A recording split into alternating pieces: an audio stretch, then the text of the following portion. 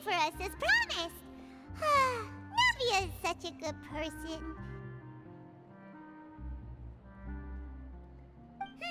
Now that the serial disappearances case has been solved, no one's going to come after us for anything. Even without Silver standing guard, we can just completely relax.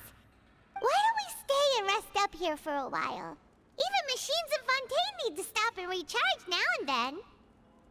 Oh, come on! This place isn't that bad. Besides, how often do we get to stay in an actual base? Oh, fine. Remember that detective story Paimon read before?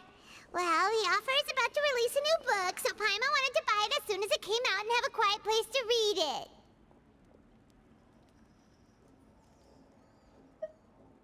Yippee! Then it's agreed. Come on, let's get some sleep. We'll need to be up first thing in the morning to get in line and buy a copy.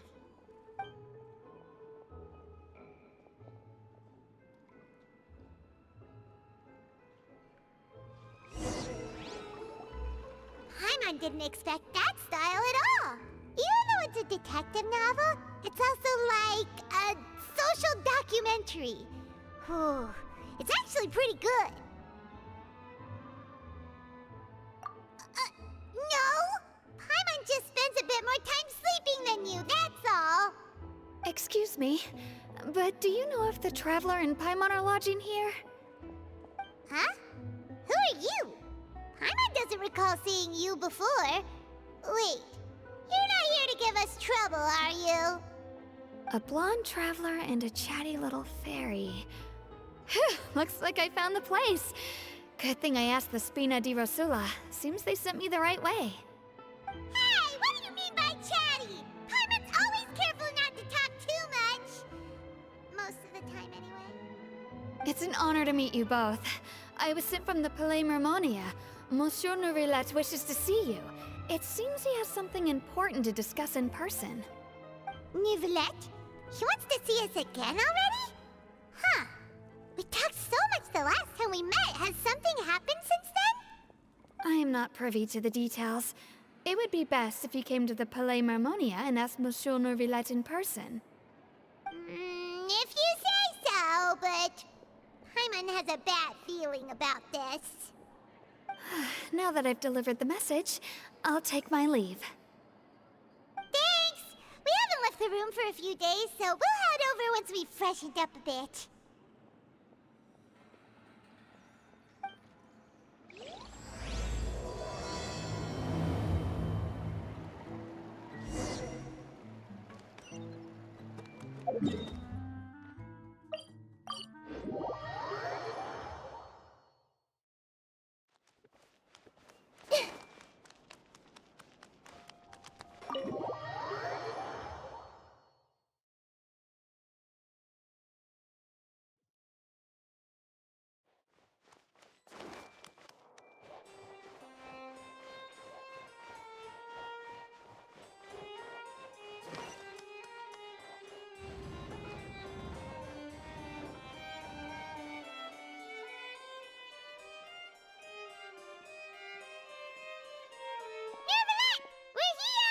Did you want to see us about something? Huh? Why were you just standing there? You daydreaming or thinking something over? Yes, I did send someone to fetch you. But as for what I'd like to discuss next, well, I still have some reservations. Given that we've already made the trip here, you should just tell us. Bet you need us to help you with something, right? I do indeed have something I'd like to ask you to do. However, you should wait until after I tell you the details, then decide for yourselves whether you'd like to help or not. The situation is this. If I'm understanding you correctly, the Snezhnayan harbinger known as the Knave has essentially requested a diplomatic meeting with you, correct?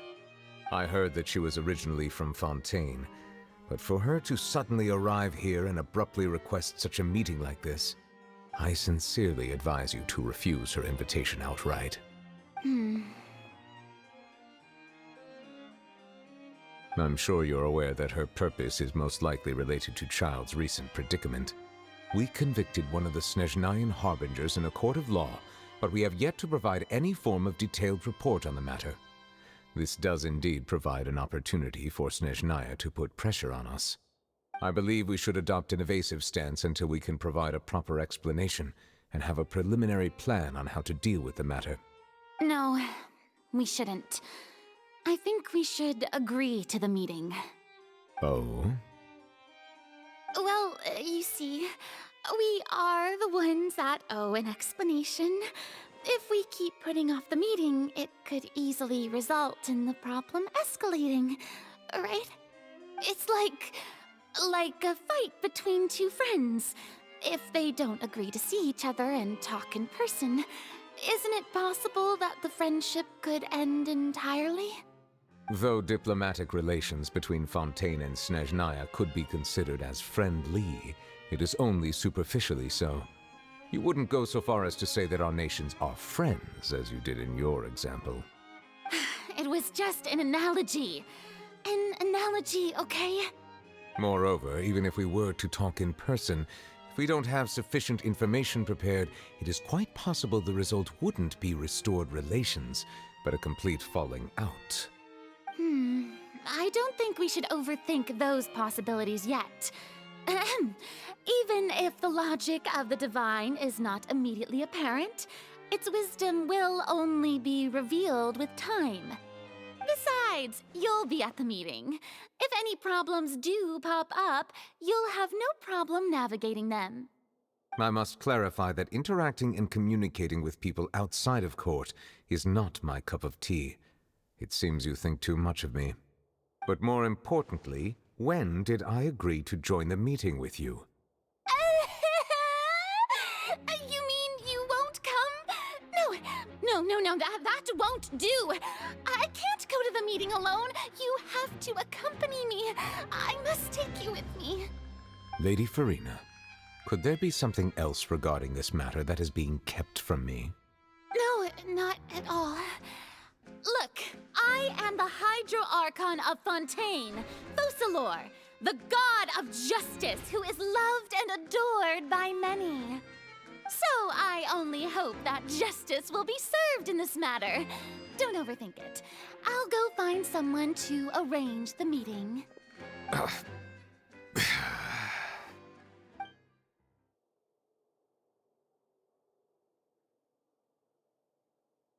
Though it could officially be considered a diplomatic conference, I prefer to see our meeting today as an ordinary tea party. I assume you see it the same way, Miss Furina?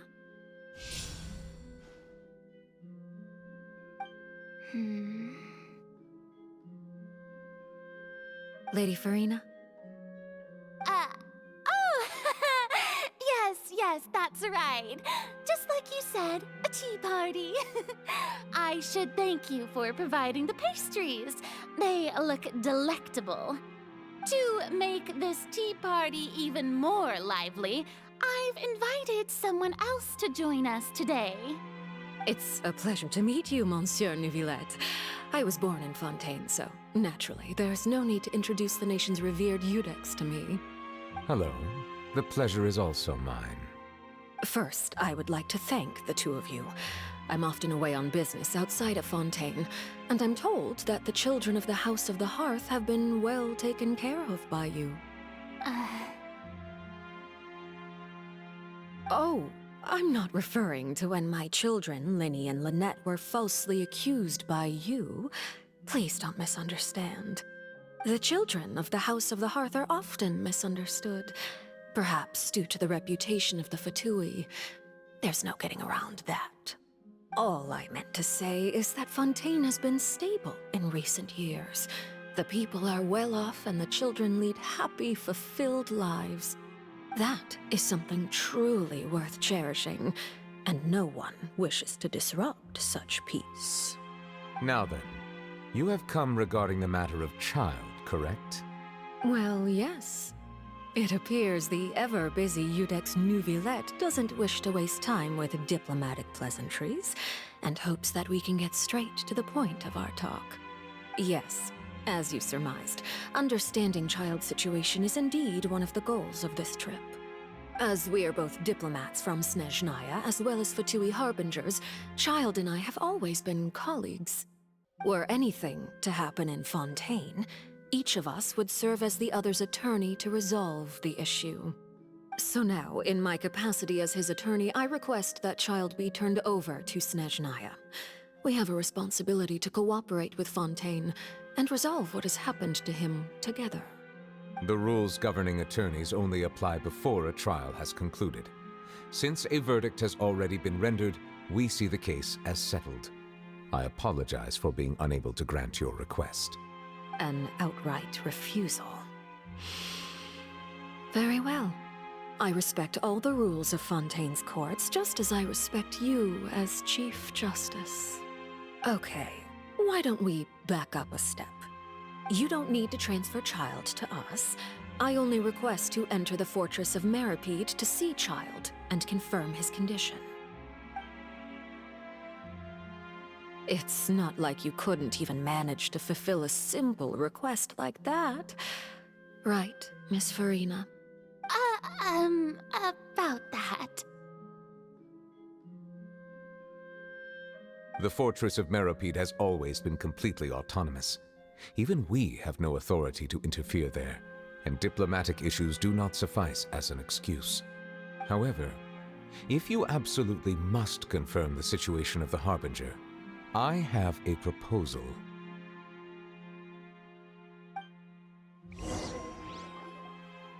The knave showed up already? Well, Linny did say that Father will be returning soon. We didn't even know that Linny was from the House of the Hearth at the time, so we kinda overlooked that information. Yes, thank you for your kind advice. I'm well aware of the situation. I also noticed that Lady Farina acts a little odd and unnatural whenever I bring up matters related to the knave. Could the knave be threatening Lady Farina or something? If that were the case, then why wouldn't Lady Farina inform me? And what means could the knave possibly have to twist the arm of an Archon? So maybe that's not very likely. Even though Farina can act a little weird at times, she's still an Archon. In reality, this problem is even more thorny than it appears. According to reports from the fortress of Meropide, Child recently disappeared under mysterious circumstances. The details are still unclear. We cannot rule out an escape, but there have also been no reports of him outside of the fortress of Meropide. Special guards oversee the fortress, and its internal systems are extensive. Combined with the special characteristics of the surrounding terrain, an escape should not be possible. I suspect that there's something else behind Child's disappearance. I was only willing to share this information with you because you are friends of Child, and it is my duty to see justice done. So this is what you wanted to see us about before. Yes. I would like you to go to the fortress of Meropide and investigate Child's disappearance. This was my proposal during our meeting with the knave. Rather than allowing her to intervene, I offered to send someone to find out about Child's situation and report back to her in detail. The knave did not seem satisfied by my proposal, but she still agreed to go along with it for the time being. Her words were, "We will talk more once we have that report." So that means we bought ourselves some time. Firstly, you're already acquainted with Child. Your eyes may discern relevant details there that others would miss. And secondly, is the consideration of the unique nature of the fortress of Meropide. Isn't it just Fontaine's prison? I would not define it so crudely. The fortress of Meropide is not affiliated with the court system of Fontaine on paper. It has always existed as an autonomous entity. Early in Fontaine's history, criminals were punished with exile, not imprisonment. Even today, sentences against convicted criminals still include exile, just as before. The fortress of Meropide may seem like a prison, but it should in fact be regarded as a gathering place for exiles. All we do is dispatch guards to keep watch and help maintain security, but we have no right to get involved with any other matters. Although I do have a personal relationship with the administrator there, neither myself nor the courts have the right to be directly involved with the investigation, no matter how serious the grounds. Oh, Paimon gets it now. That's why you need us to conduct our own investigation as a third party, right? Correct. I will arrange false charges against you so that you may secretly investigate inside the fortress during your detention. This will save us a lot of unnecessary trouble. So, are you two willing to accept my proposal?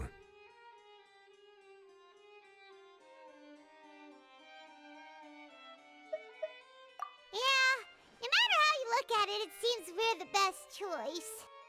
Alright, we hereby accept this difficult task. Reluctantly. You two have my sincere thanks. This matter is of critical importance to Fontaine's current situation. Also, I hope that both of you can keep this operation a secret. We will rendezvous at the Fortress of Meropide's entrance on Erinius once you've prepared yourselves. I will arrange for someone to take you inside. Prepared ourselves? Is there something we need to prepare? Perhaps you could enjoy a good meal and have a nice bath. I'm afraid that living conditions inside the fortress are nothing like those on the outside world. Oh, right! Even though we'll be there on trumped-up charges, we'll be in prison for real.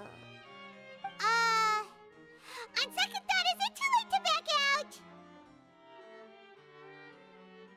Please do not worry. Since you are sacrificing both your time and quality of life for the sake of delivering this report, you will be compensated according to the highest standards permitted to legal staff, regardless of the outcome. Now that's more like it! Come on, Traveler, let's go eat the best meal we can find! We'll eat so much that we won't need to eat another meal for a whole month! You're a treat! Are you leaving now? In that case, please take this cake as a token of my personal gratitude.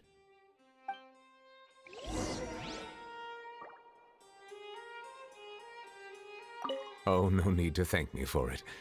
Just be sure to enjoy it.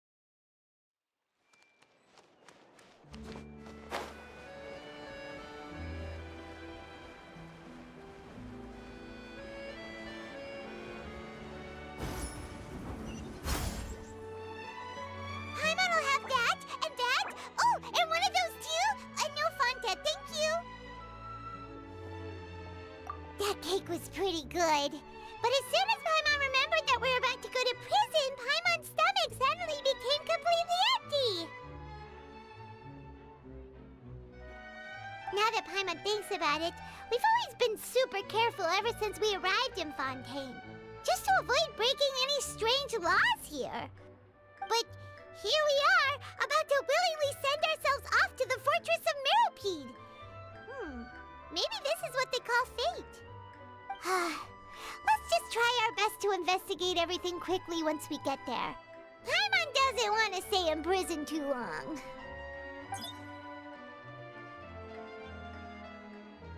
Oh, what is that I hear? Is it the taste of a breaking story? Hey! You can't hear a taste! And what are you doing here, Charlotte? Oh, don't remind me. I invited an eyewitness to a case to eat here, and I was planning to get some great material out of him. But he didn't even show up! Calm down, calm down. This is nothing new. As a journalist, you should be used to this by now. As long as you can score some juicy tidbits from the Traveler, you might still be able to recover the cost of the meal. You know we can still hear you, Charlotte. Never mind. It's nothing. I just heard you mention the Fortress of Meropide. You didn't commit a crime, did you? Please tell me all about it. No way! We would never! We're just going there to...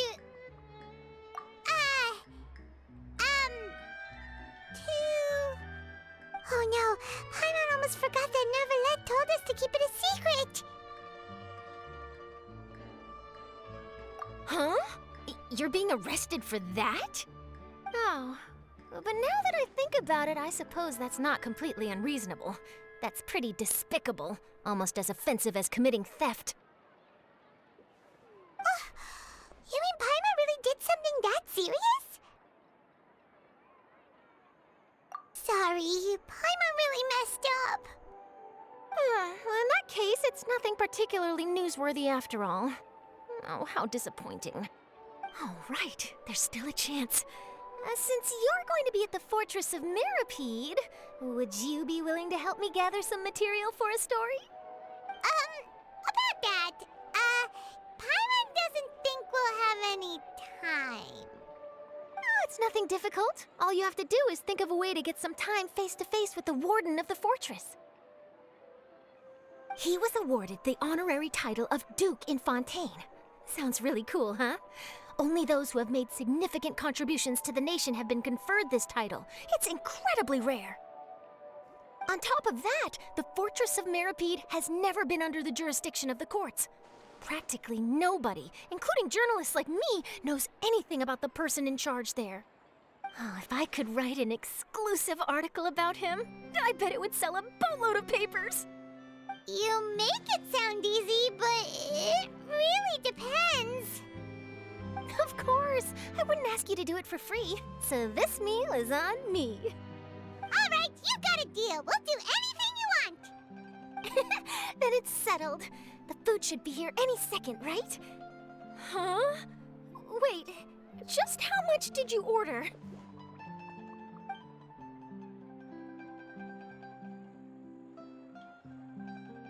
Oh, Paimon's so full. Well, guess we have nothing to regret now, so let's get going. Wait. Paimon just said something really ominous, didn't she? I had no idea you could eat so much. That didn't go according to plan. Please, please, don't forget about the material for my news article.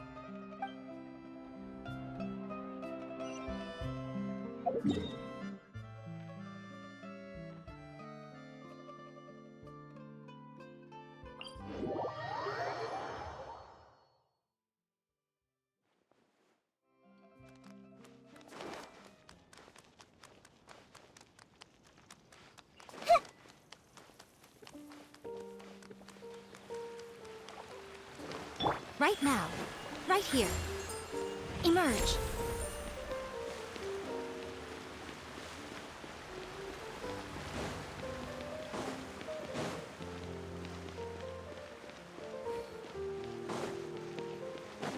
Right here.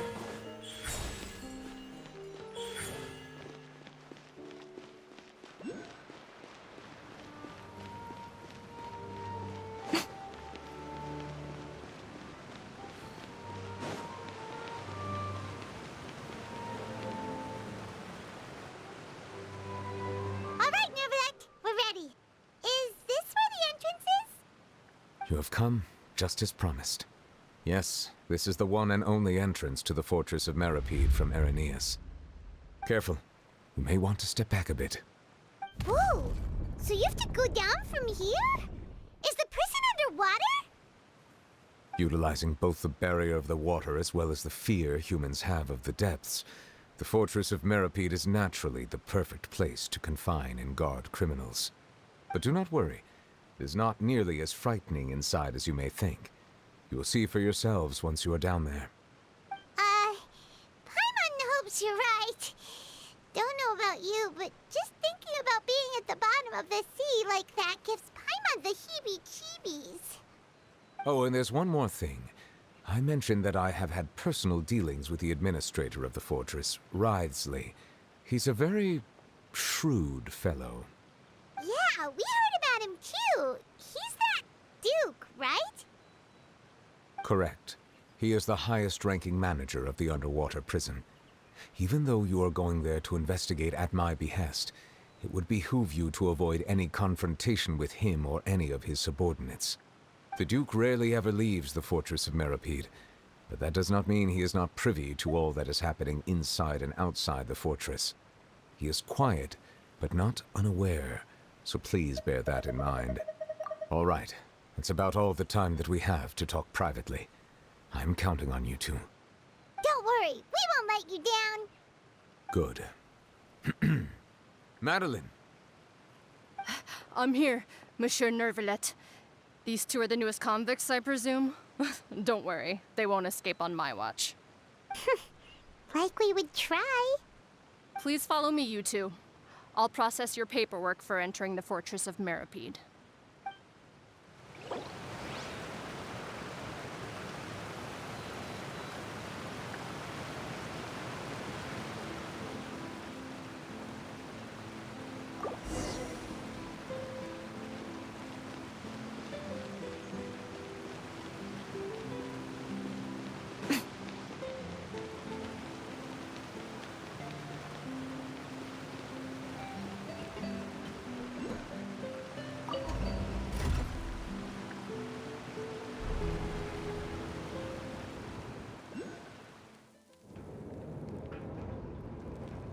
Are we already underwater now?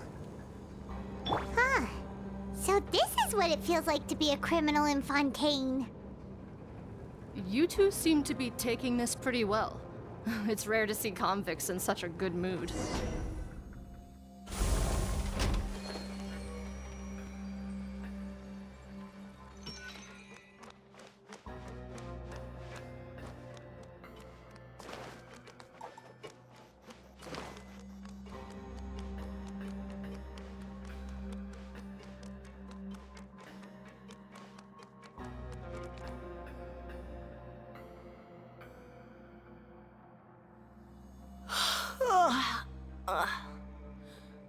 Oh, it's you, Madeline.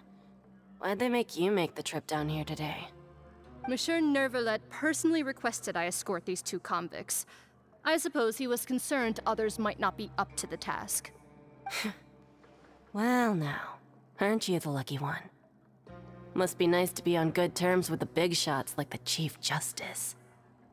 The only people I get to see every day are the new inmates. Well, have you tried service with a smile?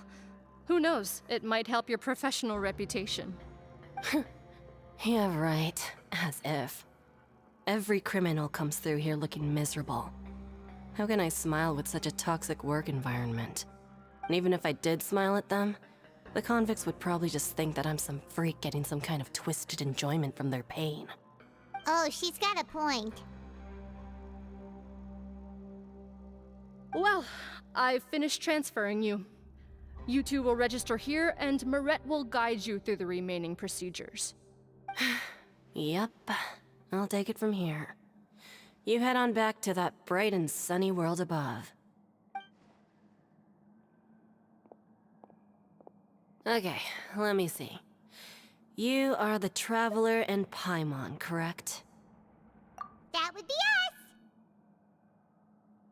Let me confirm your charges and sentence. Let's see. You two are charged with eating a cake specially prepared for the Archon by a Snezhnayan envoy without the Archon's permission, thereby incapacitating the political center of Fontaine for a brief period. Sentence: 45 days? Huh? Wait, you mean the cake that Nervalet gave us was... Just looking at the charges, it seems you two are capable of causing some serious trouble. And considering how fond Lady Furina is of sweets, this crime is tantamount to trying to assassinate the Hydro Archon herself. Now I've seen everything. Anyway, we still need to finish processing you before you can enter the Fortress of Meropide. Please stand in front of the board over there.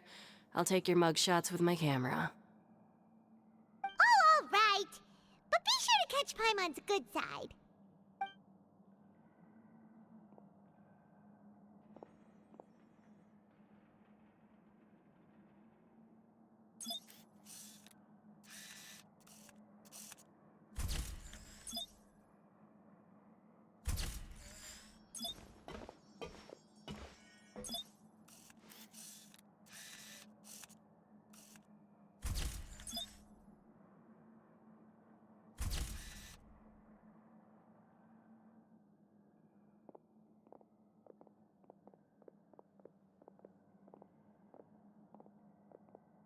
And we're done.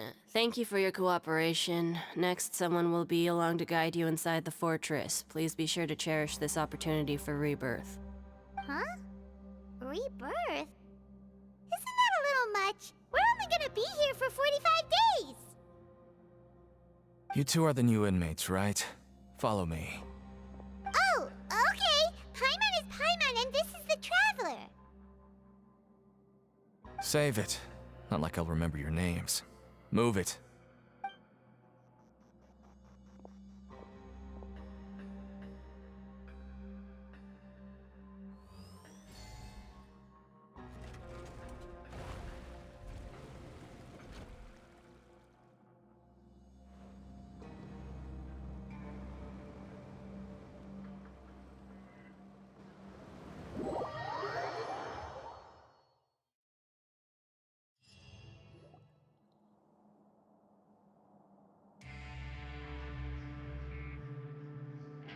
So, are you one of the guards here?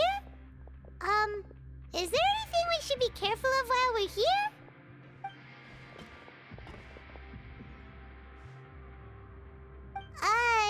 Did Paimon already ask something she wasn't supposed to? Why should I tell you anything? What's in it for me? This is exactly why I can't stand new fish. I wouldn't even be doing this if it weren't for the credit coupons. Credit coupons? Alright, seeing as you're not the annoying kind that's getting dragged in here crying and blubbering, I guess I can tell you a few things. But next time, it'll cost you some coupons. Mora means nothing here. Here, we use credit coupons. Coupons can get you almost anything in the Fortress of Meropide. Desires? Fulfilled. You want power? No problem. Coupons can even change fate itself. So, credit coupons are a currency that can only be used here? It's not as simple as that. Like Moret said, everyone gets a chance at rebirth. No matter how much money or power you had before, it means nothing once you set foot inside the Fortress of Meropide. You have to start over and earn your coupons. Everyone starts from the same place, and you have a chance at a new, less terrible life. I guess that's the real purpose of the coupons. They symbolize true fairness and true justice. And this is also exactly why so many criminals choose not to return to the outside world, even after they've served their sentence. Oh, so that's what the Fortress of Meropide is like. Huh. Paimon was under the impression that it'd be more like a prison. It certainly ain't all sunshine and roses here, but it's also not the worst place to be. You'd better take a good look at the scenery now. It'll be the last chance you get for a while. After being away from the sunlight for so long, even the terrifying depths of the sea start to feel like home. It just stops feeling oppressive, you know? Oh, I'm actually an inmate like you two. Welcoming newcomers is a job I've picked up to earn some extra coupons.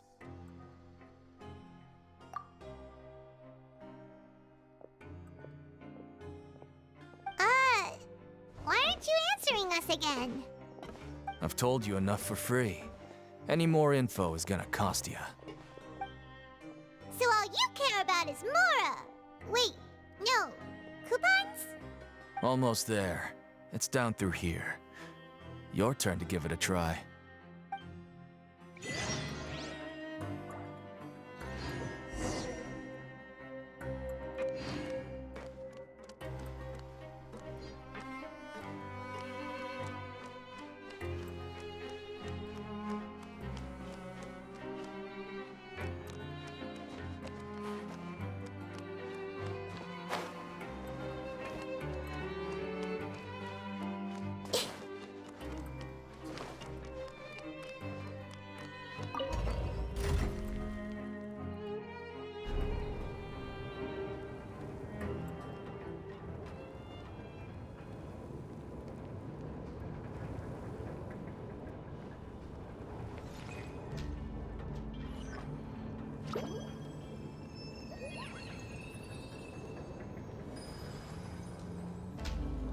So, we're going even deeper now? Just how deep down It's like a metaphor for your previous life, isn't it? Our lives weren't that bad. Emerge. Right here. Right now.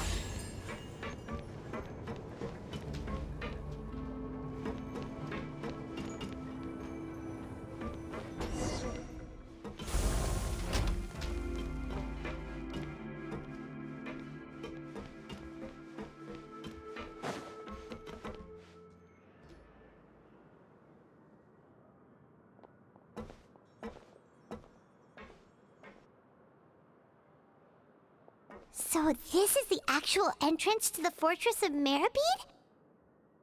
Huh. It looks like there are other new arrivals, too. Oh, they sure don't look happy. Maybe we look too relaxed for fresh convicts. Oh, right. We're on someone else's territory now. We need to think of a good way to act like criminals to get by. If we're discovered, even Neuvillette might not be able to rescue us. Hey! Don't scare Paimon! Oh, Paimon's not ready for all this! Look, I don't really know you, and I have no idea what kind of crime you committed, but... You wouldn't have happened to anger someone important, did you? Someone important? Paimon doesn't think so. Wait, why are you suddenly trying to talk to us now? Now's not the time to worry about that. Anyway, it's over there, so... You just go on over there by yourselves. I've done my job, so... Good luck. What was that all about? Wait a second. Are there usually so many Gardermechs around here? They're already onto us?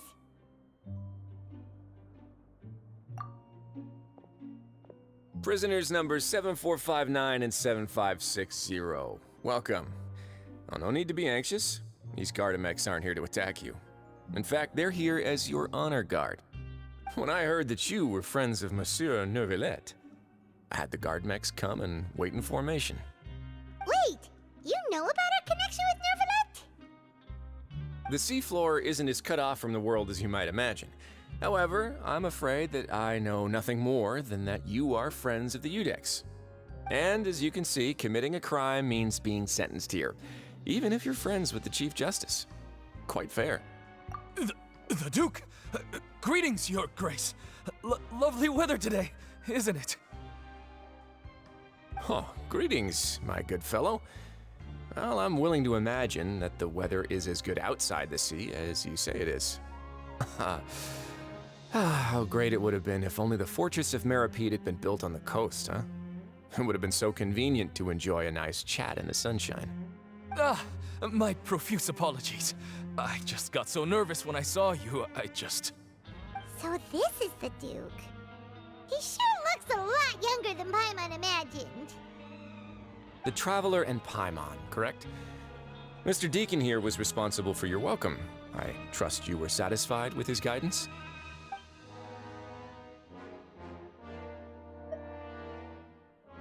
Outstanding. Well, Deacon, I recall we discussed fate during our last work meeting, I believe that fate will reward all those who take every aspect of their work in life seriously. When you return to your bunk, you'll find the guards have issued some extra credit coupons to you. Oh, thank you. Thank you, Your Grace. Oh, and you too. I can't believe you gave me such praise. If you need anything in the future, anything, please, come find me anytime. No credit coupons necessary. Well, I believe that concludes the introductions. We've already taken enough time here. Deacon, if you would. Yes, Your Grace. I'll take my leave now.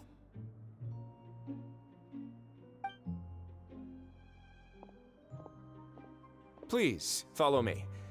To make you feel more welcome, I'll show you around the various facilities of the Fortress of Meropide. I hope it'll help you adjust to life here. He's going to personally give us a cure? Huh. Paimon can't figure out what this guy's thinking at all. No wonder Charlotte's so interested in him. He's one of those mysterious types. Alright, let's keep up with him.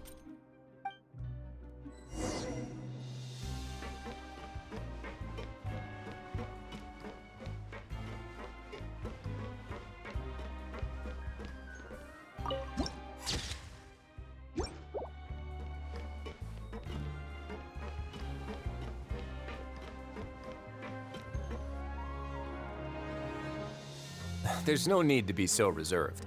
The label of criminal is nothing but one of many identities, and being criminally inclined here at the fortress is just one of many ways to survive. Is it really okay for the warden to think like that? We're real criminals, you know. What if we're too difficult to handle? Well, then maybe you'll be able to carve out a name and a place for yourselves in this underwater world, But before you go in swinging, please remember that in the fortress of Meropide, it's better to not cause trouble for yourself or for the guards. Now, we've arrived at a very important place, the Coupon Cafeteria. You can come here and claim one welfare meal each day. Welfare meal? You mean it doesn't cost anything? That's right. Criminals are essential to fortress operations, so we must guarantee that they at least have the basic means to survive. But that's not how it was. Back in the day, it cost you credit coupons just to get a cup of water here. For fish like you who just arrived with nothing, you'd have to go to work hungry until you earned enough coupons to eat. It was only after His Grace became the administrator that we got the free meal rule. Now everyone gets a square meal every day, even no-good slackers who've never picked up a wrench in their whole lives. Nobody starves to death here. In the fortress of Meropide, credit coupons are the only currency, and everything must be purchased. In some sense, you could say using the coupons is a form of trade. But trade is always conducted by people. So if we want trade here to prosper, we need everyone to work hard and live their lives. If nobody could even afford a meal, then the whole fortress would be up in arms. And that would only make things more difficult for me. So, rather than saying that we're giving everyone a free meal here, you should say that everyone's hard work has improved the living conditions in the fortress of Meropide. Your Grace's reasoning is correct, but what I said is also true. Whatever the case, hard work is rewarded here. You'd be hard-pressed to find anywhere else as fair and reasonable. Right! Paimon sees your point. By that logic, this place doesn't seem so bad after all. Oh, wait, no. We shouldn't drop our guard so quickly. But it seems the inmates really respect the Duke because of his attitude, right? We should still try to verify the truth with our own eyes. Let's continue this way.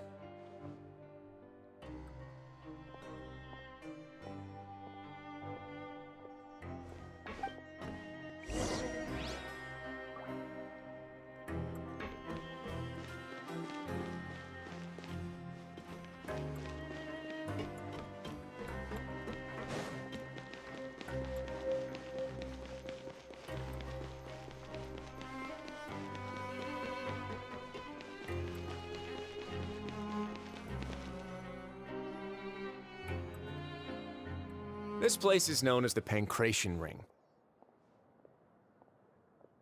Sometimes we have criminals who have more energy than they know what to do with. Their daily work alone isn't enough of an outlet for them. So, instead of leaving them to their own devices, we've provided them with this dedicated venue. This way, nobody will get involved unless they want to be. Pancration matches? And you can earn extra coupons? Oh, what do you think, Traveler? Interested? But I must warn you that your sentence will be extended if you fail to restrain yourself and end up seriously injuring or killing your opponent. So, did you set this place up too? No, actually. I just granted approval for the organizer to use this area to build the ring, and I collect a portion of the proceeds in return. Of course, the fees are also quite useful. Oh. Do you mind if we ask what they're used for? Sure. Ensuring personal safety, maintaining the arena, and resolving any conflicts that arise. Why? Are you interested in how to manage a pancration ring? Oh, no. Paimon was just wondering if that's how you paid for everyone's welfare meals. A reasonable guess. I see you have a talent for entrepreneurship. Oh, you hear that? Paimon has a talent! So we can start a business here? That is something you can discuss between yourselves later. Let's move on for now.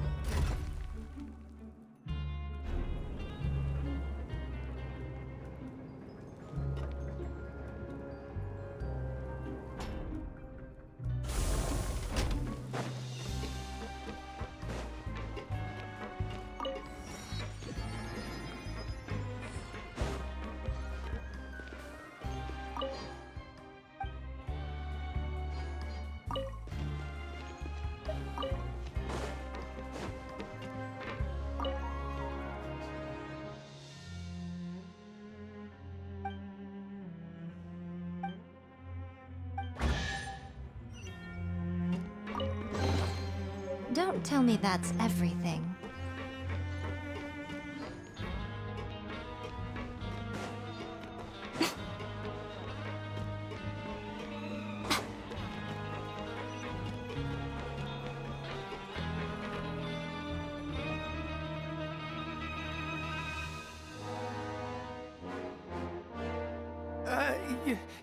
Your Grace. Good morning. I mean, good afternoon. No, wait, what time is it again? What time indeed? Time waits for no one, so it's best to keep an eye on it. My apologies, Your Grace. Jeez, that guy's so nervous he almost forgot to breathe. Sorry, forgive my manners. These are the dormitories, which is where inmates sleep. The guards will inform you where your bunk is later. In the Fortress of Meropide, criminals usually spend most of their time in either the production zone or the sleeping areas. The production zone? What does it produce? Is that where we'll be working? Not necessarily. Though working in the production zone is the most reliable way to earn credit coupons. If you have other skills, you can skip your shifts to earn them in other ways. Wow. Wait, you're the manager of this place, and you're just telling us to our faces that it's okay to skip work? The fact that the Fortress of Meropide has continued operating completely autonomously is proof enough that most people are willing to work honestly and earn a stable income. As for what we produce, many of the clockwork machines seen all over Fontaine originate from our workshop. Therefore, the Fortress of Meropide is not only a place where criminals serve their sentences, but also a giant machine factory. There's no need for me to get into specifics about the production process now. You'll experience it all firsthand when you report for work tomorrow. Let's move on. The tour continues over this way.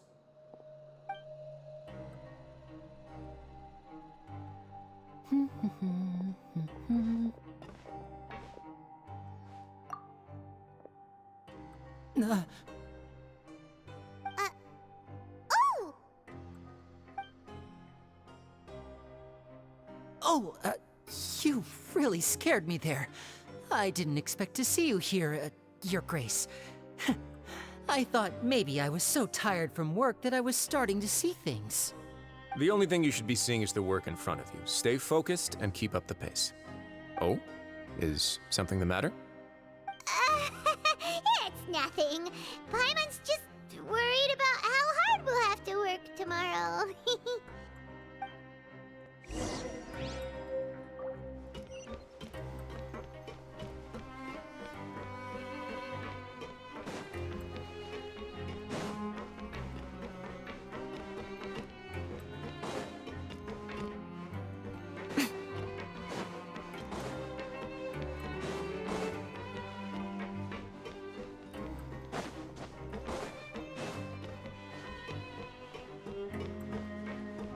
Emerge.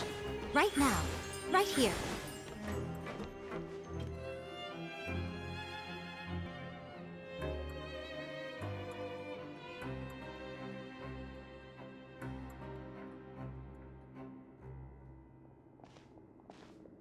Your Grace?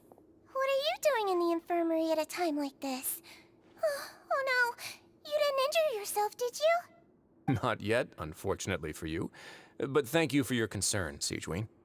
Oh, then you must be here for those two. Allow me to introduce you. This is the infirmary, and Sigewinne here is the Fortress of Meropide's head nurse. Hello, new faces.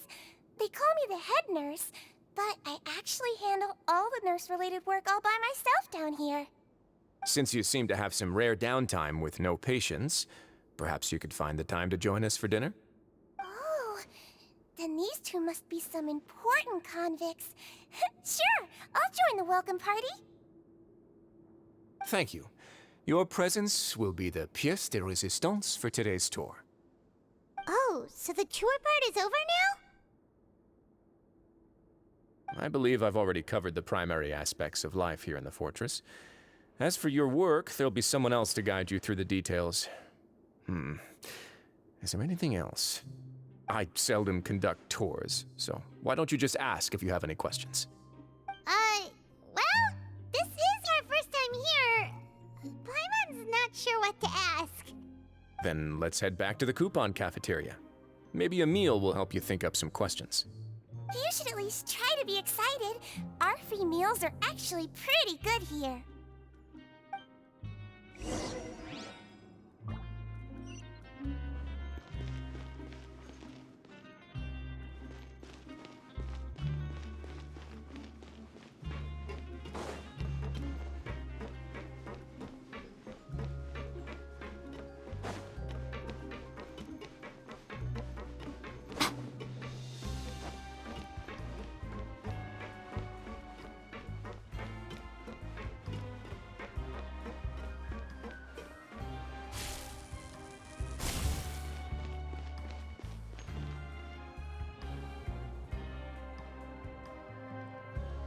What do you think of the food? Does it meet your expectations? Wow, it looks delicious! Neverlet made it sound like living conditions in the Fortress of Meropide wasn't very good. Who would have guessed that criminals get to eat tasty food like this every day? Oh, isn't that the meal box that only super lucky people manage to draw? Seems like you two are quite fortunate. It actually has nothing to do with luck in this case. I had a word with Walsey, so you didn't have to draw lots like everyone else. Oh, you mean the meals are random? Yes, what you get to eat depends completely on your luck. You could say that it's a distasteful little game that Chef Walsey likes to play here in the cafeteria. Paimon knew it! If criminals got to eat tasty food like this every meal, the crime rate in Fontaine would skyrocket for sure! Excuse me, did I hear you mention Neuvillette just now? I've been wondering how he's doing. Is he busy with work? Has he been taking care of his health? He seems healthy no matter how you look at him, but he works so hard all the time, so it must be really tiring. Sounds like he hasn't changed a bit. Looks like you can stop worrying so much, Sigewinne. Oh, that's good. But I still feel like it's been too long since I've heard any news about him. No news is good news. Maybe next time I've got something to discuss with him, I can invite you to accompany us. But isn't the Fortress of Meropide independent from Fontaine's court system? What do you two have to discuss? Well, we provide all kinds of mechanical products for official use, and some essential goods have to be obtained from the overworld, so we naturally have to stay in touch about this and that. Monsieur Neuvillette's character is unimpeachable. No matter the question, you can discuss it openly and freely with him. Talking with him feels quite effortless. In light of that, I am quite willing to go out of my way to show respect and accommodate him. In fact, right now, I'm treating you two as guests invited by Monsieur Neuvillette. But unfortunately, I can only do so until the end of this meal. After this, you two will just be inmates here.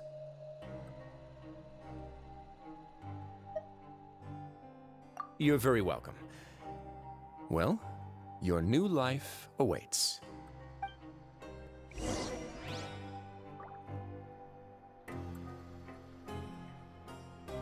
Are you finished eating? Then I recommend that you return to the dormitories and rest. You have work to do tomorrow. Perhaps you were hoping to ask for some special privileges? Sorry, you'll have to use credit coupons like everyone else. It's not as comfy here as you might imagine.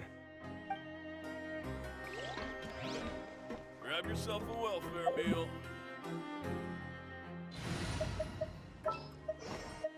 I'm here.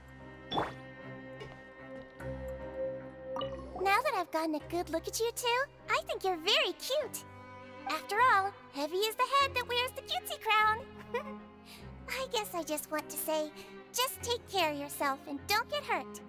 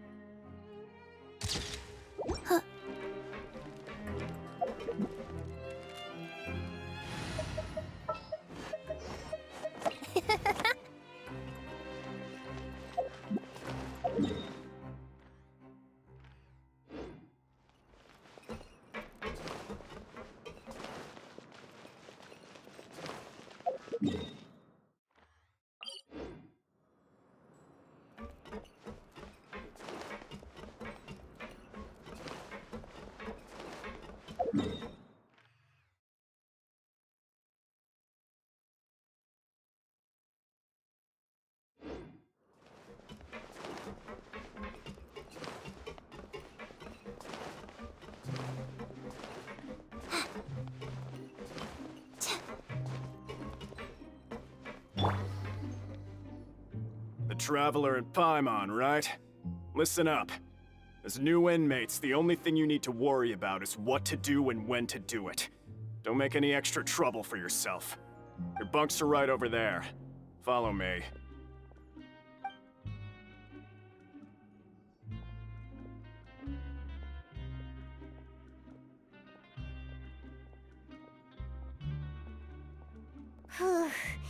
So this is where we'll be sleeping from now on. Oh, Paimon can't believe this!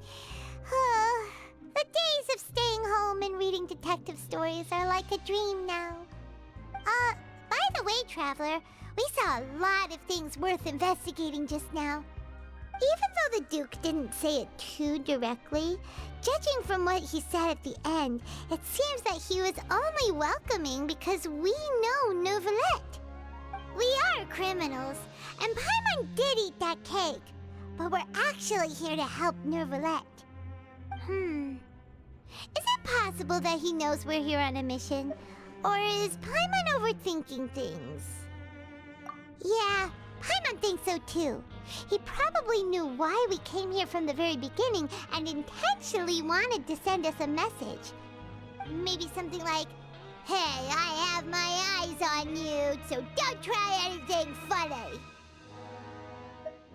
Yeah, you're right. It's not like we can go back to Neuvillette empty-handed and say, "The dude looks scary, so we gave up." And besides, the Duke said that he was willing to go out of his way to show respect for Neuvillette, right? So, we at least need to try. But Paimon hasn't gotten a clue where we should start our investigation. You mean... Yeah, that's what Paimon was thinking too! Paimon almost spilled the beans when we ran into him. Fortunately, based on his attitude, it looks like the Duke sees Linny as just another inmate. We worked so hard to help clear Linny and Lynette's names, and yet we turn around and bam! He's in prison anyway! Oh, right! Linny and Lynette are from the House of the Hearth. They work for the Knave, so they could be here to investigate too! Huh? Oh, it's a card! Paimon didn't notice it earlier. It looks like a magician's prop. Lenny must have left it here. He's in prison and still doing his little tricks, huh? Let Paimon have a look. It was nice to bump into you again. Let's catch up in the production zone tomorrow. What in the world? It's written like he's greeting a buddy on the street. Paimon thought he'd write something important. If you say so, we can ask him what's going on tomorrow. Let's get some rest now.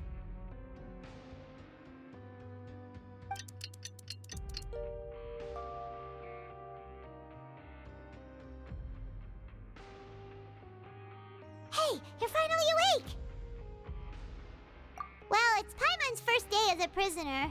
Last night, Paimon dreamed about getting interrogated by the guards until Paimon told them everything, and then Paimon woke up. Hey, come on! It's just a dream, okay? Paimon wouldn't really squeal. Maybe. Hey, lazy bones. What are you still doing here? If you don't want to starve, then get yourselves over to the production zone. Sorry! We're going right away!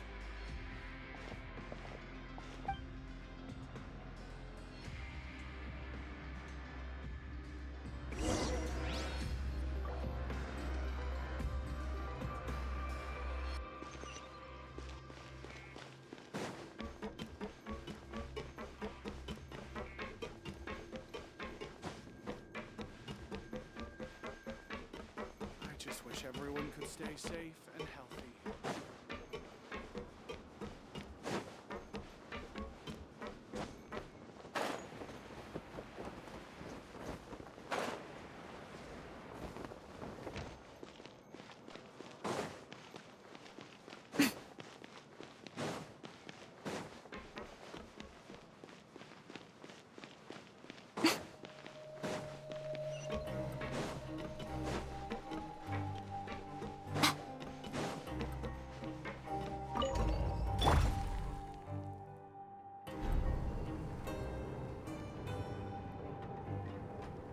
Hey!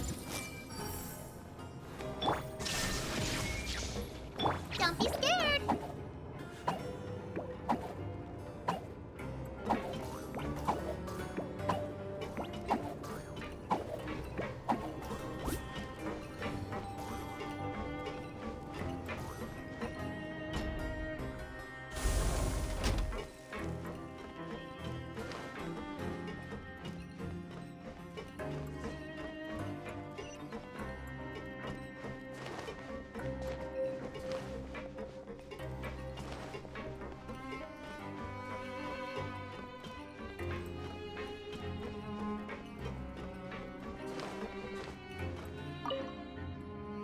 Ah, you must be the catch of the day.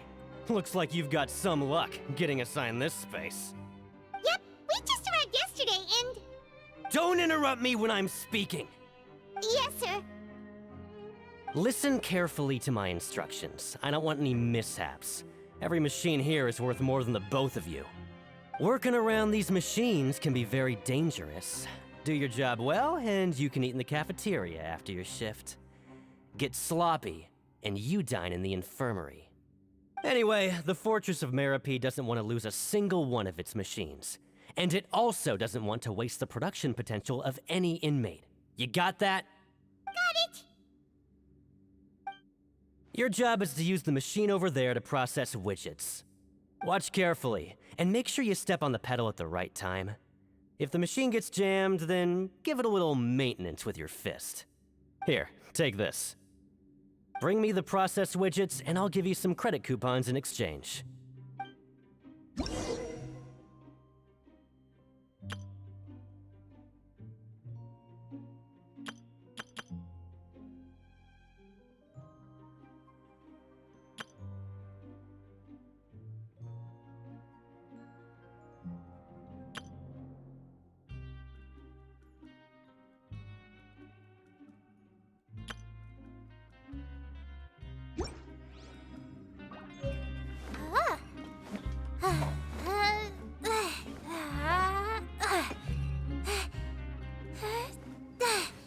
Bring me the process widgets, and I'll give you some credit coupons in exchange.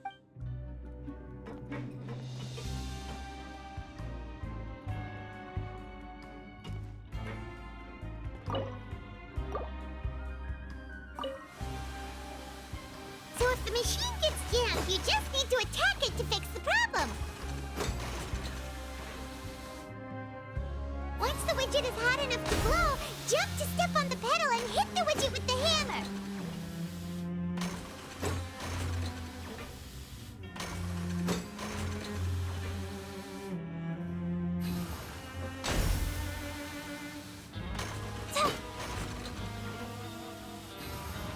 Okay, you got this! Great! Now we can report back to the foreman and give him the processed widgets! Huh. This one is tolerable. Though, since the processing is done by machine, the product is all pretty much the same anyway. Alright, I'll pass you for now. And we'll count up how many credit coupons you've earned.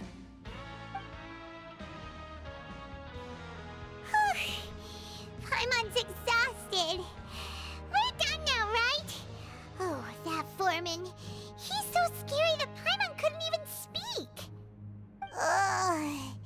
Even though Paimon's starving and wants to head straight to the coupon cafeteria, we still need to meet Lenny first, right?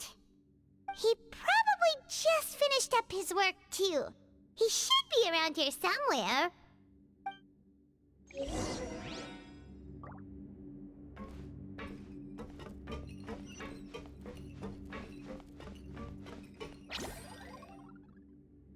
You, Blake, you're up!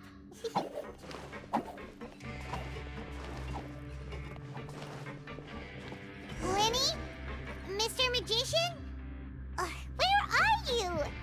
Oh, this had better not be some disappearing act. He doesn't seem to be around here. Let's try looking somewhere else.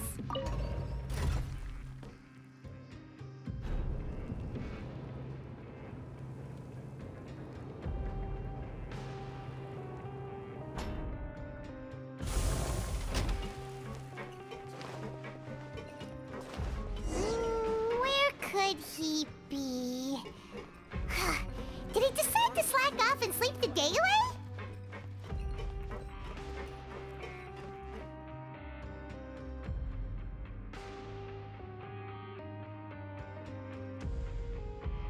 Hey, over here. Oh, you scared Paimon! How did you appear out of nowhere like that? Oh, you scare so easily now? Is there something worrying you these days? Oh, you little... The only thing we're worried about was trying to find you. Sorry. Come over here and keep it down.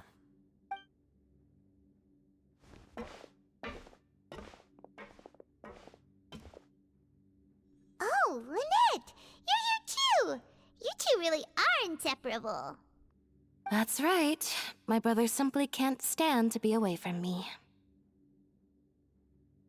It's not just Lynette. Fremine is also here. Do you still remember him?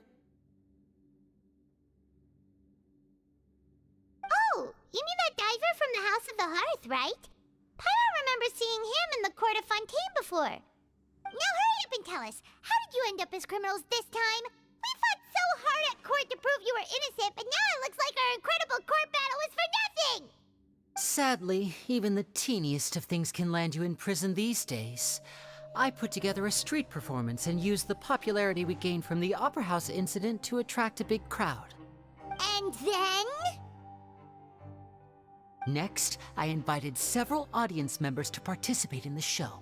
And then, with the entire audience watching, their wallet suddenly disappeared.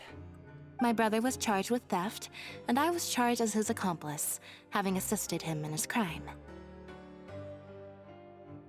It really isn't that bad. The missing wallets are all in the leftmost drawer of the Maison Gardiennage's big filing cabinet. We just need to see how long it takes to discover them. Yep, we should be released then. In terms of the magic trick itself, I think the performance went perfectly. Leave it to Lenny to magic himself into prison. Indeed. Last time I hid my identity from you, I promised that I'd tell you absolutely everything if you were angry about it. No more secrets. So I don't plan on keeping anything from you this time either. At the moment, the House of the Hearth's interests don't conflict with yours at all. We were instructed by the father of our house, the Knave, to come here and conduct an investigation.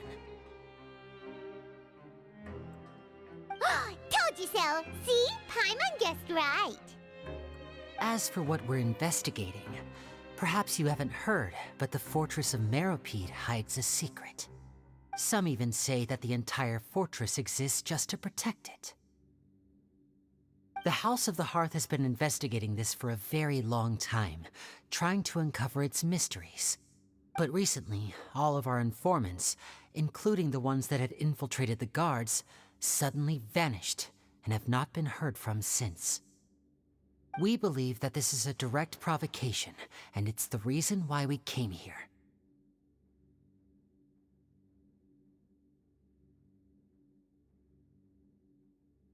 Father has somehow managed to confirm that Focalors does not have Fontaine's Gnosis. Huh? How did she manage to learn information that important? Father has her ways. Many of them are beyond our imagination, and we've never had the chance to see her at work. But we trust her conclusions. It was this information that led us to suspect that Fontaine's Gnosis might be in the fortress of Meropide and is related to that secret. So it's all about the Gnosis again. Well, that's about it from our side. How about you two? Did Monsieur Nervulette send you here? Bingo! The Knave has been applying a lot of pressure. She wants to know what happened to Child, so we came here to investigate. Traveler, are we allowed to tell them?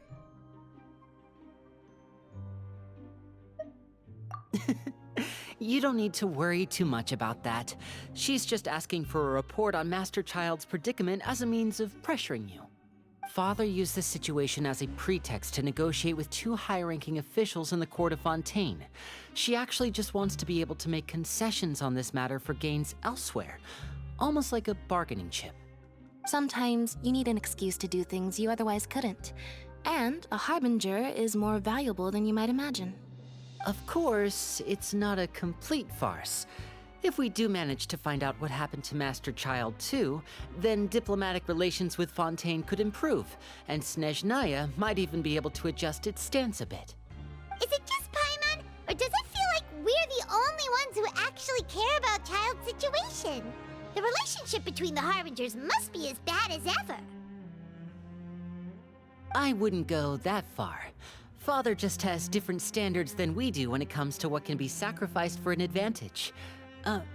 By the way, I have a suggestion. Why don't we team up?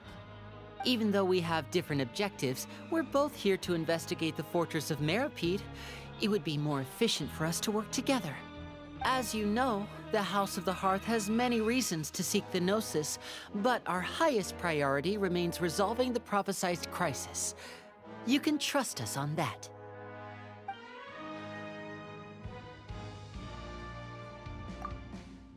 See, I told you. Is that so? Sure enough, it won't be easy to convince them to cooperate with us. Lenny seems to be thinking pretty hard about something. Of course he is. Lenny has been looking forward to a chance to reach an understanding with you ever since last we met. Or, I should say, we were really looking forward to teaming up with you this time.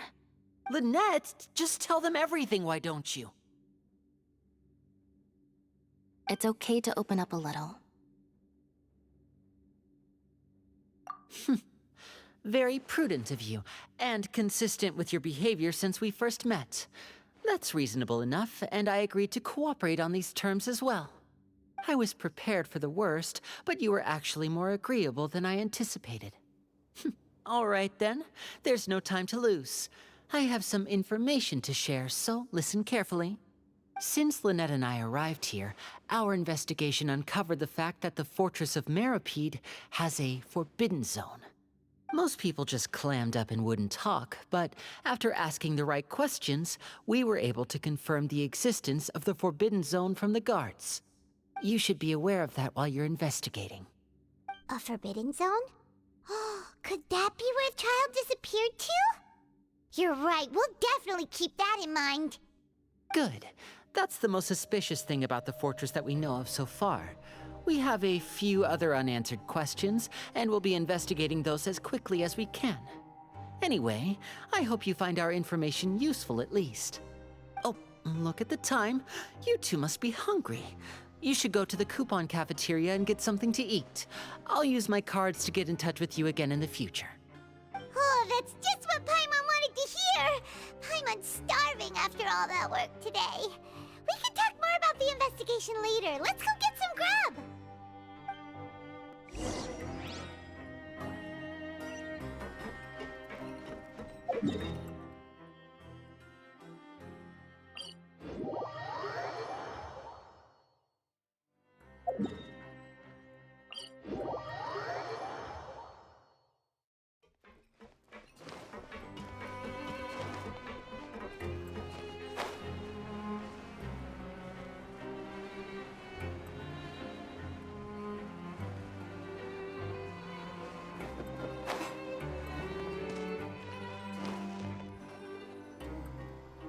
Oh, he wasn't kidding. Today's meal is nowhere near as good as last time. Oh, who knows how long it'll be until we're lucky enough to get that super tasty meal again.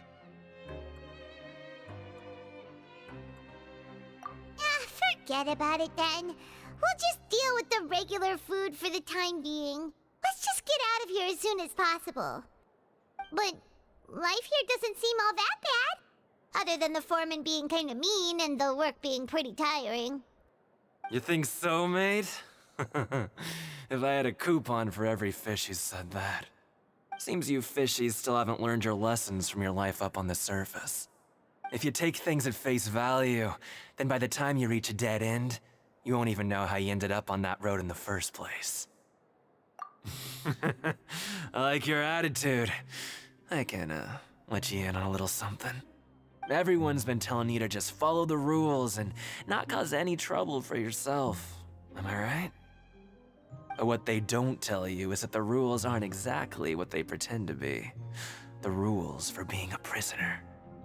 The truth is, this place has a lot of hidden rules. Huh? Hidden rules? What do you mean? Not everyone knows about those rules, but whether you know them or not, once you break one, you might encounter something even worse than death.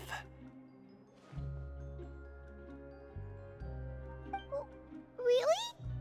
Oh, now you're really scaring poor Paimon. Don't joke around like that! Of course. And I'd say that just disappearing would be one of the better outcomes. Oh, you mean that if there really are hidden rules, then Child's disappearance might have something to do with that? In that case, would you tell us some hidden rules? We definitely want to avoid breaking them. Come on, mate. This is valuable information. The difference between life and death. Do you really think you can just ask and I would tell you? Paimon understands, but we don't have many credit coupons yet. Yeah, I know. Not like I'm going anywhere. Just come talk to me after you've saved enough. Moreover, you're new fish, freshly caught, and completely out of your element. What'd be the point in even telling you anything before you've gotten a handle on your new lives? Come and find me once you've been here longer. I'm usually around the rag and bone shop. Just call me VDoc. Bye-bye now.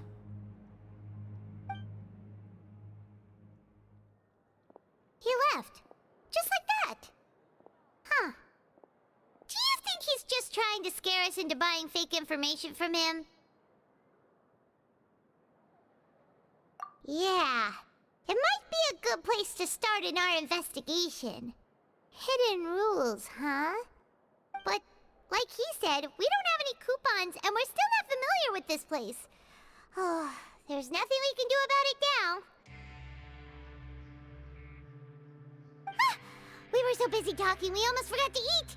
Even if it's not the best, it's probably better while it's warm. Come on, dig in before it gets cold.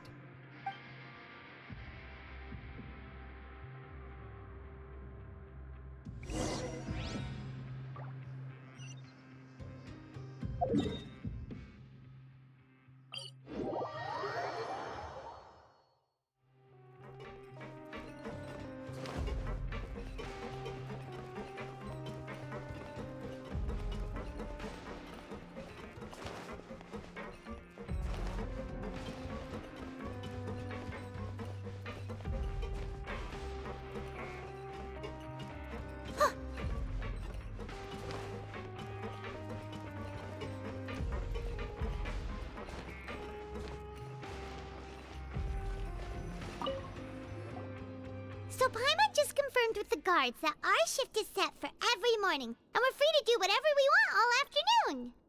But it seems like most of the other inmates choose to continue working through the afternoon to earn more credit coupons. Oh, and they also said that you can use coupons to skip work in the morning and free up your time. They weren't kidding. Credit coupons really can be used to do anything here. Paimon's so tired. And we'll need to wake up and go to work in the morning. Without any credit coupons, it's not like we can really do anything else. Nighty-night, Traveler. Paimon hopes we can keep making progress on our investigation tomorrow.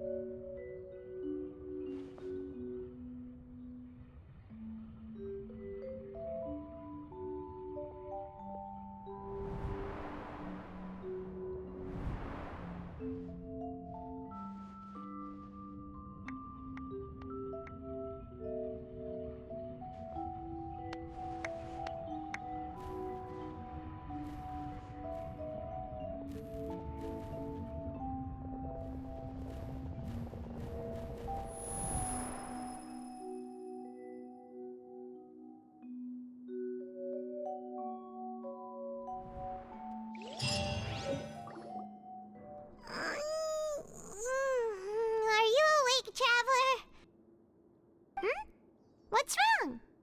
You seem to have something on your mind. Did you dream about something last night? Is that even possible? Unless it wasn't an ordinary dream? Oh, Child's vision! So you had it with you this whole time? Maybe the vision connected Child's consciousness to yours. And our investigation has its first major breakthrough! Good thing you brought the vision with you here. So what did you see in the dream? Do you know where Child went? Huh. Okay. Well, hopefully it'll be a bit more helpful in the future. What's more important now is that it's the start of another new day as prisoners. Let's do our best to earn more credit coupons. What's the plan for today?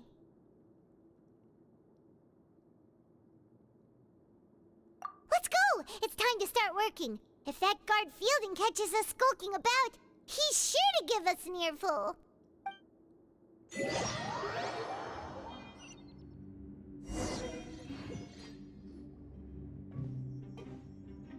Look who decided to show up. Get your butts in gear and get to work. Time's a-wasting.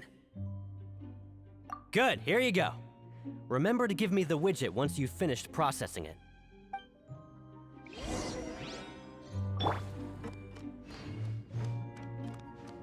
Why aren't you allowed to working? And don't go walking around with the widgets.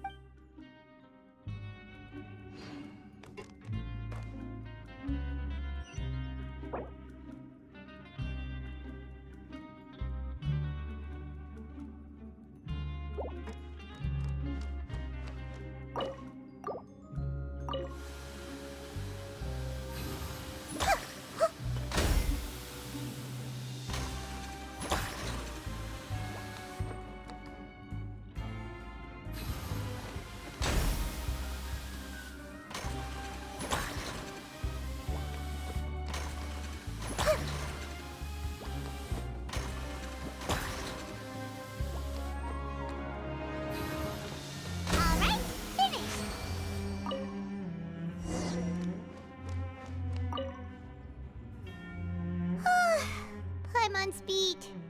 But after so many shifts, it seems we're really getting the hang of it now. Hey there, fellow shiftmates. I saw you finished your work, so I thought I'd come over and say hi. Oh, hey there! We've seen you before. Your assigned workspace is really close, isn't it? That's right.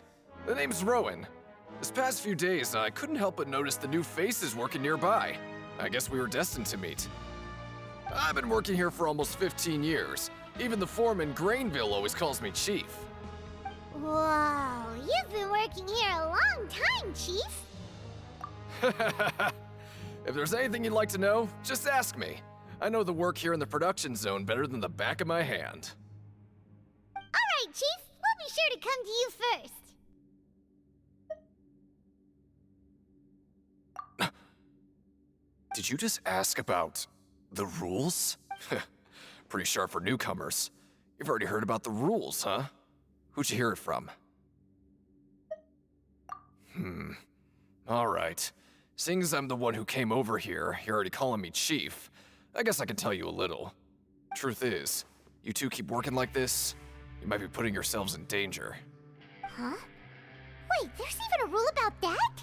What would have happened if you never told us about this? Well, it's usually not that easy to break one on accident. The conditions of the hidden rules are usually pretty specific, but once you do break one, bad things happen.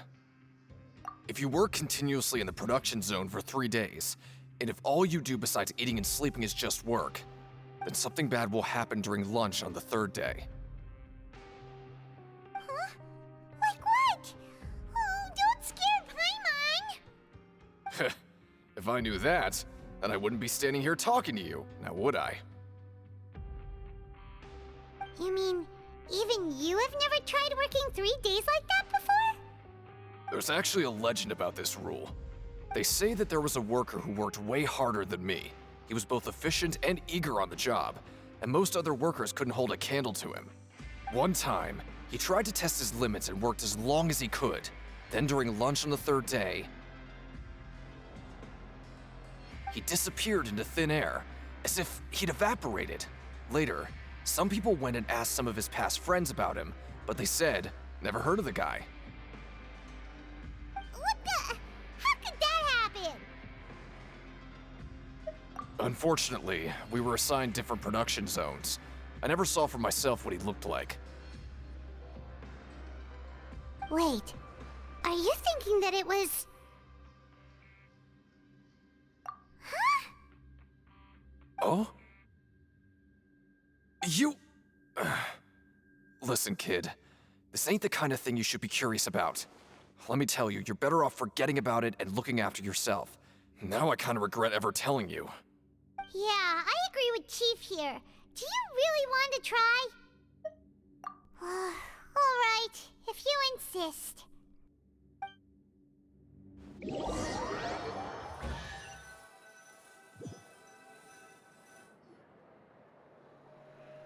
Whoa! Isn't this the super lucky meal? Looks like hard work really does get rewarded. Paimon's gonna take her time and savor every bite. What would you like to do this afternoon?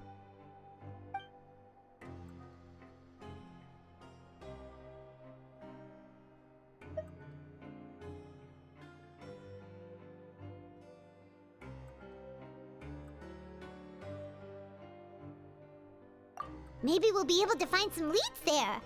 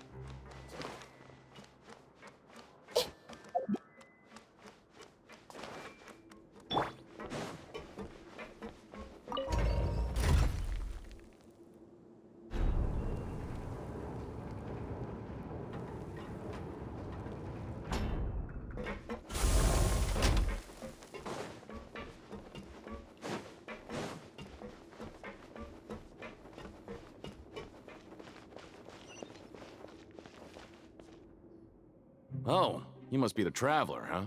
Sorry, mate, but competitors as strong as you are prohibited from participating. I don't make the rules, mind you, but I was given very specific instructions. Even convicts value their lives, don't they? I hope you can understand. But we have a game here that'll let you show off your strength, and you'll even earn some credit coupons in the process. What do you think? Interested? And if we lose the game, will it cost us credit coupons? Of course. That's the cruel reality facing every competitor in a place like the Pancration Ring. Okay, great. Let me walk you through the rules. The targets in front of you will pop up one after another. You'll need to hit the targets in the same order that they popped up. If you can complete a few rounds in a row with no mistakes, then you'll win credit coupons. But the second you mess up the order, you'll lose. Game over. The game costs 300 credit coupons to have it go. So, you up for it? Thanks for your patronage, mate. Now, let the game begin.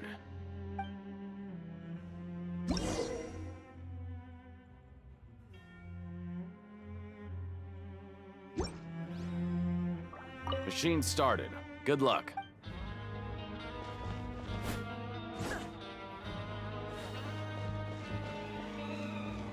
Okay, do your best to hit the targets, just like Colin said!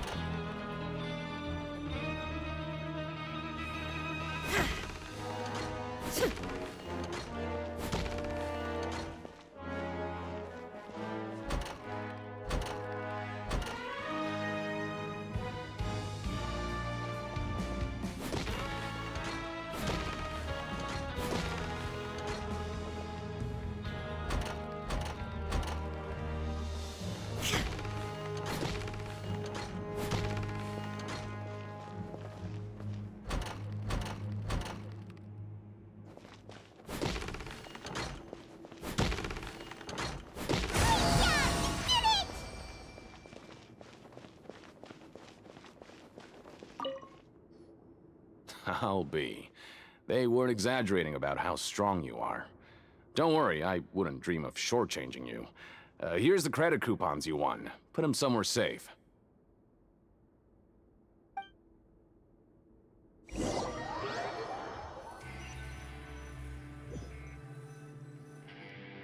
Aw, looks like we won't get a chance to sleep in as long as we're here. Let's get to bed early.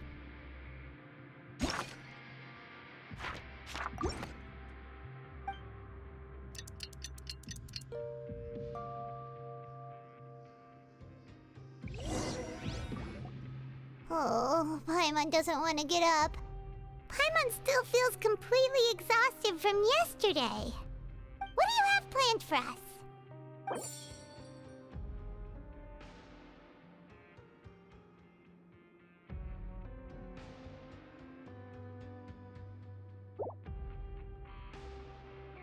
But Paimon really hopes the foreman will be in a better mood today.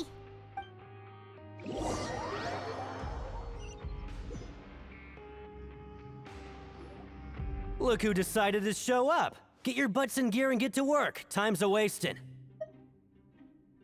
Oh? What's with suddenly wanting to work so hard? You need coupons that badly? Sure. Let's just say we really want to test our limits.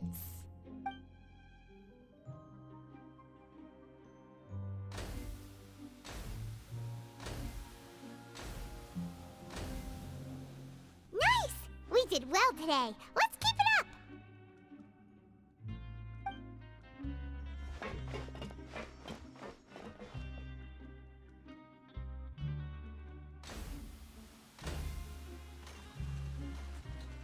Whew, Paimon's had it. Who knew that processing these widgets would be so tiring?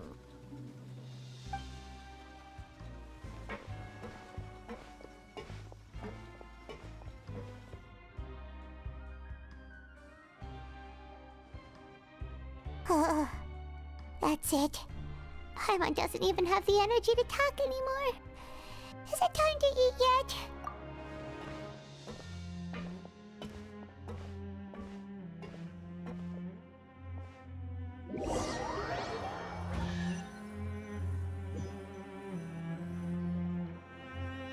Oh, Paimon's exhausted. It's just work, work, and more work. Paimon's little body can't handle this much longer. Wait a sec. Now that Paimon thinks about it, haven't we been working non-stop for 3 days now? And now it's lunchtime. Oh, Paimon feels a shiver going down her spine. What's going to happen? But it doesn't seem like anything's changed at all. And we made it to the coupon cafeteria safely. Are the so-called hidden rules only a rumor after all? Well, there's no use to just guessing all day. Paimon's stomach has been grumbling the whole time. Let's just eat already. Paimon wonders what we'll get today. Maybe we'll get the super lucky meal. Wait, what? What in the world is this? What's with Paimon's food? And yours is the same. Is this stuff meat? But it looks and feels so bizarre. What kind of chef would make food like this? What do you think is going on? Is this the bad thing that Rowan was talking about? No, stop right there. Paimon gets what you mean, just don't say it. Hey, isn't that Woolsey over there? He must have made the food, right? So let's just ask him about the food and be done with it. Hey, Woolsey, have a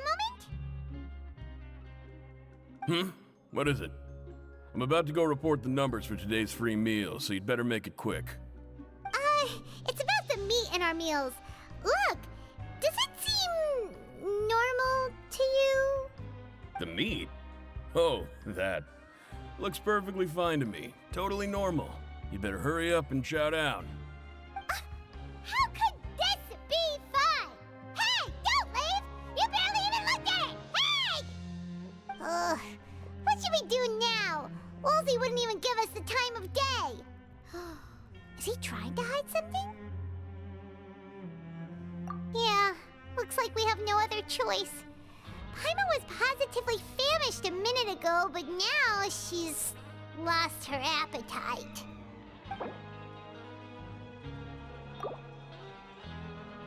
What would you like to do this afternoon? Since we have time now, let's focus on investigating some more.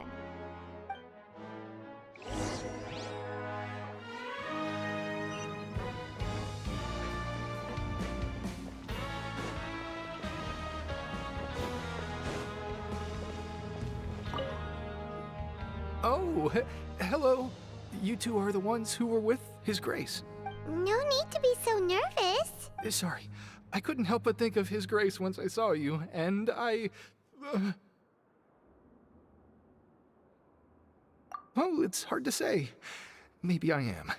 He's got a very overwhelming presence. It makes me feel like I'm just some insignificant little bug. Wait, seriously? Oh, I'm always indecisive, and I tend to make a mess of things. It's like a reflex. I just instantly start to tense up the moment I see a smart and capable person like His Grace. What? Please, don't say anything like that out loud. How could you possibly think something like that?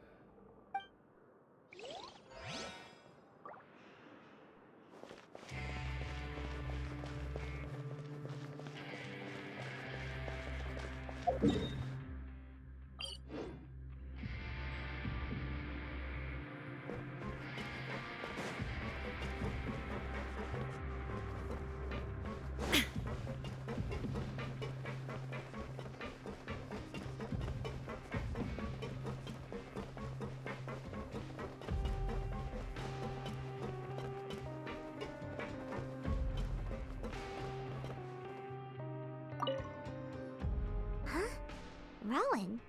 What are you doing here, Chief? I was injured a bit just now. Nothing major, I think I just pulled something. Little mishaps like this are unavoidable at work, you know? Huh.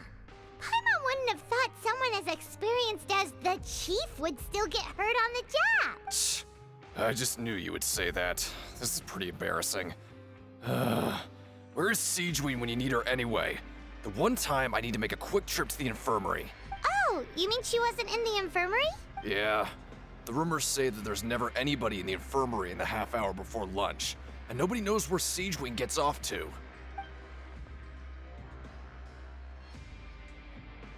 Huh. That's actually really strange. Siege Wing's always super dedicated to her work. Where else would she possibly go? Forget it. I can take care of a small sprain like this on my own anyway. No need to trouble her.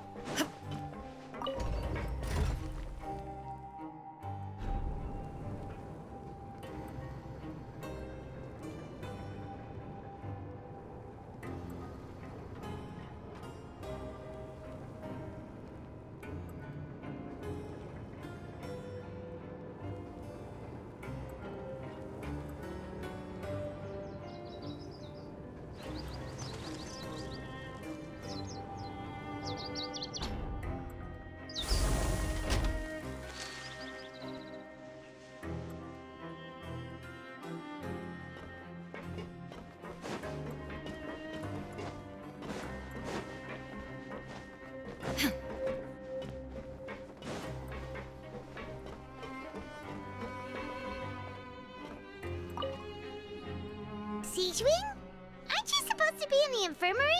What are you doing in the production zone? Hello, Traveler. Paimon? Everyone's usually busy around now, and we don't have any patients to look after in the infirmary. I thought I'd come here and enjoy the sight of everyone hard at work. Enjoy? What's there to enjoy here? It's really worth watching. I often stand here and observe everyone. Humans are just so interesting and adorable. I like to watch your expressions while you work. Are you talking about pets or people? Oh, I can see why you think that, but you shouldn't jump to conclusions. See, we Melazines are a different species, and we see the world very differently from humans. It's very easy for me to observe everyone's condition. All it takes is one look, and I can tell which workers are exhausted. Wait, Melazines can see that? Huh. That does sound useful for being a nurse. Yes, running around tending to everyone's health is very fulfilling. But I'd much prefer it if you're all happy and free from exhaustion and pain in the first place. Take care of your body, and make sure you eat well. Always rest when you're tired from work, and don't push yourself too hard. We'll definitely take care of ourselves. Thanks for the reminder.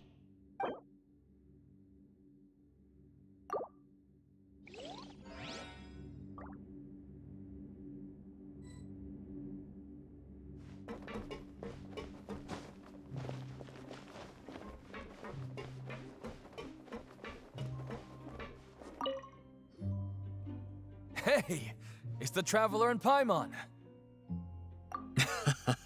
No need to tease me, okay?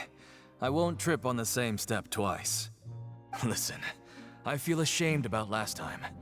Thank you for praising me in front of His Grace. Here are the extra credit coupons he gave me. I'd like you to have them. Huh? No, we couldn't take them. They're your reward after all. But when I was welcoming you, I didn't do anything but give you the stink eye. Come on, I insist. These coupons are nothing compared to getting the attention of His Grace. I won't take no for an answer.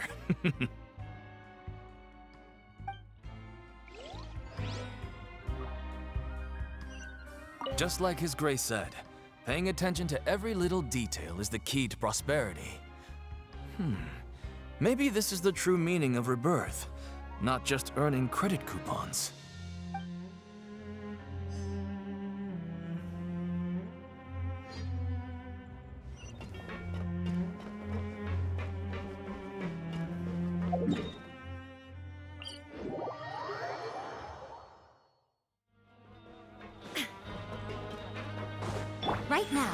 right here. Emerge.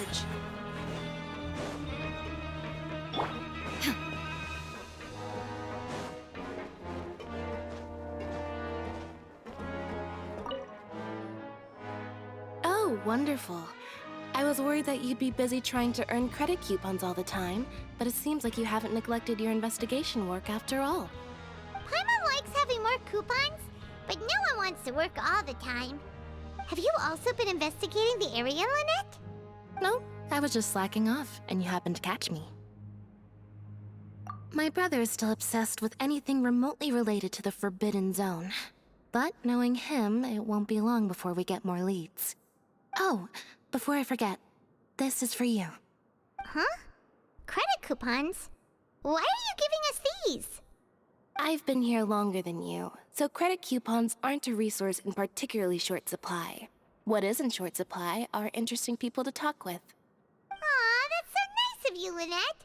We'll be sure to make good use of these coupons then. Thanks a bunch!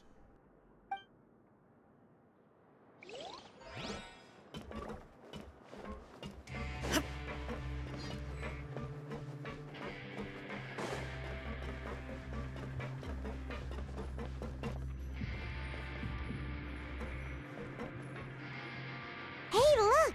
There's something here! Looks like a research notebook. That suspicious guy peeking into the infirmary just now. Is he a fan of Seedream? He must have dropped this. Let Paimon read it real quick! The Melusine perceive the world very differently from humans.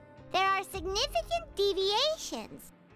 As a result, their sense of aesthetics and beauty is also very different from that of humans. This must be taken into consideration when giving gifts. Ooh, this all sounds pretty serious. He sure did his homework.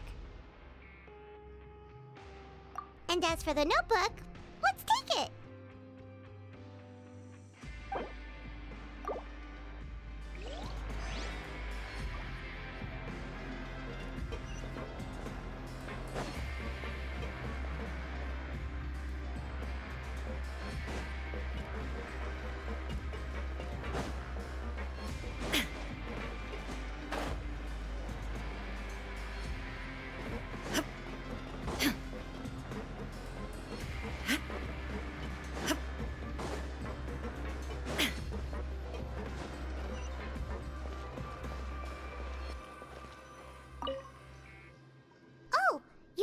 Investigating and go rest?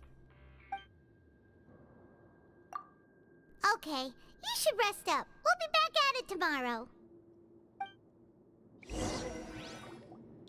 So after working a few days straight, we got some strange meat in our lunch. What was that all about? Has our investigation turned up anything useful recently? Really? Then it looks like that part of the investigation has hit a dead end. Well, we'll keep searching for more clues tomorrow. Good night, Traveler.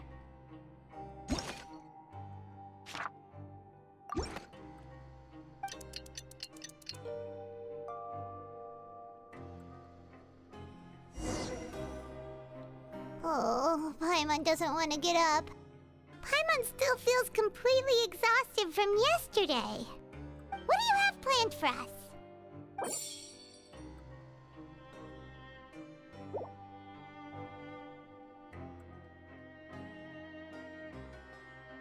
After working here so long, we're really starting to get the hang of it. But doing the same thing all the time can get old pretty quickly. How are you holding up? Yeah, it's good to kick back and relax once in a while.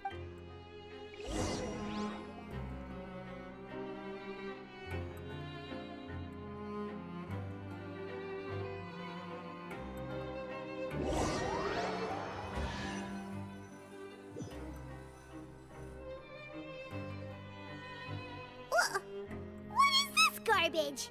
Ooh, it looks disgusting! Oh, Paimon misses your cooking now. What would you like to do this afternoon? Maybe we'll be able to find some leads there.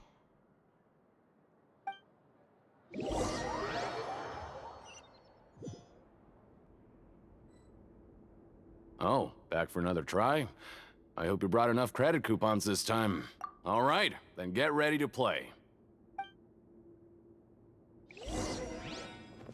Machine started. Good luck.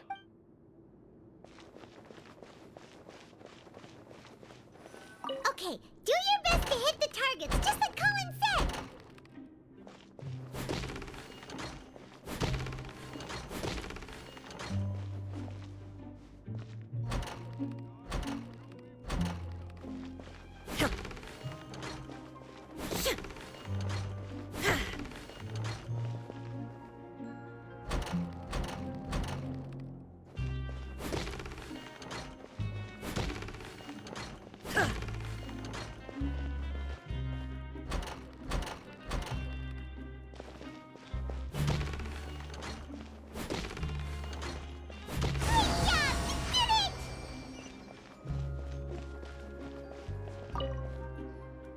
Your strength really shouldn't be underestimated. Now I get why you're prohibited from participating in any official fights. Nobody who values their life would be willing to get in the ring with you. However, you two haven't tried betting on the outcome of a Pancration match yet, have you? Just go talk to Rusimov. Buy a ticket for whichever fighter you think will win. There's a big payout if the fighter you support comes out on top. But we don't know anything about the fighters.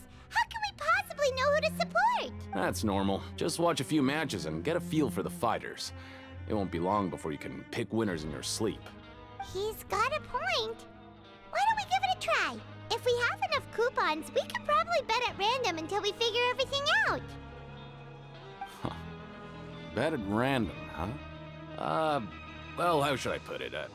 It's not like you can't do that, but I'd advise you to give it some more thought first. Huh? We shouldn't get too carried away. What's the problem? What? I never even picked a boxer before, and you already know about the rules? You're not just strong fighters. Seems you're pretty perceptive, too. Might as well tell you about it, since you already know that much. Plus, I think you've got the potential to be one of my greatest customers. I think I can let you in a bid. Besides, I don't want to risk ever losing a customer like you. Is it that serious? Okay. The hidden rule here is, if you buy both boxers' tickets and support them both, something bad will happen the next morning.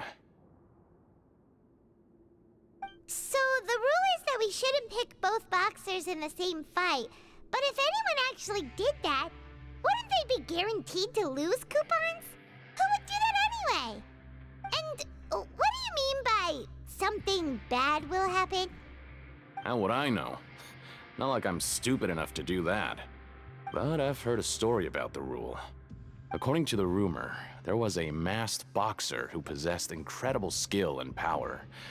None of his opponents even stood a chance against him.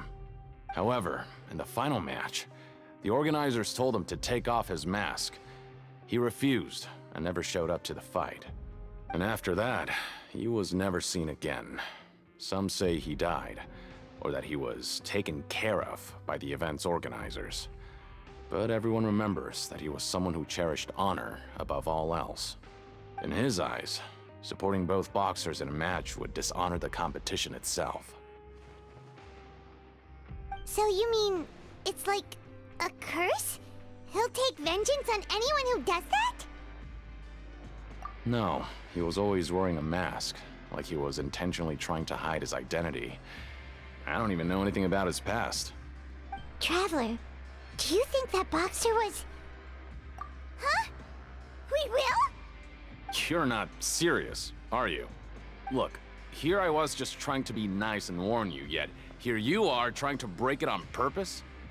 Yeah, it sounds pretty scary to Paimon.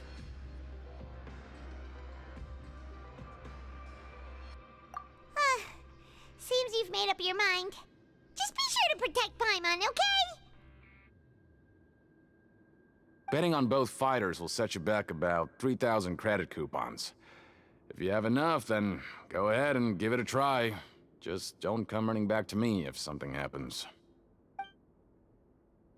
Seems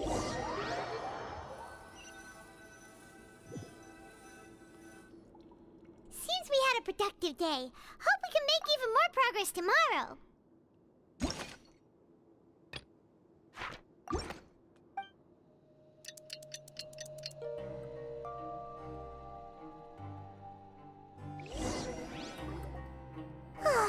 The dawn of a new day. Paimon feels like we're getting used to life as convicts.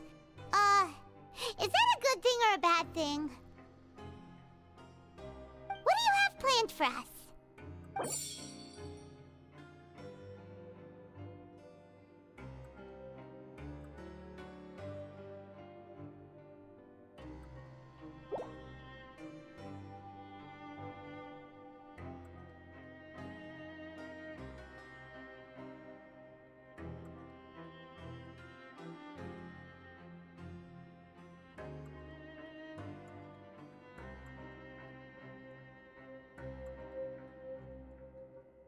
After working here so long, we're really starting to get the hang of it. But doing the same thing all the time can get old pretty quickly. How are you holding up?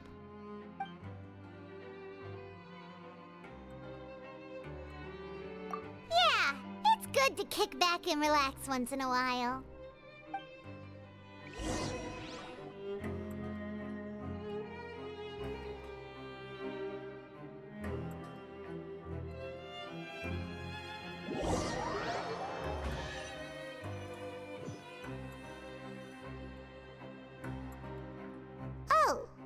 Just a regular meal set. Guess Paimon shouldn't get her hopes up. What would you like to do this afternoon? Maybe we'll be able to find some leads there.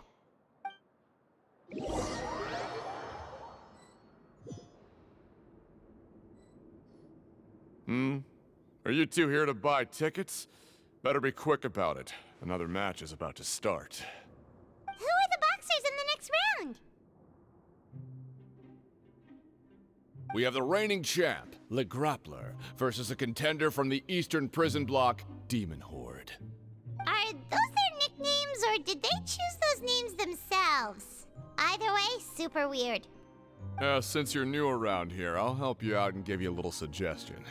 Even though Le Grappler is the crowd favorite, Demon Horde is a first-class dark horse with incredible potential. Anyway, for this match, I recommend that you pick... Huh? For both fighters? I can tell you're new to this, but I didn't think you were completely clueless. Maybe you don't quite understand the rules, no? Let me try to explain again for you more clearly. You see... Oh, no need. We're aware that we're going to lose coupons. Alright then, if you're absolutely sure. Remember, no refunds once you buy the tickets. Yeah, we got it! Just shut up and take our coupons!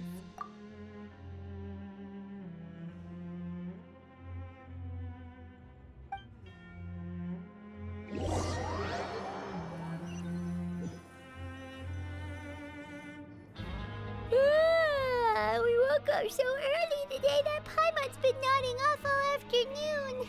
Good thing it's finally time for bed.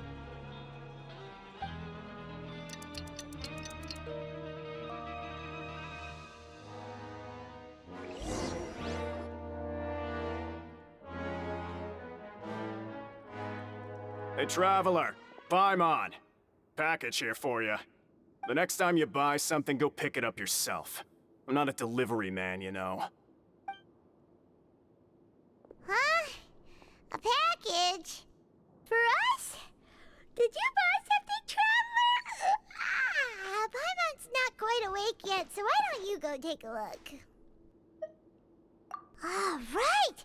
Yesterday we broke the hidden rule and bought tickets for both boxers. Oh, maybe this package is the bad thing that Colin said would happen. Paimon suddenly feels wide awake.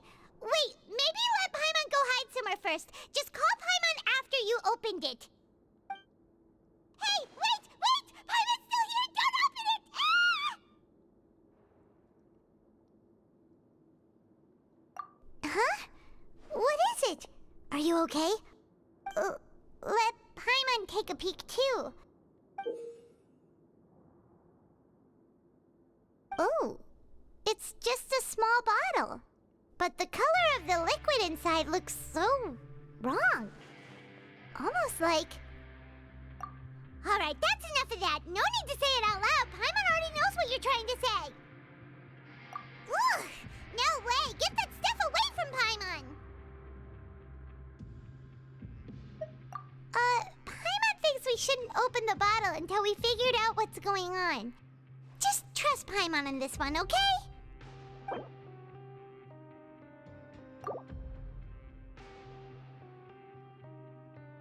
What do you have planned for us? Though it feels nice to slack off a little, less work means less coupons. Let's make the most of our morning.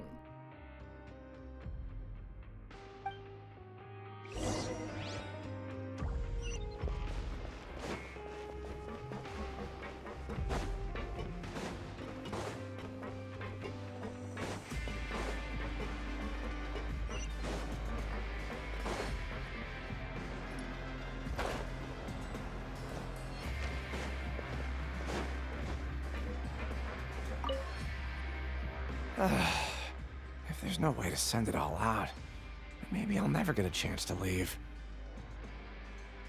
Who are you?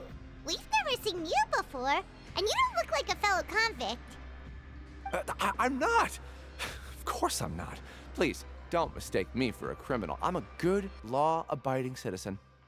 Then what are you doing here? You sure seem anxious about something. I'm a promoter for Fontaine, and I'm usually responsible for promoting our drink products. I thought I could complete my task here quickly and return to headquarters, but I've been here way longer than I anticipated. Oh, a promoter from Fontaine? So what kind of problem did you run into? I'm so upset. It's all because of that Duke. After discussing the company's promotional plans with him, he told me outright that my project was worthless. However, in light of our long history of successful collaboration, I still tried to patiently explain the details. However, to my surprise, he just cut me off while I was speaking. Let me take a moment and recall his exact words. I'm just gonna stop you there and say no. If anything, I'm saving you time. It seems you don't fully understand the value of credit coupons here, nor do you understand the value of your own products.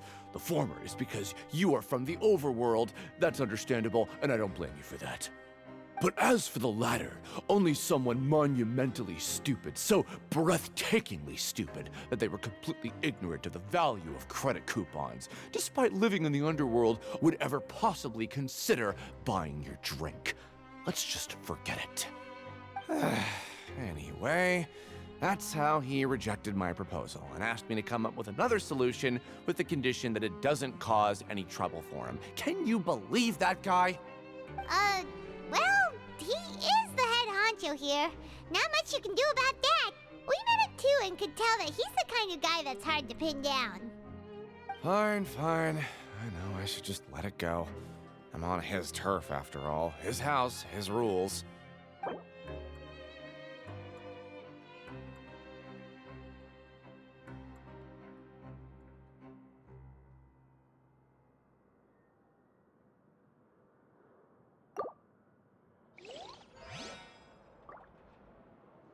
I just don't want to be stuck here forever.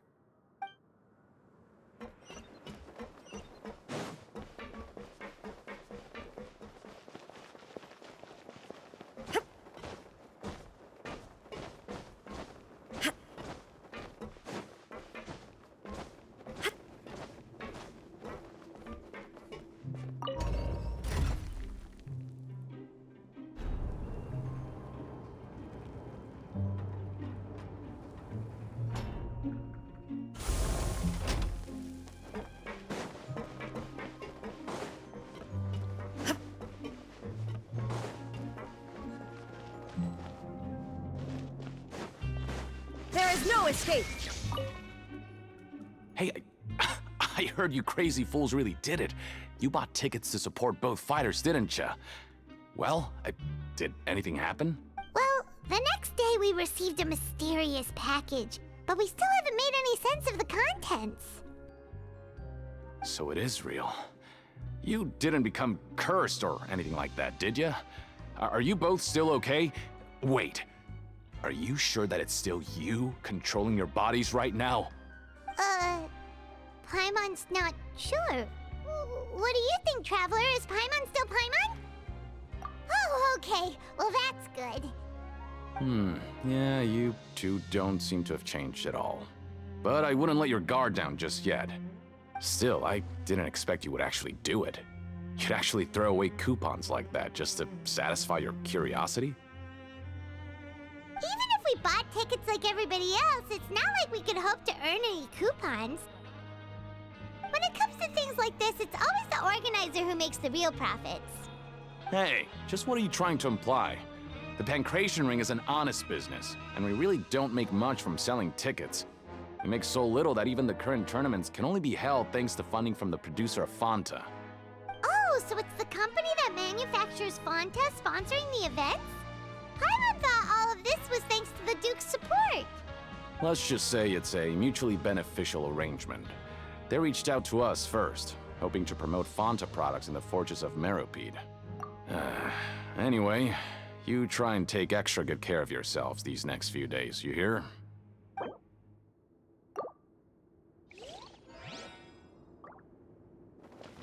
Oh, it's you. You must be absolutely loaded with coupons if you have time to stroll around like this.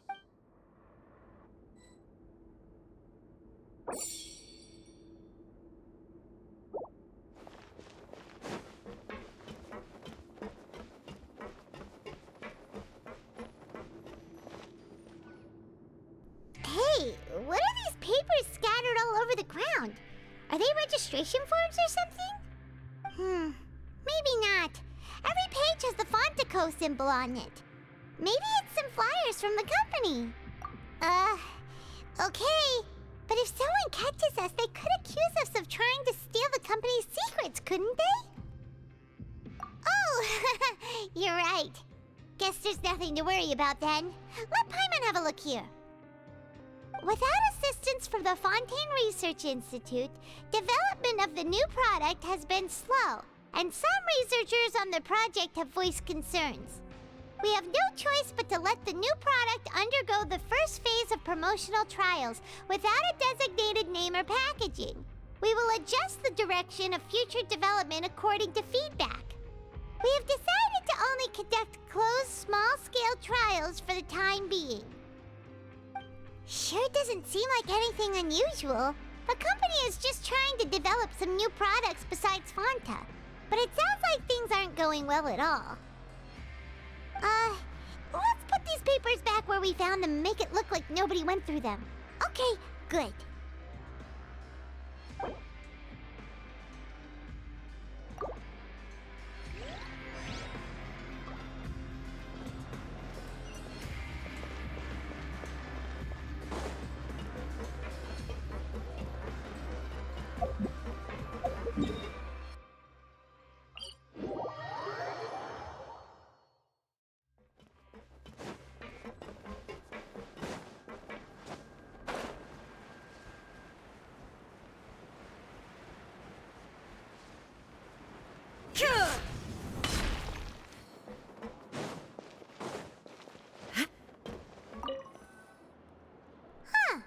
We ended up here without even thinking about it. Want to grab something to eat? Alright, but remember that we bought this time with coupons, so let's make better use of it next time.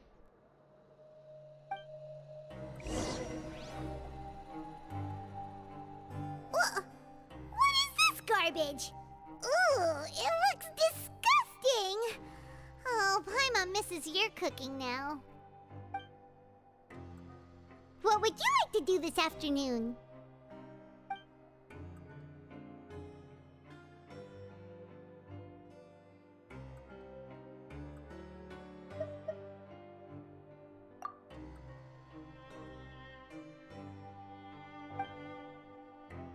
After working here so long, we're really starting to get the hang of it. But doing the same thing all the time can get old pretty quickly. How are you holding up? Yeah, it's good to kick back and relax once in a while.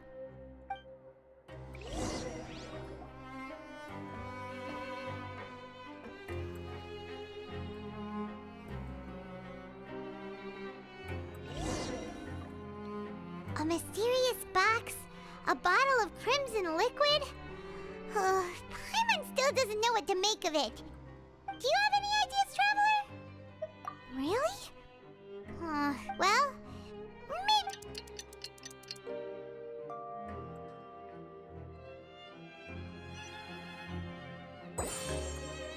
Okay, so we've investigated 2 of the hidden rules. Paimon didn't think this prison would have so many weird things going on. We'd better pick up the pace with our investigation, otherwise we'll never get anywhere. Yeah, let's skip work for now and put our time to good use.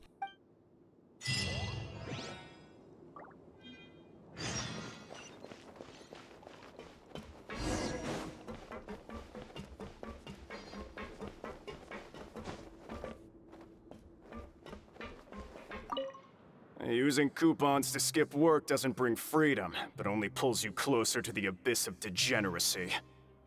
That's what an old guard here used to say. You'd do well to remember it.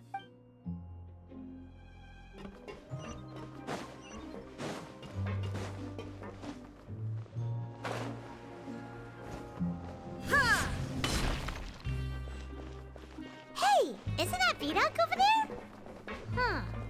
Is it just Paimon, or are there fewer people than usual here today?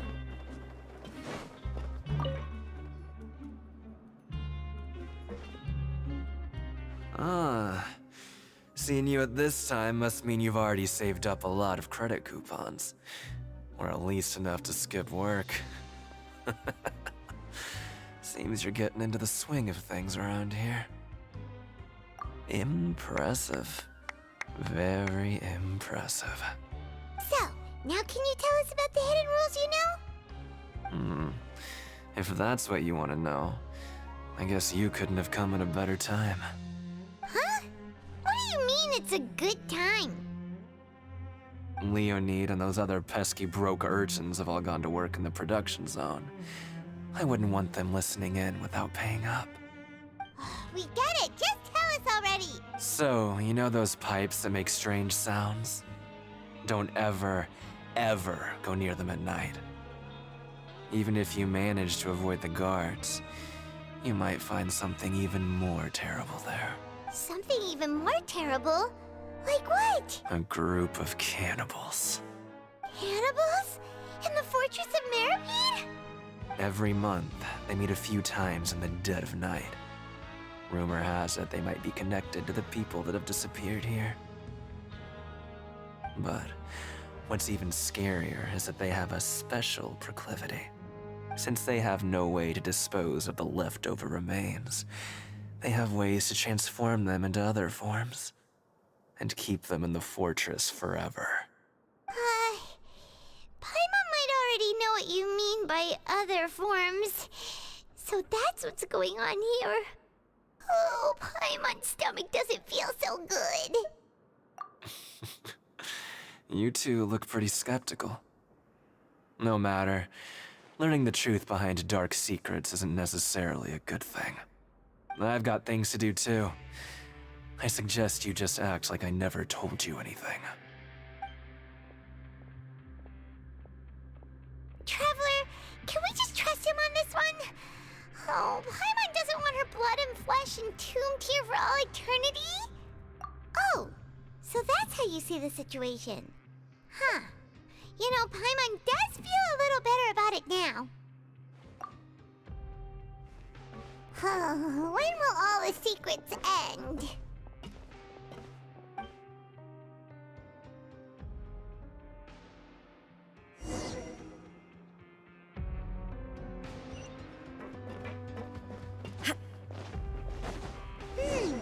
Vidoc isn't here. But the guys who went to work in the morning are back. Let's go ask them! Just stay away from me. Torn to oblivion! What? What are you saying? You shouldn't go around saying stuff like that.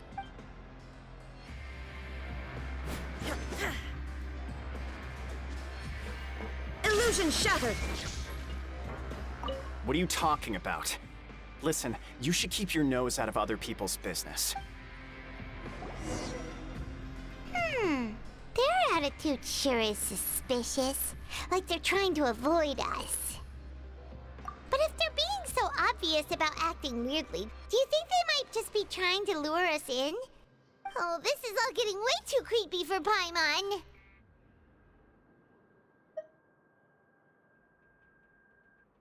So you mean we still need to investigate some more? Okay, if you say so.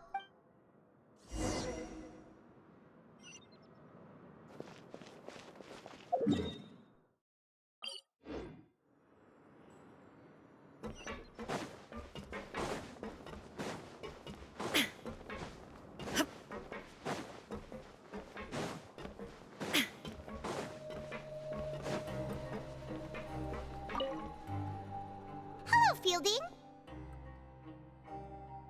What do you want? Criminals like you ought to be working right now. Catch my drift. We just want to ask you a simple question. Have you ever discovered anything odd during your nighttime patrols?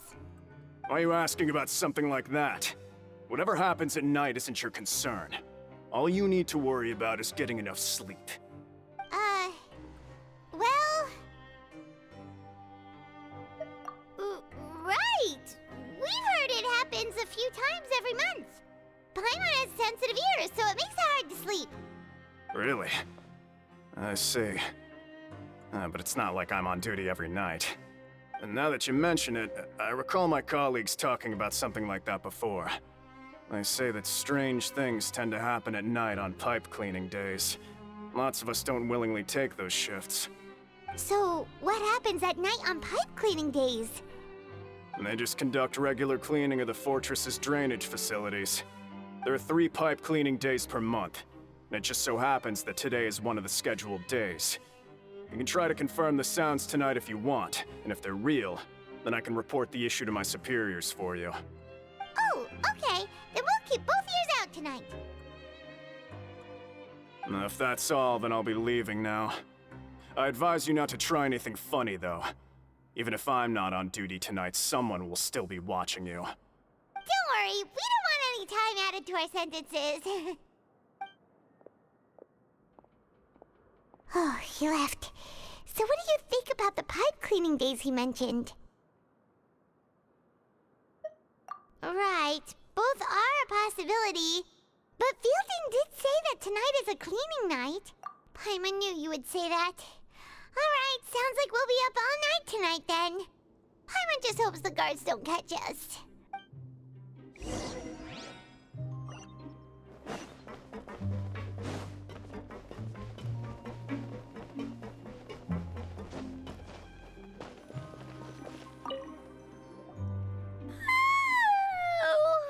I'm so tired. But we can't sleep yet. They'll be cleaning the pipes tonight, so it's the perfect chance for us to investigate. Whatever. Just be sure to wake Paimon if she dozes off. Paimon's worried something might happen if you go alone. Huh? Traveler? Did you fall asleep already?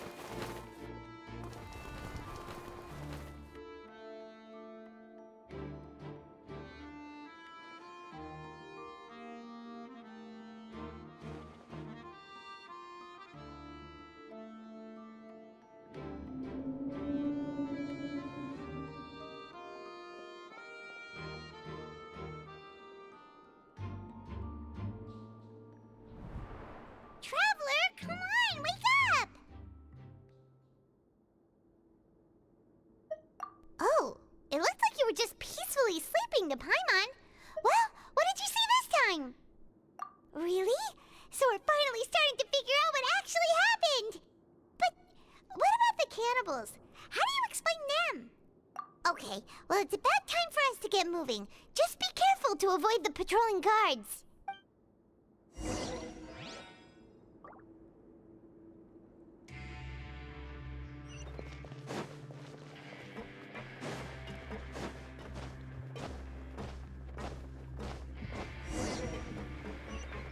Shh! Careful!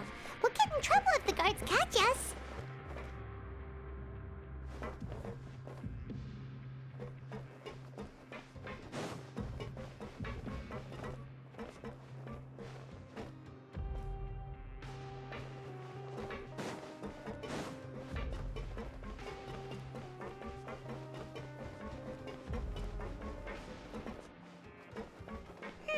This should be the place.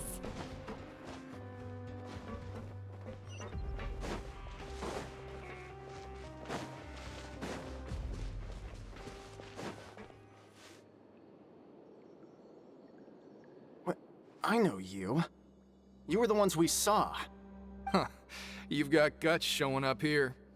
You know who we are, right? You'd better leave now. Ain't nobody coming here to save you. What'd you say? Yeah, so what if they were? If you push us, we can make those rumors a reality at any time. Hey, what's the point of all those rumors anyway? What exactly are you trying to do? I don't have to tell you anything. If you turn around, go back to the dormitories and act like you never saw anything, then I'll pretend that you never showed up here. Yeah, scram. Nothing worth seeing here. Huh? What did you say? Isn't that exactly what Boss said when he left? Hey, do you know our boss? Whoa. We had no idea our boss was such a big deal. He always kept his identity a secret. So, did he have you come here to find us? Oh, so you're Child's crew here?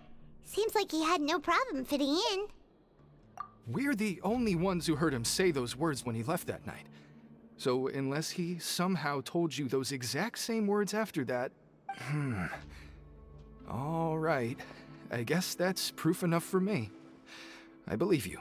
Wow, those dreams of yours sure come in handy. We gave him the business for a while and would always give him a hard time when he first came to the fortress of Meropide.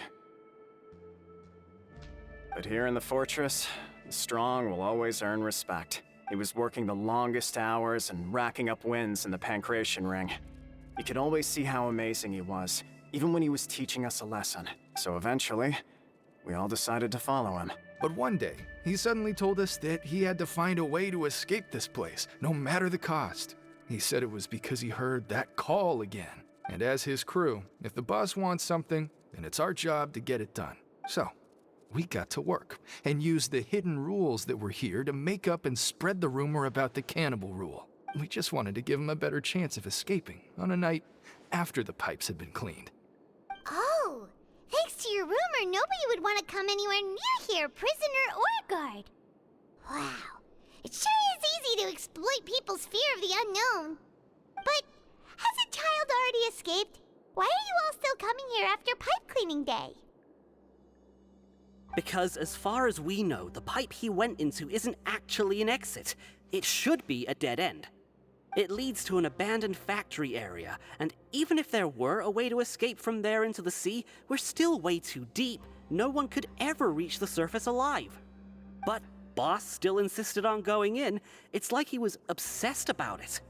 So we told him that we'd pretend as if he never existed while he was gone. And that if he wanted to come back, he should wait for nighttime on a pipe cleaning day. That way, we could meet him here and help cover the whole thing up. So you come and wait here through the night a few times a month just because of that promise? Yeah, but it's been so long now.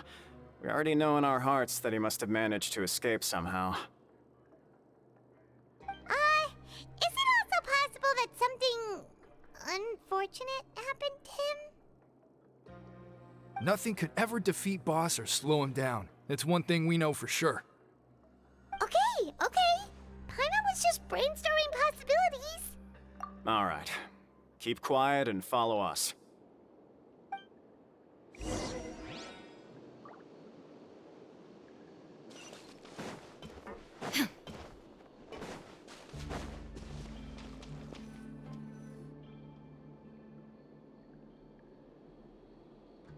The way up from here has been sealed off. It's impossible to get through. Boss left by going down from here. It wasn't full of water at the time. Later, we came back hoping to have a look. That's when we found out it had been completely flooded. It's impossible to navigate unless you're an extremely skilled diver. Do you think Child got trapped by the water? Not likely. We all know that Boss was an incredible swimmer. Really? Then have him come investigate, pronto. Just be sure to tell us if you get any news about Boss. It's getting late. We should leave before the guards come this way. Yeah, we learned a lot about what happened to Child here. Let's get going!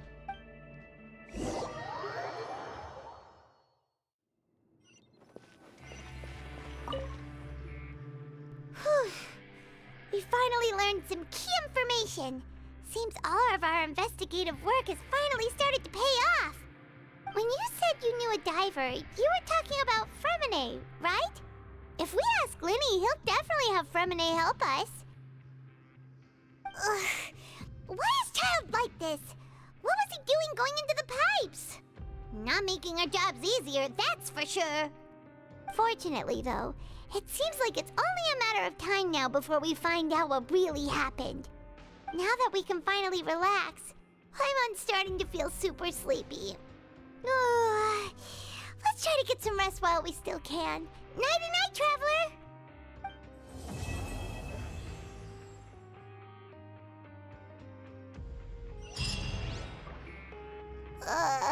It's morning already? Oh, Paimon still needs more sleep.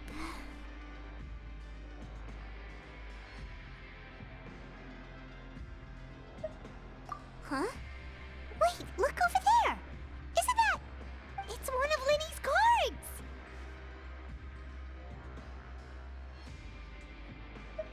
Let Paimon see what's written on it! Maybe you haven't heard, but today is the monthly free day. Everyone has the day off today, which makes it the perfect time to do some investigating. It's been a while since we last talked. Have you been making any progress lately? Let's meet at our usual spot in the factory area before lunchtime. I have new information. Ooh, today's our lucky day. We have the day off. From the sound of it, Lenny's been making progress with his investigation. Wonder what he's discovered. We still have some time before we meet up. Let's talk with the people here for a bit more before we go.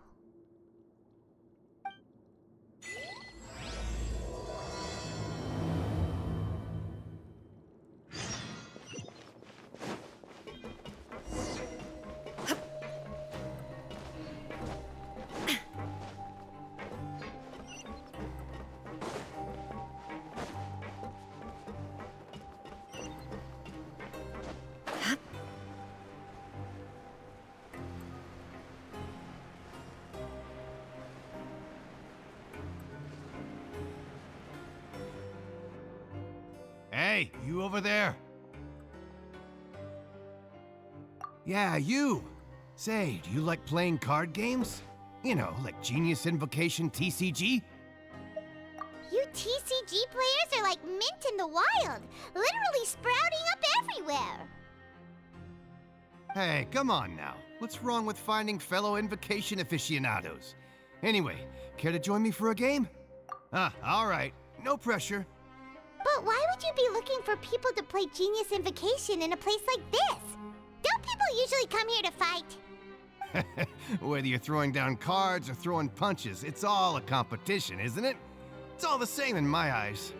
There are lots of card players here in the fortress. When I saw you, I immediately thought, hey, even outsiders from other nations play cards. So I came over to say hi. Sure. Great! Since you've been here longer than us, you need to flex your seniority a little bit, right? Maybe you could start by telling us newcomers some stories about this place. I thought you would have already heard everything by now. All right, then. Did you have anything specific in mind? Or do you want me to just pick a topic? Why don't you pick? We'll let you know if we've heard it already. All right. Have you heard any strange rumors since you've arrived? Then, did you know that there are some people who are always gossiping over in the corner? There are two guys who are always skulking around in the corners of corridors gossiping. The bigger guy is Quisto, and the skinny one is Lavaroon. People call them the Bombshell Bros. I never really found their gossip very mind-blowing, and it's pretty much just the same stuff that I hear about when I'm at work every day. If you're interested, you can go talk with them. They tend to talk a lot of nonsense, but they aren't exactly bad. Good to know. Do you have anything else to tell us? Let me think. Sounds like you want to hear something a little more tantalizing. Oh, did you know that the Duke was also a convict in the fortress of Meropide before? Huh? Wait, are you serious? That's right. The Duke was an inmate just like you and me. Seems he was exiled here for committing some crime. Who knows how he ended up rising up to become the warden, though. To go from an ordinary inmate to becoming the manager of the whole place? I'm not gonna lie, I kinda respect that. A forbidden zone? Sounds like something that someone just made up. I've never heard of that. Where did you hear about it? It's just a rumor we've been hearing, but no worries if you've never heard of it. Do you have anything else you can tell us? Anything else? Not that I can think of, but I'll be sure to tell you anything interesting I hear next time. You'll have to play a game of Genius Invocation with me first, though.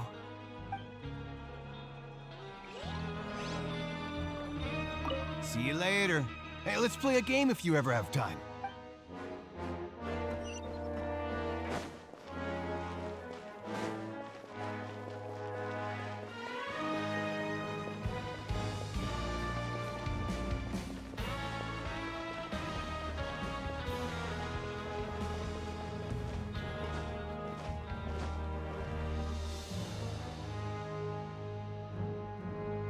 Look! There are some people talking over there! Let's listen in on the conversation.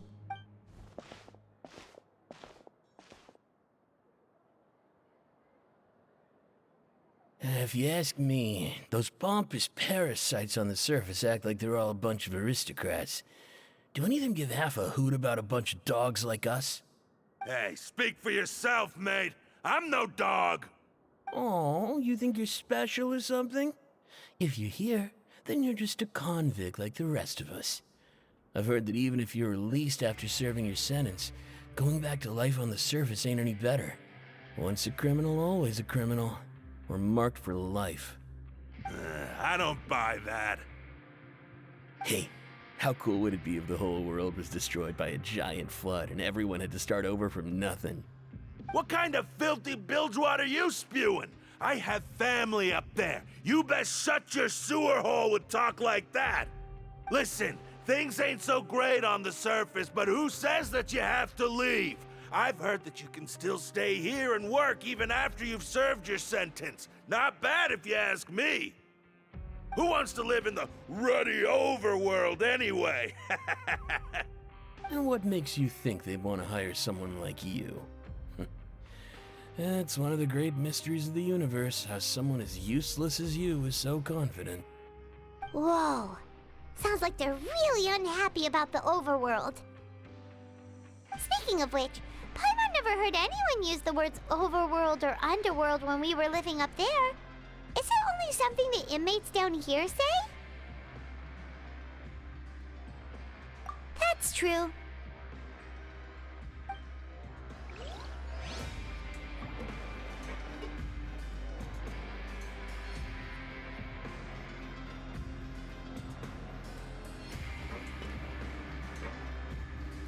Everyone hold hands. Anyway, I've already decided to stay here. Wish I could say the same.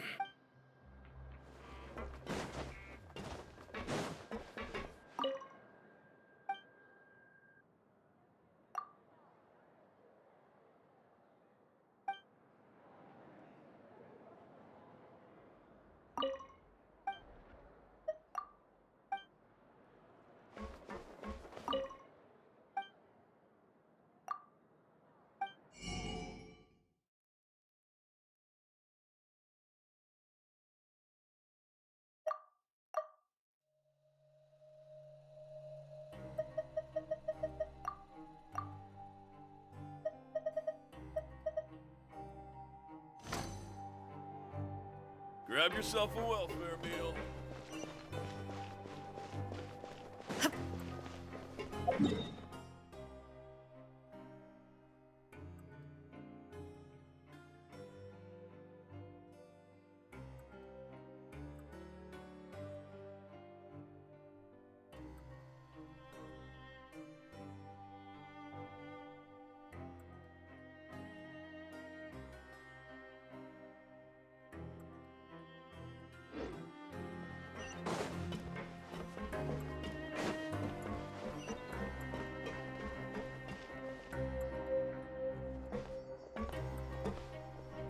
There's a group of people over there. Let's go listen in. So I said, that's not a faucet. Hey, who are you two? Why'd you come over all of a sudden? Oh, sorry for eavesdropping. Sounds like you were talking about something private. What's the matter? They're just looking to join in on our fun, that's all. Hey, don't pretend like it's okay for them to just interrupt us like that. Fine. You're lucky we don't mind extroverts that much.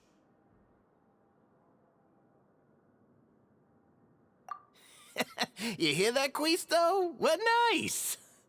Your expressions tell me you're looking to hear some juicy info, am I right?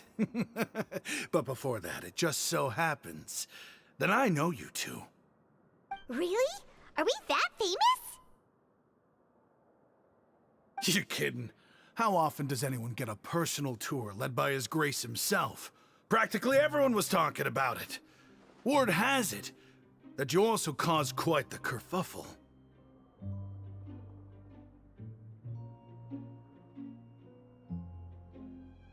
A little mistake, huh? I like the way you put it. You see, people with a good attitude can join our group anytime, unlike some of the others here. Your group?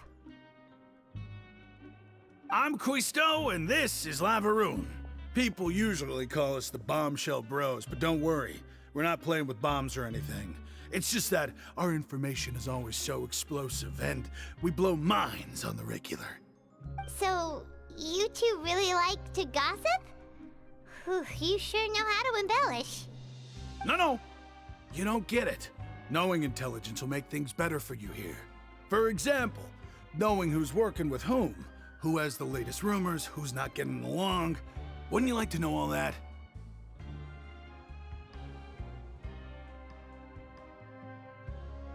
Whoa, all this info's worth something, you know? You should prove you're worthy of it. I don't mind him. Quisto's always this way. Just play nice and say something to massage his ego. The welfare meals. Talk about the welfare meals.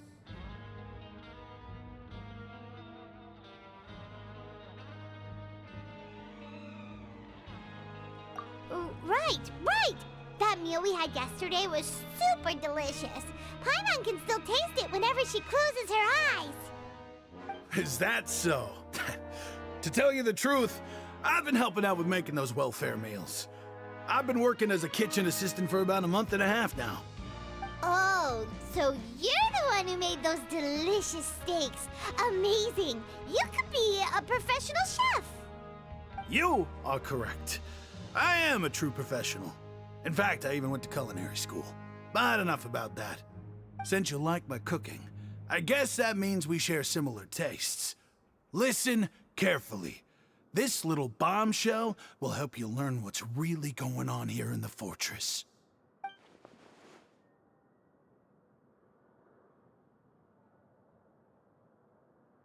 Listen, kids.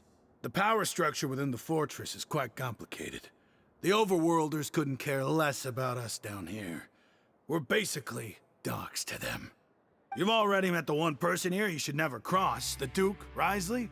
He knows more than you think. And if he doesn't care about something, then he often doesn't bother dealing with it. Those who have the Duke's attention get all kinds of special perks, even better treatment in the infirmary. I know who you mean. It's that Jurier character, right? I don't think there's anything useful about him at all. Why does he visit the infirmary practically every day?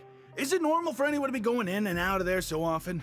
If you ask me, he's just faking it to get out of work. But did you know that Courier was a talented researcher from the Fontaine Research Institute before he came here? There's no denying that.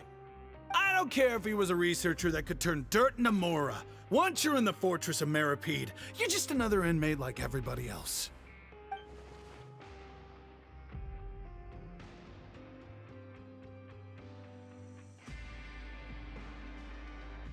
Speaking of which, the last time I saw him, he was passing by in the corridor with Lorvine.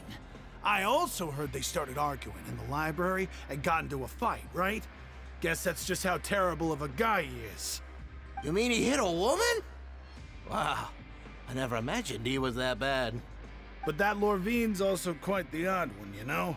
She's always gabbing away, got into a fight with a man, and she also got sent to the infirmary. Come to think of it, I always see her going to the sick bay every couple of days, too. Huh. Wait a second. You don't think? Do you think could it be that they're secretly meeting there to go on dates? But it's really hard to imagine. After all, I do remember seeing Lorvine beat Courier to a pulp that one time. And we might be overthinking things.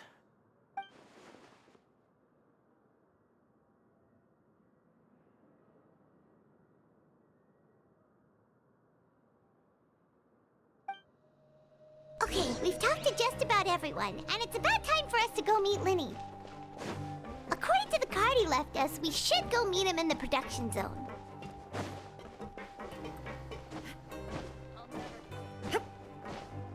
Always at your service.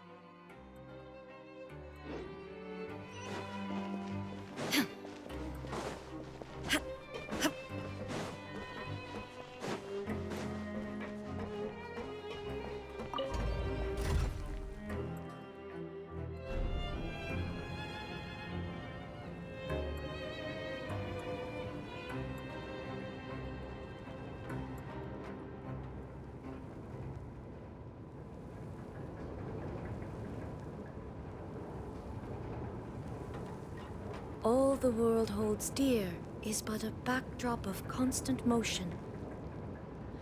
I stand before it, alone and unchanging.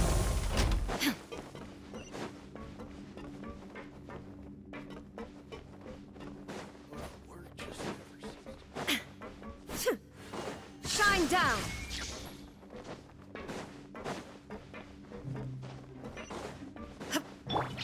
Stay put!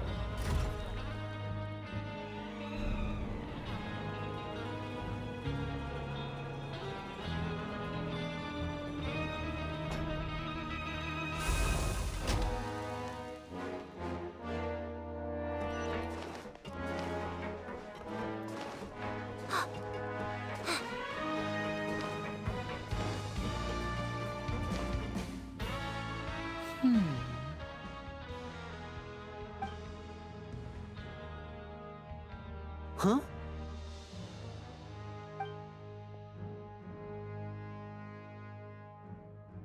That look in your eyes. You found something? Hey, this is no time to be modest. Just tell him we found a boatload of information. Oh, as expected of the legendary duo, you have my full and undivided attention.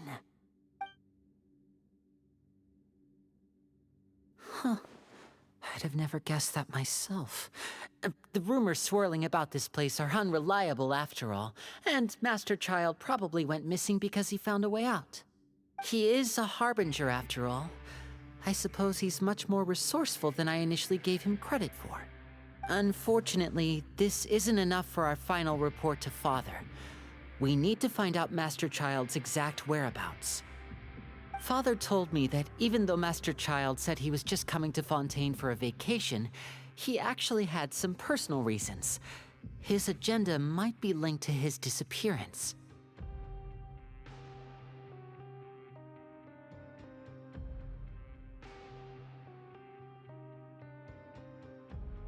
His escape route is already flooded, so we'll have to task someone with professional diving skills to chase after him.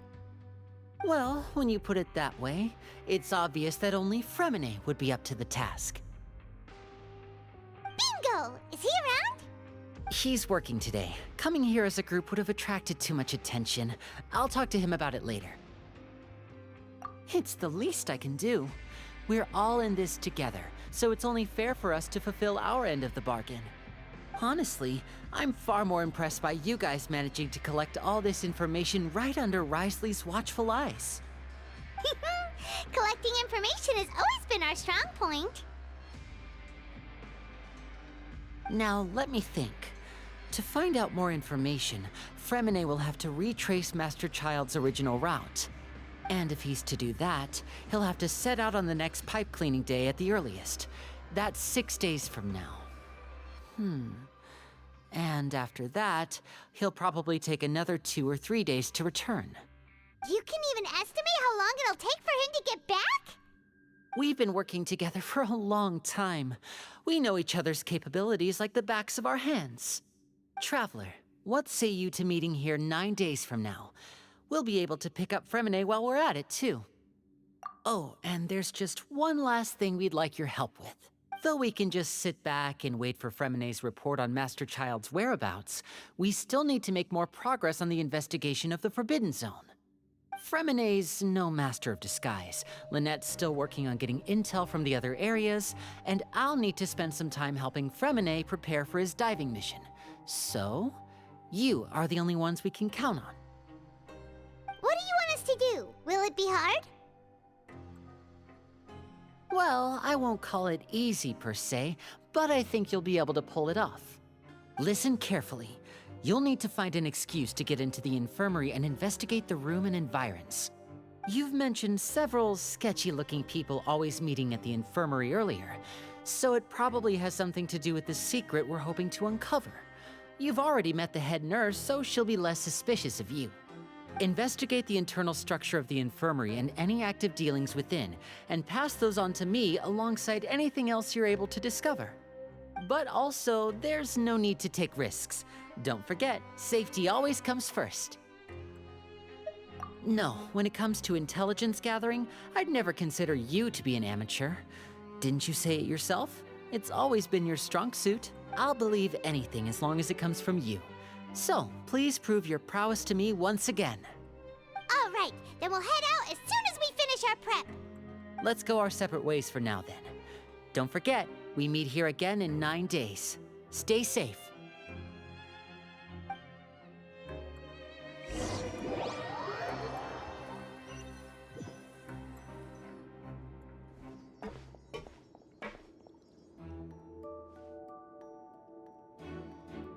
Hey, stay here for now. Paimon will take a peek. There seem to be several people inside.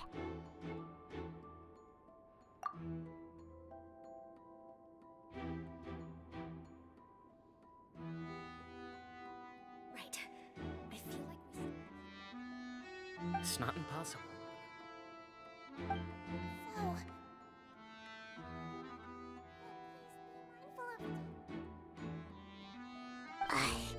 it's a bit hard to understand them from here. So, why don't we just try to talk to them in person? Let's go as soon as you're ready.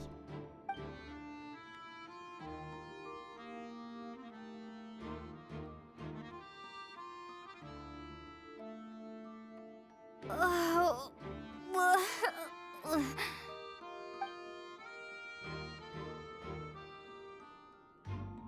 Someone, please help! She's sick!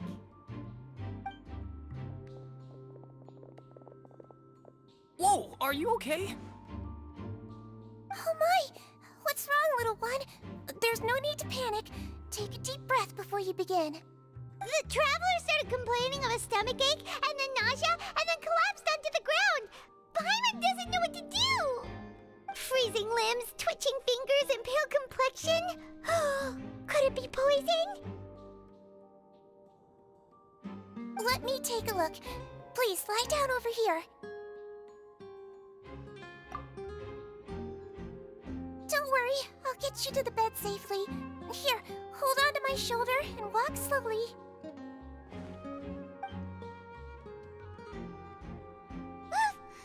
You can do it, Traveler! Don't apologize. You're sick after all. Now, please relax. I'm just going to do a preliminary checkup on you.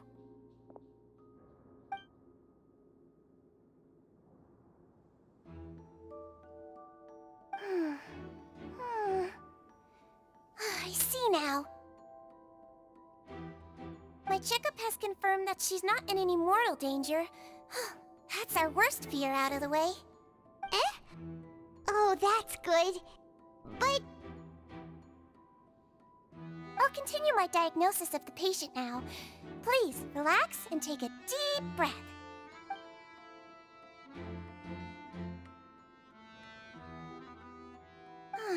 Don't sense serious damage to your organs either. Does it hurt when I press here? And here? Huh? But based on my initial checkup, there shouldn't be a problem here. How strange. What about here?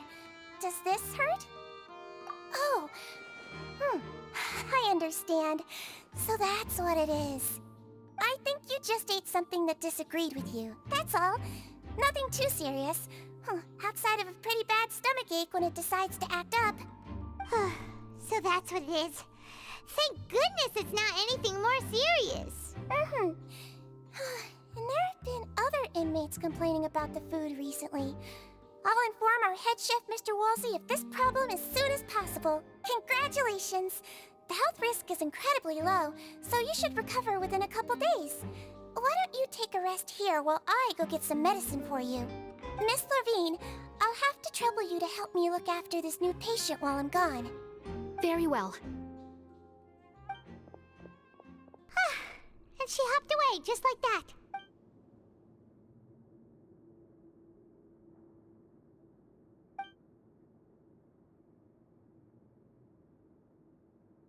Hello. So how are you feeling now?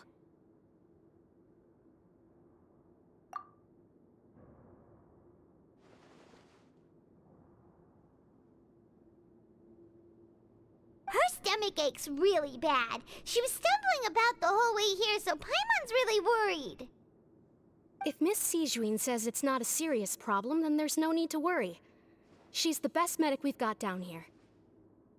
But it also looks like she's the only medic you've got down here. Well, that's true.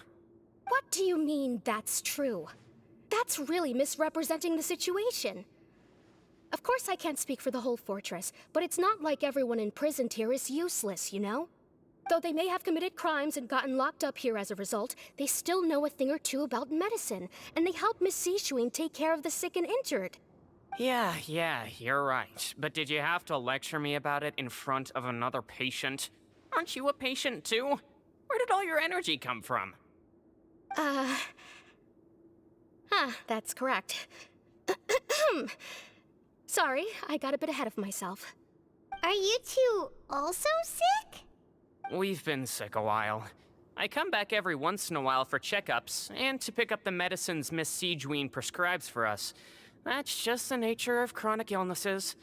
As for her... you could say she fancies herself as Miss Siegewien's capable helper because she learned a bit of medical knowledge ages ago. Please watch your mouth, Mr. Jurier. Don't forget that you are the primary reason I have frequent heart palpitations. Hey, don't start arguing now! Please, keep it civil at least.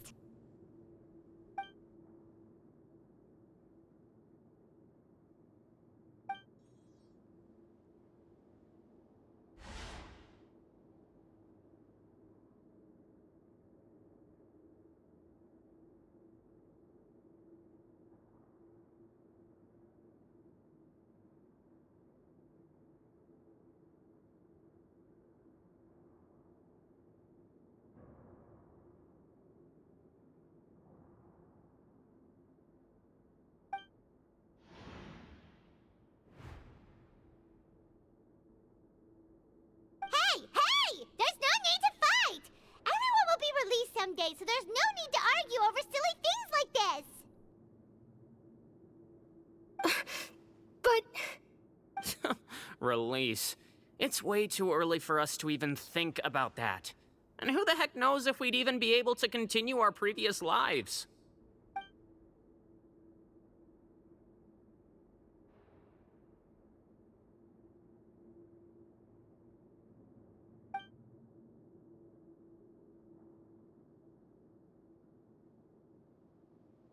Please allow me to end this boring and useless conversation. Oh, and Mr. Jurier, I don't want to see your face here again anytime soon. And same to you, Miss Lorvine. Anyway, that was more than enough rest for me, so I'm going to get out of this excessively noisy place. See you later, everyone. He just slowly walked off like that? That's just what he's like. I'm sorry you had to see all of that. I'm Lorvine, and that's... Well, his name is Jurier, but I hope you'll never have cause to remember his name. You really can't stand him, huh? I mean, can you blame me? Who would like someone who's as arrogant and obsessed with weird research topics as he is? But there's no need to keep dwelling on him. I'll accompany you two for a while. Miss Siegewien should be back soon, and I'm sure you'll feel better as soon as you've had some of her medicine. No, it's nothing. I'm back! Did you rest like you promised? Thank you for getting our medicine, Miss Siegewien. Did you all cooperate with your bed rest? I trust that nobody got up to walk around. Good. Here, this should be 2 days' worth of medicine for you. Take 1 pill now, and then continue your bed rest.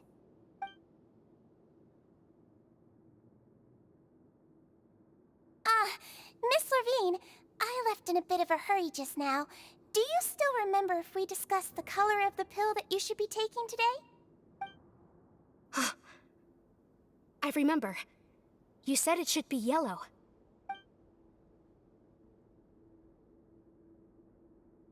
Yellow, huh?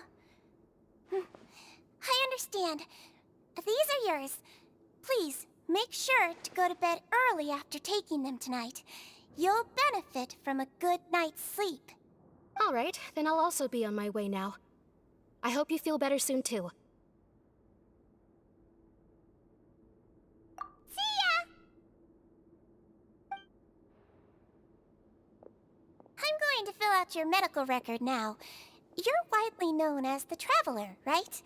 I just want to double-check a few details, if that's all right with you. Those two made quite the commotion just now, so why don't we let the Traveler rest? Paimon can answer the questions instead. So her primary symptoms are abdominal pain, with secondary symptoms of nausea. Is there anything else? That's it. All right then. Is there anything we should know besides to take the meds?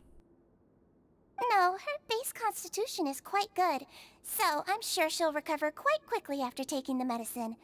Please, make sure to stick to bland or less stimulating foods.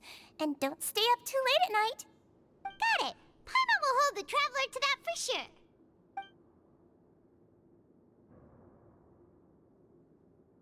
Oh, you're going to take a nap already? Okay then, you get some rest.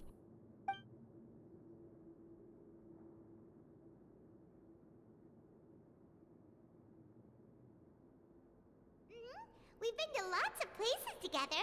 She may look a bit under the weather now, but she's actually super strong. Oh, so you're the best of companions. Well, don't worry, she'll recover soon.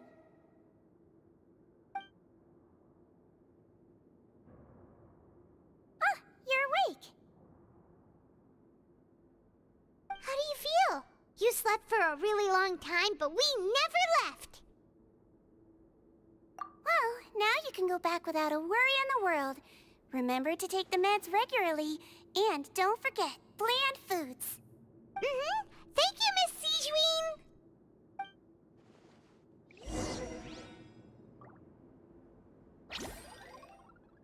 Don't be scared! Seems like a lot of people have been coming down with an upset stomach lately. I'll need to address that.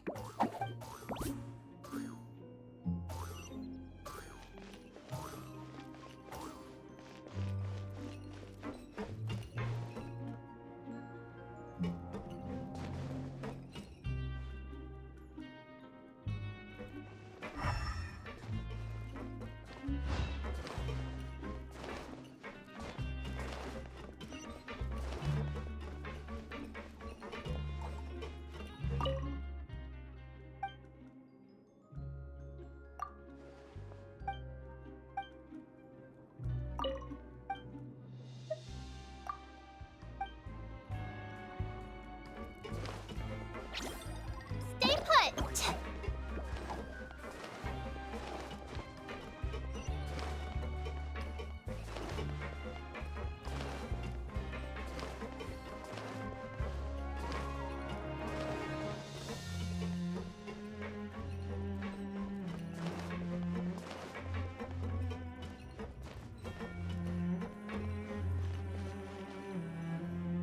You really are something. To be able to fall asleep like that and even sleep talk the entire time, you scared Paimon half to death!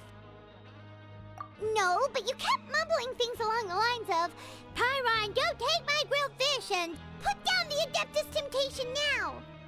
Paimon talked with Sigeween the entire time you were asleep. She seems like she's just a sincere nurse, and Paimon didn't notice anything unusual in the room. Are you sure we're not going off track with the infirmary?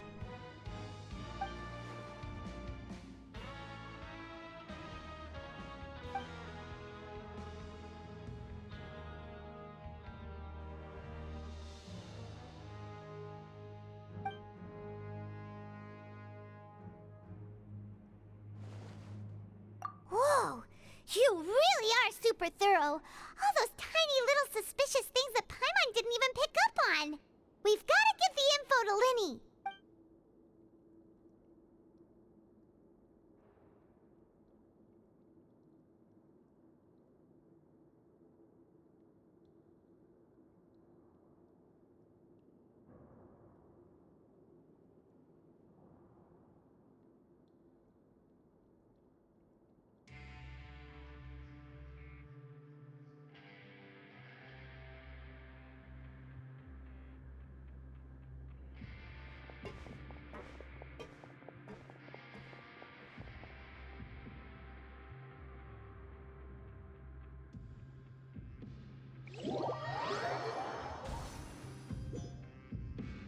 Today's the day! Let's go meet up with Linny!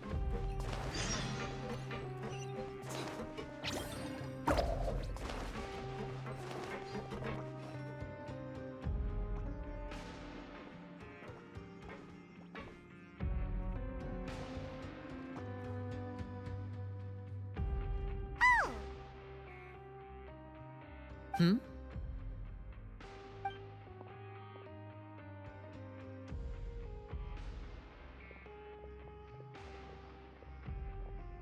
Did you two run into any trouble over the past few days? No, we just worked our shifts according to the schedule. Nothing weird happened. That's good. That means you didn't raise any suspicions when you infiltrated the infirmary. We've taken a look at the slip you've sent. Fremine successfully left the grounds via the pipes 2 days ago, and as of last night, Lynette has also infiltrated the infirmary after faking an illness. Wait, why is she getting involved as well? You already went above and beyond when you scoped out the infirmary. To put it more bluntly, even if we were to view that as something you did in exchange for Fremine's help, you've already done more than enough. Infiltrating a guarded stronghold is a different kind of job from a one-off investigation. We want to avoid using the same faces over and over and reduce the amount of suspicion that will fall on any given person. Lynette also felt like you have already taken the first step for us, so she should be the one to finish the job. So that's what Lynette thinks. Oh, Paimon hopes everything's going well for her. Perhaps that's true. You're both very good people, and we've come to appreciate that more than anyone else. Unfortunately, there's still one thing that could get between us, lest you've forgotten. The matter of our respective loyalties. You've mentioned before that you've had some run-ins with the Fatui. I can understand that feeling, so I assume you're just helping us out of the kindness of your hearts? Well, everyone could use some more friends. We'll be counting on you to help us in the future, too. Since I see you as friends, then it's even more important for us to protect you from any peril. Fremine and Lynette feel the same way. Glad to hear it. Then, let's go check on Lynette before Fremine returns. If everything went well, then she should be wrapping up her investigation right about now. Is now really a good time to go over? According to my observations, Sigewinne always spends around half an hour away from the infirmary right before lunch. Lynette knows this as well, so this should be a good time to meet up with her. Also, I'm her brother, remember? It's only natural for an older brother to care about his younger sister's well-being. Okay, then let's head over right away!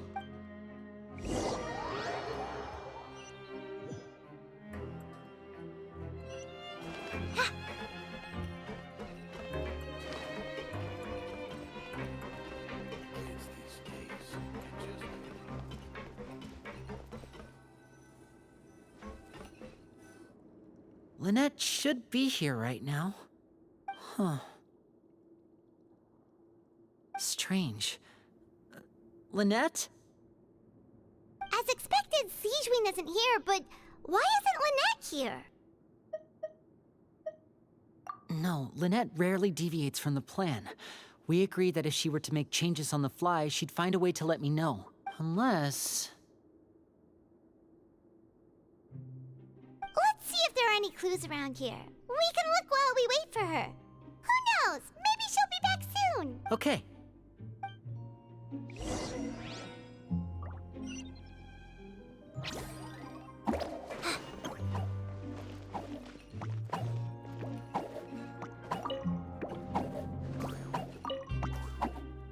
There are some books here and a few files. They all look like medical records. Advanced nursing, how to raise the spirit of your patients, a quick guide to the psychology of emotions, and the meaning of laughter. These sure are some interesting books. Who knew Sigewinne would be interested in these kinds of things? She even has books on understanding people's motivations and feelings. Is it because she's a Melusine? Or does she have a need to understand her patient's emotional state? Seems quite normal to me. These are skills that would come in handy for a nurse from time to time.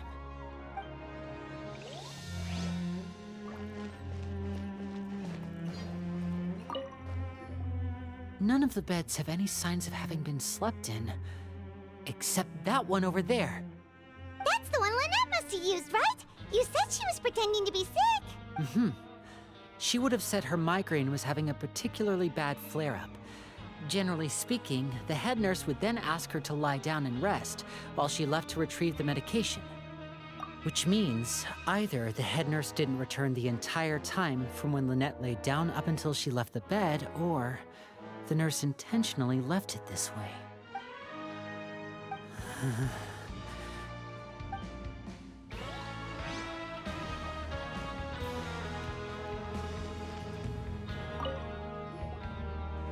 This is it! We saw it before! Wait, this thing?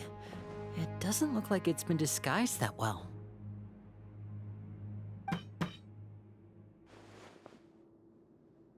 The space behind it is empty. From its size, I don't think it's an entrance that is meant to be taken apart. There's probably a mechanism around here somewhere. Could Lynette have tried to get inside? But if that's the case, she would have contacted me for sure.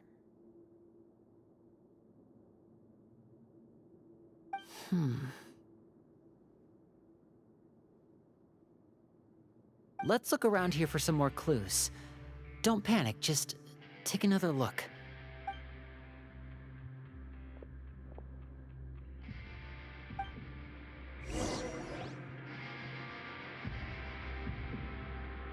Hey, you guys, there's a slip of paper over here! A slip of paper? It's right over here, and there's a bunch written on it too. It reads, "Out of respect for your usual practices, I'll use a piece of paper or card as the medium to pass on my message. You may consider this as me giving you my best regards." This is... Is that all? The back. This is... Show me! Now! That look on your face. Paimon's reading it now. Would you care to guess where Miss Lynette of the Fatui could be right now? No. Could she have... Is she already... Wrathful. Did he deliberately leave the infirmary unguarded to use it as bait? Wait, you mean he was aware of our goals from the very beginning? But why? We didn't run into any trouble last time, and he also never reached out to us since. Yes, that is a crucial question. Wrathful. He doesn't do anything without a clear goal or reason. So this means he had no concerns about your activities from the very beginning. You're not from the same camp as us. You were sent down here by Nervulet, so you have no conflict of interest with Wrathful. We're a completely different story, though.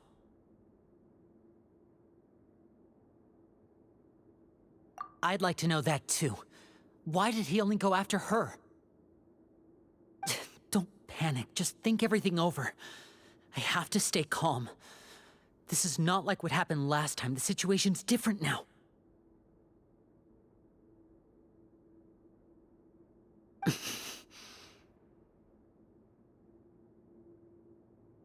Wait, you're right.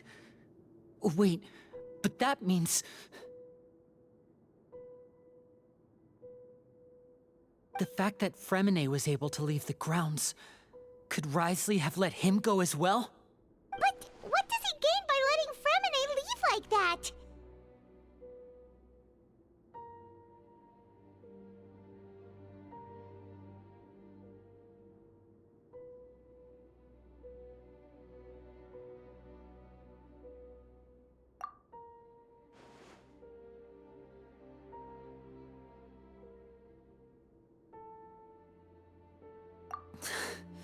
So he's challenging me and trying to provoke me, I'm sure of it. We never should have sent out Fremine. We had to go through all that trouble to find an opening to sneak him around the guards and into the pipe, and we even thought luck was on our side. If Wrathful let him leave on purpose, then he's probably in a terrible spot now as well. Lenny's getting more and more panicked. We have to calm him down.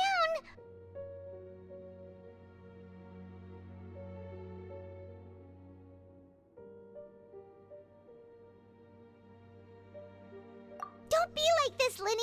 Fremine wouldn't have left if we hadn't told you about Child. That was our fault. No. I'm the leader of this operation, and I'm the one responsible for this team. I was the one who failed to protect them. I'll go talk to Wrathful. Hey, don't be reckless! Traveler, please talk some sense into him! I simply cannot allow Lynette to be abducted again. I have to go. I'll find a way to get them back! He's rushed out the door! After him!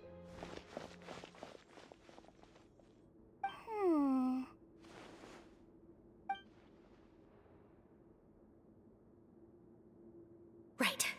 I feel like we still have some room to make changes on these details. It's not impossible, but it'll require extensive testing. Is that so?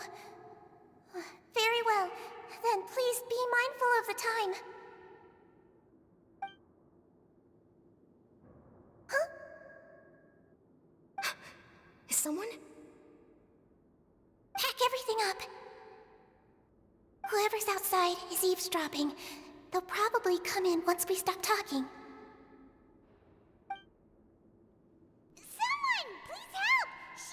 She's sick!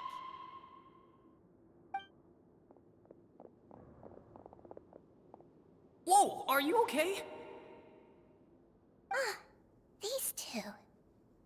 As expected, they've already found this place. Oh, they are quite sharp. What a delightful turn of events. I like smart people, but I also like playing dumb. I like the feeling of being trusted. Oh my! What's wrong, little one? There's no need to panic. Take a deep breath before you begin. Being able to read human expressions is quite the useful skill. Lenny! Wait! It's no use. We have to catch up to him.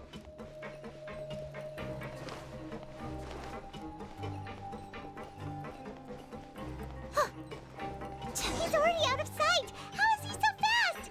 Let's go head him off at Wrathful's office.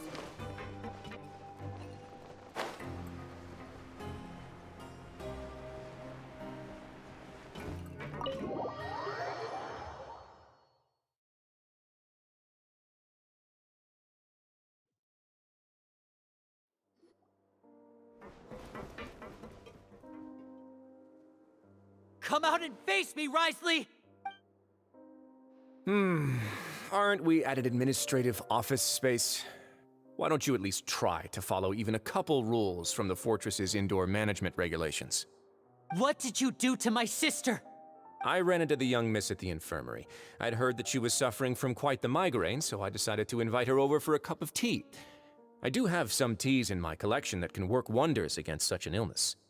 Stop joking around! Where did you take my siblings? I have also heard that your performances are quite the spectacle. Miss Lynette would sometimes enter a box filled with water, only to emerge the next second from another place altogether. Maybe she'll appear behind you right now if you were to turn your head. Is he trying to trick me into turning my head? No, he's probably not looking to attack me right now. All of the hostages are in his hands, and he's even in the mood for small talk. That means Lynette is probably still alive. You knew we were investigating the infirmary from the start, so you deliberately aroused the Traveler's suspicions and baited us into continuing our investigation, just so that you'd be able to kidnap Lynette. As for Fremine, no, you probably didn't even interfere with Child's escape. You let him go, so you could purge the Fatui members that we had planted into your ranks. There was no need to do so. The fortress of Meropide is a pretty pleasant place. Most people enjoy their lives here. The only ones who act differently are those with personal agendas. It was quite easy to identify your colleagues. You removed our original members and spread the news of Child's escape so Father would assign our team to come down and investigate. Fremine has also fallen into your hands, right? If you're oh so omnipotent and so in control, why would you need hostages? One correction. Lynette is in my hands right now, but Fremine is not. He's not. What do you really want? Lenny! Oh, wonderful. Everyone is here, so I'll only need to say this once. Thank you so much for cooperating with me. Eager and to the point, I see.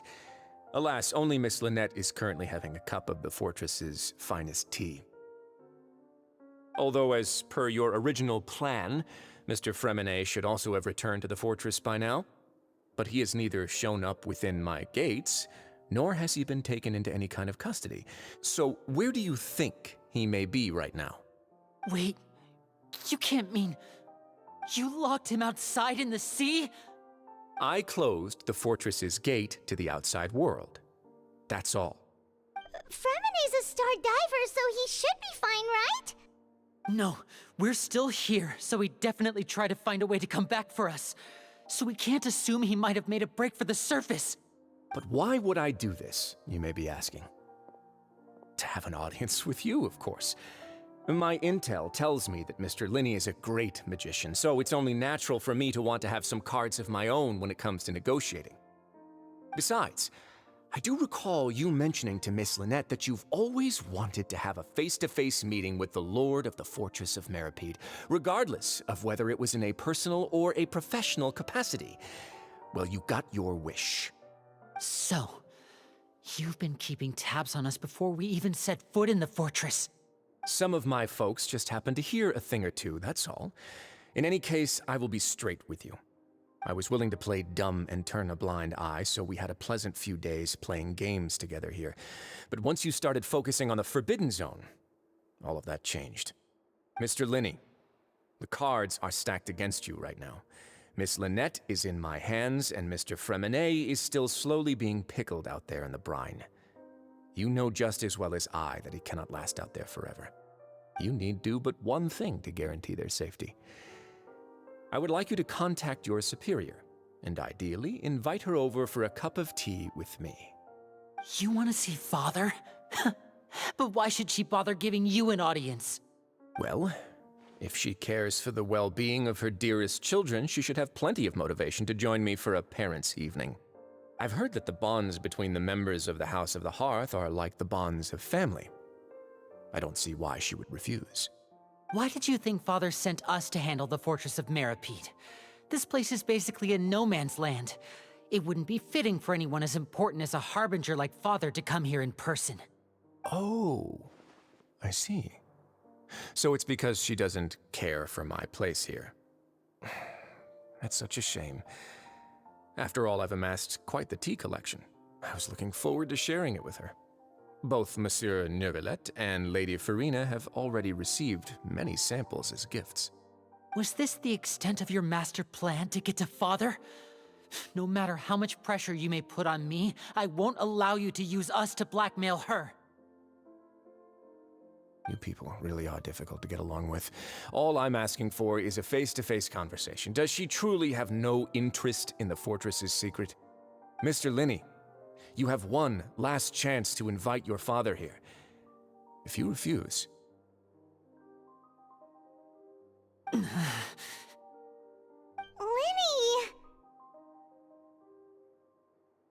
Instead of asking why I'm doing this, why don't you try to see things from my perspective for a second?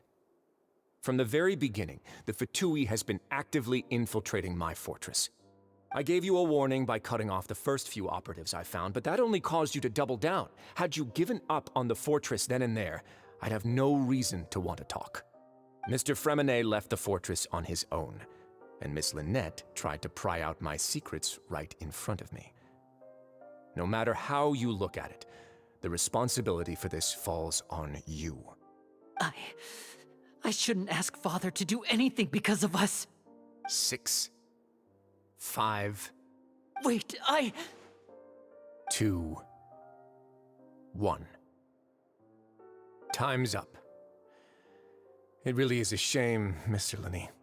Risley! Negotiations have broken down. Please leave, ladies and gentlemen. It's time for my afternoon tea. Yeah, listen to the Traveler. If you can't talk to Linny, can you at least talk to us? You do realize that I'm only letting you go because of Neuvillette, yes? You're here helping him out, and I've already done my best to stay out of your way. But that doesn't mean you can just do whatever you want. The fortress may be small and remote, but it still has its own set of laws. Linny, Then how about this? Those who are capable deserve respect. You've spent quite some time investigating my home turf by now, so why don't you tell me a thing or two about what you found, hmm?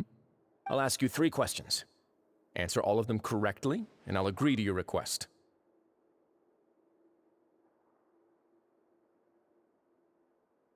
Question 1. Regarding the hidden rules of the production zone, what is the truth behind the one about not being allowed to work for 3 days in a row?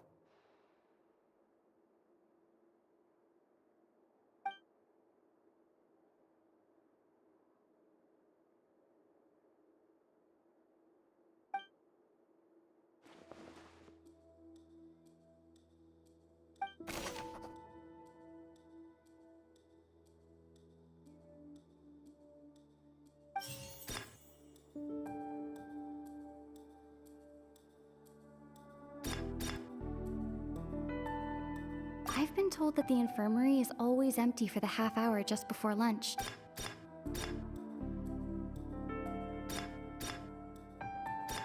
The Fonta promoter has been struggling because he doesn't recognize the real value of coupons. Meanwhile, the Duke believes that only idiots who don't understand the value of coupons would spend them on Fonta. We often see Miss Sijuin observing the prisoners at work near the production zone. It seems like she can perceive the general state of a person's health just by looking at them. Fonta's internal reports suggest that they're starting a new trial of an unnamed and unpackaged product. But the product has to undergo a trial because even Fonta's own employees have a lot of reservations about it. The research note said that the Melusine race perceives the world very differently from humans. Because of that, the Melusines have also developed a sense of aesthetics that appear rather strange and alien to humans.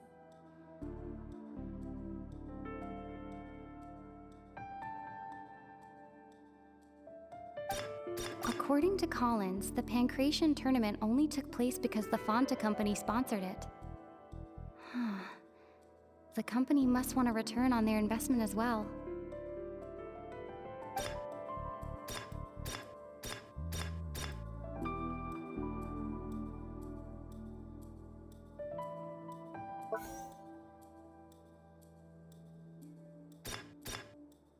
I've been told that the infirmary is always empty for the half hour just before lunch.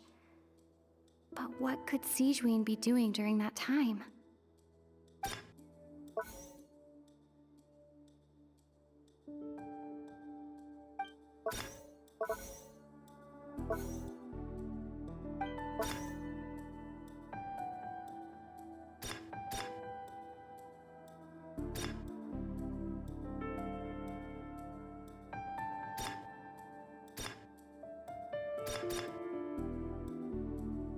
According to Collins, the Pancration tournament only took place because the research note said that the Melusine race perceives the world very differently from...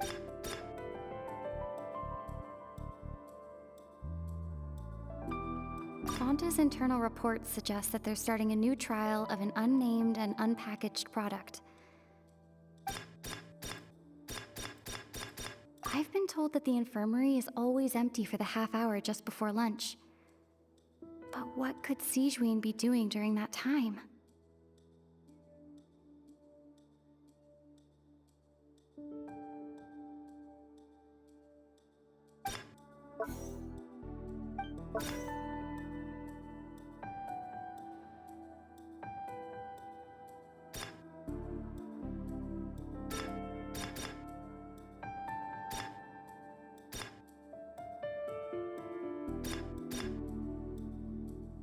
The research note said that the Melusine race perceives the world very differently from...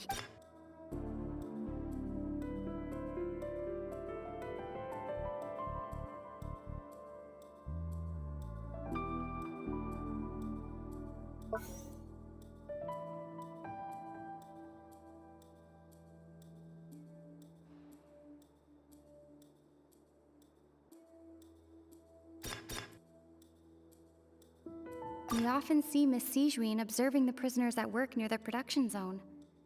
It seems like she can perceive the general state of a person. I've been told that the infirmary is always empty for the half hour just before lunch. But what could Sigewinne be doing during the...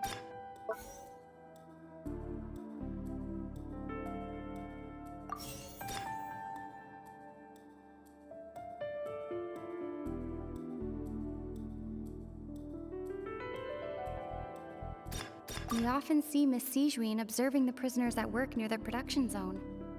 It seems like she can perceive...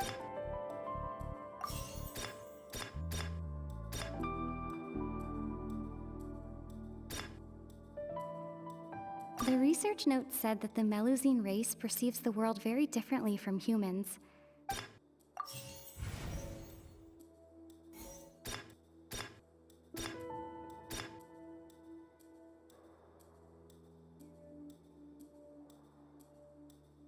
We often see Miss Sigewinne observing the prisoners at work.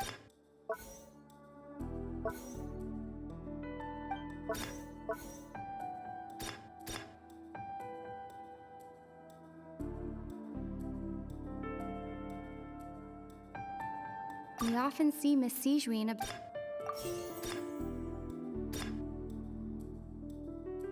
I've been told that the infirmary is always empty for the half hour.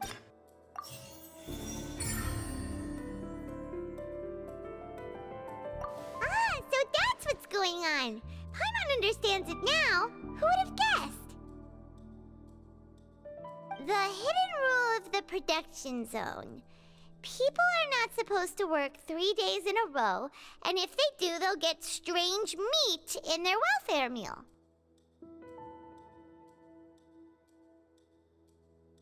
At first we thought this strange meat must have something to do with the people who disappeared, but in reality, they were all prepared by Sigewinne, the head nurse. She often visits the production zone to observe the workers' health and makes a note of anyone who has worn themselves out after 3 full days of work. Out of her sense of duty as the head nurse, as well as her genuine concern for the workers' health, Sigewinne visits the cafeteria right before lunch and cooks an extra dish for those who can use the stamina boost. Sigewinne has only the best intentions with her surprise gift and doesn't want anyone to find out about what she does. However, unfortunately, Melusines as a race perceive the world differently from humans, and their sense of aesthetics is even more alien to us. The recipients of her lovingly prepared special meals cannot taste the care within and usually just freak out. Are we on the right track? Not bad. You've uncovered Sigewinne's secret and even guessed her intentions correctly as well. It's nice to know that her efforts have not gone unacknowledged. All right, now for my next question. There are also some hidden rules in the Pancration Ring, including the one that you're not allowed to support both sides of a fight. Why is that?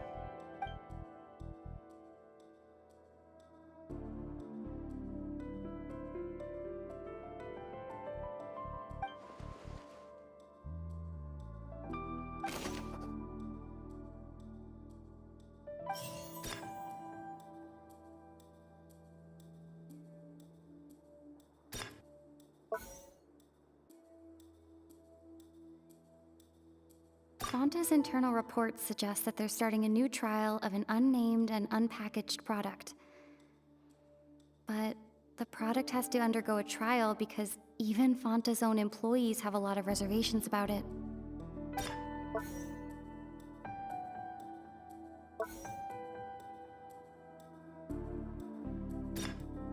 We often see Miss Sigewinne. The Fonta promoter has been struggling because he doesn't recognize the real value of coupons. Meanwhile, the Duke believes that only idiots who don't understand the value of coupons would spend them on Fonta. According to Collins, the Pancration tournament only took place because the Fonta company sponsored it. The company must want a return on their investment as well.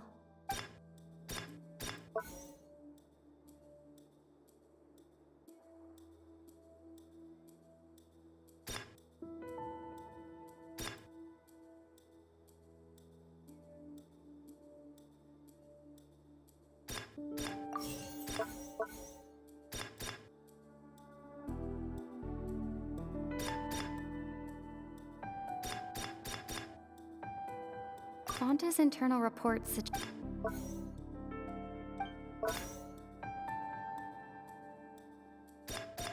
The Fonta promoter has been struggling because he... The Fonta promoter has been struggling because... Fonta's internal reports...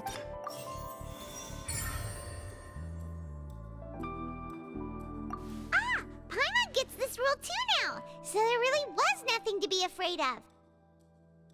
That hidden rule of the Pancration Ring is about how, people are not supposed to bet on both boxers at the same time. And if they do, they'll receive a package containing a strange, blood-colored liquid. People get scared when they see it because they've subconsciously begun to associate it with the missing boxer. But really, it's just a bottle of the latest yet-to-be-named and packaged new Fonta trial product. A blood-red drink. It's no wonder even Fonta's own staff were questioning the company's decision-making. The company, facing backlash from its own staff, decided to try to trial the product on a smaller scale to see how it might be received by customers. They came to the fortress of Meropide and offered to sponsor the Pancration tournament so they could push their new product. But the Duke completely refused to even entertain the idea. The Duke, knowing how valuable coupons are in the fortress, knew that only total idiots who didn't understand their true value would bother buying a Fonta product here. And so, only those who proved their stupidity by being dumb enough to bet on two opposing sides of the same match were selected to receive the drinks. I acknowledge the effort you've put into bringing the truth of this mystery to light. Although, based on your description, that Fonta promoter is a bit too careless with his words, I may just reconsider my collaboration with the company. All right, and here's the final question. What's the secret behind our head nurse and all of her patients in the infirmary?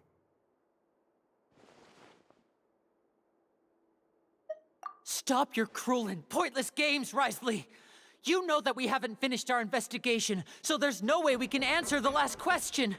The thought of sparing Lynette and Fremine never even crossed your mind! You'll pay for this! Ah!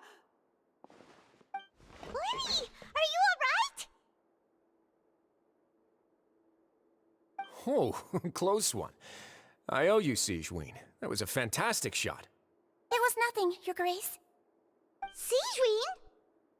Though this gun may look like a toy, it's actually fully functional, as I just demonstrated. Sigewinne... You... Not at all. I am merely a resident of the fortress, and thus protecting it is my duty. When Monsieur Nervulette asked me to come here, he told me that my job would be to take care of the well-being of everyone here. I am merely discharging my duties. But if you mean what you just said, then isn't Linny someone you should be looking after as well? Isn't he a resident here just like the rest of us? But I really am just doing what Monsieur Nervulette told me to do. Everything I did, I've done to protect them. Had I not, they would be in far more dire straits right now. His Grace knows it too, right? Your Grace? Mind proving my innocence to them? My dear Sigewinne, whatever shall I do with you? Would it have killed you to just wait another minute or two? Well, it's nearly time after all. The way you do things can be truly frustrating sometimes, Your Grace. I figured I should try to talk some sense into you. What are you talking about? What time? Take me if you want. Let them go. How touching. Can you just give me one more minute? Don't be like that, Your Grace. All right, everyone, calm down. 2 more visitors will be arriving any time now. I'll go get a cup of tea. Miss Sigewinne, I leave Miss Lynette in your care. What are you doing? I believe I hear footsteps.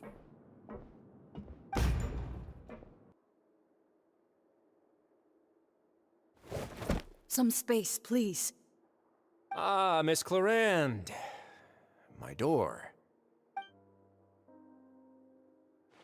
Fremine! Fremine! What's going on? What is Clorinde doing here? Work. I'm sorry about shooting you, Mr. Linney. The tranquilizing effect will begin to wear off soon. Please take it easy in the meantime, though. What happened to Fremine? Wasn't he diving just outside of the fortress? Why is he looking like this?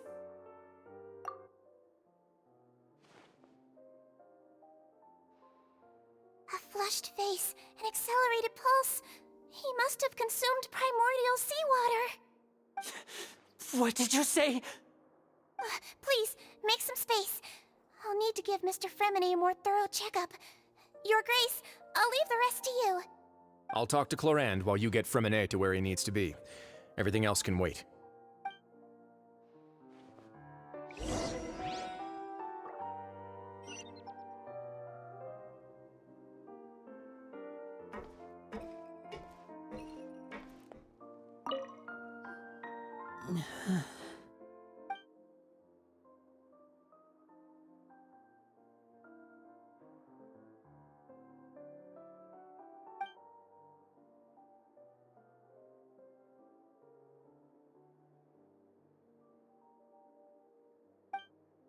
How is he? These symptoms are probably caused by an acute ingestion of a large amount of primordial seawater. Still, his condition is not critical. Of course, it would be best if he stayed for further observation. Let's leave him here for now, and move him to the infirmary once he's recovered a bit more. Sorry. I am aware that the infirmary may not be your favorite place in the world at the moment. We do only have a single clinic in the fortress, however. Why would he ingest a large amount of primordial seawater after leaving the fortress? How could that possibly happen? Please, look after Mr. Fremine for the moment. I'll go fetch some medicine and a respirator. Oh, I'll bring Miss Lynette back with me. Where is she? How is she right now? Oh, she just took a nap in an empty room after I tranquilized her. If my calculations are correct, she should also be waking up right around now. You might not believe me, but His Grace and I actually made some snacks and tea for her.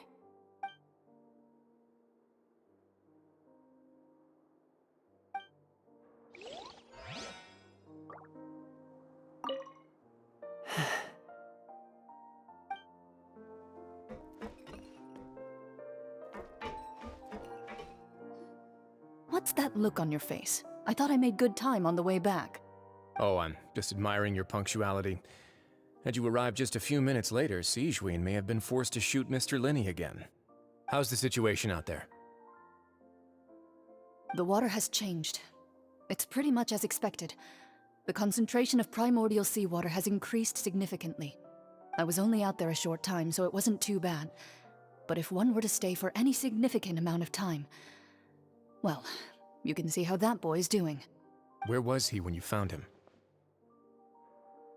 The abandoned zone at the end of the pipes. A good distance into the water. Closer than I thought. He must have recognized it early on and tried desperately to swim back. Locking the door was necessary. I don't think we could have saved two. Well, I did try to convince him that I had my reasons. Never seems to work, though. It would probably work on Neuvillette. He has a knack for picking out who had good intentions, even when the outcomes were all terrible. It's a bad sign if you're having to plead your case to Neuvillette. Want some tea? Not particularly. If you want to drink some that badly, just say so. Fine, I'd like to get some tea. Want me to get you a cup too, since I've already made it?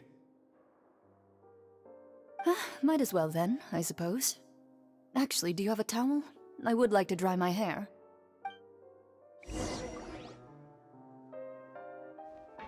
Linny, are you okay?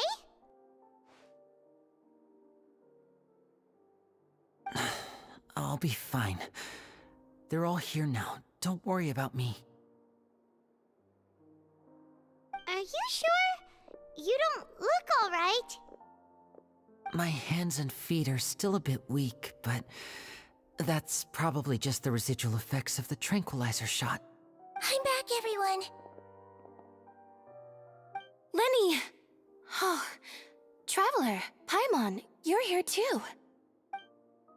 Fremine? Is he... He'll be fine. But for now, please help me lift him up.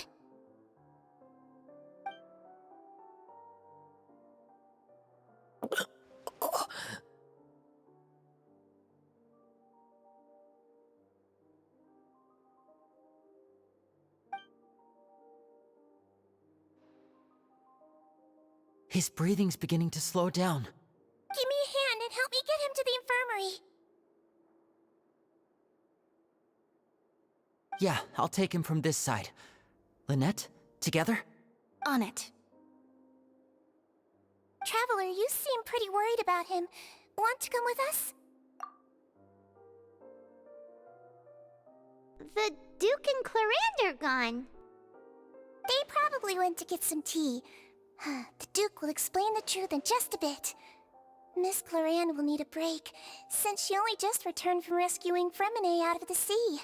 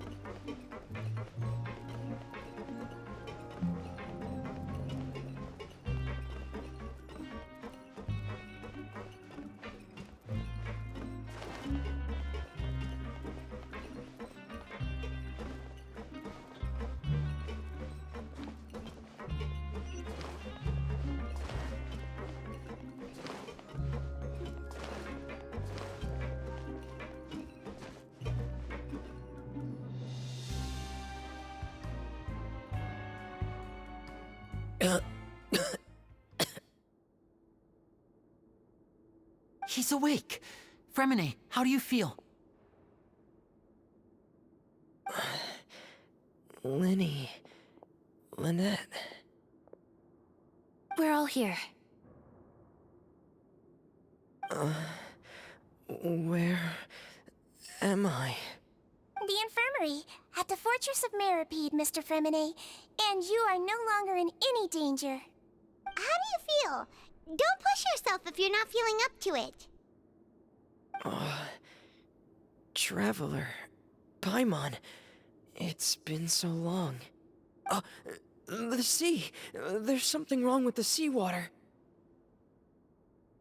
Shh, it's okay.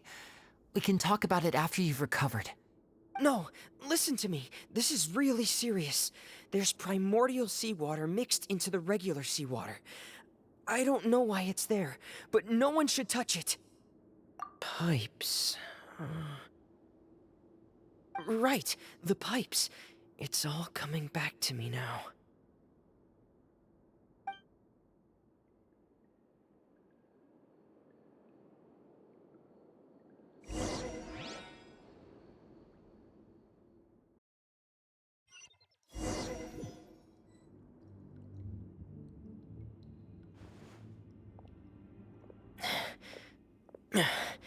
I'm in.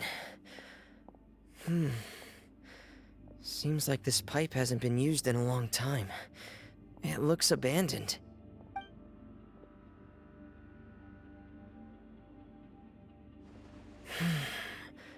Where could Master Child be?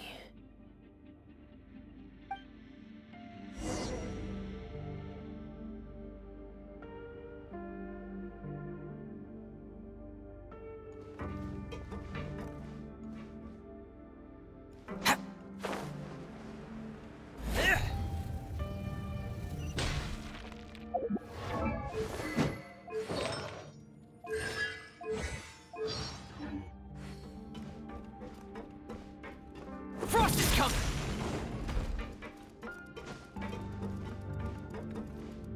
Huh. This mechanism looks like it's been tampered with.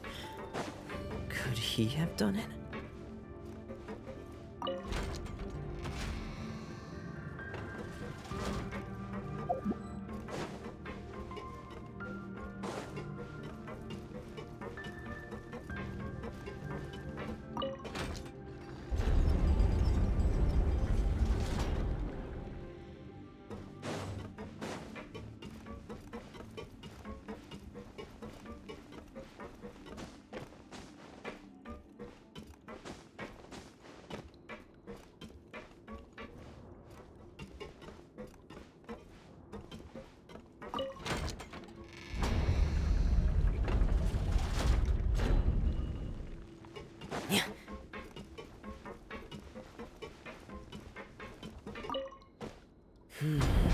It's getting stuck on something. Seems like I'll have to avoid those obstacles while I turn it.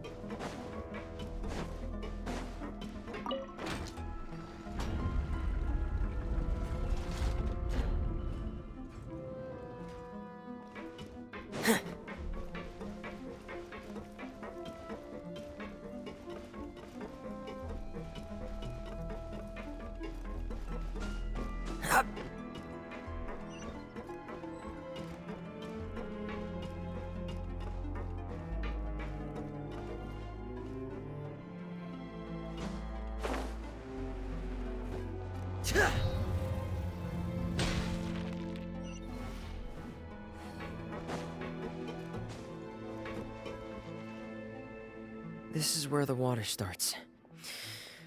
Okay. Master Child probably dived into the water. I'll go take a look as well.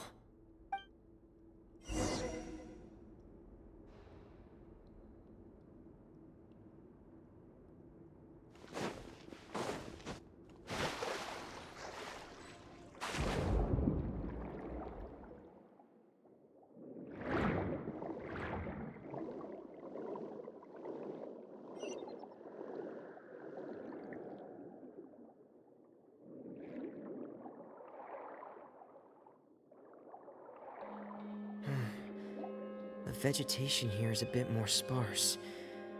These traces aren't natural. A person must have left them, and recently. I should be going in the right direction.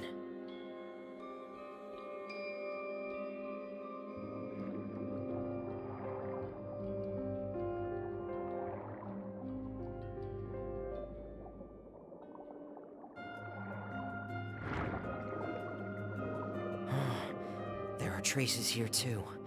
I need to keep going.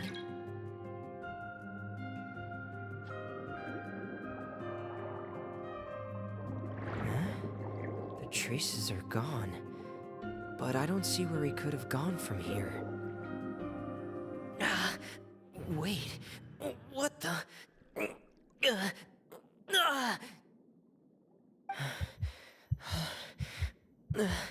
My heart is racing, and it's getting harder and harder to breathe. What's going on?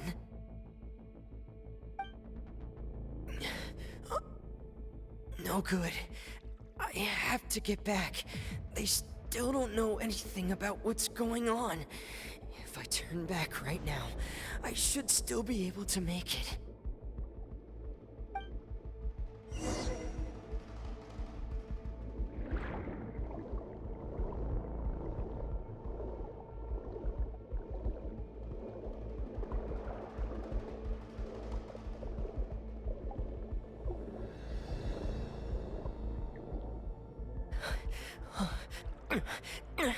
I can't die here.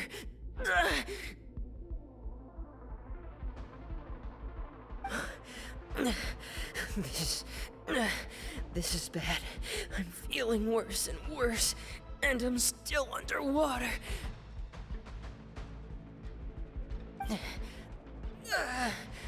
I have to push on.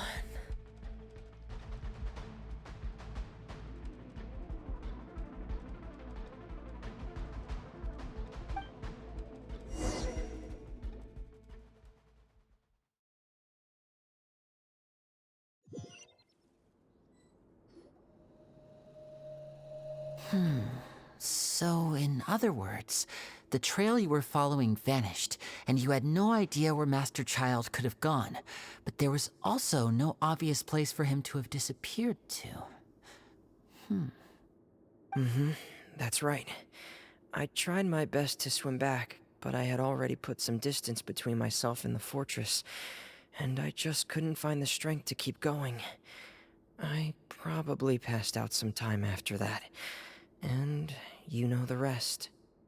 Miss Clarande brought you back, but we also don't know why she just suddenly appeared at the fortress, or why she went out to save you. Miss Clarande, you say? I must go thank her in person. You're still too weak, Fremine. You can go after you've had some more rest. Miss Lynette is right. I believe Miss Clarande will stay here as a guest for another few days, so there's no need to hurry. A guest? Then I can assume Wriothesley was the one who invited her to come down here? You should ask His Grace about that. He'll be able to explain better than me. Yeah, it's about time he actually told us what's going on. Wanna come with us, Lenny? No, please go on without me. I don't want to leave just yet. Lenny. The logical part of my brain is aware that we're safe right now, but I still can't bring myself to leave. Both of you are just in danger. Understood. Then let's just sit together for a while. In that case, I'll leave the infirmary to you. The Traveler and I are going to head out for now. As long as you stay in here, I don't think you'll be disturbed. Thank you.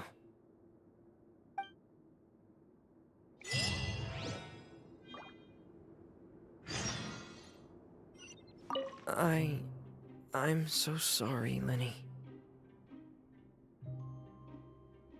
I'm also really sorry, Lenny. I should have been more careful. Don't say that. It was all my fault. I was the one who should have been more careful. You two were nearly... If I was stronger, maybe I would have already found Master Child. No, how can you say that? Huh?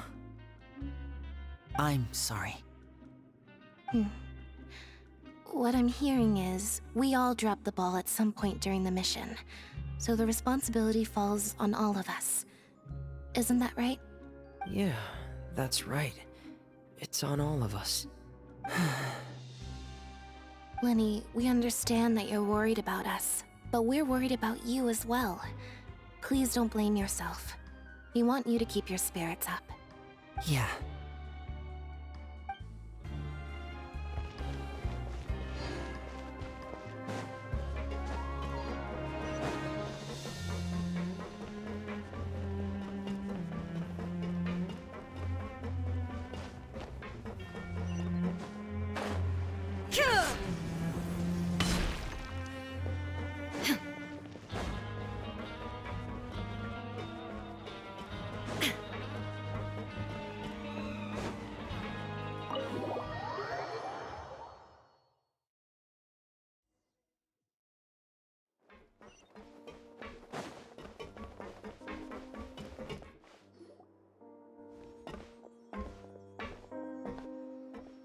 Excuse me?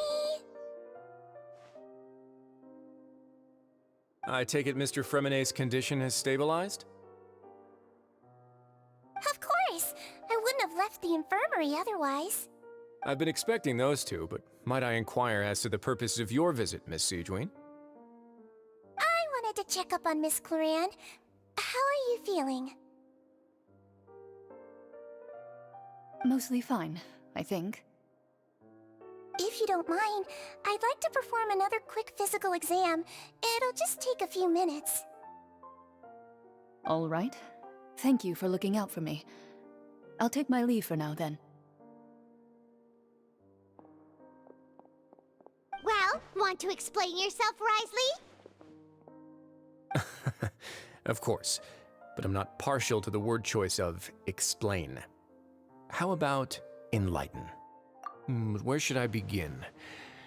How about you start by asking me any questions you have? You can start with whichever one you'd like to get answered the most. Then Paimon will begin. Did you know about Lenny's goals from the very beginning? No.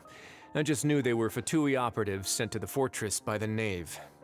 As for their specific goals, I only figured those out as you made progress on your investigation.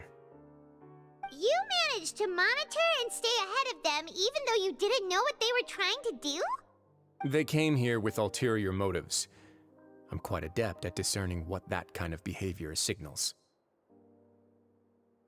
Initially, I thought their goal was just to investigate Child's disappearance.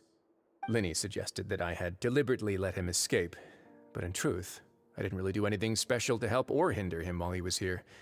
Everything he did, from finding helpers to leaving this place, he did on his own.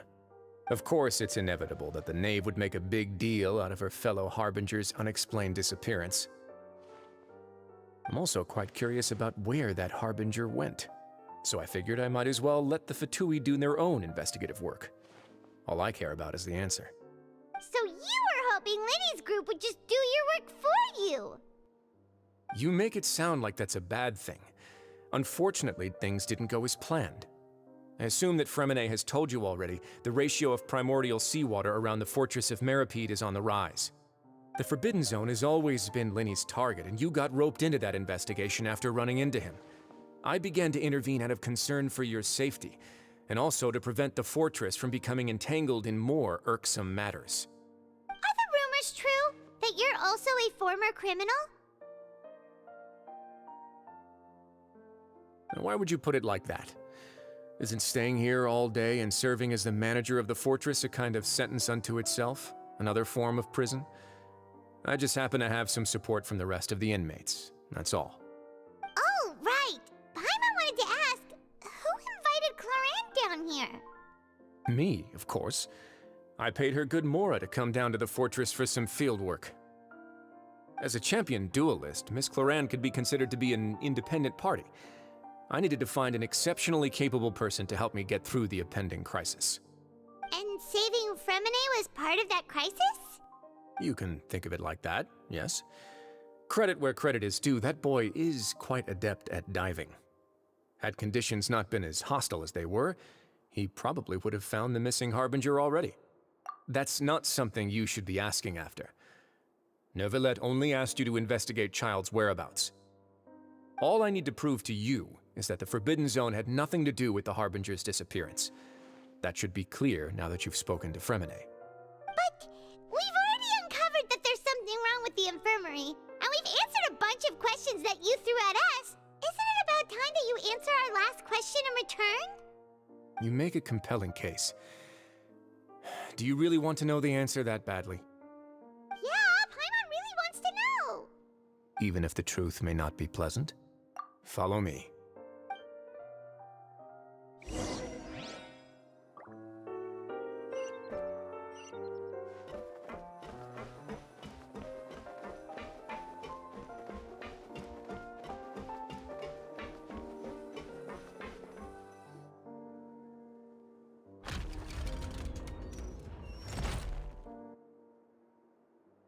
There's a hidden door here? And a whole basement behind it? Huh. You're pretty good at hiding stuff, Wriothesley. It seems you've forgotten just what kind of place the Fortress of Meropide is.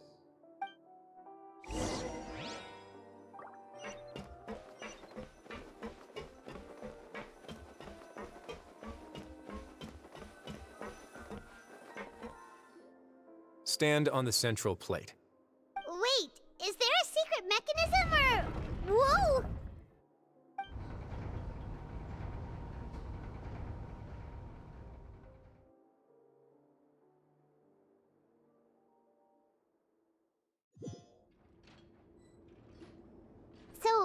This is the Forbidden Zone?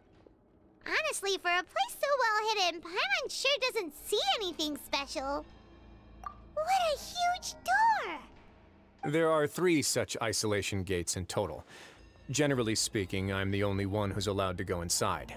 Hence the name Forbidden Zone. Am I correct to assume you're going to run on back and tell your little Fatui friends everything? Well, Paimon wasn't thinking of keeping anything from them. Well, I'd advise you wait until you've seen the whole truth of this place for yourself before deciding whether or not to tell them.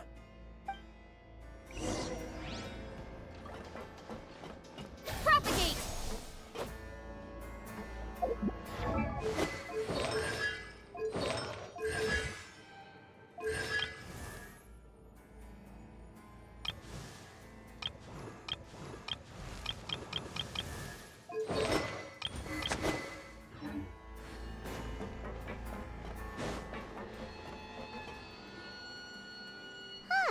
So there's a switch on the side. Stand back.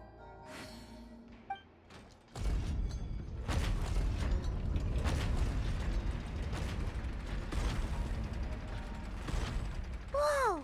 They all just went up one by one. Go on, have a look.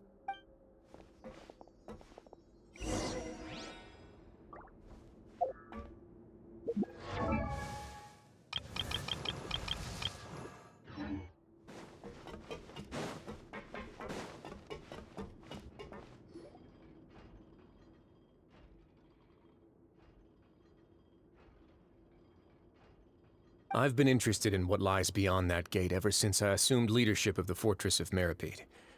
Of course, it would be unwise to recklessly open it, but it'd also be risky and negligent to simply ignore any potential danger that could be behind it. The readings on that dashboard have not budged since the day when I first laid eyes on this place. But over the past year, the needle has crept upwards from its original position, likely because some parameter it's been tracking has changed, if only infinitesimally. Normally, I would have ignored it, but I happened to have some free time when I noticed it, so I investigated. Any guesses what the reading could be tracking? Very reasonable guesses. I've considered both of those as well.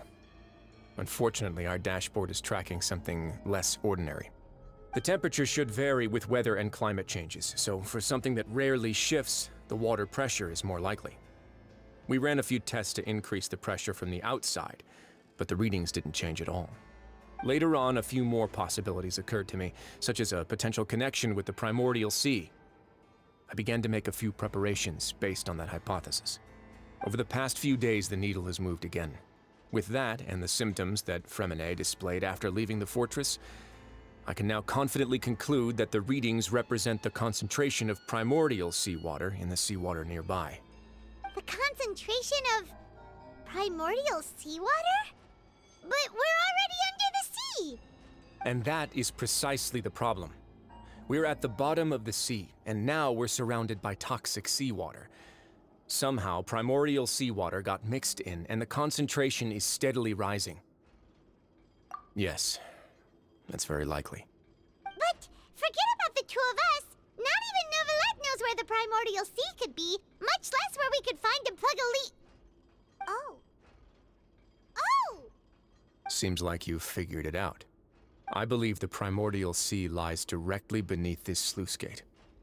For some reason, the primordial seawater levels have risen significantly, and it's now very close to us. The indicators are now red. Although the gate still stands, some primordial seawater has already leaked out and mixed into the sea around us. If this continues, soon it will no longer be able to hold back the primordial sea at all. Yeah, you know what the legends say. If this place falls, then everyone in Fontaine will be turned into puddles in the span of a night. But that's just too weird! Why would the Fortress of Meropide be built right above a sluice gate for the primordial sea? Who built this place anyway? Your expression tells me you think this might be part of a vast, complicated conspiracy. To be honest, you might find the actual answer may be exceedingly boring. It's just that the secret of the Forbidden Zone had been long forgotten by the nation before I rediscovered it with my research. There's no single founder of the Fortress of Meropide in any traditional sense. What we know about its history has been left to us by the people who used to live here. When the previous Hydro Archon Egeria ruled the land, all convicted criminals from Fontaine were exiled. The people drove the criminals away like a wolf pack chasing away the banished. The criminals received no sympathy of any kind from the people.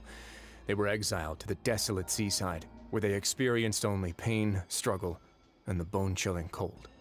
Some of them began to repent, and prayed to the Hydro Archon, asking if there was still anything they could do. The Hydro Archon took pity on them, and said, "You may go guard my secret, deep underneath the waves." And so, leaning on the power of the Hydro Archon, they gathered underneath the sea and began to build a fortress. They became a community down there in the deeps, and over the years helped it to grow. As the number of exiles increased, more and more people joined the community. When the first group of exiles died, they left the yet unfinished fortress to their successors. The Hydro Archon continued to lend her support, allowing the fortress and what it stood for to continue growing ever larger. Before long, this dark underwater fortress became the sinner's only home. And with that, the people here stopped referring to the fortress as a prison. They saw themselves as repenting sinners who would regain their freedom once they had sufficiently redeemed themselves. But as time went on, people also realized that the fortress was a lonely place. Once they had gotten used to life here, they could no longer feel comfortable living in the overworld. Once they had finished serving their sentences, some people left and some others chose to stay. They'd find some idle position and let their withered souls fade away with the ancient secrets of the past. After many, many centuries, few people still remember the reason for the fortress's founding. Now they just see it as an integral pillar of Fontainian society, as the place where criminals deserve to be sent. Now and again, researchers manage to break one law or another and live out their days in the fortress. I learned all this from an elderly historian. Everyone else just thought he'd made it all up. But now you know every part of that history is true. Indeed. It's just as the prophecy says. If this gate fails, then everyone will be dissolved into the sea. To be frank, not really. But sadly, that hasn't stopped this prophecy from proving all too accurate. Prophecies are troublesome things. Just hearing one will create the first wave of panic. Seeing signs of it will bring about the second, and actually witnessing it in real time, the third. Let's go somewhere else. I want to show you something.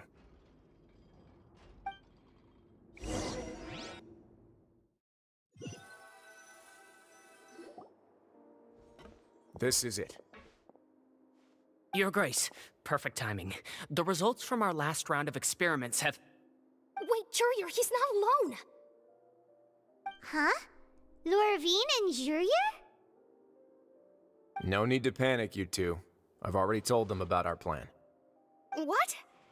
After you warned us not to tell a single soul about any of this?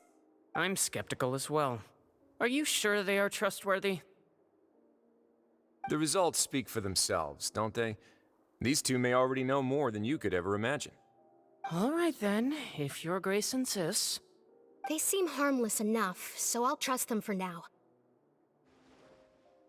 Well, how about some reintroductions? This is Jurier, one of the highest-ranked researchers from the Fontaine Research Institute. He used to work under Edwin. I trust that you've heard of Edwin? Oh, good. Saves me a bit of time explaining. Edwin's main areas of research were archaeum and gravimeters. As his assistant, Jurier is quite familiar with them as well. I hired him to be my technical consultant. You want to blow up the Fortress of Meropide? Ah, what a lovely idea. I'm already imagining it in my head. Gotta admit, I'm tempted as well. Guys, focus! Focus! That taskmaster over there is Miss Lorvine, and is also one of my technical consultants. While Jurier used to be Edwin's assistant, she used to be Jurier's assistant. Ooh, are they together? See, everyone keeps asking this question. Are you too sure you're not a couple and just using your work as a convenient cover? Your Grace, I am not in a relationship with this man. If I dated her, I'd officially be madder than Edwin. Jeez, forget I said anything then. Follow me. Whoa, there's another door that goes right up. Your constant amazement makes it seem like the fortress can do anything. But Paimon really thinks everything's super cool.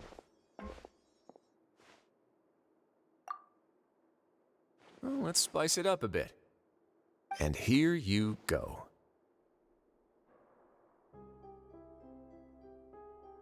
What a huge ship! This is also a production zone that Paimon's never seen before. What's going on?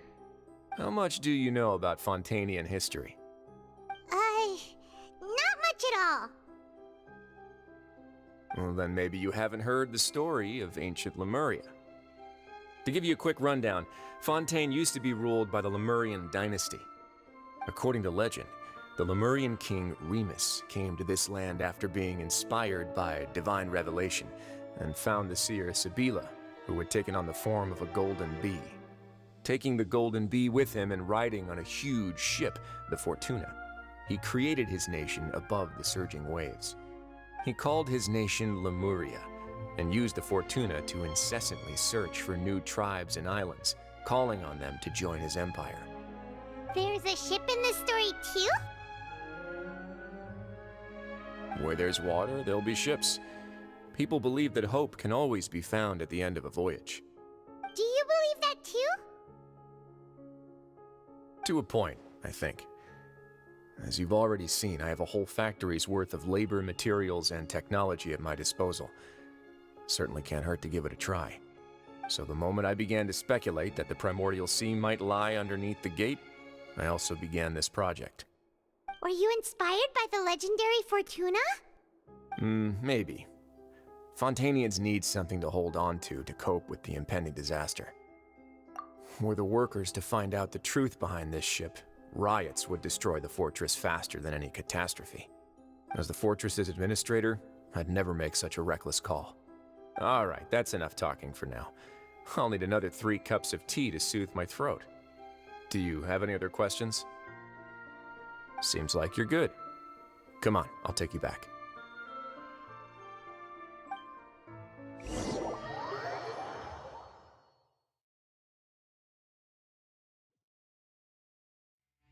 I'll leave you here for now. Oh, thank you so much. No worries. But don't forget, it's up to you whether or not you want to share what you just saw. What you do from here on out will likely affect those 3 as well.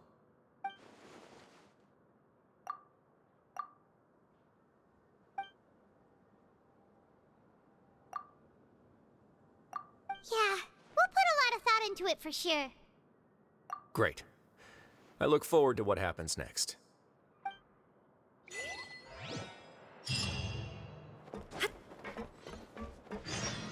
Illusion shattered!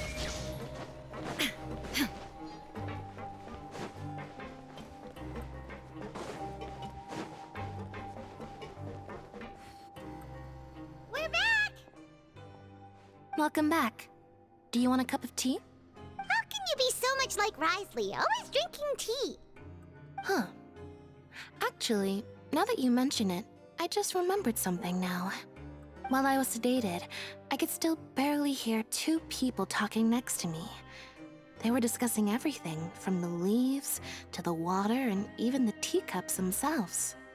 Must have been Wrathful and Sigewinne. Yeah, I heard 1 male voice and 1 female, so it should have been the 2 of them. They really were just talking about brewing tea. I really can't make sense of this place. So, Traveler, Paimon, were you able to learn anything from Wrathful? Yeah, he explained everything. Very well. Then, would you mind checking your answers against my speculations? Yeah, I took the time to rest, so I'm feeling a lot more relaxed now. Nobody else is around, and Miss Sigewinne is also busy with something or other, so let's just talk here. All right, then I'll posit my theories. I asked myself 3 questions. Firstly, why was Fremine affected by the primordial seawater? It was because he dove into the sea. My theory is, the long-lost primordial sea is probably very close to the fortress of Meropide. Ooh, he's good. He got that right on the first try. That's our Lenny. Secondly, Wriothesley's attitude changed dramatically during the course of our stay here. He ignored us completely at first, then suddenly roadblocked us. Why? I spent quite a long time thinking about this. If he has been monitoring the Fatui since the very beginning, he probably ignored us at first because he was hoping we could find Master Child for him. What's more, the Fortress of Meropide is not part of Fontaine's court system, nor does it report to Iudex Nervilet. Wriothesley is basically the king of a no-man's land. As long as the fortress doesn't do anything about Master Child's disappearance, Father can use it to pressure the Fontaine authorities. And while the 2 factions are pitted against each other, Wriothesley will be free to move between the parties of interest. If I had to guess, he probably has something that he's working on himself. It's likely related to the secret of the infirmary, but I just can't think of what it could be. You're super smart. Thanks so much. Then finally, there's the last question. If Wriothesley does have a plan, what could it be? All I know for now is that his plan probably has something to do with the changing nature of the seawater. He's even gotten Cloran to help him out. That can't be the full extent of what he's doing. There's probably a secret passageway behind the block in the infirmary, and there's something big in the fortress that most people here never get to see. He has a bargaining chip, and it could be important enough for Father to deal with him directly. I don't have enough information, so I have no idea what his chip might be. But let me guess. You have the last piece of the puzzle.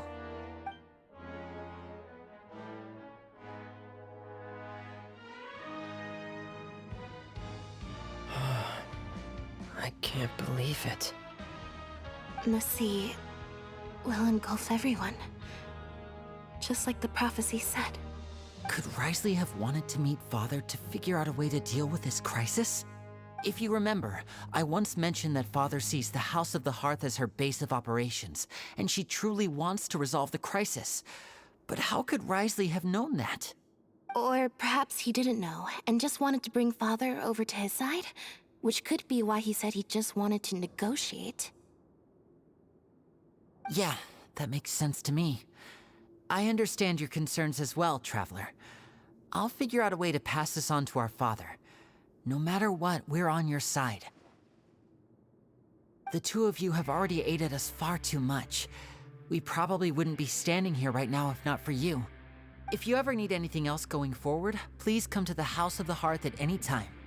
Though you may not share the sentiment, after all that we've gone through together, the 3 of us basically see you as family now. You have my gratitude. Thank you for protecting Lenny when it really mattered.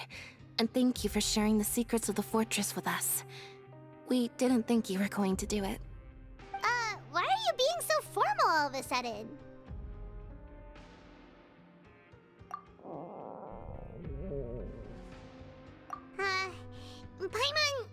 Paimon's hungry.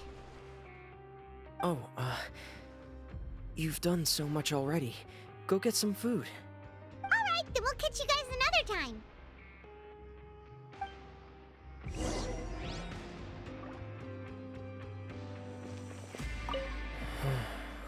I feel like I should try to become someone more capable of helping. You're incredibly helpful. Lenny thinks so too. Yeah, you 2 are always telling me not to push myself, but aren't you just like that as well?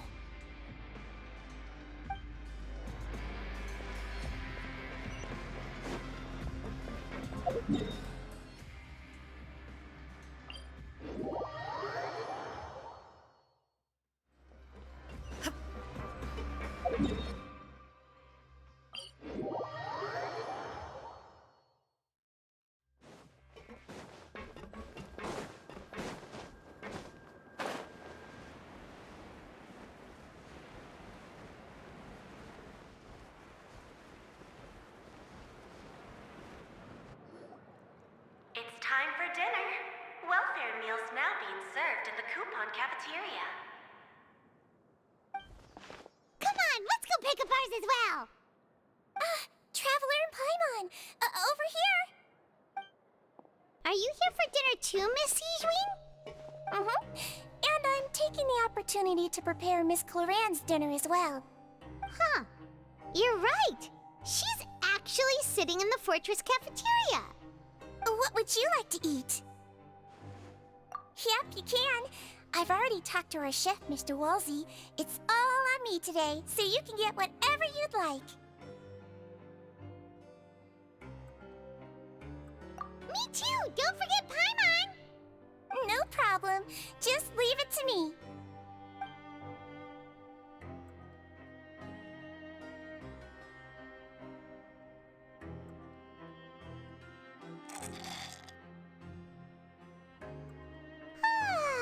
So delicious. Paimon's so happy. Paimon wants to feast like this every day. Feeling full yet? How's the food? Delicious. I'm so glad to see you all so happy. Oh, see, the expression on your face just now? The muscle here just moved, which suggests that you're feeling quite relaxed at the moment. Sijween, do you do this to help your patients or to better understand human beings? A bit of both, I suppose. I'm a Melazine, which means I'm very different from human beings. I must know what you're thinking if I want to take good care of you. You're really good at taking care of people. Even though you're so short, you still talk and act like an older sister. Really? You're reminded of an older sister? That's great to hear. Oh, and what did you mean back in Risley's office? When you said that you were protecting Linny and his siblings as well. Oh, that. I just asked His Grace to look out for those children, especially that diver boy. I was getting a bit worried after hearing that something was wrong with the water. Thankfully, Clorand is very strong and managed to save him in the nick of time. His Grace also sealed the pipes after Clorand left, to make sure that Linny wouldn't impulsively chase after his brother. Although the path was blocked, we still stationed some guards there to stop anyone from approaching. They were instructed to only open the door once Miss Clorand had returned. Oh, and I was keeping an eye on Mr. Linny as well. We had to press him, but we couldn't allow him to be in any real danger. You were all super considerate and really thought everything through.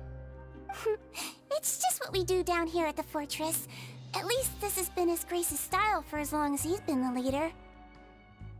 Oh, I really wish Monsieur Nervula would come down here more often too. I feel like he'd like it here, with all the darkness and chaos.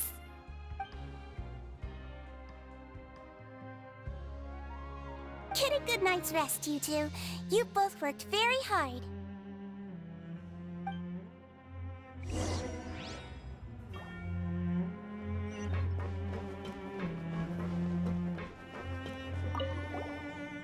Clorand! Ah, it's you two. How's dinner?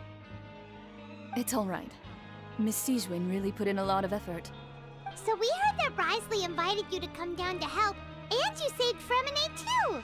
You sure work super fast! Oh, it was child's play.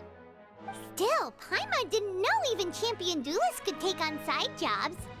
Oh, and why aren't you eating with Sijwin and the Duke? Won't you get bored eating by yourself? Miss Sijwin was with you, and the Duke has business of his own. Actually, didn't Navia say that you went out for dinner with her as well? Yeah.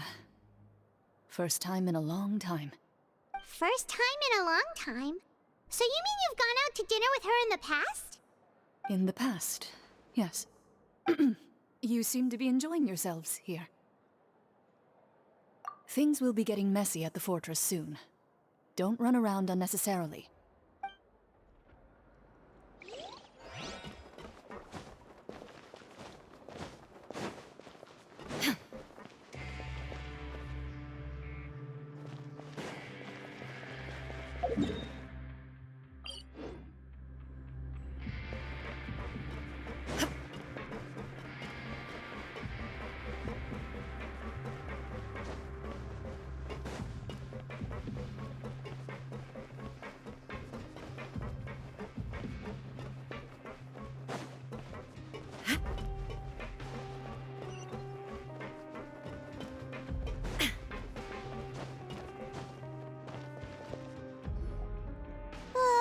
So much has happened.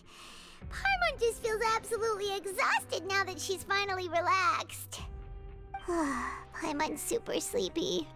Are you sleepy too?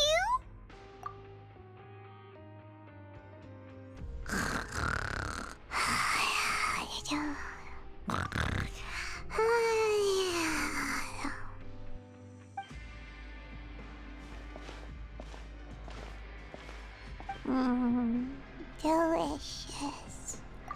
Paimon wants seconds for free.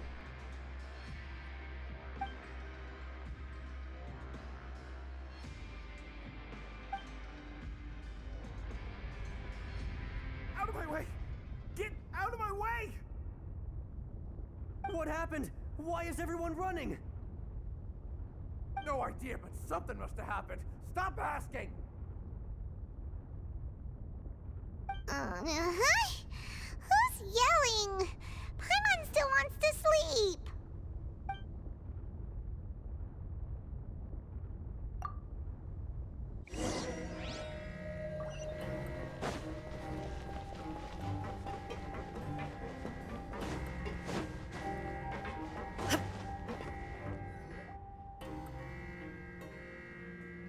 What happened? Why is everyone running around? Hey, what are you doing? There's no time to explain, mate. Goodbye. Hey, wait! What's wrong with these people? They won't even talk to us. They're here! Yeah, there you are! Oh, thank goodness! Quisto and Laveroon, do you know what happened here? We came here especially to inform you. Something seems to have gone terribly wrong just now. His Grace is telling everyone to evacuate and get out of here. Laveroon was saying you two are new here and you don't have many friends, so you might slip through the cracks. Haven't you heard all the stories like that? An evacuation is successfully completed, yet you only find out once you do a head count that 1 or 2 people are missing. Wait, weren't you the one who brought that up? Why is it suddenly my idea? Hey, shut up! Okay, whatever. The point is, you should come with us. Yeah, he said to get as far away as possible, upwards and outwards. Oh no, it can't be that thing! Whoa, wait, what? What? Hey, where are you going? We have to go find the Duke! You two just go and get out! Go on without us! Hey! Be careful! Attention! Please evacuate upwards and outwards, upwards and outwards. If you're already at the topmost layer, then try to move as far outwards as possible.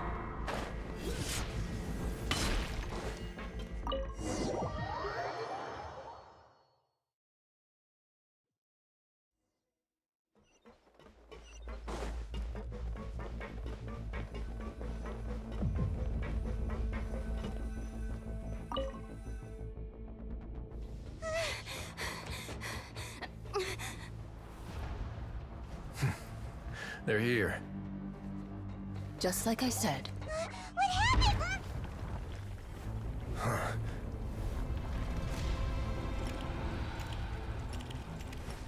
You're just in time. But be ready to run.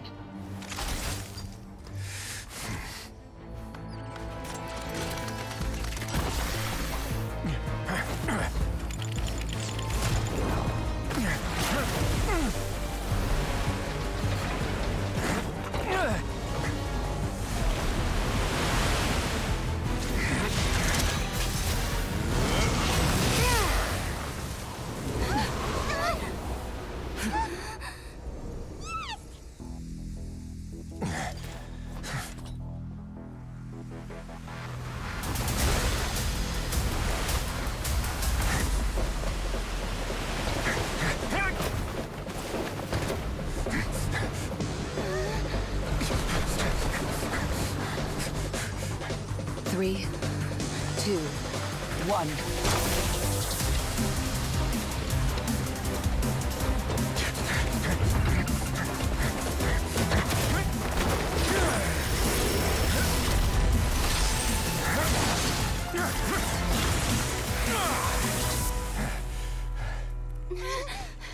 This won't hold it for long.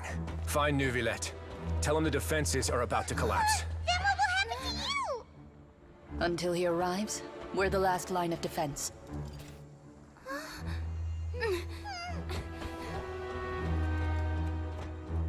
The gate. How long do you think it'll hold? That depends on us.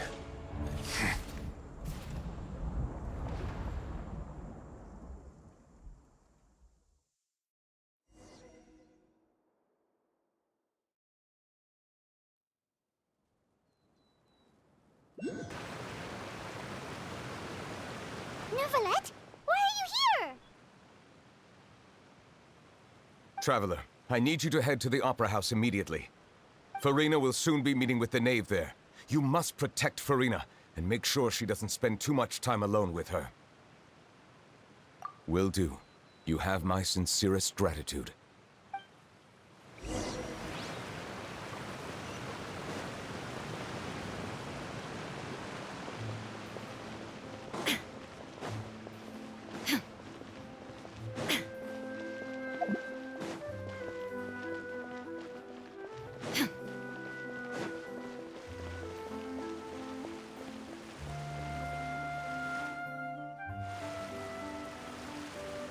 Look!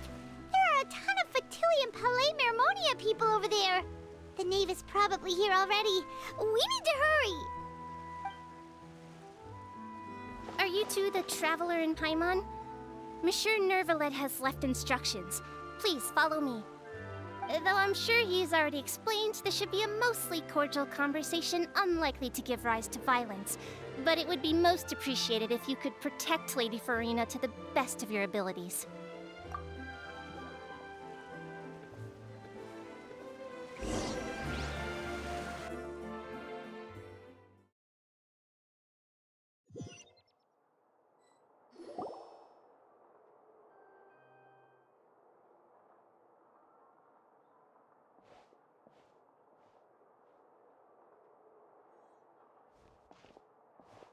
Oh, so you two are the honored guests Miss Farina mentioned. Of course, of course! How could they not attend a meeting such as this? I must always have 2 or more guests at my dessert table. Otherwise, the occasion would be too lonely and unbecoming of my station. It is my pleasure to make your acquaintance, traveler. I have heard much of your accomplishments. I am the Knave, one of the 11 Fatui Harbingers.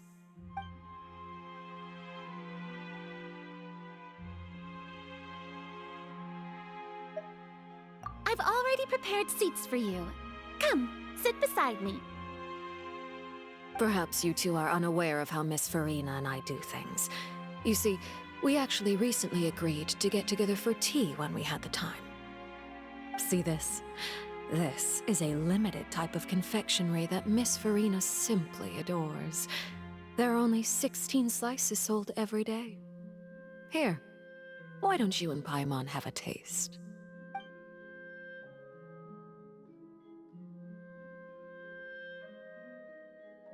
Traveler, what do you think of this cake? That's good to hear. So what Child said was on the mark after all. You do share a taste in desserts with Farina and I.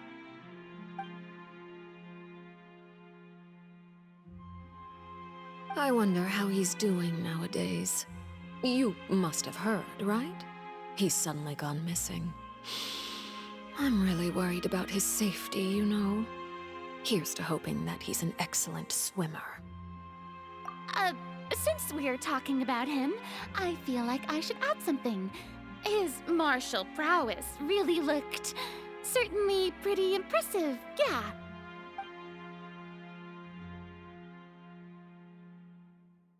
Oh, so you're also familiar with his aptitude for fighting, Miss Farina. Oh, right. I almost forgot.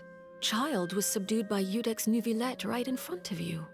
Against ordinary people, my colleague would never be on the back foot. But alas, he just never imagined he'd run into such a person. I must express my admiration for Monsieur Nuvillette. Coming from you, that's not surprising at all. But I thought you would be happier to hear the news. Of course, but it's still a bit of a shame. You see, I would have been far happier had I received this news somewhat earlier. As you well know, a long time has passed since Child disappeared.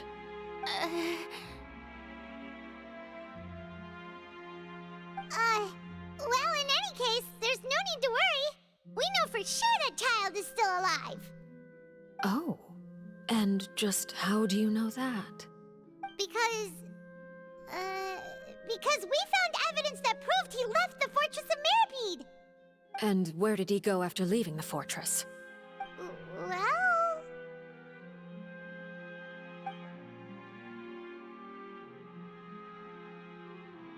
The Fortress of Meropide lies deep beneath the waves.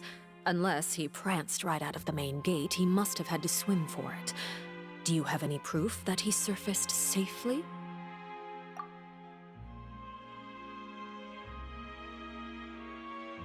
Ah, that is good news at least.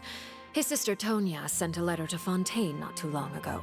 Since he was unfortunately unavailable, I picked it up on his behalf. Do you have any idea how he usually writes back to his family? Dear Tonya, your letter made me feel like we were still enjoying our time in Snezhnaya together. I'm currently admiring the scenery on the streets in front of the Opera House. Is it something like that?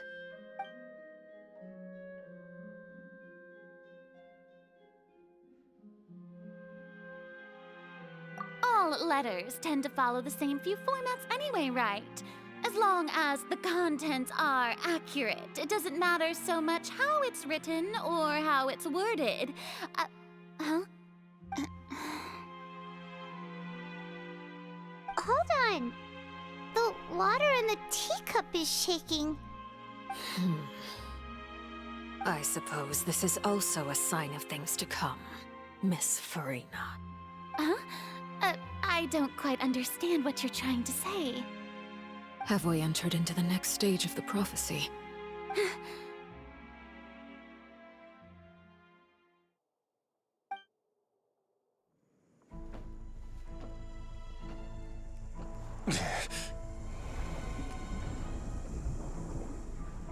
My thanks to you both.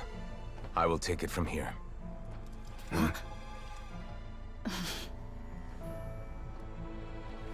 Sure you don't need a hand? Quite sure.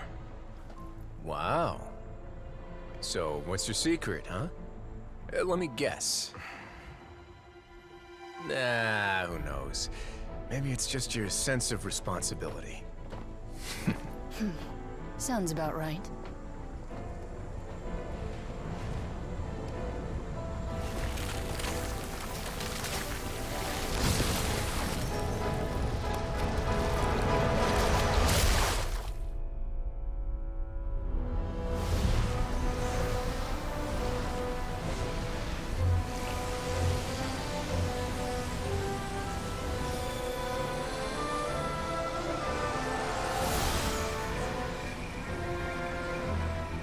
Day may come when the prophecy is fulfilled, and the waters burst forth.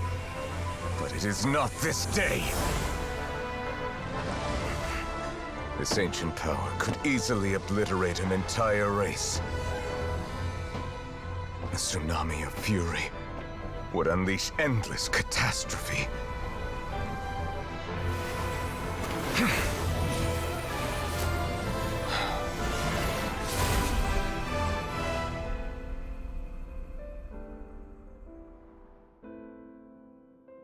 This sentence is too severe. Forgive me for overruling it.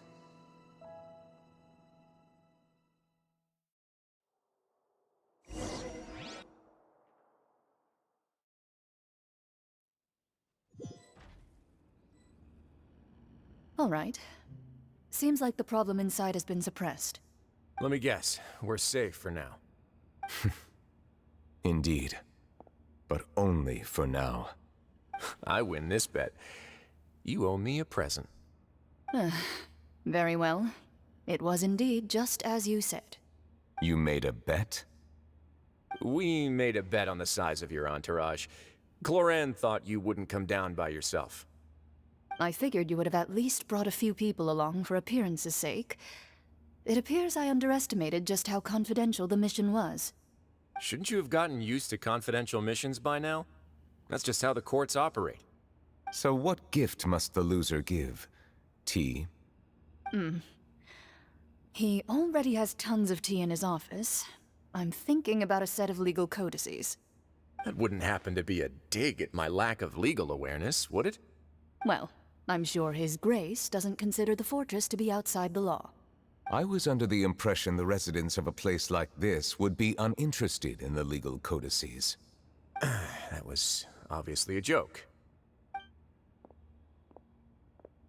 Anyway, you've still got some unfinished business to attend to in the overworld, correct? No need to stay here if you have a pressing matter. We all know you can't leave Palais Mermonia for long. Thank you. I hope everything went smoothly with the Fatui Harbinger.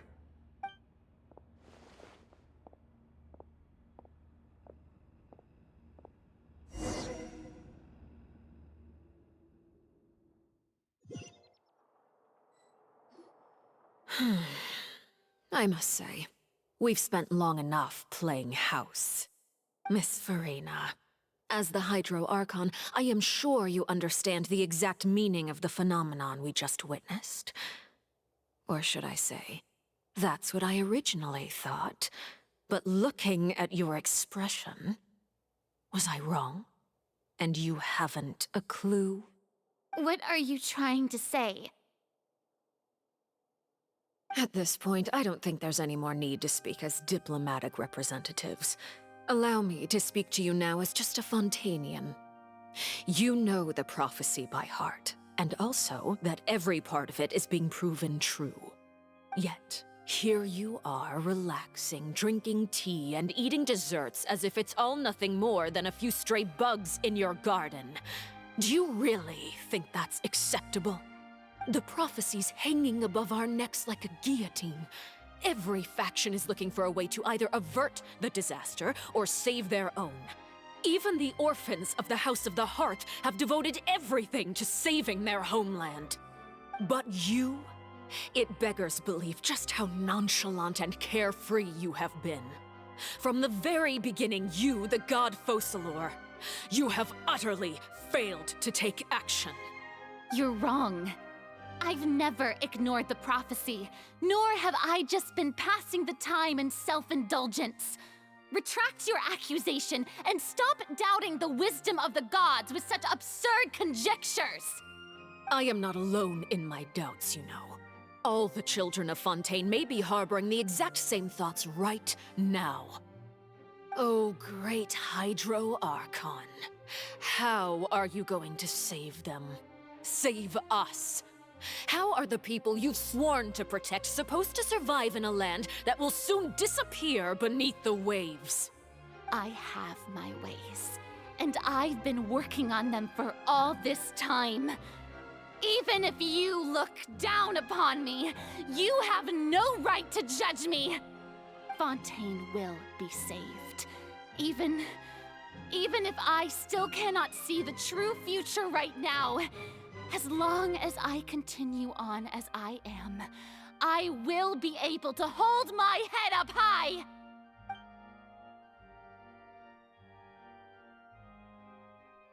Then I ask you, Miss Farina, just what have you been working on? Where can we see it, and what is it doing to help?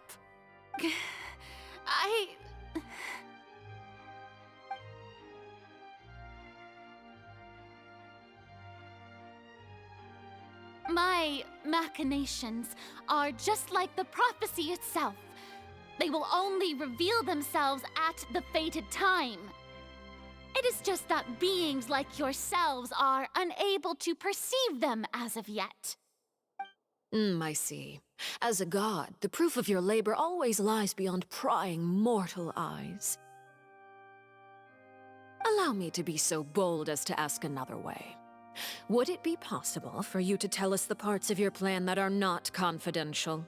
Such as your emergency response plan for the impending disaster? An emergency response plan? Oh, that look in your eyes. Have you not even prepared one of those? The emergency response plan is also strictly confidential. Then allow me to jog your memory. Miss Farina, what is the purpose of your Oratrice Mécanique d'Analyse Cardinal? And what do you plan to do with the massive amounts of indemnitium that has accumulated over the years? The Oratrice? It's just like it appears to be. So you also have no idea. If I'm not mistaken, someone's using it to prepare for something. But unfortunately, it would seem that someone is not you, Miss Farina. I first caught wind of this when Linny tried to investigate the Oratrice in the Opera House.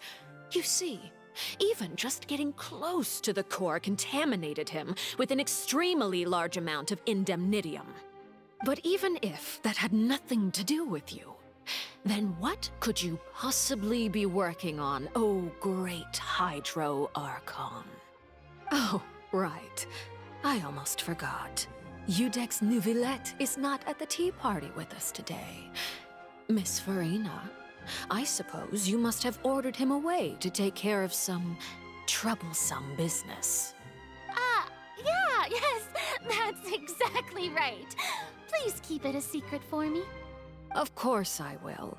Although, I must say, Miss Farina, you seem quite insecure without the Udex by your side. Oh, very well. Let's stop that conversation here. There are still a few slices of cake left, so please, help yourselves, everyone.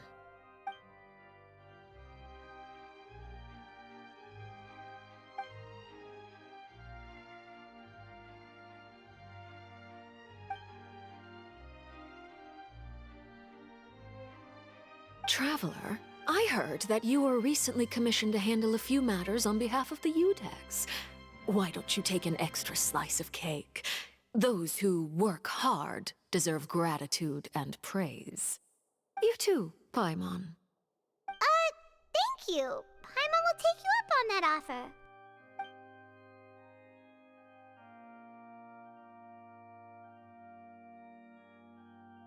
Oh, Paimon's super full. That cake was great. If it's on my tea table, it must be of the highest quality. Yes, and we must thank the knave for bringing these over as well. You're welcome.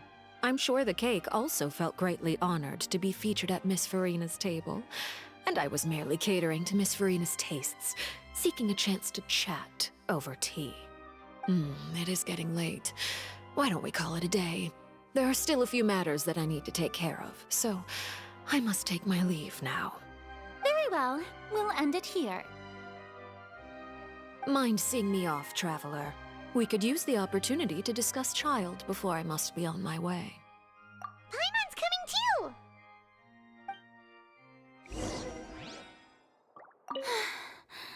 The tea party turned out to be even more difficult than I'd imagined. Why are you looking at me like that? Is something the matter? If there's nothing urgent, then I shall be retiring for now.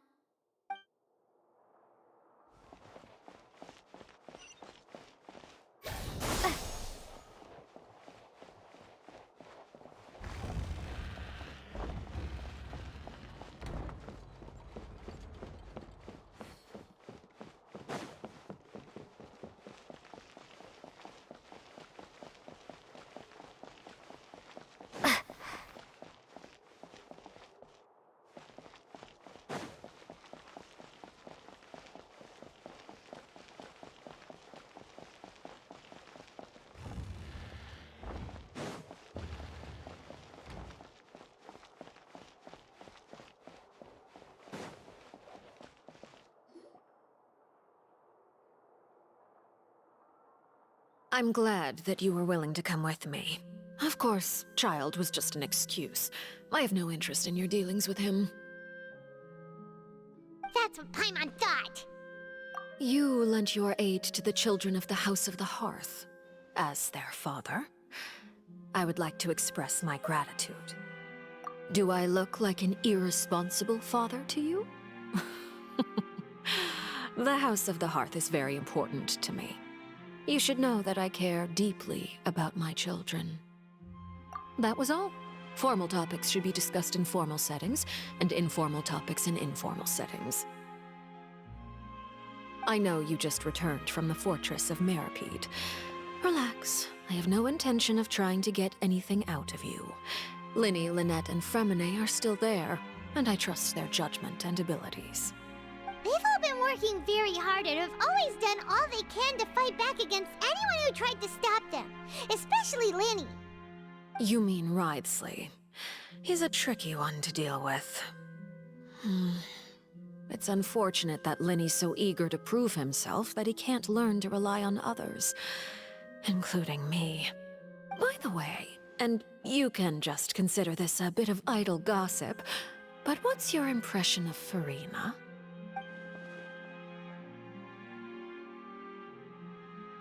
You are outside of our disputes, and the freest person in all of Fontaine, able to move around most easily. Allow me to share my perspective with you. And that's everything that happened during the trial. Master Child was declared guilty and immediately transported to the fortress of Meropide. Didn't he say he was coming here on vacation? Does he not feel an ounce of shame for all the trouble he has caused?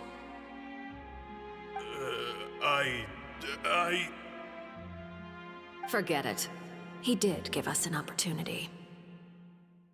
I will be meeting someone shortly. Do you require help with any preparations? No need. I will take care of it myself. I need to meet with Furina, the Hydro Archon. She is at the heart of Fontaine. But what's fascinating about her is that she often seems more like a celebrity than a working Archon. Oh? Come over here, you little critter, you!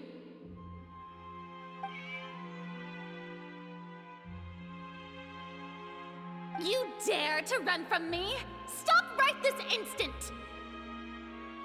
My goal is just to discover the location of the Gnosis. But I didn't expect the chance to approach Furina to be handed to me on a silver platter. This is so easy, it's actually making me a bit suspicious. Anything left unguarded is usually just bait. But no one will blame someone for taking the bait. After all, from the moment it was attached to the hook, the bait is meant to be sacrificed. It's just as I guessed in the second before I struck. The Hydronosis is not currently held by the Archon. In fact, this Archon doesn't seem like a god at all. And I sense that she's under some kind of curse. Who are you? And what are you trying to do? Please don't kill me! I'm begging you, please!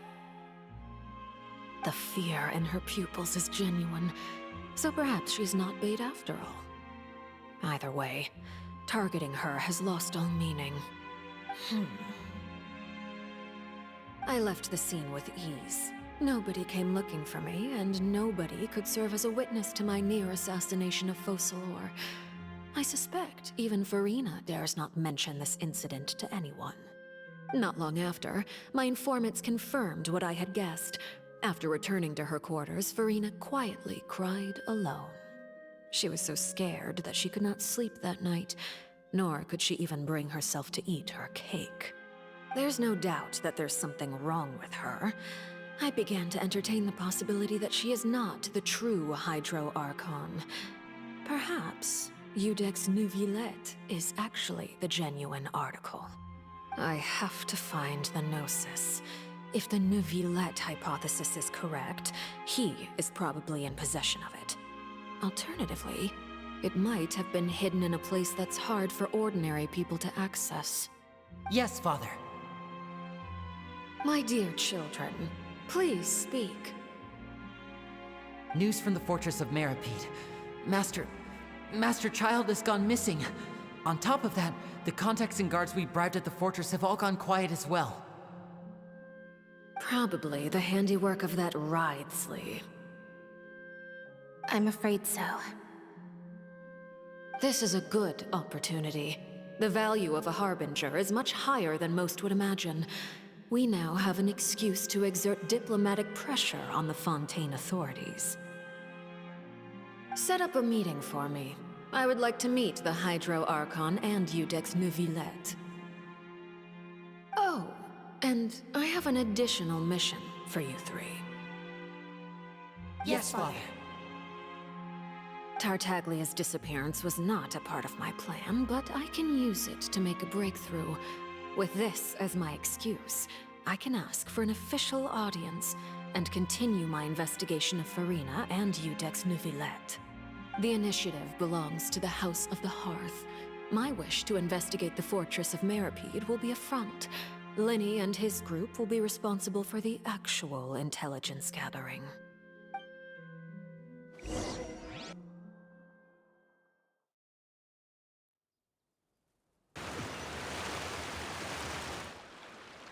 You should know the rest. Lenny's group is quite close to you, so they wouldn't have hidden anything from you. You attacked the Hydro Archon? It wouldn't mean anything, even if you shouted it from the rooftops. After all, even Farina herself is still pretending that nothing of that sort ever happened. Alright then. I've now had 2 chances to enjoy tea with Farina. I have to say, the leadership of Fontaine is even more inscrutable than I had imagined. I once surmised that Iudex Neuvillette must be the Hydro Archon, but now, that doesn't seem right to me either. I am a servant of Her Majesty the Tsaritsa. Over my years of service, I've learned how a real Archon conducts and carries themselves. Whether Iudex Neuvillette or Farina, neither fits the bill. It's hard to imagine either of them as the Archon. Of course, that is all just how I feel. Gut feelings often do not require justification. It is, however, quite amusing to me that after all my years working in intelligence gathering, I've come to realize I am at a complete loss regarding the identity of the god of the land of my birth. Don't you think Fontaine is quite intriguing? A catastrophe looms, yet many secrets have yet to rise to the surface. It looks like Fontainians will have no choice but to save themselves. Ultimately, though, one must survive in order to do anything else. Should the need arise, I would be happy to cooperate with you. You don't need to commit to anything right now, of course. I have a feeling that the situation will continue to evolve, and as your name is often connected with noble deeds, I'm sure we will work together someday. He certainly returned quickly. You must want to catch up with each other, so I'll leave you to him. Neuvillette, is it over? For now, yes. But this issue will prove quite thorny in the long term. I'm concerned that sooner or later the prophesized events will occur. Thank you for protecting Farina. To put it simply, I used my power to force back the Primordial Sea and reseal the sluice gate.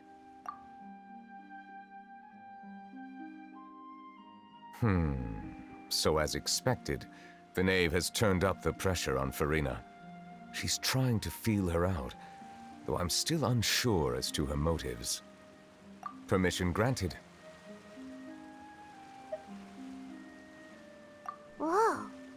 It can't be that you're the real Hydro Archon, right? But that's just a speculation on our part, though. You can't tell us? Then that's okay. We can talk about something else. We won't try to force you. You guys in Fontaine are super strange. If by the phrase, "you guys," you are referring to Farina and I, then although I'm not sure just what you are trying to imply, I must clarify that I do not share her positions on a multitude of topics.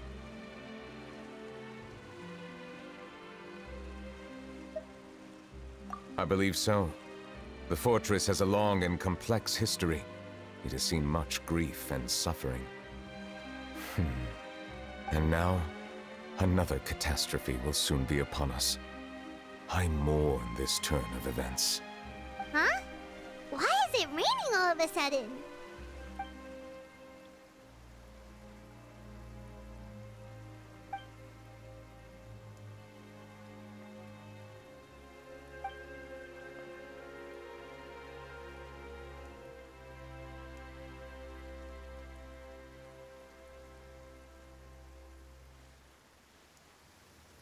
You may be closer to the truth than you think. Oh? And what are you thinking? The dragon of... what? Huh? Please do not be so surprised. Farina?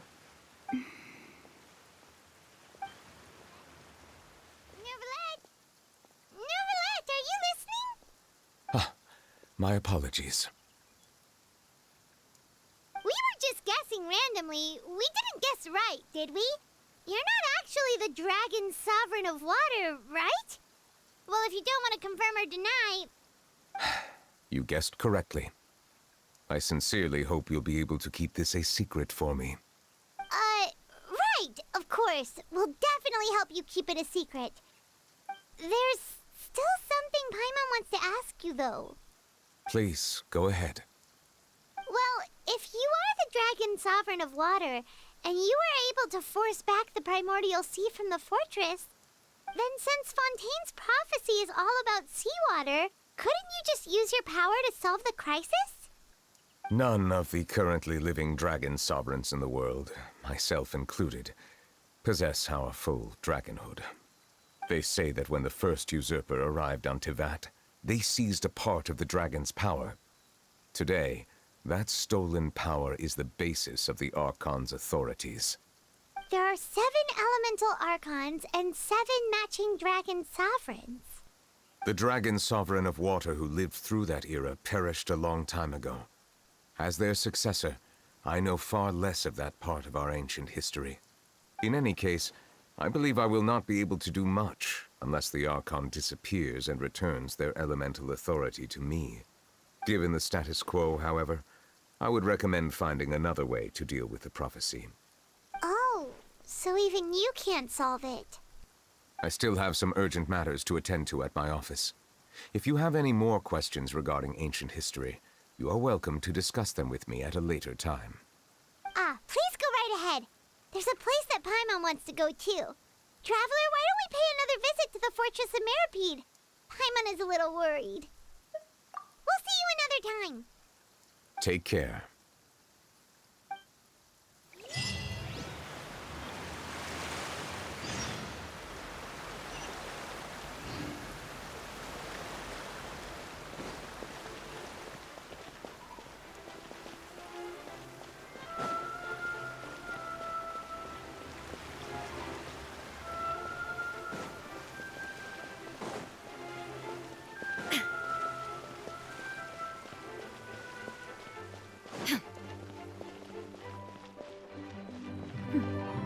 Clear skies can do nothing to hide the brilliance of lightning.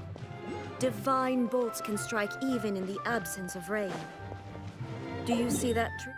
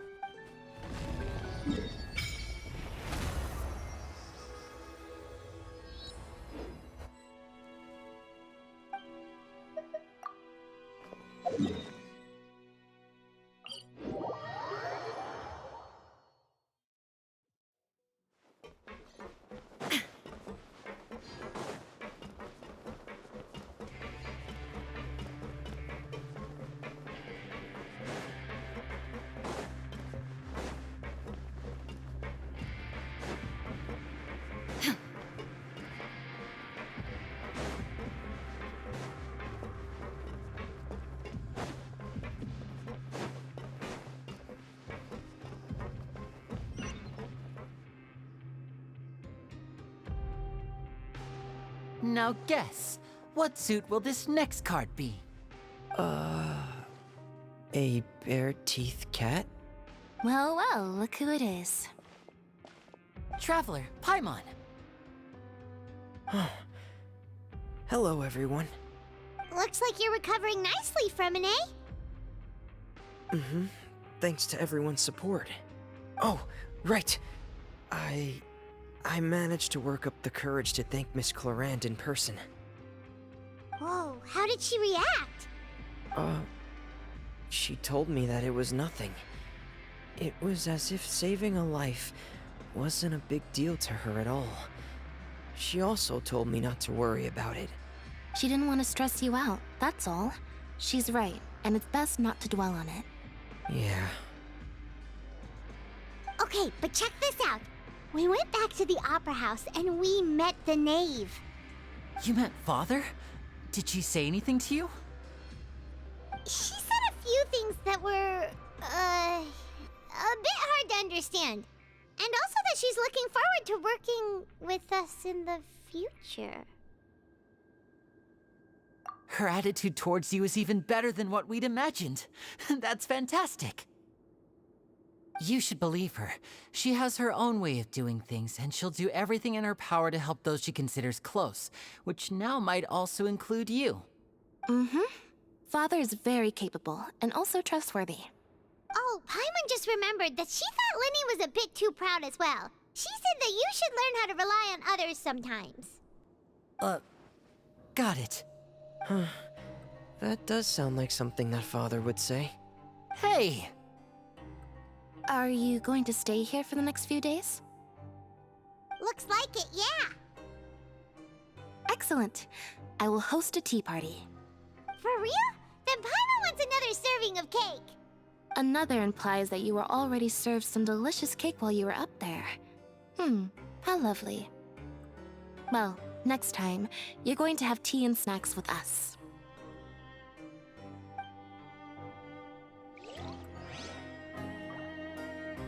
We should start preparing that tea party. Oh, that's a great idea. I'm all for it. I'll help you set it up.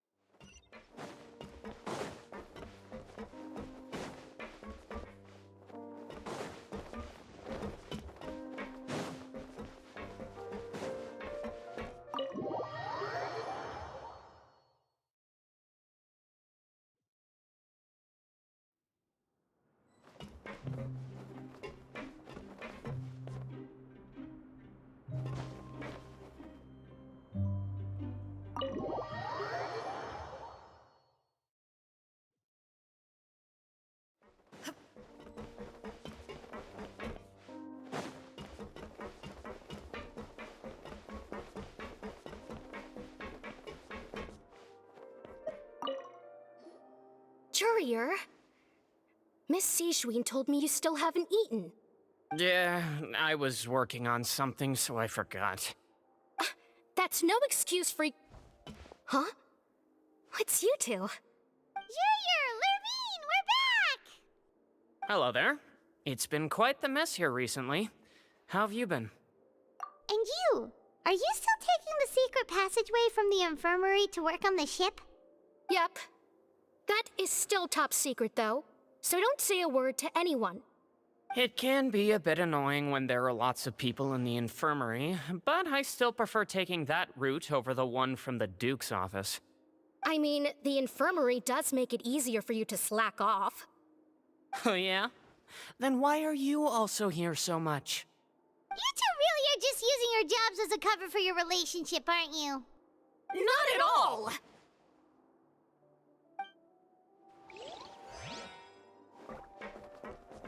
Courier, the rumors about us are literally everywhere now. Please do something about it. But it's not like I caused them by myself. All right. I'll try to do something about it when I can find the time.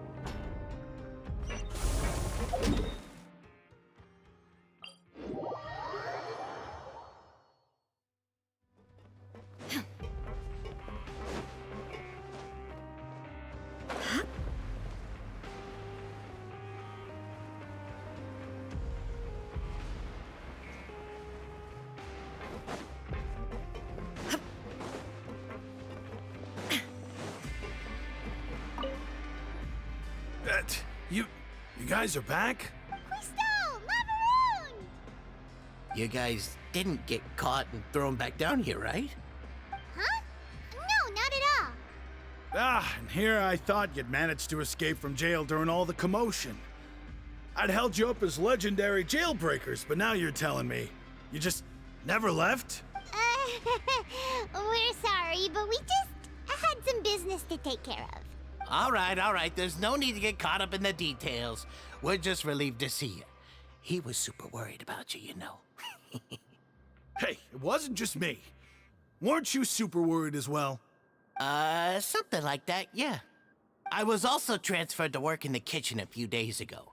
I can still hear Quisto mumbling to the carrots. Are those two all right? Do you think they made it out alive?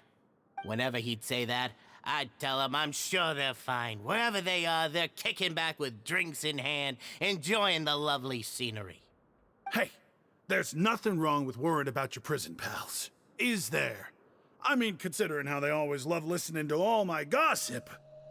These two, they sure are a lot warmer and friendlier than when Paimon first met them. Oh, well, if you say so. I'll be watching you to make sure you finish every last bite. Hey, why don't we have a meal with those two one of these days? You want to cook for them yourself? Why not? Good chance to show them what I can do.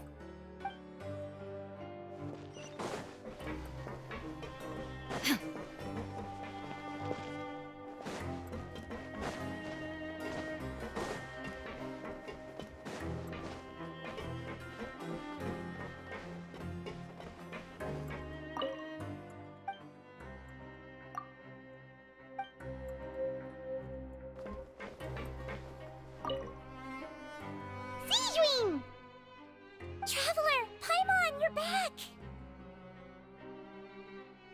Are you still doing all right? Did either of you get hurt?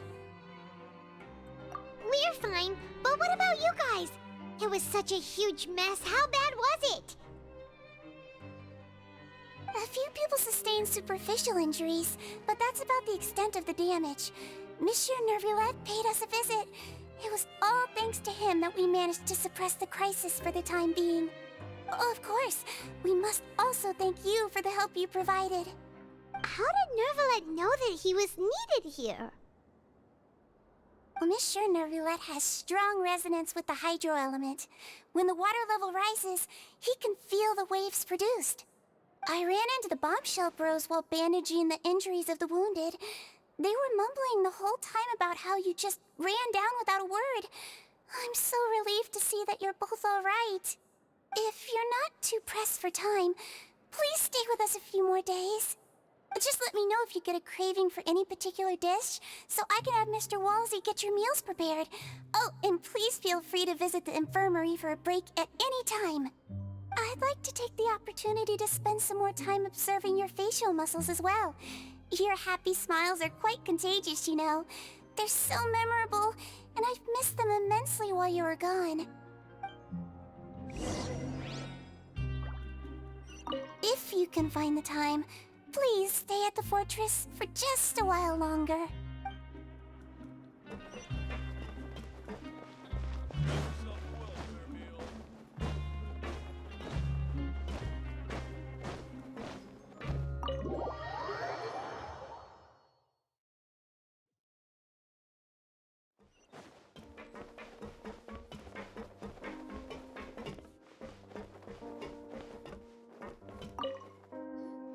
Do my eyes deceive me, or did I just see two inmates come back after making it to the surface? Some strange winds blowing of late. We wanted to see how the fortress is doing. Is everything still alright? We're fine, for the most part. Neuvillette came down and took care of the worst of it. If that's the case, why don't you just ask him to stay here? Oh, yeah, what a brilliant plan. Let's go convince the Udex himself to exchange the courts of Fontaine for a puddle of water in the middle of nowhere. He came here in a hurry and left without even stopping for a cup of tea. He did remember to take Miss Sigewinne's gift with him, though. He sure sounds super busy. Miss Cloran has left as well. She also took her gift from Miss Sigewinne. Were the gifts milkshakes? Neuvillette got the milkshake. Cloran received lipstick instead. Those aren't even remotely alike. Well, it's Neuvillette's own fault for making Sigewinne worried about his health by working so much. But besides that, our head nurse is still pretty fond of picking out beauty products for the ladies. Oh, and I have some gifts here for you as well. Are these from Sigewinne too? Nope, they're from yours truly. You've already wrapped up your work at the fortress, so you can return to the surface at any time. You haven't yet served your full prison term, however, so you may continue to use your cell until your term is up. For real? Then we could stay here for a really long time? You may access the cafeteria for free. Hooray! Just remember to come complete your paperwork once it's time for your release.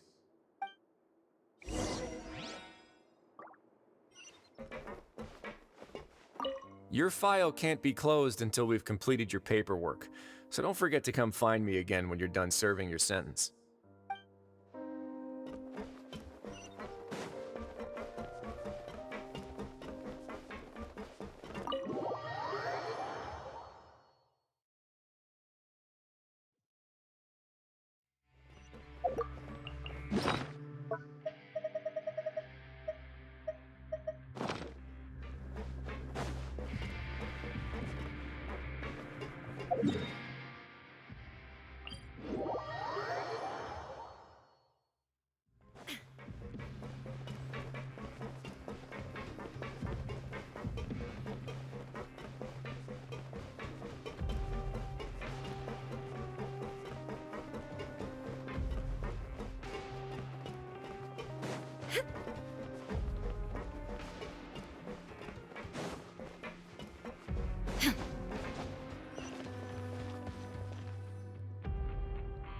We're back in our cell again. We're no longer prisoners, though, so it really doesn't feel the same.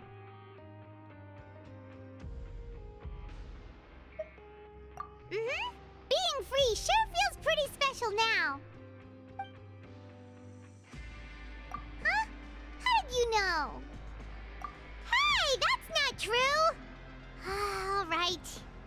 Okay, Paimon just wanted to say that we really are an amazing duo after all. It's like we've now gone to so many places together and become friends with so many people. We've never stopped traveling or stopped meeting new friends. There are so many bad things in the world, and we're just two people, but we've still been solving problems no matter where we go. Isn't that pretty cool? You're counting Paimon today? Aren't you the only adventurer here? Then let's ask Catherine to give Paimon an adventurer handbook as well. Paimon will also be an adventurer from today forward. Just our thoughts making Paimon giddy. Oh, Paimon's gonna crash, so you sleep soon too. The last time we fell asleep here, we woke up to a whole mess outside our cell. The primordial seawater nearly rose up. That was so scary. We should be safe now, right? Alright then, good night to you, Traveler.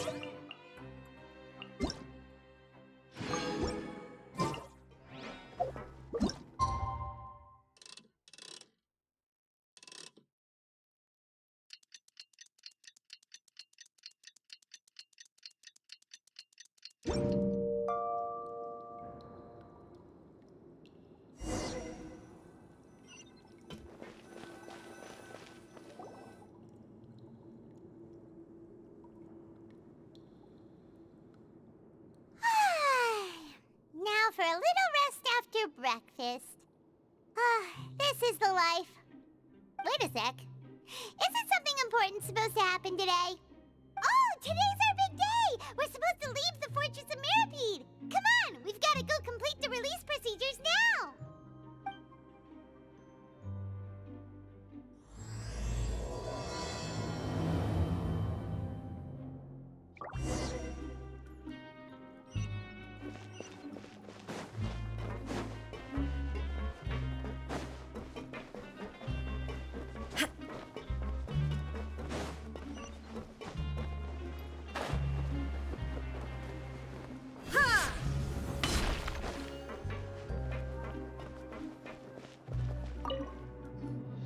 Please, sign here.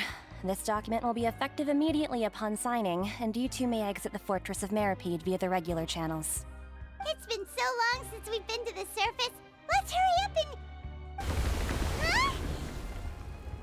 Huh? What's happening?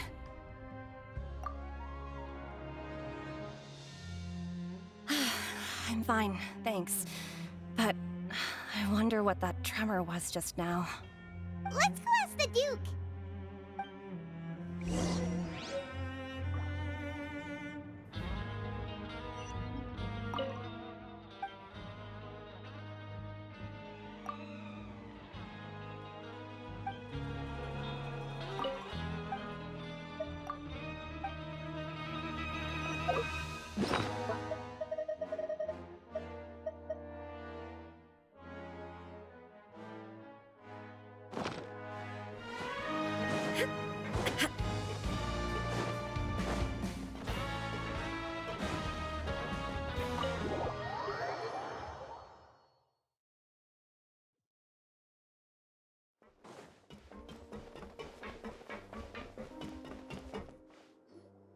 Your Grace?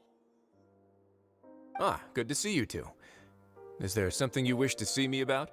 Yeah, what was with that earthquake just now? Ah, that. The tremor didn't originate from the seafloor. In fact, it seems it came from the surface. Over the years of serving as the warden here, I have developed a sense for distinguishing between what occurs on the surface and what occurs underwater. Besides, the seal that Monsieur Neuvillette set in place won't fail so easily. So the fortress is okay? If you recall our last incident, if there really were a problem, there would be crowds of inmates in a panic right now. Huh, you've got a point. Okay, seems we need to get back up to the surface and ask about what happened. By the way, do you know what day it is today? I believe today is this month's pipe cleaning day. Wait, seriously? Ah, yes. Have you completed your release papers? Yep. It's you two. Are you leaving now? That's right! Today is our last day in prison! But now that Paimon says that, it doesn't feel like we were confined here. It's actually been pretty nice. Oh yeah, Paimon feels fond of this place now. Then be sure to come back and visit. I'll miss you. If you've signed the release papers, then you're free to go. The guards will escort you out. You're not going to see us off? I knew you'd ask. All right, sure. Let's go. Well, you actually agreed. No worries, you must be busy. Paimon was just joking. Ah, so you do have a polite side, I see. After being down here for so long, I imagine you must feel like you're lacking companionship. Shall I come along too? Yeah, don't worry, we'll come back to see you. Paimon really likes the cafeteria here. The chefs sure do know how to make good grub. I hope you won't be here as convicts the next time I see you. We'll do our best to stay out of trouble. Well, it seems our work in the Fortress of Meropide is finished. That's the end of another chapter in our journey. And since Nervalet was the one who asked us to come here, we should probably go report to him now. Next up, the Palais Mermonia. You're going to see Monsieur Nervalet? Please pass on our kind regards. I'm sure just your regards will do, no? I believe it would be the polite thing to do. You're right. I've heard the Palais has been terribly busy these days. Tell him that I hope he hasn't been overwhelmed by the recent string of troubles.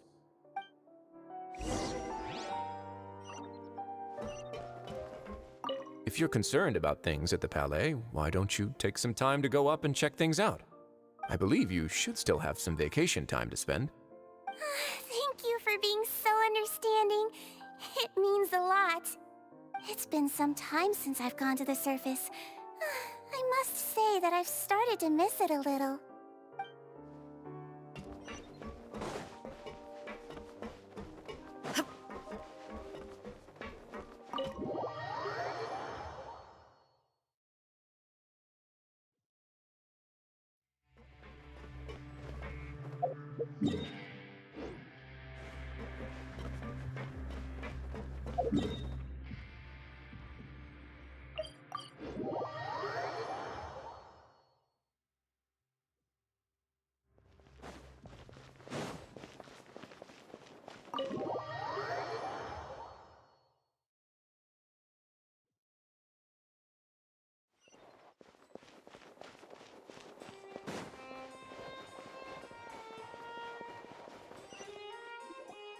The Palais Mermonia sure is buzzing with activity today.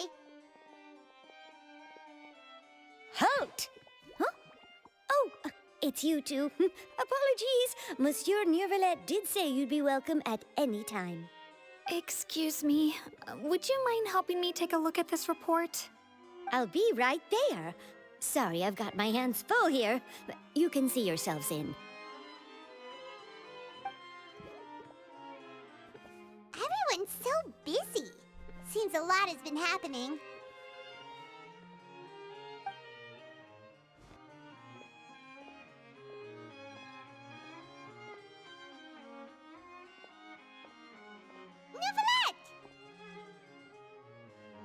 Hello.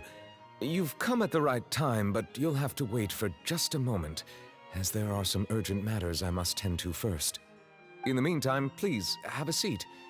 If you'd like to have something to drink, let the Melusine outside know. That's all right. We just ate. Very well, then. Let's take a break over there while we wait for him to finish finish his work.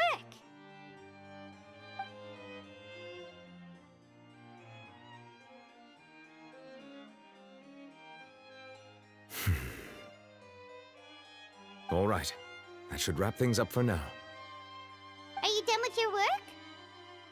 Yes, sorry to keep you waiting. Today should be the day you were released from the fortress of Meropide, and it appears that you have managed to complete all the release paperwork. That's right, and we came here to see you right away!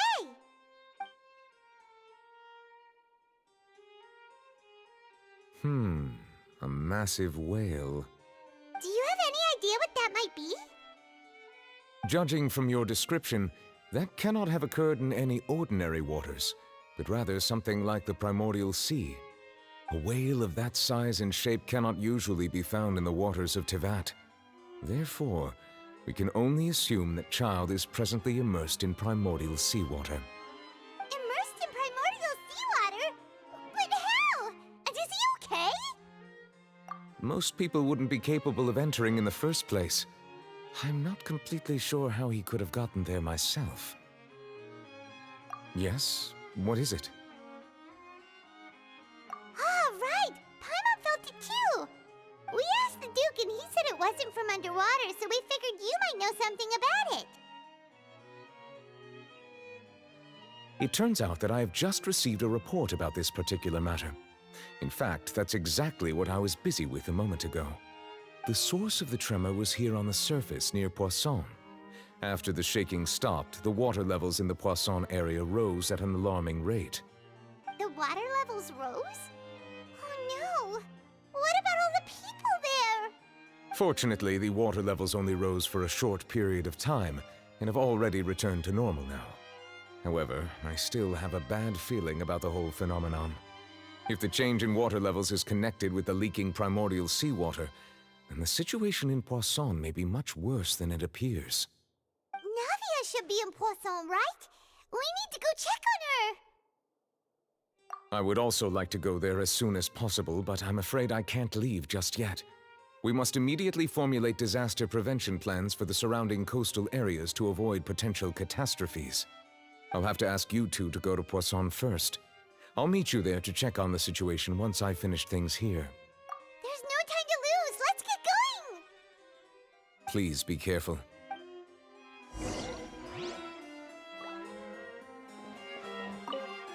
The two of you have my thanks.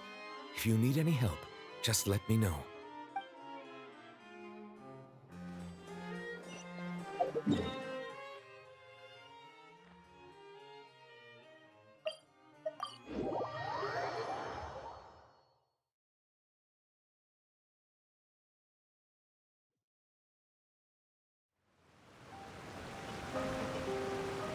Oh no!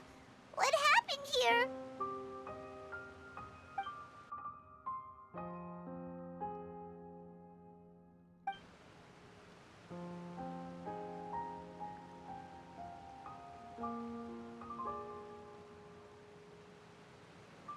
Navia should be around here, right?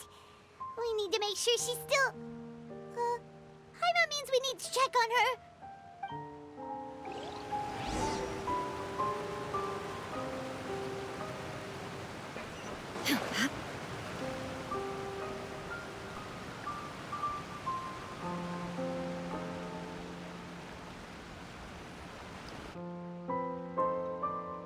We haven't seen a single soul all the way here. Oh, this is getting scary. What will I ever do now? Look, there's someone on the roof over there. Just stay put! We're coming up! Watch your balance! All right, just hurry!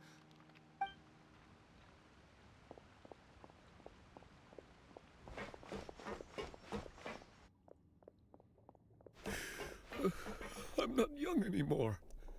How will I survive on my own? My Desiree! Oh, he looks pretty sad. My leg! My leg! How could this have happened? It hurts! Just hang in there. Help is on the way. You can hold my hand if it makes you feel better.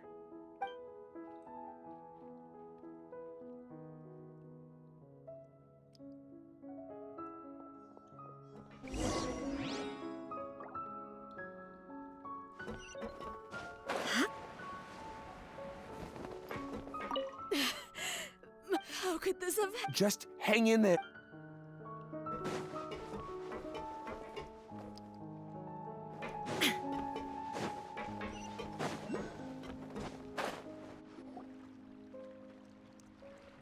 Oh, it's Navia! She's over there!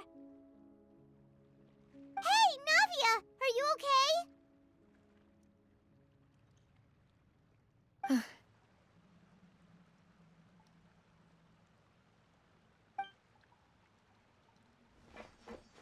You're here. We heard there was a situation in Poisson, so we came as quickly as we could! Yes. As you can see, the water level suddenly rose. It caused quite the disturbance, in fact.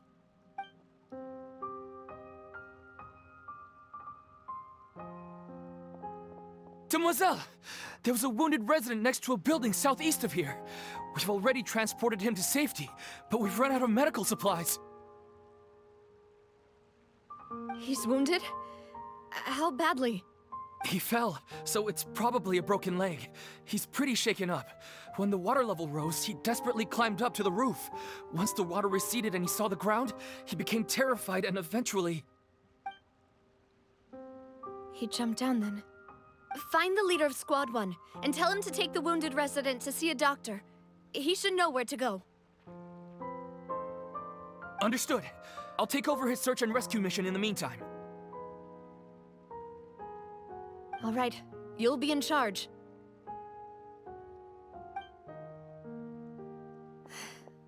I'm sorry. Where were we? The situation in Poisson? Ah, right. Allow me to explain. A little earlier, we suddenly heard a loud noise. At first, everyone thought that something might have exploded in the waterways. But before we knew it, water started pouring out from everywhere. The rushing water seemed a little odd, almost like the unique color of primordial seawater. Some people didn't realize the danger and thought it was just ordinary water, leaking from somewhere. Everyone on the street who happened to be close to the water didn't have a chance to escape.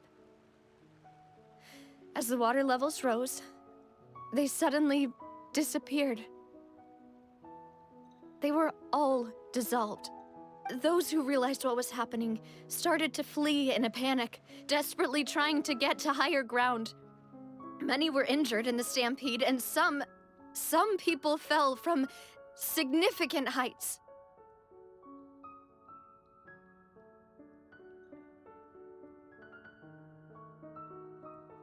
The Spina di Rosula initiated rescue operations as quickly as possible, but there have been a lot of casualties. Fortunately, the water began to recede after some time, and the chaos came to an end. The water that flooded the area contained primordial seawater, so the lower levels of Poisson are still hazardous. To ensure everyone's safety, I've asked the people there to leave as soon as possible. No one knows if this could happen again. All we can do for now is try our best to help evacuate the residents. We still haven't completed the head count, but we'll have some numbers soon. How awful. And all of this just came out of nowhere. It was quite frightening indeed. I only wish that everything that just happened was a bad dream. Is there any way we can help, Navia? Thank you for being so willing to help in a moment of crisis like this. You don't know how much it means to me. I really can't express how grateful I am.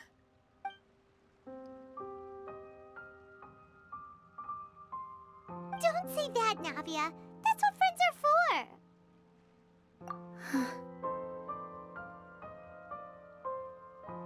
Demoiselle! We've got a situation here! I'll be right there. Sorry, I need to go for now. And out she goes! Seems it might be a while before she can take a break.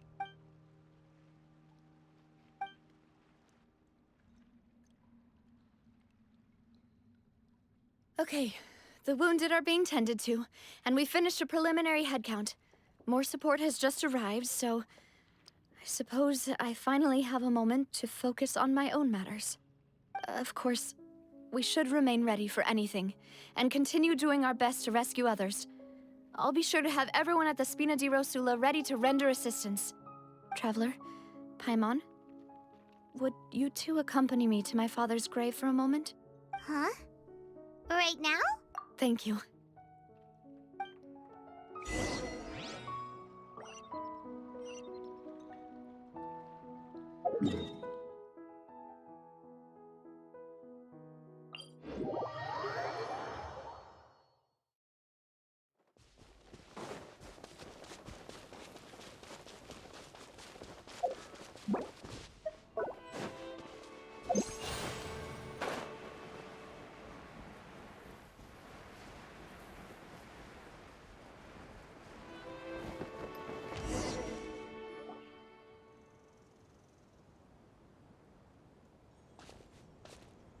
Not a lot of people here, huh? Well, given the time of day and the whole situation in Poisson, Paimon doesn't think there'd be a ton of people here visiting graves. Right. That's how things are now. The living are so exhausted that they've no strength to spare any words for the dead. Navia?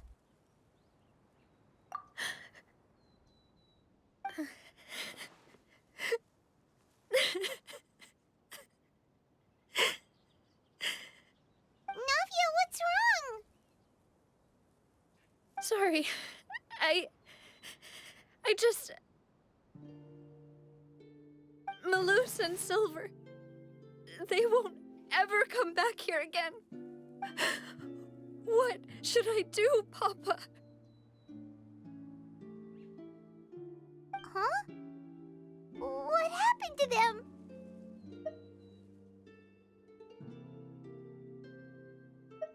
Everyone agreed on the rescue plan, but still, I was the one who initiated it.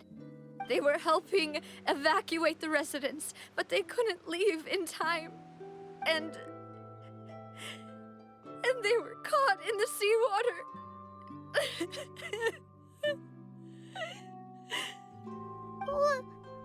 What should we do? I've known them for so long. And I know they weren't afraid. But I could at least hold a funeral for my father. And I know where he rests. But as for Malus and Silver, they're just gone. I just can't.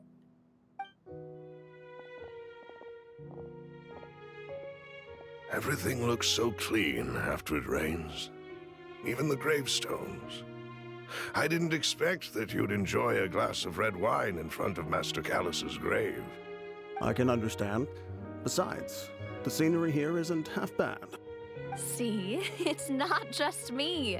I always want to bring something when I visit Papa. Perhaps we might even have a picnic.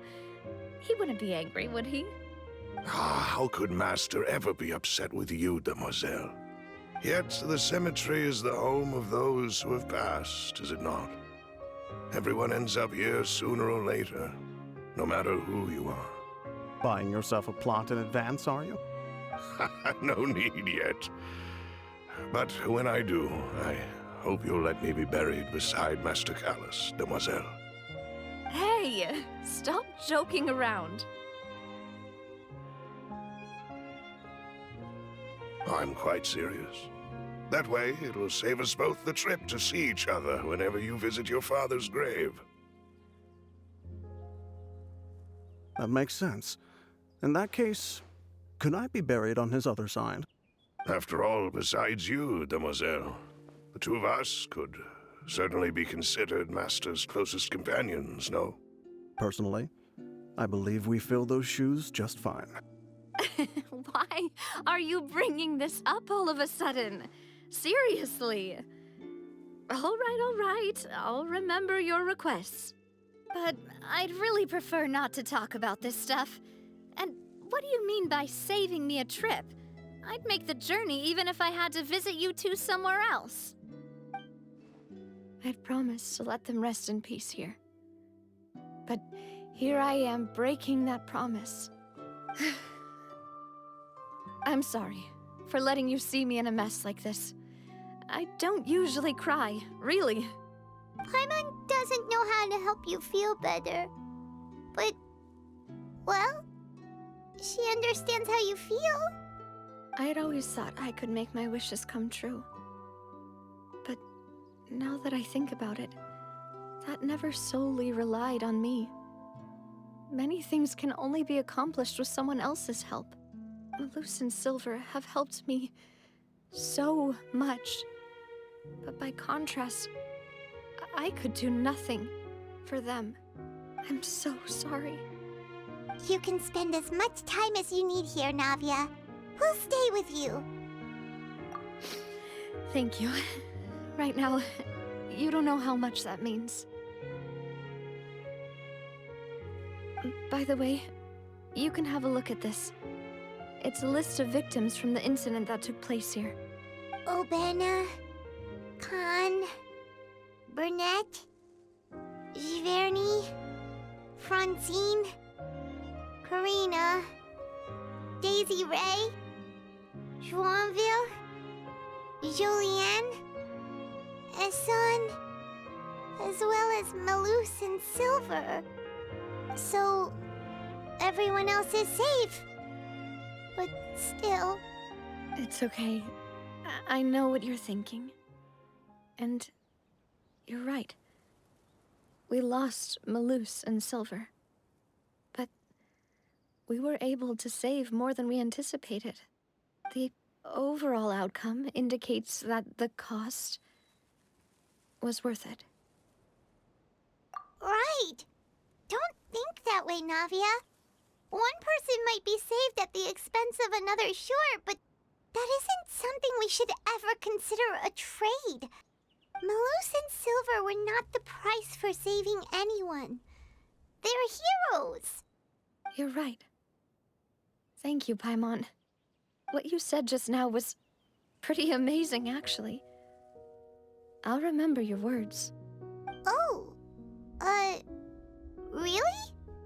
Seems you've become more eloquent in the time since we last met. The knave? What are you doing here? Is everything going well on your side? Yes, my people are carrying out the mission according to your request. All the residents of Poisson have been evacuated, and we're preparing to relocate them to higher ground. As for these supplies, we have everything taken care of. There is no need to worry. Thank you very much. Wait, do you two know each other? We just met recently. Right, Miss Navia? Usually, I would call this a coincidental encounter. But that doesn't quite fit this time. Besides, it never even crossed my mind that a Fatui Harbinger would come looking for me. Thanks to the Knave, Spina di Rosula received generous support from the Fatui, which allowed us to complete the rescue and evacuation work so quickly. Mutual aid is essential to fostering positive developments. We were already in the area, in any case, so it was nothing. That said, I must say that you're a lot sharper than you let on. I'm sure you understand what I mean. I apologize for all the ways in which I tested you previously. We've never worked with a Fatui before, and it's extremely important for us to know who we're working with. My subordinates have reported that Fatui soldiers have been observing water levels and taking head counts in various locations. I hear that they've also prepared a large amount of emergency supplies. I'm quite surprised. This is nothing to brag about, nor do I intend to. It is simply the way of powerful organizations to act forcefully, whether they are doing good or ill.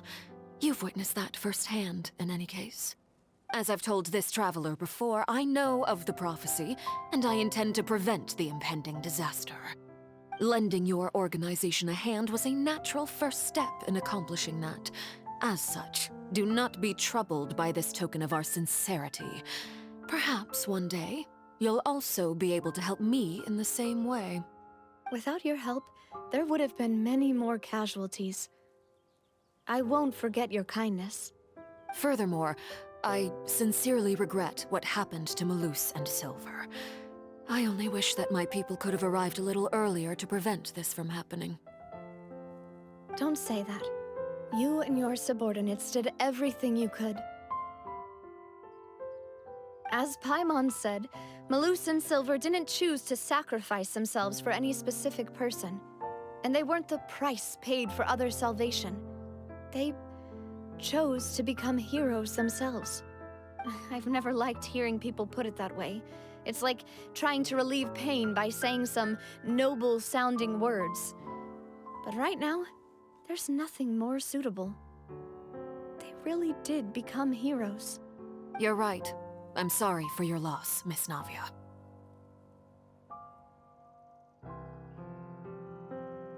Water is life to Fontaine's people, and it also spells disaster. It's no wonder that people always say that prophecies represent fate. Fortunately, I've never been one for such opinions. So, you're one who will try to change fate, then? Of course. That is why I'm going to Hotel Bouffe de Thé. I still have some things to take care of, and the children need my attention. By the way, Traveler, Paimon, one more thing.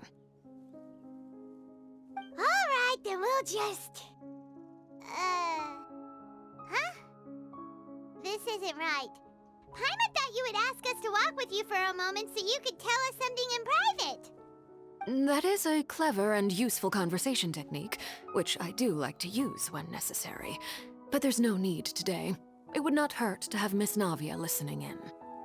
Traveler, I'm sure you remember that I said we could work together when we had the chance. You and I both know that there may be issues with the Primordial Sea. Previously, it was the Fortress of Meropide's sluice gate, and this time it was the water levels in Poisson. These are both signals. Indeed. Allow me to share the latest intel I've received from the House of the Hearth's intelligence network with you. During some recent investigations, a child claimed to have discovered some ruins near Poisson. The ruins date back to ancient times, and seem to be worth investigating in many ways. Judging by the dating of the ruins, they may be related to the prophecy and the coming crisis. The situation is becoming more urgent, so any pertinent information will prove extremely precious. My people initially came to prepare for ruin exploration. Unexpectedly, this disaster struck, and at present, we're all busy prioritizing the rescue effort. So that's why the Fatui were already in Poisson. I wanted to take the children along, but unfortunately, Linny, Lynette, and Fremine have all been dispatched to higher ground to assist affected residents. Linny told me that outside of the house, the person they trust most is you. Which is why I want to give you this task.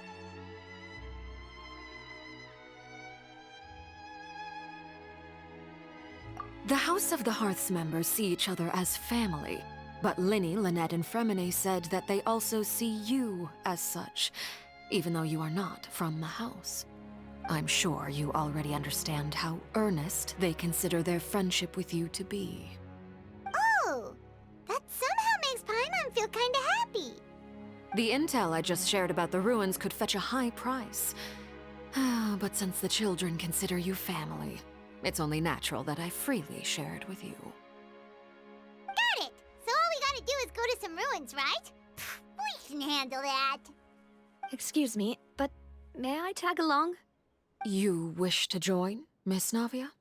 But are you sure you're up to exploring some ruins? You need to rest. Well, I'm sad, yes. But I can't just go back and plop myself into a chair by the roadside and do nothing. There's no point in being depressed while we still have a disaster on our hands. As my father's successor, I must live up to the hopes he had in me. Besides, I'm also doing this for myself. I need something, a distraction, to keep my mind off Malus and Silver.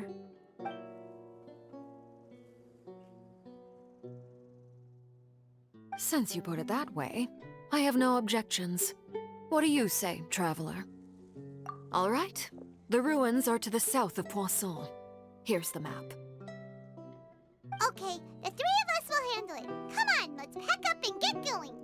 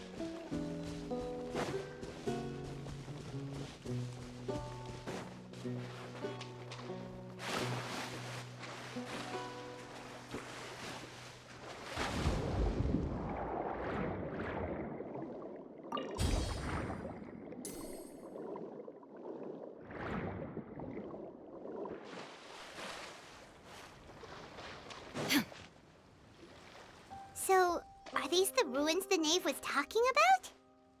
Whoa, talk about old. They seem to be pretty ancient, all right. Let's go in and have a look. Just be careful.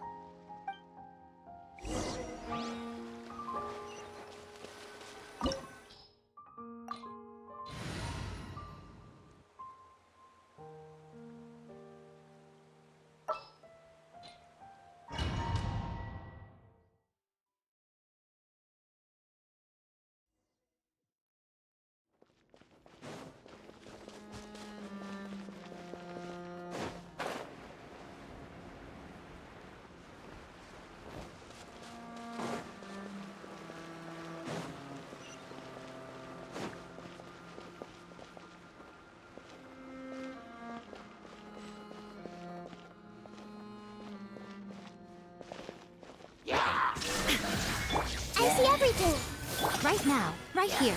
Emerge. The Temple of Wisdom. Yeah.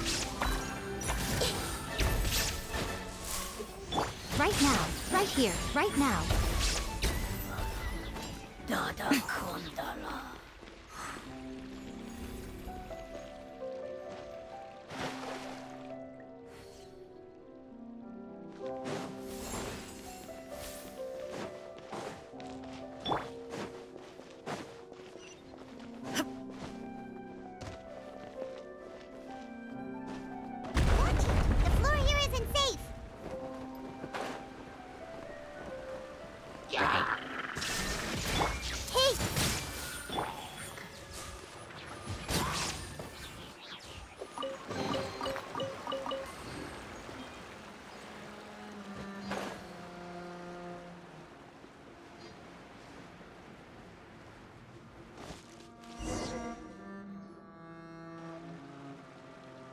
This place has also been contaminated by primordial seawater.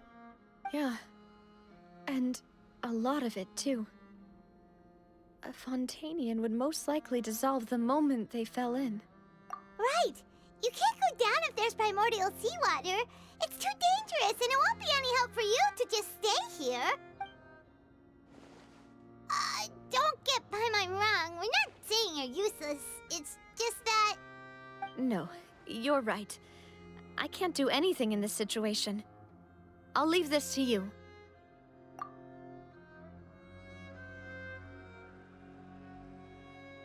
That complicates things. Maybe the only way left is forward. In that case, do you want to wait for us here?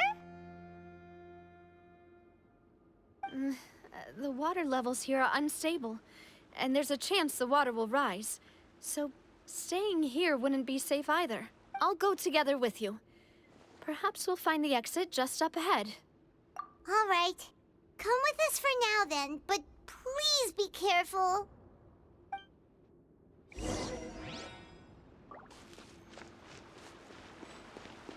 Oh no, it's a dead end! Let's try climbing over from the side.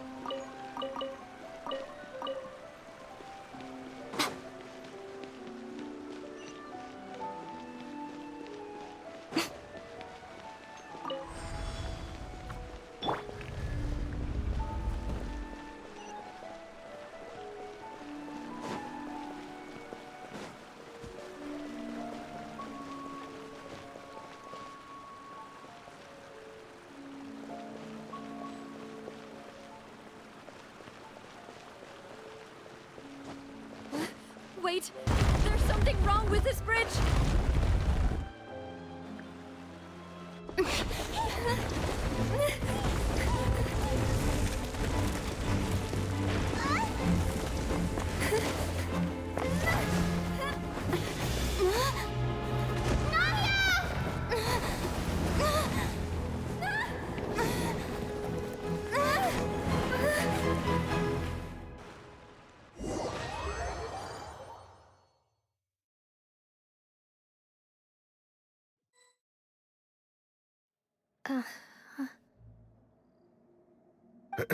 Demoiselle? Huh? Demoiselle, what are you doing here by yourself? Would you be standing here till dark if I hadn't come to get you? Maybe she just wants some time to herself, Malus. Hmm? Oh, was I sleeping? Yes, it would appear so. I must be tired. That's quite possible. However, you were the one that suggested we go out for a walk. Oh, right. I nearly forgot. It must have slipped my mind when I dozed off. I haven't had a nap today yet. Have I? This is a familiar feeling, yet something's a little strange. Is something the matter, Demoiselle? Oh, no. No, I'm fine. I was just trying to recall why we came out for a walk. Do you remember Mr. Giverny? He'd requested our help before with foreign merchants who had a debt dispute with him, and we'd resolved the matter not long ago. We were headed to see how things were going with him at the moment. Ah, right. Yes. I remember now. Oh, Miss Navia. Ah, Mr. Malus. And Mr. Silver, too. It's good to see all of you. How have you been? I've been great. Thanks to your help, those bothersome merchants finally realized that I wasn't the one they were looking for. Why, I wasn't even the guarantor for that person. They were knocking at my door day and night. Even my neighbor, Obina, was getting fed up with them. Sometimes force is required to calm someone down and get them to listen to what you have to say. That's right. Oh, by the way, Burnett, what was it that you wanted to give to Miss Navia again? Oh, yes. One moment, I have it right here. Miss Navia, these are some flower seeds that I prepared. Please take them. They're a very good variety, and they'll become very big and beautiful once they bloom. I don't know what we would have done without your help, so this is a little token of our appreciation. I hope you won't refuse. Ah, did you cultivate them yourself? Thank you so much. I'll certainly take them. Malus, we do still have some empty flower pots at home, right? Why, we can have as many pots as you'd like, Demoiselle. Perfect. In that case, we'll swap out some of the decorative plants for some of Mrs. Burnett's flowers. Very well. Wait. Something seems to be off here. Excuse me, madam. If I'm not mistaken, your name is Burnett, correct? That's right. Is something wrong? No, it's nothing. This is the first time we've ever met, but your name seemed familiar to me. I must have heard it when I was discussing things with your husband previously. I've heard this name before. Sometime recently, I'm sure of it. And why are there so few people around here? Where did everyone go? We must mind the time, demoiselle. We still have important things to attend to today. Huh? We do? Like what? Well, now, did you forget?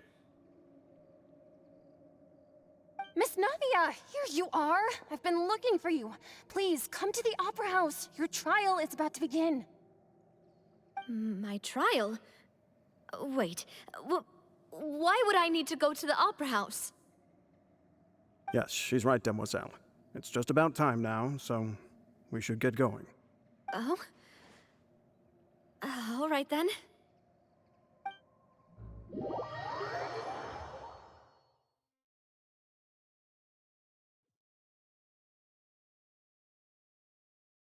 Look, it's Navia! She's here! And her two attendants are with her! Goodness, everyone's finally here. There sure are a lot of people here to see the trial. And they all seem to be oddly excited about something. I even know some of these people. Karina, Desiree, Joyville, Jolien, Essen. Why are so many people here? And why do I have no recollection of this case? And as for the judge... huh? Where's Monsieur Neuvillette? Please sit in the defendant's seat. Don't worry, Silver and I shall accompany you. All right. But are you sure you can stand behind me? Typically, it wouldn't be allowed, but today is an exception.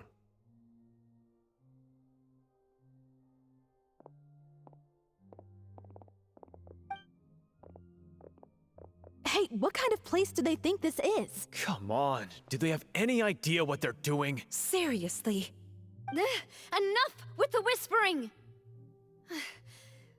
Could someone please tell me where Monsieur Neuvillette is? And why I'm standing trial? My dear Miss Navia, have you not yet realized what you've done? In that case, allow me to explain.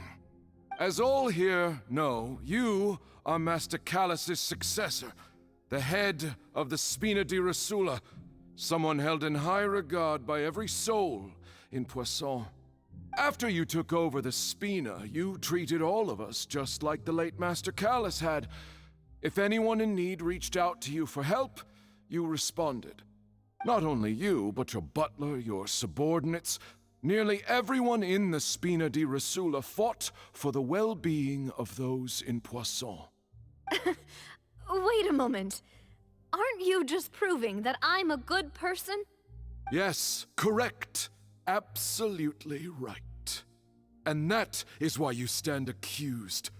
You have helped so many people get through so many difficulties. You are one with us. We are inseparable. We are one big family, all of us who are from Poisson, inextricably linked. And with you being so important, we couldn't possibly do without you. Therefore, this fair and honorable court shall declare you guilty, and you shall stay here. You will be together with us forever. Huh? What are you saying? Everything you have said is correct. I have indeed done a lot for my hometown, and I would be willing to be with you all, but what is the purpose of having me stand here like this? What is there to discuss? Ah, well, If that's what you think, then I have no further comments. How wonderful, Miss Navia!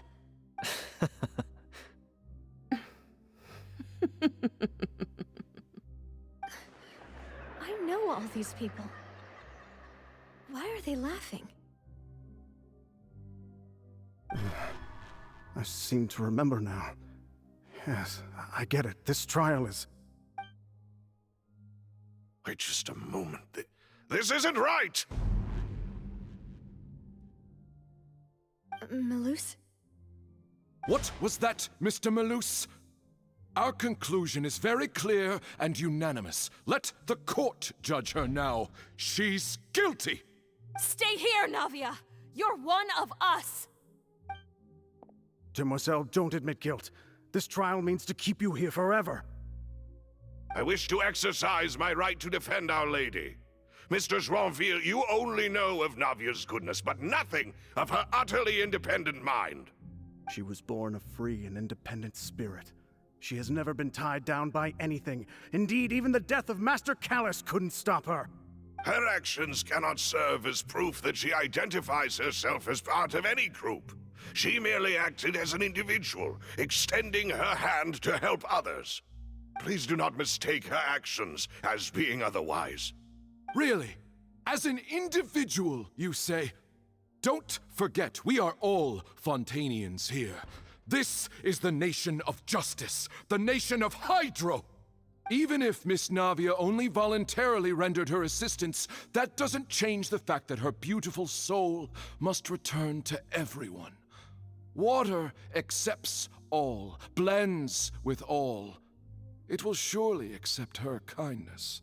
Everything is measured here in the nation of Hydro, and in the end, everyone shall meld together. Thus, when a unanimous opinion emerges, that opinion represents justice. Now I speak for everyone. Our opinion is consistent. Navia should stay. We and Navia are one.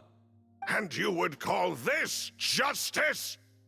Preposterous. You are merely jealous that Demoiselle still has a chance to exist as an individual. Have you forgotten how much you all once longed to become individuals, to become independent? Do you mean to defy our justice? If your justice is flawed, then why should we acknowledge it? As you said, we can also have our own justice. Silver and I shall defend Demoiselle. And that is how we will enforce justice. Ugh, my head... it hurts. Demoiselle. Silver, it hurts. My head is spinning. All I can see is stars swirling in front of me. I remember now.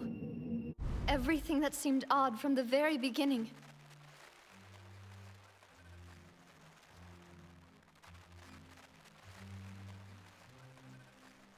Karina, Desiree, Joyville, Jolien, Essen, and Mr. Giverny and Mrs. Burnett, who we met earlier. Even Malus and Silver. I don't want to admit it, but they're all dead. Don't be afraid, and don't admit guilt. We will protect you to the very end. Absurd! Who are you to say that she cannot be judged? We are the majority, and in the nation of trials, the majority is absolute justice. We are the will of all. Don't let them escape! We shall keep Navia here with us! Mr. Malus and Mr. Silver, must you be so stubborn? How could the two of you possibly hope to stand against the collective?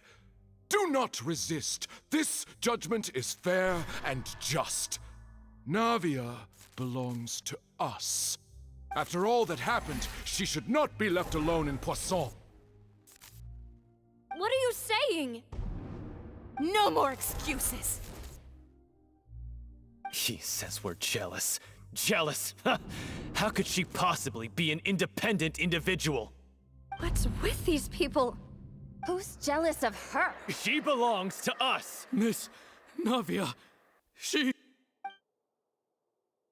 Silence!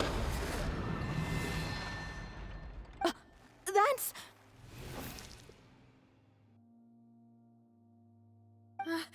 Monsieur Neuvillette!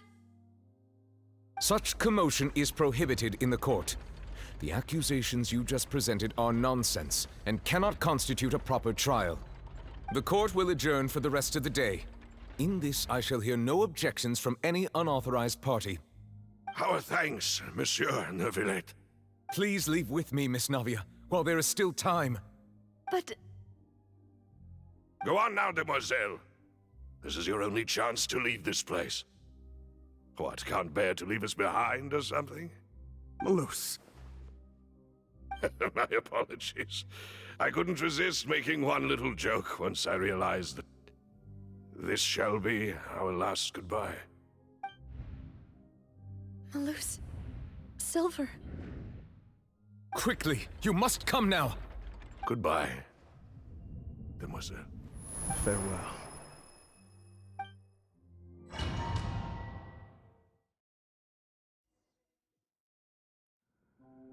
No, wait! Just a second! Navia? You're awake. Good. I must have been dreaming. Malus and Silver were still alive, and they were defending me at some insane trial. It looks like you're all right. Did all the sad feelings cause you to have a nightmare? Paimon could give you a hug. The ruins you were exploring suffered a cave-in. When I arrived, I found you falling toward the water. You were just about to be dissolved within, but I...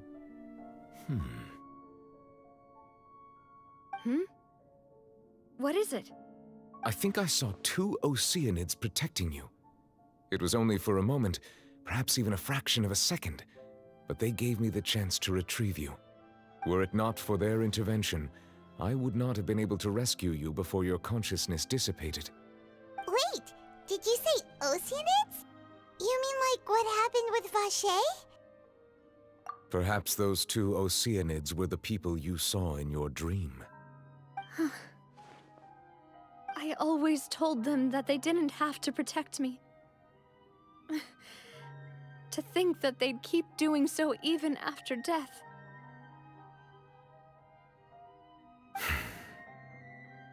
Please come with me.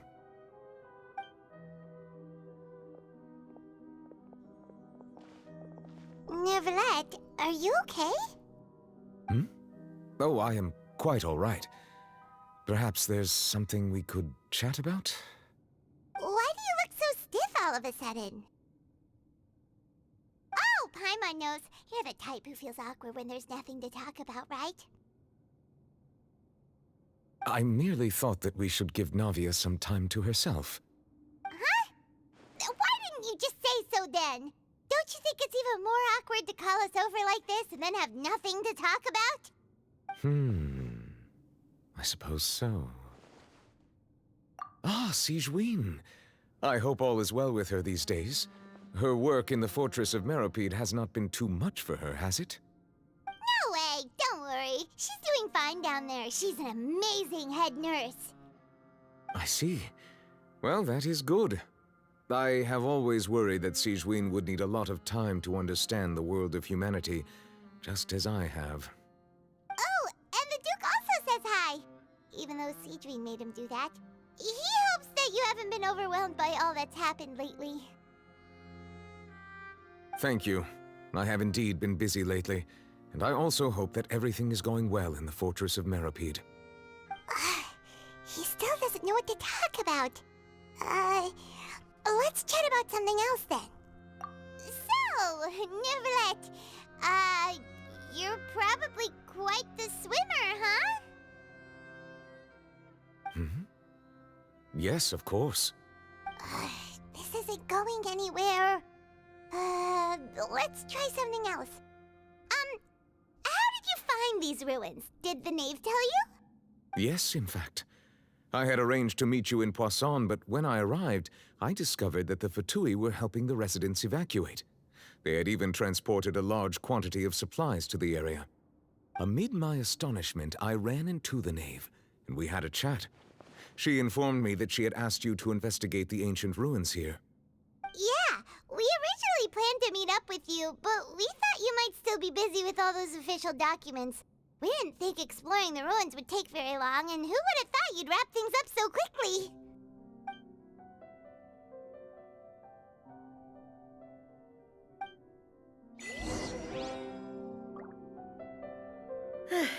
I'm sorry to have kept you all waiting like that. I'm feeling much better now. I guess we should get going again. Will you come with us, Monsieur Neuvillette? Yes, if you wouldn't mind my company. All right! Another one joins the party! Let's get going then!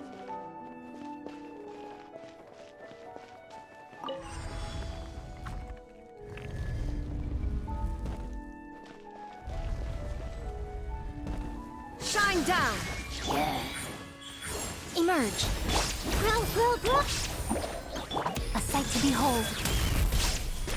Right here, right now. Commit to memory! Dada Kundala.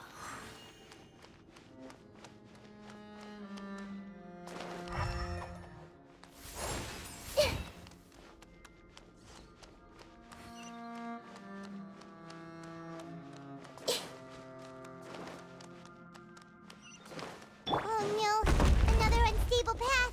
Watch your step.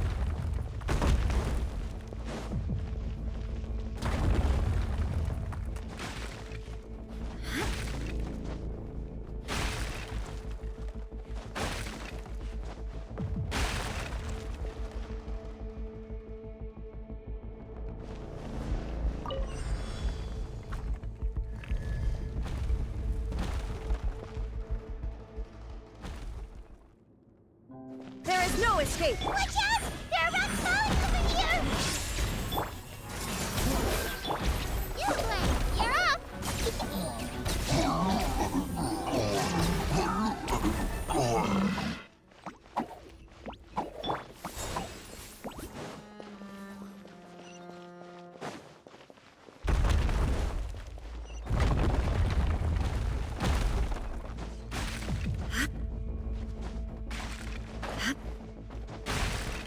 Seems we're almost at the top. Keep it up!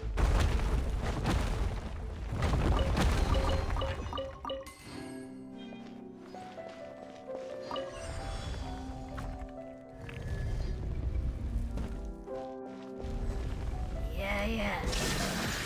Everyone hold hands! Stay put! Emerge! Right now! Emerge! Sharing my knowledge!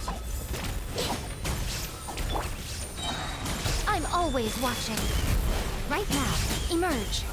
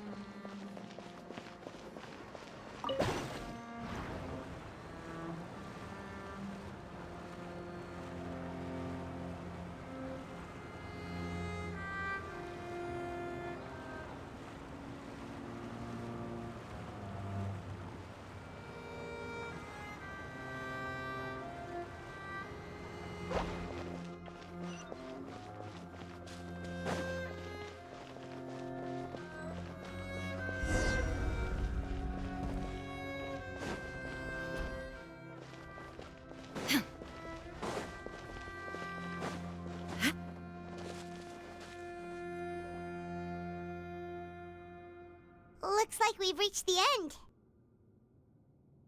This is the place. There should not be any other hidden spaces in the vicinity. The path sure had some twists and turns, but it turns out that this place isn't actually that big.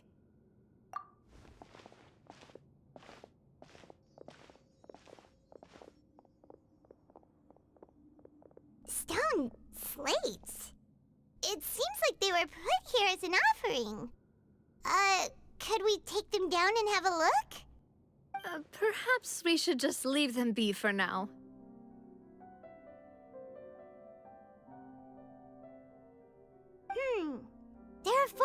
nations in total, but only 3 stone slates. The slate that should be in the first empty spot is missing. The surrounding walls also show signs of damage. There's something written below. Let Paimon see. Reason dictates that this nation be destroyed. I shall record the history of its future here in its past. Say what? It feels like someone left these slates and these words here for a purpose. But does he mean that Fontaine should be destroyed? That would fit the circumstances dictated by the prophecy, yes. Indeed, the slate's contents correspond to it. Take the second slate, for example. There's a person kneeling here. She seems so dedicated. And there's a whole bunch of other people behind her doing the same. She's facing this... what is this? Some kind of island in the sky? And is that Lady Farina in the third image? Did the Hydro Archon fall into the water? And is that a ring of people around her? Paimon doesn't quite get it. Are they all in the water? The fourth image. I know this one. This exactly matches the content of the prophecy. The people will all be dissolved into the waters, and only the Hydro Archon will remain, weeping on her throne.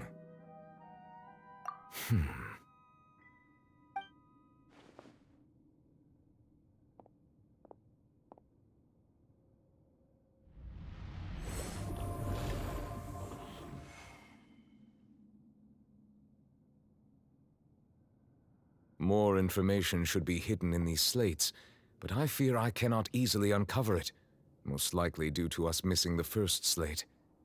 I am very sorry. Don't blame yourself, Monsieur Neuvillette. Deciphering ancient stone slates isn't one of your duties. Ooh, Paimon's getting the chills just looking at these slates. This says that it's the history of the future, right? That means the prophecy's sure to come true. I really hope it doesn't mean that. Still, Paimon feels like these images are kind of weird when you look at them together.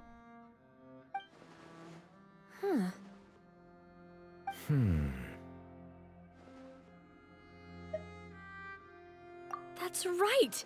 If the images are in chronological order, shouldn't the fourth, the waters drowning Fontaine, come before the third, where the Hydro Archon herself falls into the water? And yet the order is reversed here.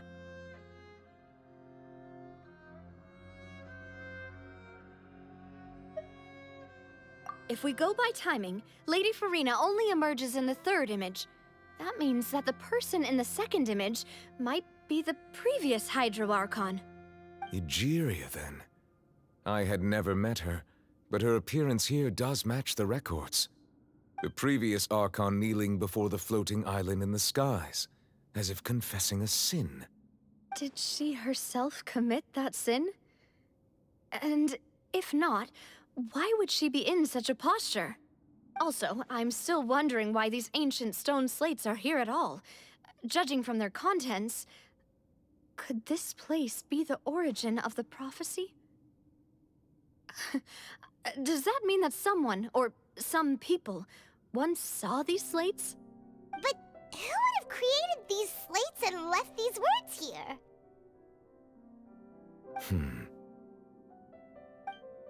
It seems that any further clues will have to come from Farina. In that case, there's no time to lose. There's nothing else to be gained here, so let's head back first. Yeah, we better get somewhere safe for now.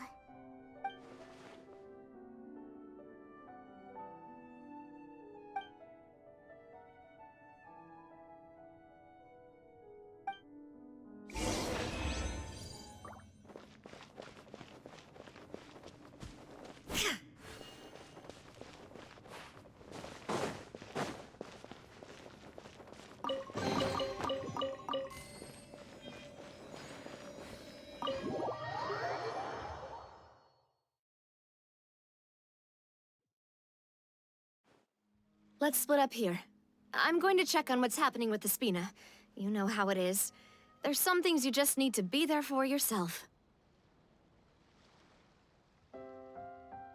You still have energy for that, Navia? Paimon's already beat!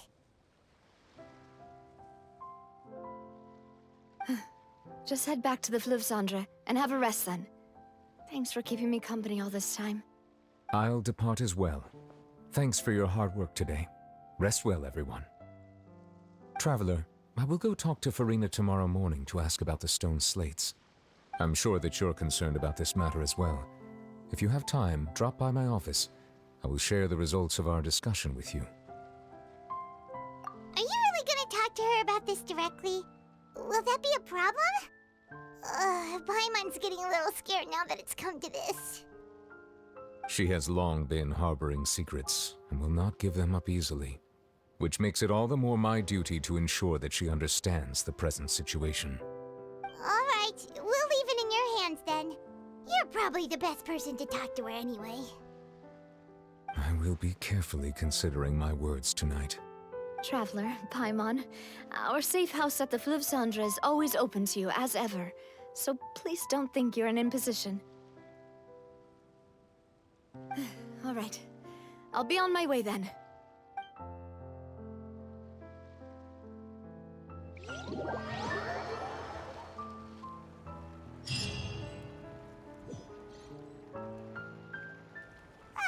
We're finally back! Welcome back.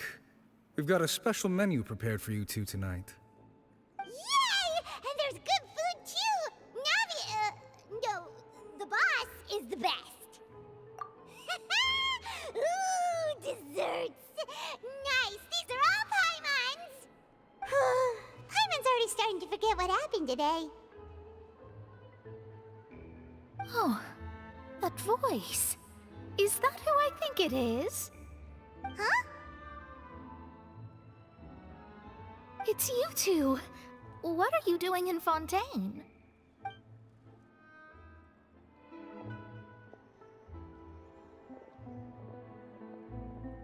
Mona?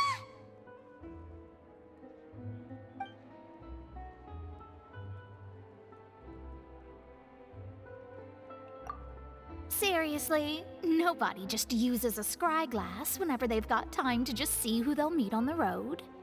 Still, we didn't expect to see you here. Wait, you're not a Fontainian, are you, Mona? Well, I have some business to attend to here, so I booked a hotel in the city. I was just out for a stroll when I bumped into you. Quite unexpectedly, if I might add. Why did you think I was from Fontaine, though? Is that because Magistus doesn't sound much like a Mondstadt surname? Yeah, let's go with that. Well, I used to have my own surname, which was, well, some other thing. Either way, the old hag told me when she took me as her disciple that the first step to being a great astrologist's pupil was to change that name. There was nothing for it, really. She really is amazing at astrology, so I changed my name to what it is now according to her wishes. To my surprise, however, Magistus is not the name of some ancient house or clan. It isn't? Nope.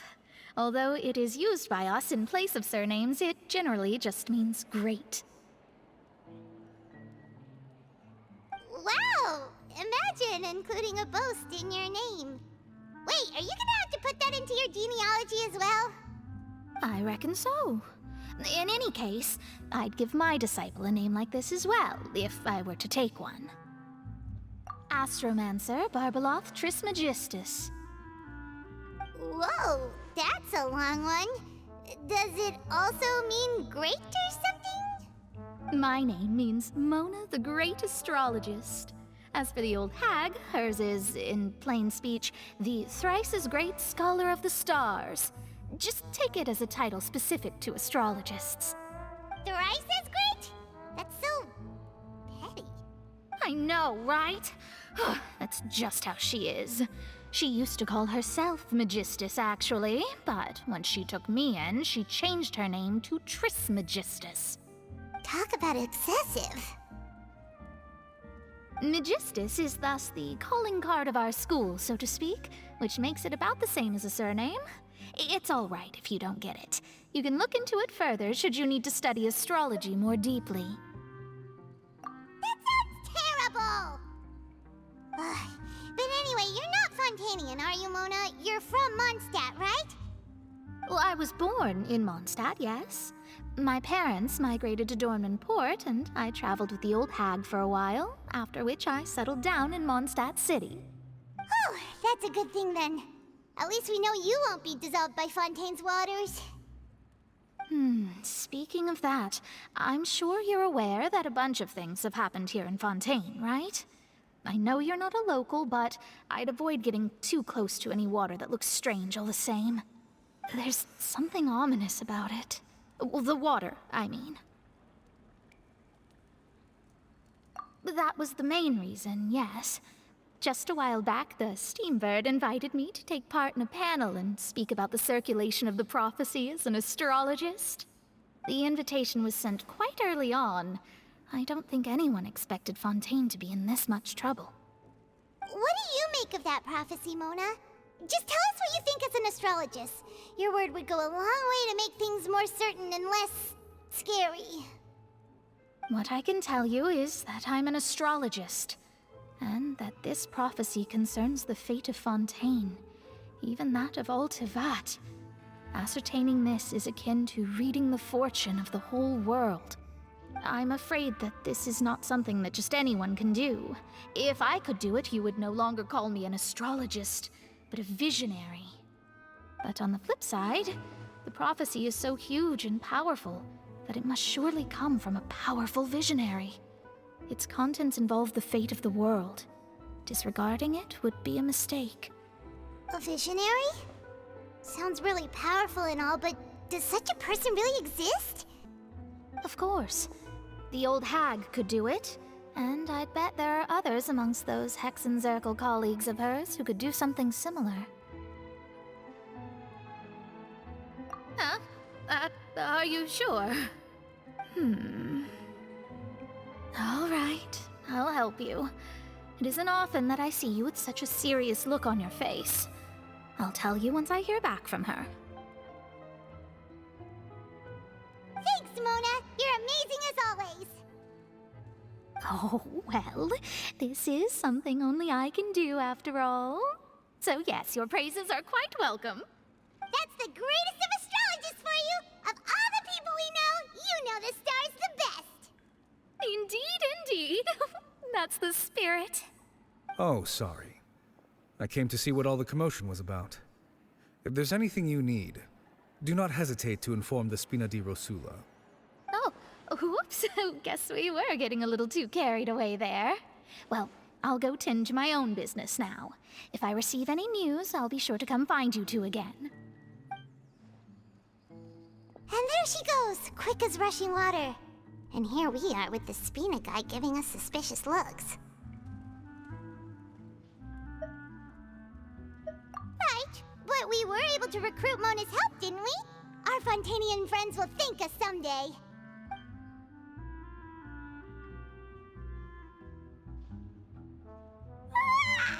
Good morning. To be honest, Paimon's still feeling kind of sleepy. But it's time to get up, Traveler. We agreed to go see Neuvillette, so let's pack it up and get going.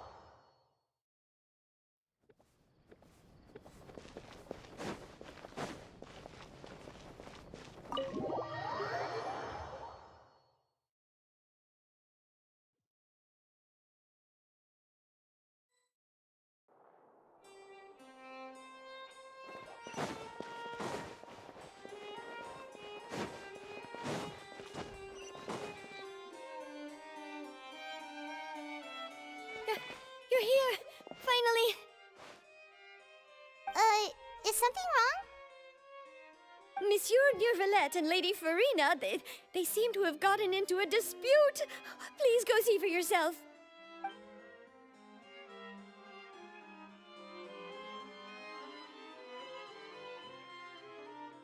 Like I said, I've already explained everything. And yet the problem has not been properly solved. There is little space for excuses between us. It is not my intention to offend you, but please, tell me where you stand. You are the Hydro Archon Focalor, are you not? Look at this. This is a list of the victims from the recent Poisson incident.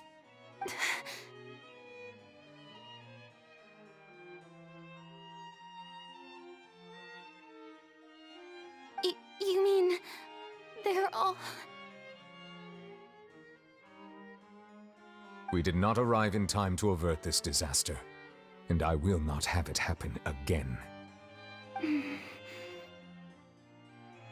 I will say this once more. You must tell me everything you know. Yesterday, I found 3 stone slates in some ancient ruins near Poisson. Do you know anything about those? Seriously? You're questioning me like this is a court case now. I don't know anything about that. But you found them in some ancient ruins, you say? That's correct, which is why I came to ask you some questions. There should have been 4 slates, but one of them was missing. The other 3 feature different images that seem to correlate to the prophecy. The prophecy? The second of these slates depicts the previous Hydro Archon Egeria kneeling before a floating island in the sky, as if confessing something. Do you know nothing of this either? I don't. I've never seen such slates. I'll ask you again.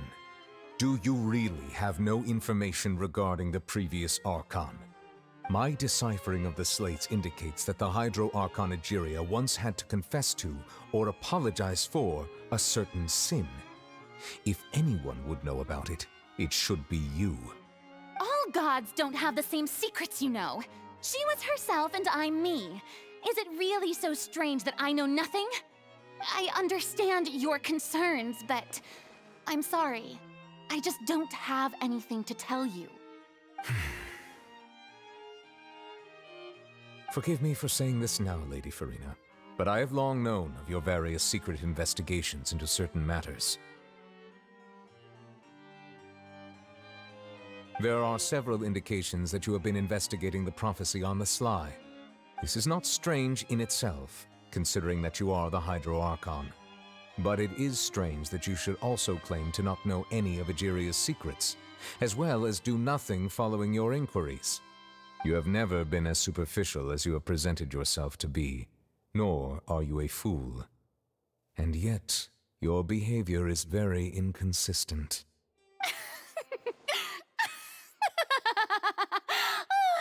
So you've been watching me all this time, have you? I didn't think you were that type. You... Well, since you know about my secret investigations, then you should know I'm actually working to take care of it. There's no point questioning or suspecting me. You're the Eudix, but you're still my subordinate. You should be following my lead. Just trust in me, you're Archon, and do as I say. Never mind whether you can truly convince yourself to or not. It'll all turn out fine. That's all I have to say. We do not discuss this matter again. Oh, the opera's about to start. Toodles!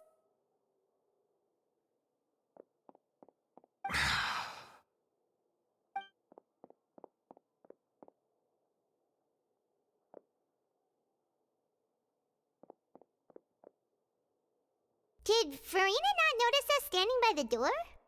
Wonder what's up with her. She was smiling. She didn't seem in the mood to care if we were listening in or not. I assume you've been outside for a while now? Oh! You noticed! Seems Farina didn't even realize we were here. She was in a great panic, though I cannot discern the reason. Our discussion reached impasses time and again, A state of affairs that we cannot allow to continue. Still, I do not understand. Dialogue is the basis for understanding, so why did she keep refusing to engage? Everyone in her inner circle has noticed that she is hiding some secret. The issue is her attitude. I fear that she will not reveal anything unless absolutely forced to. We may have to create a situation in which she will have no choice but to speak. Oh? Like what? Normally, people will only reveal the truth when standing trial. Perhaps we must have the Hydro Archon experience just such a scenario. But Farina's seen so many trials, and she's really good at dodging questions. How do we make sure that she won't just slip away at the first chance she gets? We will need to consider this thoroughly, join forces with various parties, and then do what we can. If at all possible, I would prefer to recuse myself from this affair, but we must prevent the prophecy from coming to pass. This may be cruel to her, but all Fontaine is in crisis. The information a god possesses is too precious, and so we must take a chance on this. But who will lend us their aid to do such a thing?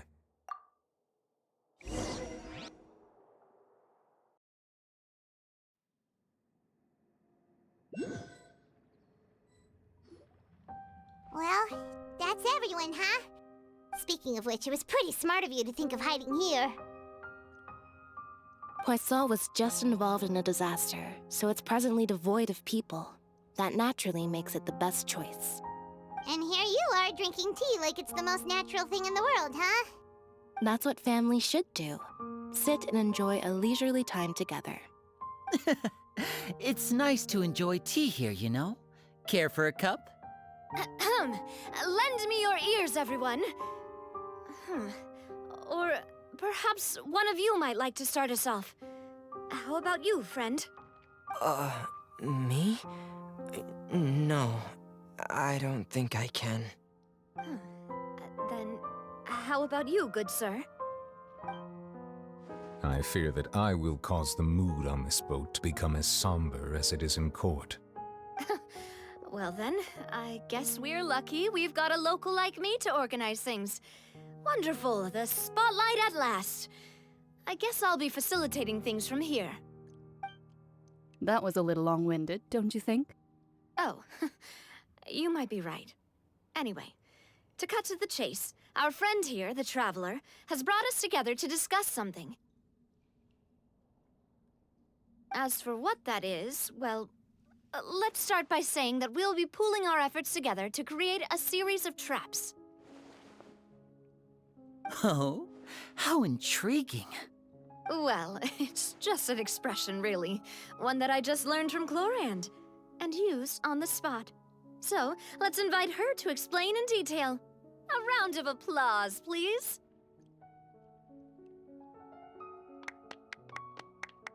Huh?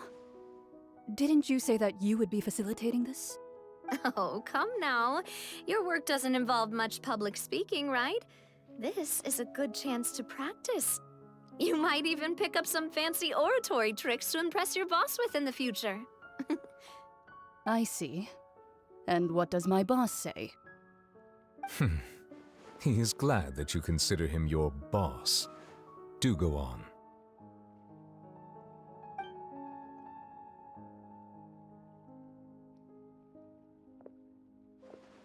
In that case, do any of you have experience hunting? Not that I recall. Fremine and I once used a wooden stick in a basket to catch wild rabbits when we were younger. As for Lynette, oh, right. You were sick that day, weren't you? I've also gone diving to catch some fish before. Does that count? I'm afraid not. You may or may not have heard, but Fontaine once played host to a group known as the Marechaussee Hunters. Though that was their name, they did not hunt animals, but rather various monsters left behind by the ancient dynasty of King Remus. Today, Fontaine's monster population has already thinned greatly, so the hunters have blended back into society. taking up arms in other lines of work. They even left a unique methodology of hunting in their wake. A trap comprises of the following components: bait, a trigger, and a containment device. Sometimes a lethal implement will also be necessary to deal with the prey. So, if we were to build a trap together, right now, what would you choose to build it with? For me, I would prefer something basket-shaped. Pigeons and rabbits will see the bait and naturally enter the snare. Our line of work requires a deft hand, and we're some of the best in the industry, so you can count on our techniques. You used some of those techniques while moving the people of Poisson, didn't you? My subordinates mentioned that you even performed some magic for the bawling children. Yes, and I even managed to gather some intelligence in the meantime.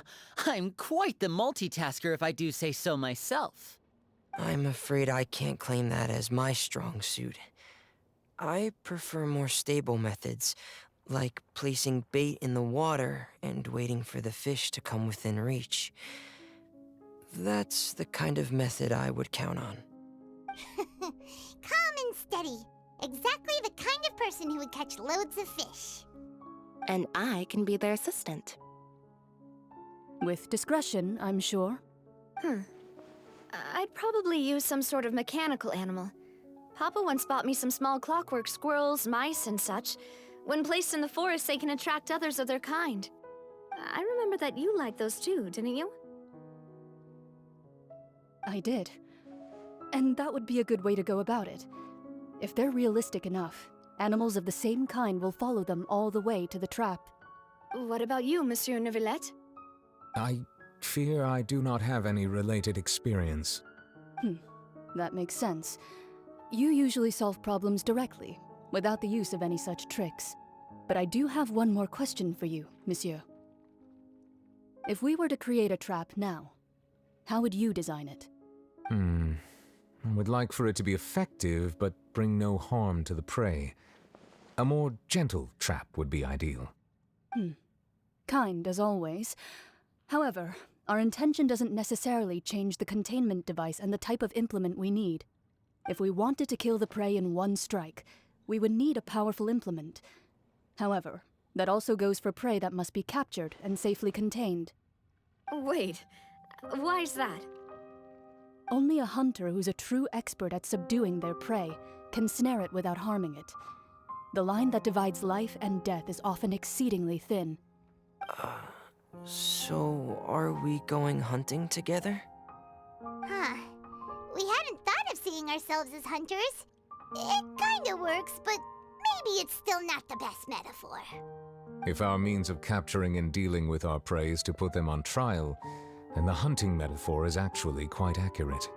But we shall require much more courage than any hunter to judge a god, a being whose seat is an exalted throne.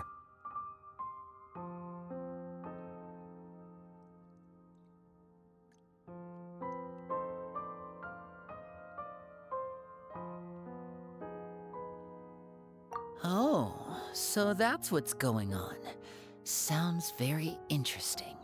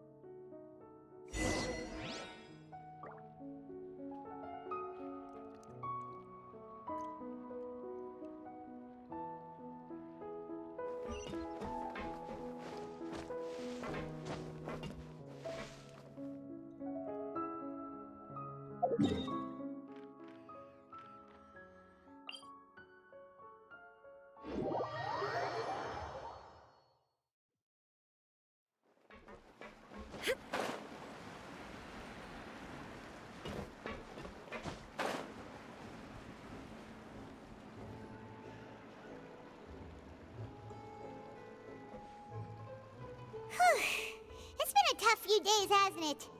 So much has been happening. Paimon didn't think the meetings would go on for so long, but everyone seemed pretty fired up, huh? Paimon thought they'd be at least a little frightened. Well, Fremine was, now that Paimon thinks about it, but everyone else just looked a little surprised.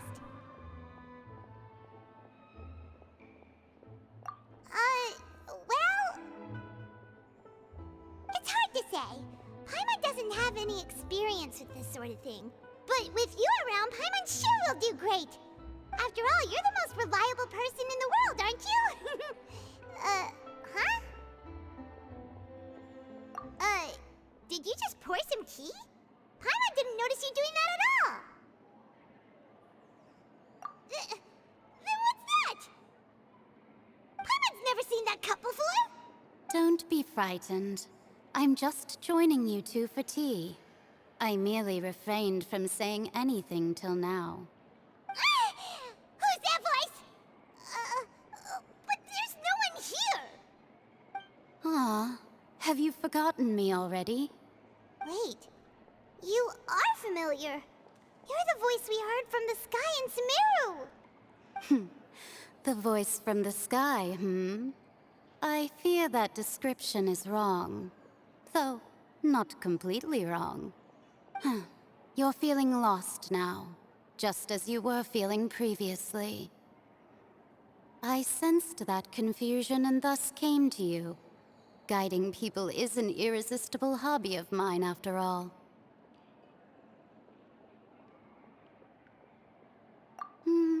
Consider me a passerby, just accepting a commission from my friend's disciple on a whim.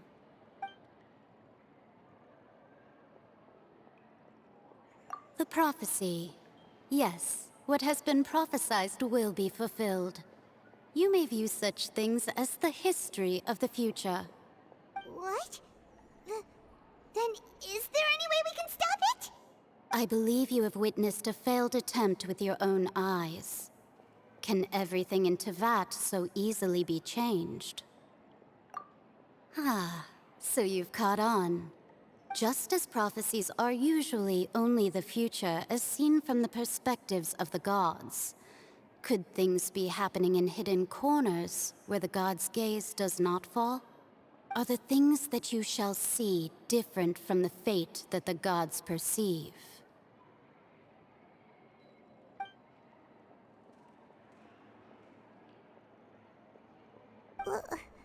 What is she talking about? It all sounds really impressive and important and stuff, but it also sounds kind of scary.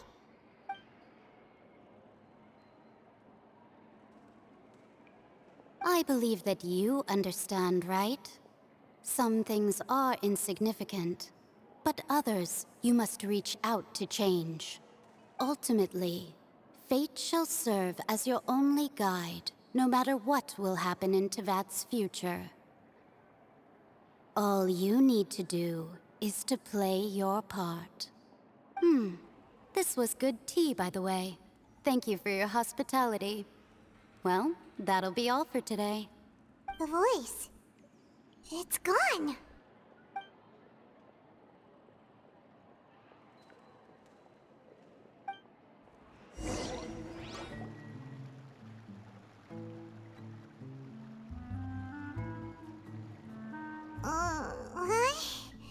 I want to hear someone talking. All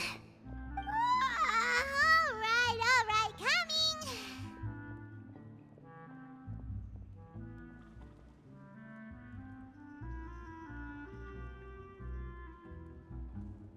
Hey, it's you who's getting lazy, okay?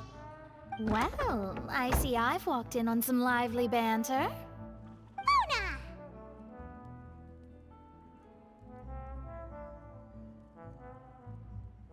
Fine, just fine. I went to take part in that Steambird panel. It turned out to be more interesting than I expected. Not all Fontainians are pessimistic about this. One journalist mentioned that sitting around and waiting for the end to come would be wrong, and that they should make their own rescue preparations. I agreed, so we had a brief chat with her. Did she have pink hair by any chance? Why, yes! It was Charlotte. You remember her, right? That daredevil journalist? I'm in full support of her view. Prophecies are very important, but how can people allow their lives to be commandeered by just a few words? That's right! Paimon's glad to hear something sensible for once. Ah, yes. About what we had discussed before. I did try, but I'm afraid I couldn't reach the old hag. I'll try again tonight, but I wouldn't get your hopes up. Huh?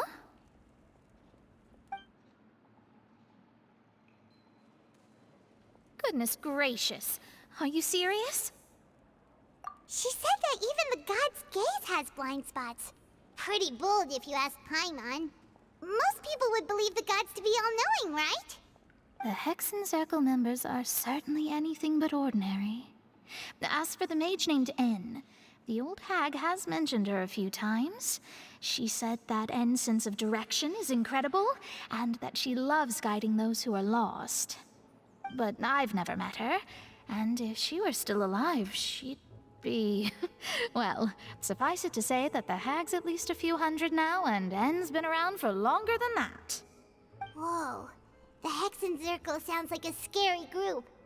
But they must really stay in shape to live so long. Their abilities alone are pretty terrifying. If she came to see you personally, then the problem you're facing must truly be of great importance.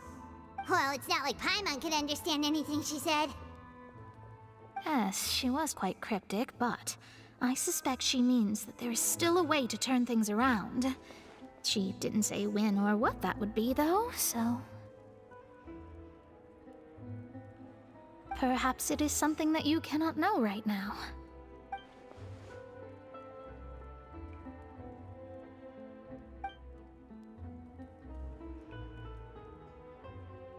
Traveler, Paimon, are you two all right? Oh, we're fine. We're just a little down right now. It kind of feels like the end is coming, you know? I see. I feel that same sense of desperation, too. I guess you could consider me someone who has often witnessed fate. So far as I have seen, it cannot be swayed. But even so, I still hope for, and believe in, miracles. Astrology is eternal and rational, but fate may not be. It is cruel, but it can also be beautiful. Perhaps that's what En was trying to tell you. Not to lose heart, and to believe that what you are seeing playing out before you is not yet set in stone. I did originally think of steering clear of all this, but I couldn't. Even if this is all futile, I still wish to help everyone. If we don't struggle to the last, then how can we face the end when it comes? Huh. You do have a point. There I go, talking about astrological principles again. Sorry about that. The moment I start talking about work-related stuff... I need to get going. It was worth trying to comfort you, even if only a little. I believe that you'll help those who are struggling in the same way I did. I suppose that might be why we always seem to meet by coincidence. Paimon feels kinda moved by what Mona said. But also kinda sad, too. Hey, Traveler. Paimon suddenly feels like going outside for a walk. Let's go. Let's walk around the city, shall we? There's a few spots we always like to walk by.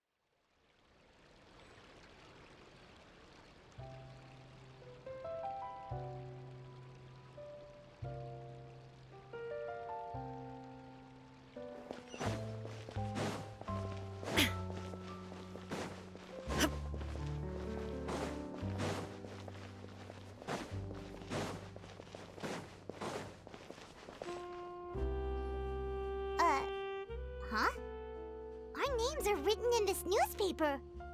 What's going on? Let Paimon see! The underwater stronghold, the Fortress of Meropide, has continued in its noble autonomy, but that does not mean that others cannot interact with it. My recent attempts to enter the fortress bore little fruit. Huh. Guess Charlotte still hasn't given up on that. Thus, did an Outlander friend become the focus of this report, a blonde adventurer with their white fairy legends trailing in their wake. It is said that this mysterious traveler once visited the underwater fortress. So while the fortress's interior remains a mystery behind closed doors, do not fear, for the tales of the traveler contain surprises in spades. Journalist Charlotte's biggest scoop yet, the Traveler's Trail, World Walker. Huh. Charlotte took so many awesome photos of us and we never even noticed her! She hasn't been able to get a hold of anything at the fortress, so since we're easier to find, she's using us as the subject matter instead? Ugh, seriously? Well, fine. Those headlines and photos do look cool, so Paimon will forgive her this time.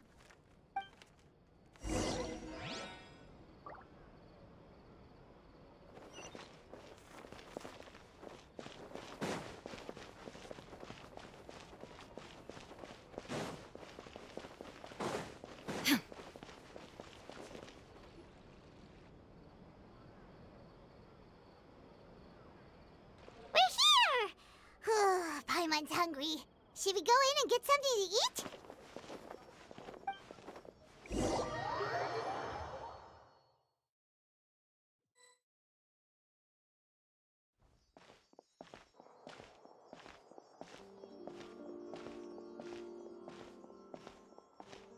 Hey, quick! Look! That's the limited edition only 16 slices a day cake!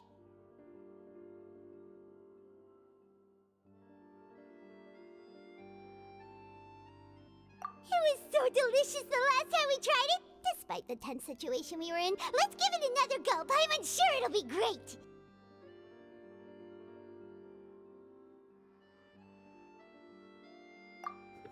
One slice of cake, please.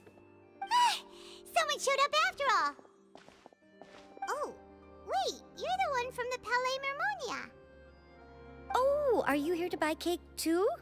It seems Monsieur Nervalette was right. You really can eat. Wait, did he really say something like that? That's right. Even he has his own preferences when it comes to food. As for me, I love the cake and coffee here. Do you come here often? Usually every day. Every day? It's part of my daily schedule, apart from work. I shall have my cake and coffee. Then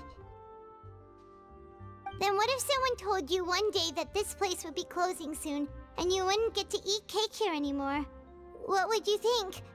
But why would it close?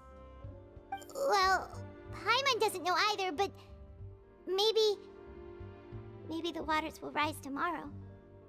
You know, like in the prophecy. Oh, the prophecy.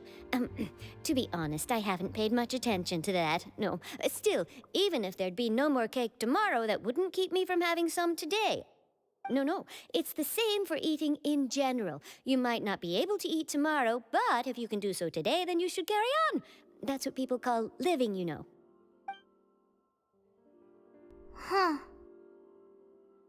Don't be sad. Excuse me, could I have 2 more slices of cake to go? These 2 slices are for you. Sijuin said that this kind of expression you're making is what humans call being sad. Oh, you know Sijuin? I sure do. She was born before me, and she sometimes comes to the surface to teach us things about humans. She said that humans are creatures that are saddened easily, yes, and you can only lift their spirits by feeding them delicious food. So please try the cakes here. I've got something else to do, so I'll be going now. You two try to stay in a good mood after eating, all right? Bye.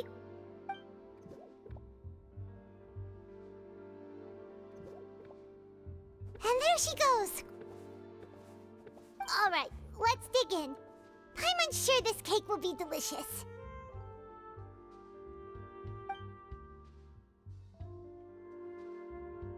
It's more delicious than last time, and the flavor gets even better with a sip of tea. It sure would be nice if we could come again tomorrow. Sure would be nice if we could always eat delicious food here.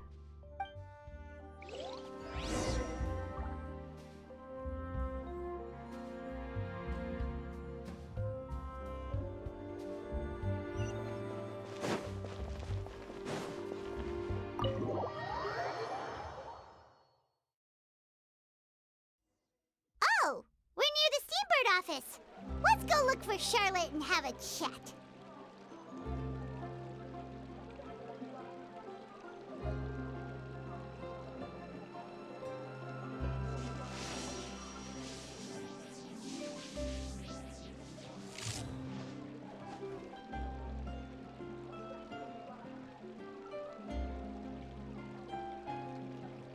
We cannot just rely on the ocean's self-cleaning ability.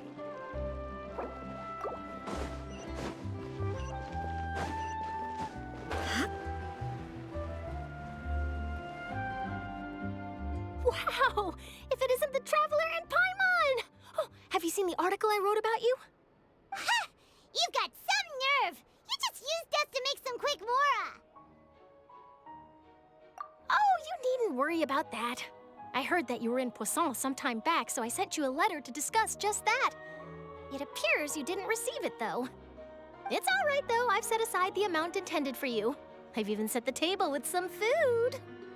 Really? Oh, you're the best! You're almost a little too easy to win over, Paimon. If I were a journalist with ulterior motives, you'd be in trouble now, you know. Oh, Paimon knows you're not like that. Still, what brings you here all of a sudden? Were you looking for me? When Mona mentioned you, we thought of coming to see you at work. I see. It seems you've already bumped into Mona here in Fontaine. So she mentioned me? What did she say? She said that you're a real daredevil of a journalist. Nice. In which case, can this daredevil journalist dare to request an exclusive interview with the legendary Traveler and Paimon? Huh? So your article in the paper today doesn't count? Oh, of course it doesn't. That was more like live photography. What I'd like to do is dive deeper and ask you to talk about the things you've seen and experienced.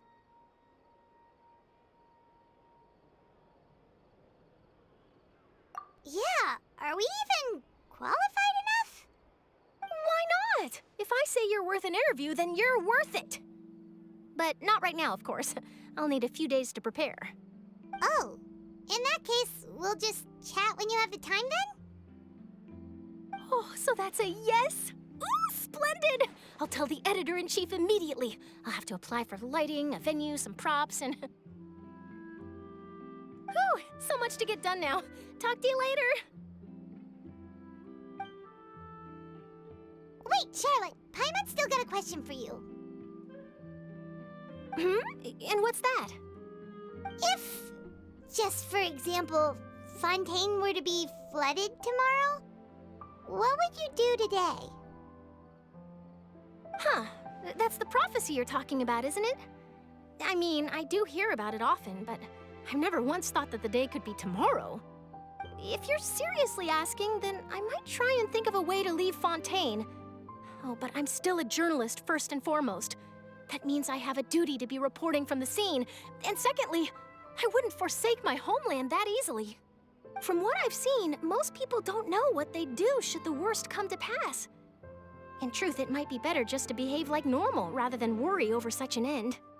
So in all likelihood, I'd probably still be prepping at the office for that interview of ours. I know what you're thinking. That sounds a bit sad, but I've always believed that it's best to do what you enjoy. Just think about it. If this nation really were to be suddenly destroyed tomorrow, but I still successfully finish an exclusive interview with a truly unique person, then the story I would wind up writing would truly be timeless. And then do you know what I'd do? Well, I'd write that story, send it for printing, and use messenger pigeons to get copies out to the various nations as soon as possible. I'm not a dreamer, nor am I a workaholic, but I do love my job, and I'd be proud of leaving such an article behind. I guess you could say that I was born to be a journalist. But anyway, that's my answer. And on that note, I'll get back to my preparations. That's so nice. All of a sudden, Paimon actually kinda envies her. Anyway, let's go and take a look at the sea, shall we?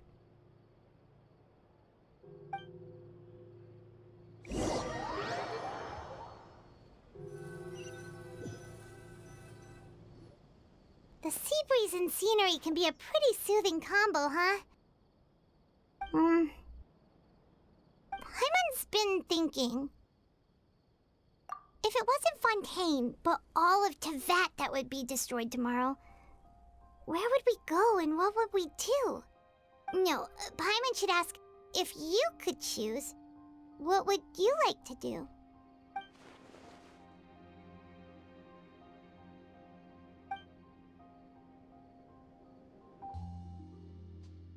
We've always been moving to the next destination, so we haven't spent much time thinking about these kinds of things. We didn't have to either, with us always being on the road and whatnot.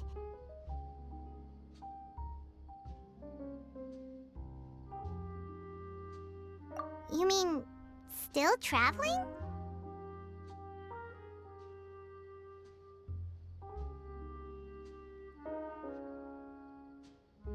Huh. Wait, isn't that what we've always been doing?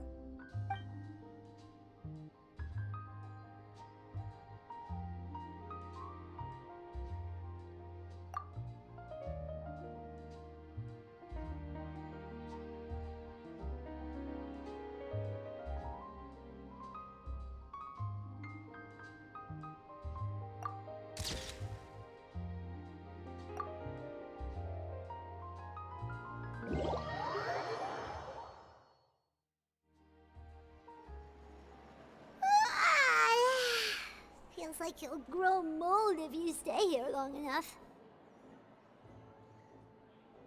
But it's still better than the Fortress of Meropide, that's for sure. It's not only damp there, but salty too. Ah, so the two of you are still here. Wonderful. Oh, you're from the Palais Mermonia, aren't you? Yes, I'm Isadora. Monsieur Nervillet sent me to look for you two before. I heard that afterward you went to the Fortress of Meropide. Not at all. I'm well aware that you're friends of his. Actually, I'm here to pass along a message from him. Yes, inside the Opera House. The Maréchaussée Phantom has declared the incident a small-scale riot. A riot? Well, that said, I don't personally think it was that serious. Lady Farina was watching a performance at the Opera House, and while she was resting during an intermission, some other audience members suddenly started harassing her, loudly accusing her of doing nothing about the prophecy crisis. And before she could respond, others started to join in. The crowd continued to grow, and protests against the Hydro Archon started to break out. So people have started to put the blame on Farina. Guess they finally found an outlet for the pressure they've been under due to the prophecy. I agree. People will naturally rely on gods, as is customary. But the moment people feel threatened, gods are also the first to be blamed. So what happened after that? Is Farina okay? Seeing that the situation was spiraling out of control and that further argument was pointless, she claimed that she'd gotten tired of this and left in a hurry. The Maréchaussée Phantom had their hands full maintaining order and did not catch where Lady Farina had gone. Only when things had stabilized did we realize that she had gone missing. So, you mean she's still missing? That's right. The Maréchaussée has dispatched many people to search for her, but we don't have any leads yet. That said, I don't think there's much to worry about. She is a god after all. Even if she were to fall into the hands of rioters, what could ordinary people do to her? Good. Monsieur Nervillet sent me to tell you about the situation, but he didn't say anything else. Don't worry, this is more than enough to go on. Thanks for keeping us informed. Ah, is that so? Well, alright then. In that case, you two take care. I'll be heading back to the Palais now.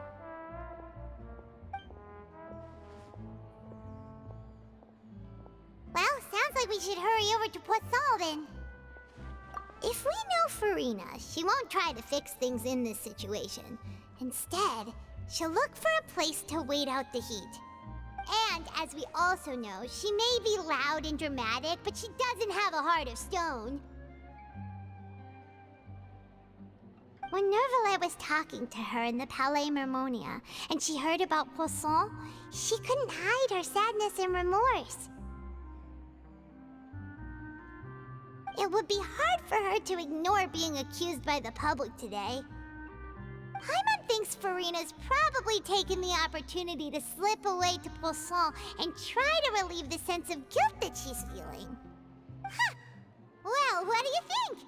Paimon knows the answer, of course, but Paimon can do the analysis to back it up, too. Cool, huh? In that case, there's not a moment to lose. Poisson, here we come!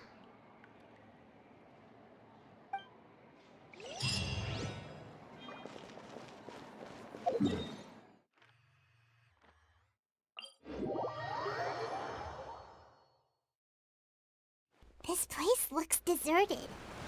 Guess all the survivors must have evacuated already. All that's left here are signs of devastation. Could Farina really be here? Let's try to find her as soon as possible.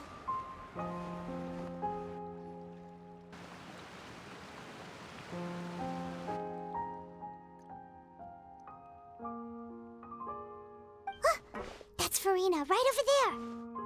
She really is here all on her own.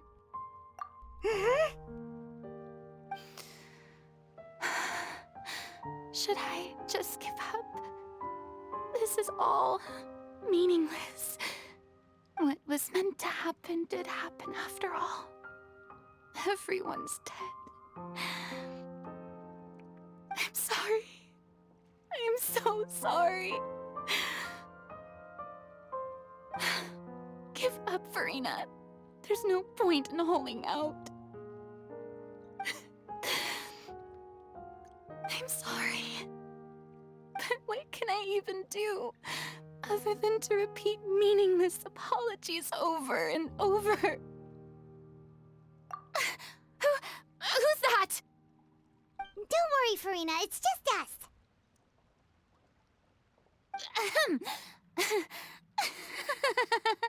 So it is you, blonde traveler from another land.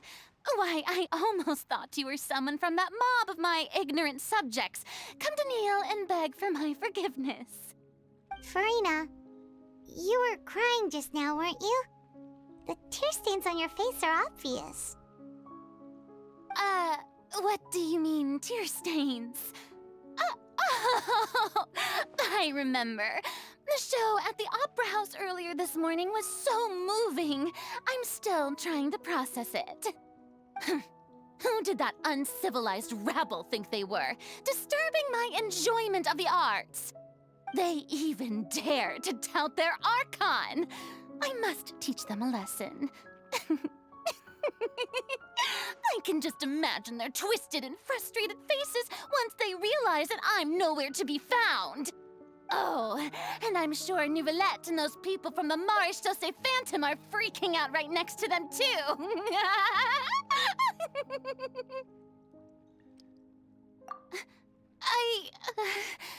Of course not.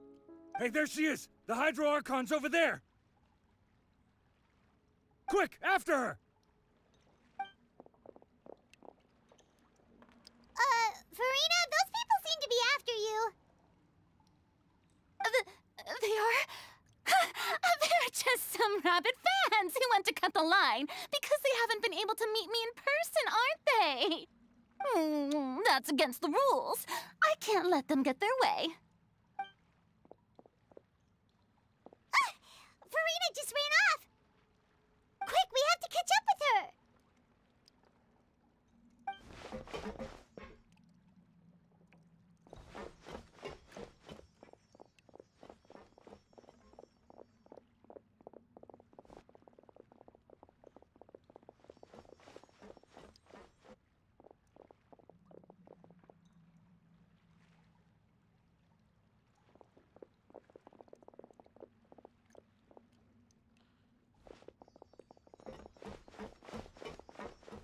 This should be the place, right? Hey, Farina! There's a good hiding spot over here. Quick, come to Paimon before the rest of them catch up to you. What is this place? Hurry, they're almost here! Fine, fine. I suppose haste is warranted. Lead the way.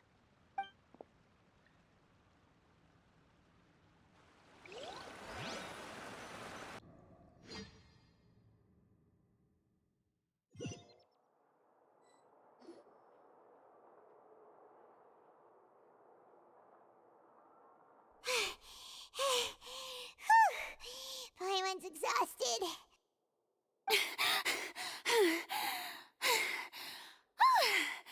I'm so tired. I totally thought they had caught me. No, I mean, I merely gave in to the sheer enthusiasm they displayed.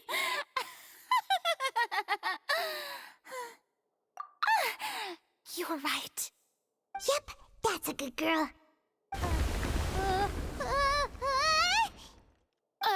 What's happening? The ground's shaking. Is it an earthquake? Yeah, a quake of this kind preceded the flooding in Poisson, didn't it? It can't be. It's happening again. Well, there's no need to worry too much about that. Novelette's made some emergency plans, so the evacuation should go a lot smoother this time. Yeah, I hope you're right. But the people of Poisson, they've already...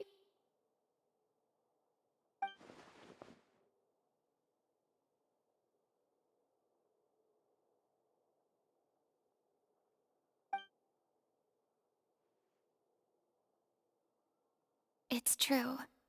I've been investigating the prophecy for hundreds of years. I once had informants all over Tevat, searching for clues and feeding information back to me. I've tried all kinds of ways, too, to hold back the sea. Anything to keep the coastline from advancing. But all my efforts proved to be futile in the end. Really, the truth has been clear to me for a very long time. We cannot make an enemy of the divine.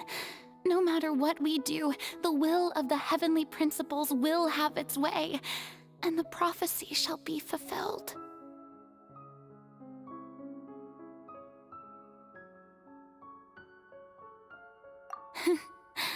Give up. I do love the sound of that phrase. It would mean finally coming to terms with fate, but also for me to finally be free.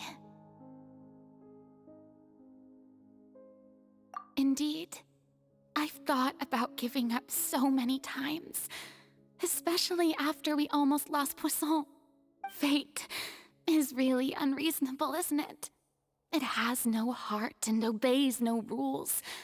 The prophecy has only just started to come true, and so many people have already lost their lives. But just now, it all became clear to me. I still don't have the right to come to terms with fate on behalf of everyone else. As long as the final moment hasn't come, it's still not too late. Don't worry. I will keep hope alive for everyone until the very end. Well, that's enough for now. I got the impulse to play the stricken maiden, but honestly, considering my rank and station, that wasn't a good fit at all. Don't take any of what I just said seriously. How could I possibly let Fontaine fall to the whims of trivial prophecy? Come on! Paimon could have sworn you were actually being honest just now.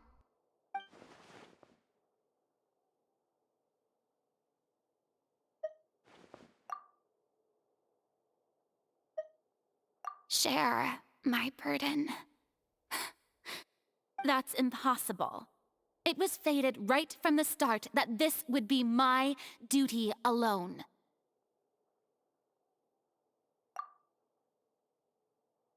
A witness. Yes, I've heard that you came to Tevat from beyond the stars, yes. In other words, you never belonged here. And if Tevat is, in its entirety, a show on a stage, then you're just a spectator, aren't you? If that's the case...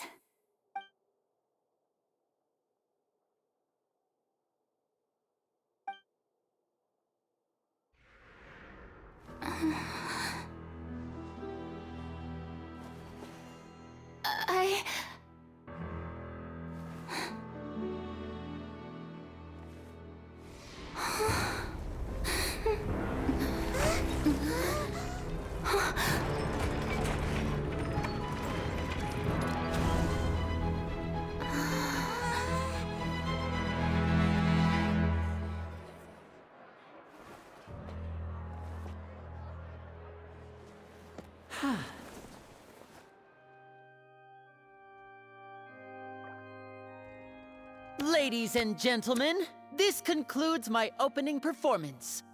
Now, without further ado, we may proceed to the trial of our god. So this is what it is. Yes, you deserve praise for the effort you took to raise the dramatic stakes. Do not forget, however, that I am Focalor, the god of justice, the embodiment of justice itself. Does it not strike you as even the least bit absurd to bring the very concept of justice to trial? May I interpret these words as your refusal to stand trial? In that case, you will have the opportunity to defend your honor through a duel. You would draw your blade against a god?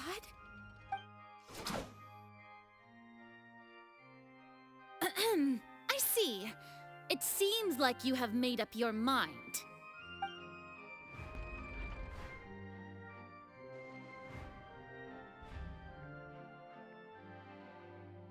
Paimon can't believe it. She just surrendered. What the heck is going on? Did I just see an Archon surrender to a human? Wow, how utterly humiliating. Lady Farina, what is the meaning of this? It would seem that there has been a misunderstanding. To be clear, the raising of both hands is not always an indication of surrender. Looking for excuses again, huh? I raised my hands just now to indicate my acceptance of the trial. No duel shall be necessary. I will admit that I've been running away for a long time. I'm sorry, everyone. I was unable to protect the people of Poisson. It is my duty to stand trial for my crimes. You are not the only ones to be disappointed in me.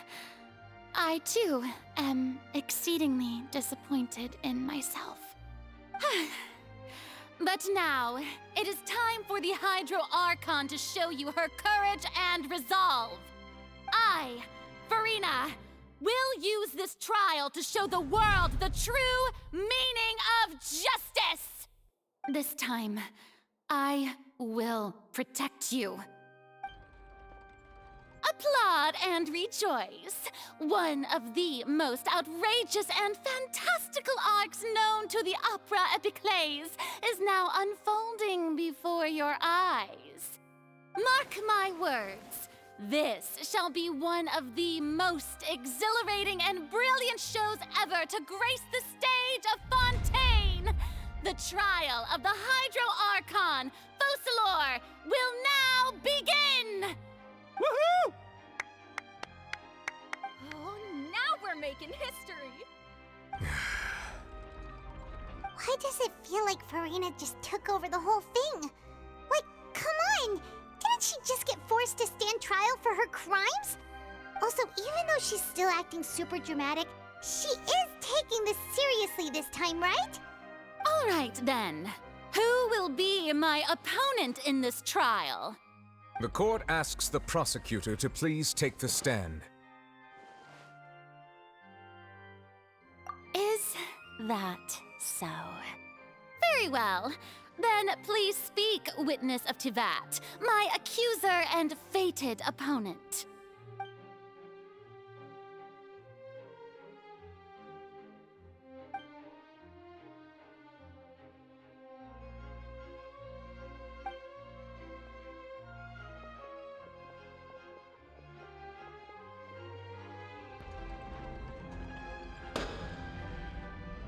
Also, please allow me to ask, as a final question before the trial begins.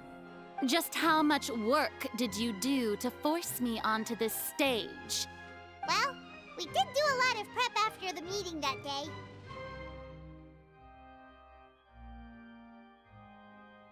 I can go over the tasks assigned to the Spina di Rosula, since they were rather straightforward and easy. Navia, the president of the Spina di Rosula. Most of the people who participated in the disturbance this morning were my subordinates. They changed into plain clothes and came to the Opera House as regular audience members, waiting for the perfect opportunity to incite insurrection against you. The people's resentment against their Archon has been building as more and more of the prophecy is fulfilled. A spark was all we needed to turn smoldering anger into a flame. Moreover, according to our understanding and analysis of you, when something like that occurred, you would likely flee the scene and head to Poisson by yourself. So, we arranged for a second group to lie in wait there. So, you mean, the ones who scoured the settlement for me were also from the Spina? And their goal was to force you to step into the giant magic box so you may personally participate in the greatest magic performance in all of Fontainian history. That's right. That house was a magic box, rather than someone's residence. As the super ultimate version of the setup that I used when I first performed at the Opera Epiclese, the volume of the box was increased by a whole order of magnitude, and the distance it traversed was the entire gap between Poisson and Araneas. Its cargo, of course, was an Archon instead of a human. My thanks, Farina. Without your help, we could never have pulled off such an extraordinary performance. You're welcome? Of course, this performance was only made possible with Father's support. The House of the Hearth spent a massive amount of labor in Mora to pull this off. We had to select a location, construct the giant magic box, dig a tunnel, and open up a path through the water. It was a lot of work for all of us. So, in other words, the earthquake that we felt within the giant magic box was just a normal tremor from the transportation of the whole house? That's right. It wasn't a sign of another disaster to come. Then, I can guess Nervilette and Cloran's parts. You gathered a crowd, prepared a stage, and made sure that the champion duelist would be immediately ready for a fight. Also that as soon as I appeared on the stage, the trial may commence without a hitch. Am I right? Yes, that is correct. Well, Clorand, I must commend you for your courage. Only the most outstanding champion duelist in all of Fontaine would accept a duel with an Archon without flinching. Thank you. As for you, Traveler, I suppose your role was to keep me distracted with conversation once you found me in Poisson. You'd make sure that I didn't notice anything amiss before revealing yourself as my prosecutor once we'd arrived onto the stage.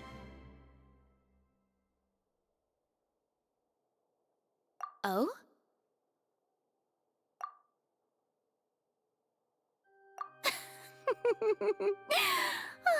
Is that so? Then I suppose I must have missed my final chance. It's fine. It matters not. What's done is done. The stage is already set, so there's no reason to disappoint the audience. Let's see this trial through to the very end.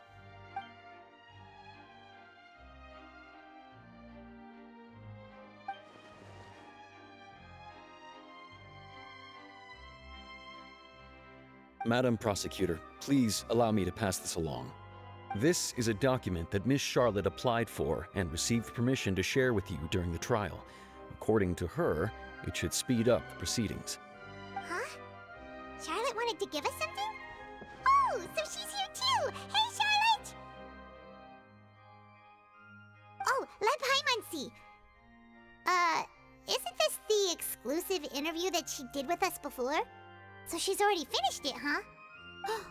Wait, then that means this document is a perfect timeline of everything that's happened ever since we stepped foot in Fontaine! So in other words, we can refer to this anthology of evidence every time we want to use something from our journey as evidence for an argument! Let's quickly confirm the information in it. Just think of it as a refresher, alright? You defeated the Hydro Archon in the very first duels you took part in at the Opera House. That's one for the history books, all right.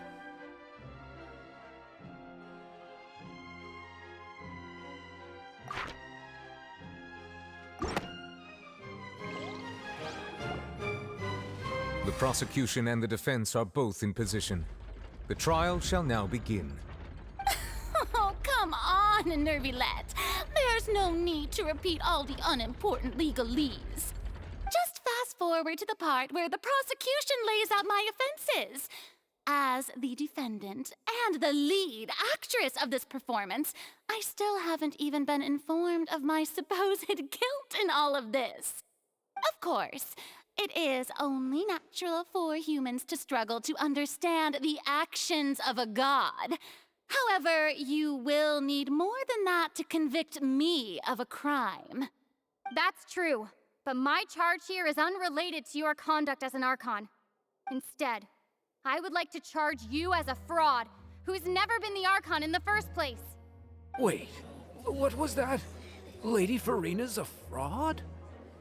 Hey, I came here thinking that we were going to try the Hydro Archon for forsaking her duty, but did I hear that right? She's not our Archon at all? Charge accepted. Lady Farina, do you plead guilty to the charge?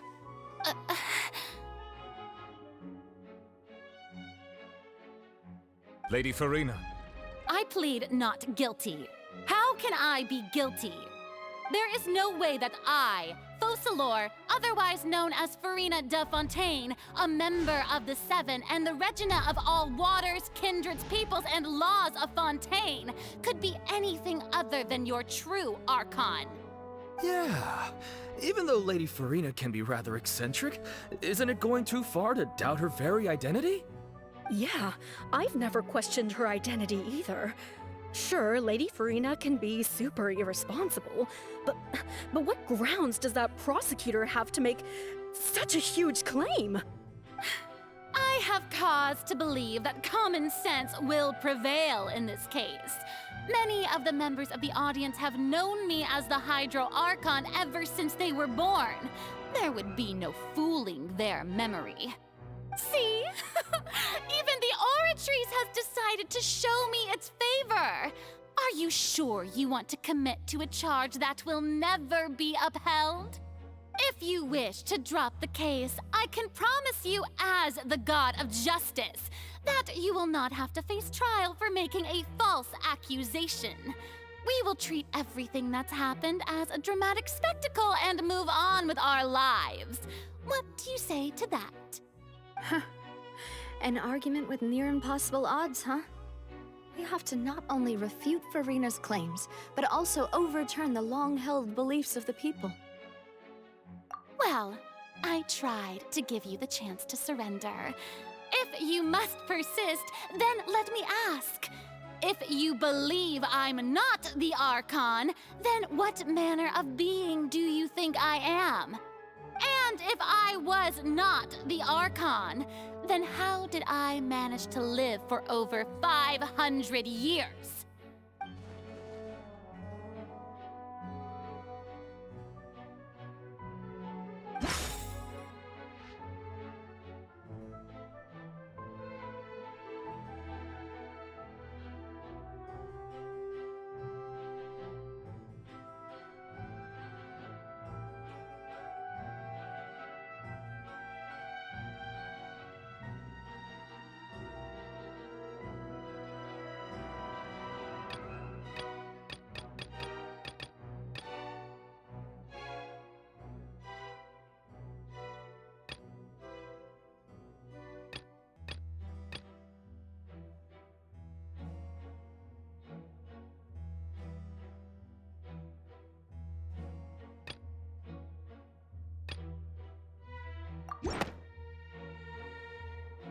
First of all, you may be a member of another long-lived race, which would allow you to naturally possess an extended lifespan.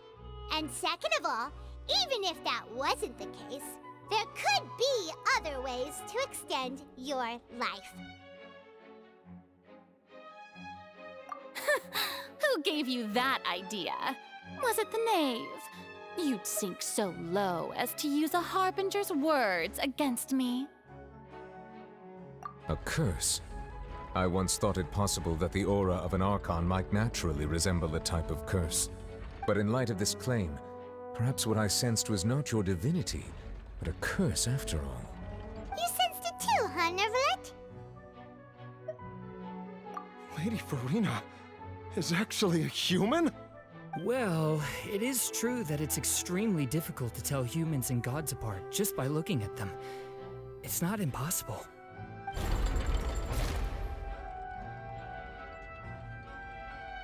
Well, don't start celebrating too early now. Even if I have been carrying a curse like you said, how does that prove that I am merely a human being?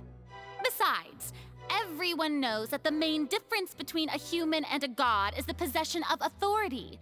Gods can do what humans cannot. That's why they're worshipped as gods. For centuries, manifestations of my authority have served the nation of Fontaine. One need only to turn their eyes towards the Oratrice Mécanique d'Analyse Cardinal in this very opera house, or consider the endemnitium that is used in every aspect of life.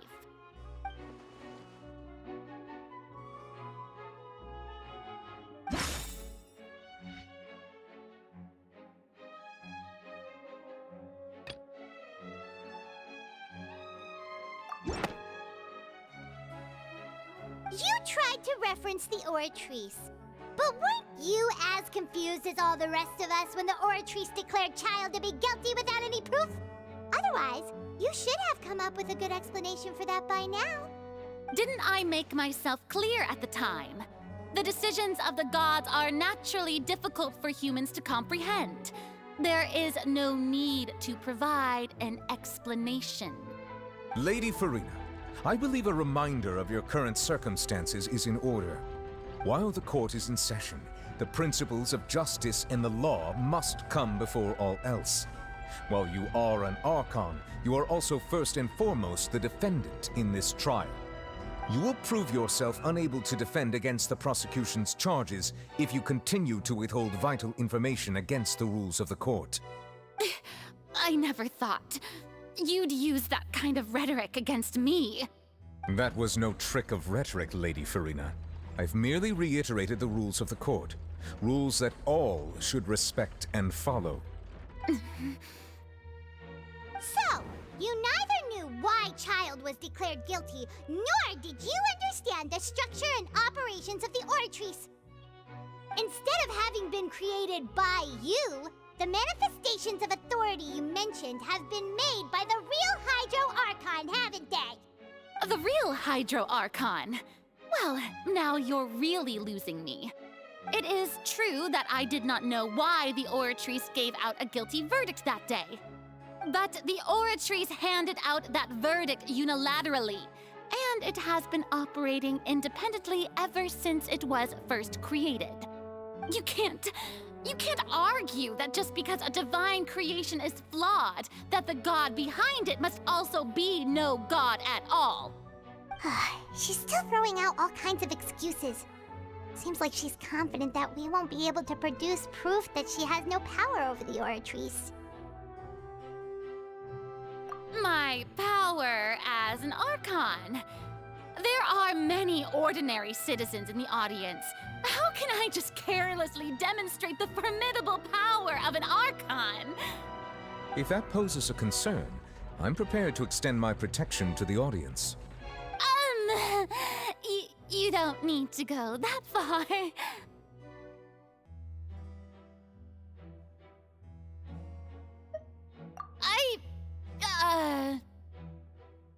Aren't you the Hydro Archon? Or is it that you can't even wield the power of Hydro, much less the authority of a god?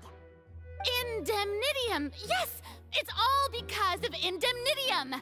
All Archons derive their power from the faith of the people, and I've converted the people's faith in justice into Indemnitium! Thus did I give up all of my divine power to provide everyone with energy for their daily lives. Have you ever seen a more magnanimous god? Isn't that a huge stretch? Yeah, no matter how generous an Archon can be, how could they give up all their power? Can a god with no power even still be called a god? It seems like nobody's buying Furina's excuse. Hey, come now, everyone. Please don't stare at me as if I was a liar. I'm still the same Furina you knew, right? The one that you loved. Shouldn't you want to believe in me? Please? You've got to believe me. If what the prosecutor said is true, she really has committed a grave offense. Did she deceive all of us? And all of our parents and grandparents too? And all of our ancestors? Ever since they were born? Enough. That's enough. Tell me then, if I'm not the real Hydro Archon, then who is? If you have no evidence of another Hydro Archon's existence, nor can you find anyone who can back up their claim to be such, then what grounds have you to say that I'm not actually the real deal? Wow, she came up with yet another argument. How can we refute her now? Seems like she really doesn't want to give up.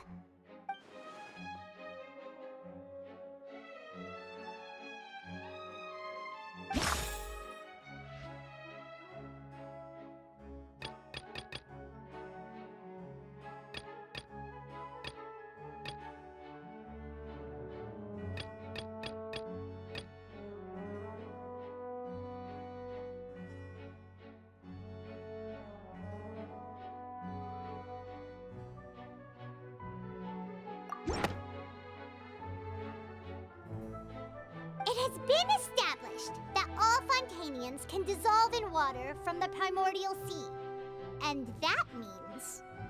Since you insist on claiming to be a god and not a human, then there's a method that you can use right here and now to eliminate all suspicions of you being the latter. Miss Navia, please apply to serve as a temporary attorney for the prosecution before addressing the court. Though you act in partnership with the prosecutor, you must still adhere to proper procedure. Super sorry, Monsieur Chief Justice. I swear this really will be the last time that I'll speak out of turn. Now, I've brought some seawater from Poisson. As everyone knows, a massive flood struck the area not long ago, taking many lives, including those of some of my closest friends. So, Miss Furina, would you dare to touch some of this seawater? If we are to believe that you are indeed the real Hydro Archon, touching this seawater would have no effect on you. All it should do is strengthen your case. But if you don't dare to touch it, then we would have basically proved the reverse. Oh, and I must remind you that after the disaster at Poisson, nobody wants to see any more people dissolve. I do hope you'll act prudently and choose the simpler path of admitting guilt. Navia from the Spina di Rasula. The Spina has governed Poisson for many years. I guess her suggestion is valid. If Lady Farina is indeed just a human, she's probably Fontainian like all the rest of us. Would she really dare to try?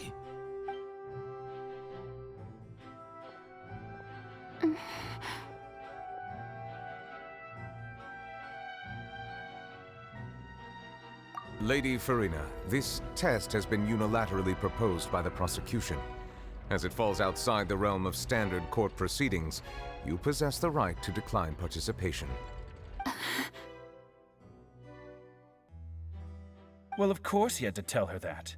But refusing to participate is basically the same as a confession of guilt. She's just staring at the water without saying a single word. It really does seem like she's quite terrified of it. That could only mean... What's going on? Is she really planning to... that's not what we thought she would... Due to the inherent risk of the test, Lady Farina, you may... Hey!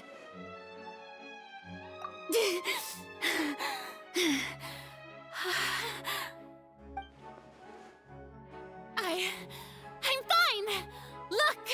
Look at me, everyone! My hand is still here! I haven't been dissolved! Will you believe me now? I really am your Archon! I'm nothing like a normal human who would fall apart as soon as they touch this water! Really, was this not the most obvious thing in the world? Miss Siegewien? If you're present, Miss Siegewien, please come forward and attend to the defendant. Siegewien? Don't be nervous. It'll just take a few seconds. Let me see. That should be enough. Please announce the results of your evaluation to the court, Miss Siegewien. As everyone doubtlessly saw, Miss Farina was displaying symptoms of hyperventilation and flushed skin. These indicate that she was experiencing the adverse effects of exposure to primordial seawater. The extent to which she was affected is the same as other humans when exposed to primordial seawater of a similar concentration. Thank you, Miss Siegewien. Lady Farina, you may return to the defendant's stand. Oh wait, what did she just say? I didn't get dissolved! Shouldn't that be enough to prove my innocence? Well, considering your tendency to run from your problems, we did originally prepare a direct sample of the seawater around Poisson. However, after extensive discussion, we exchanged it for a sample that is not concentrated enough to dissolve an actual human. After all, on the off chance that something entirely unexpected might occur, we don't want anyone else to lose their life to the sea. Yeah, so out of regard for Farina's life, you secured a low-concentration sample and asked the head nurse to serve as an expert witness. It's a great thing that the direct sample wasn't actually used. Farina could have... I can't believe... you...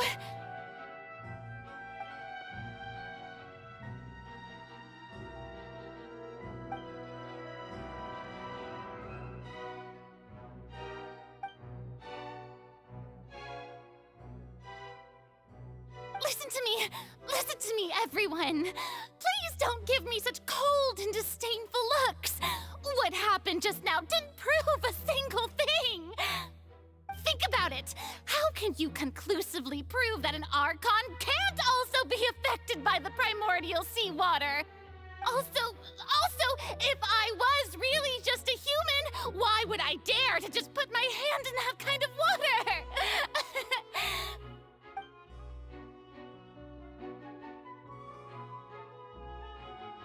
Please, everyone, anyone, just listen to me! I swear, I really am your Archon!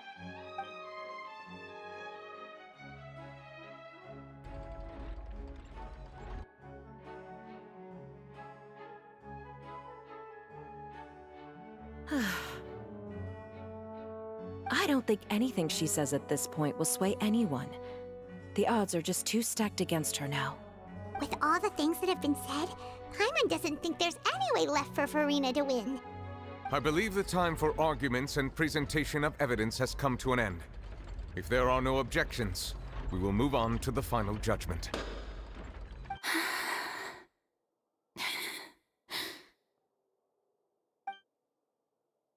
I don't think anything she says at this point will sway me to just two-stepped against her now.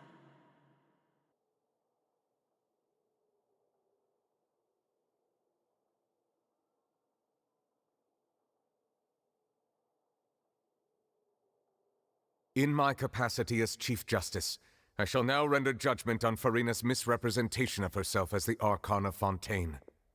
As a human who knowingly deceived her fellow citizens, Farina is guilty.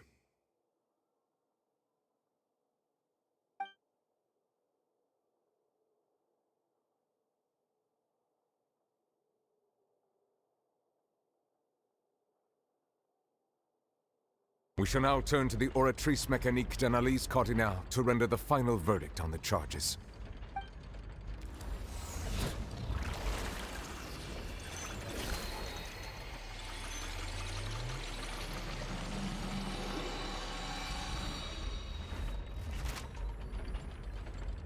According to the judgment of the Oratrice Mécanique d'Analyse Cardinale, Farina is... Well, what's wrong? What's the Oratrice's verdict?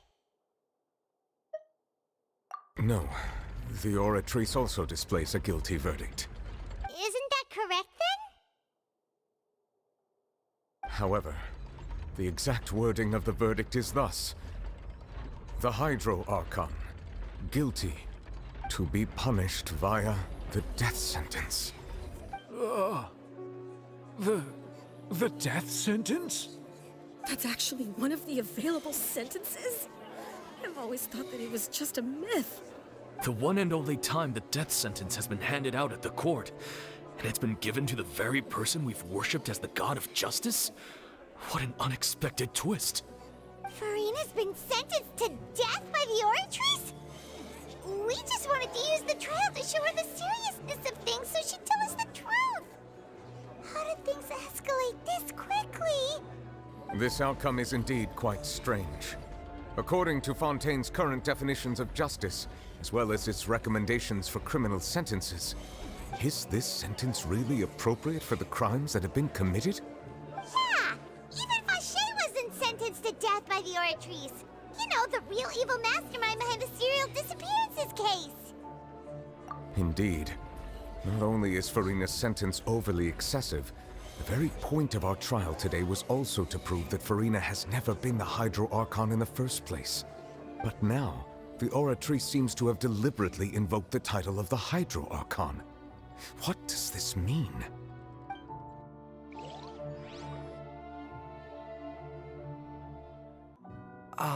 Excuse me, if I may interrupt. Is the trial still going? Fremine! You finally made it. I assume this means you've completed your mission? Mm-hmm. Any mission Father assigns to me will always be top priority.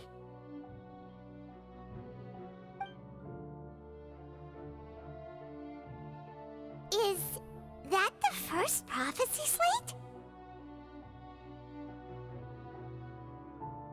Huh. So the knave privately arranged for Fremine to try and find the missing slate. I looked everywhere and finally found it at the bottom of the sea. It took me a long time to get around some dangerous stretches of water. But has the trial already concluded? Then doesn't that mean I've come too late? Oh no. Father will be disappointed in me. Thank you for your hard work, Mr. Fremine. Please allow me to review the record left on the slate. Traveler, I believe that you have already seen the other existing slates, and would like you to come here and confirm their contents.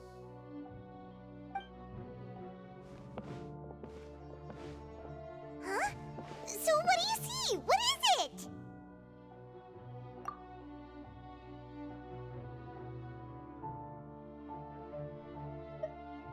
believe I've now made sense of the Hydro Archon's crime. It has to do with Fontaine's lost history. Huh? Isn't the Hydro Archon just guilty of deceiving her people?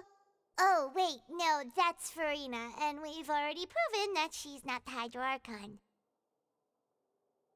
So when you say Hydro Archon, do you mean the real Hydro Archon we've been kinda talking about? In truth, everything that you've encountered in Fontaine up until this point can be traced back to the contents of these stone slates. However, I'm uncertain as to how much sense they currently make to you. Okay, let's try to recall the contents of the other 3 stone slates. Paimon will do her best to help you remember.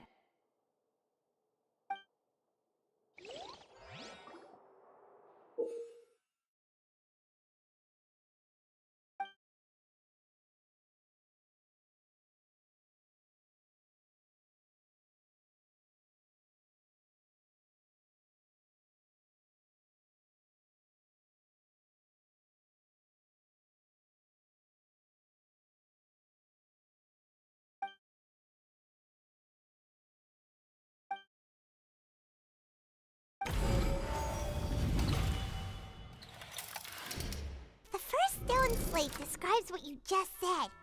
It seems to show the previous Hydro Archon using her divine power, and then the Oceanids turn into humans. Does that mean that Fontainians are transformed Oceanids? Oh, Paimon wasn't expecting that. But if Oceanids can turn into humans, then perhaps this process can be reversed as well. The second stone slate shows Celestia floating in the sky, and the Hydro Archon and her people worshipping it together. But the heavens still brought judgment down upon them. This must be the point when the Hydro Archon and the Fontainians were branded with their original sin. Does this mean that the original sin and the Hydro Archon sin are the same thing? The third slate shows the Hydro Archon sinking into the sea surrounded by many people. That reminds Paimon, didn't we also watch that happen to someone else? Well, the fourth slate is the prophecy the Fontainians have been talking about. People dissolving into the sea, the Hydro Archon crying on her throne, and so on.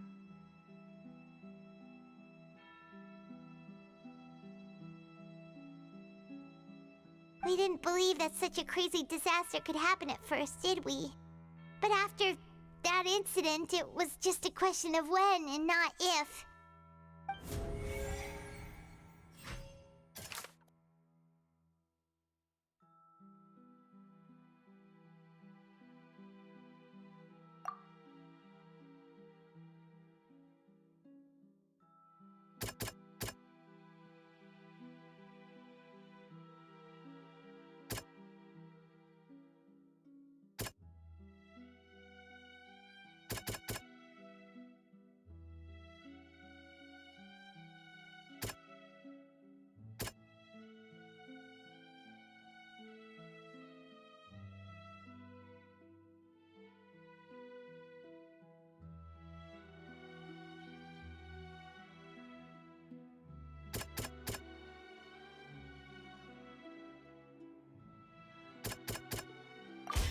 We know from the case of the serial disappearances of young women that Fontainians can be dissolved in primordial seawater, and the first stone slate tells us that long ago the Hydro Archon used her power to turn Oceanids into humans. This might be the reason that Fontainians can dissolve.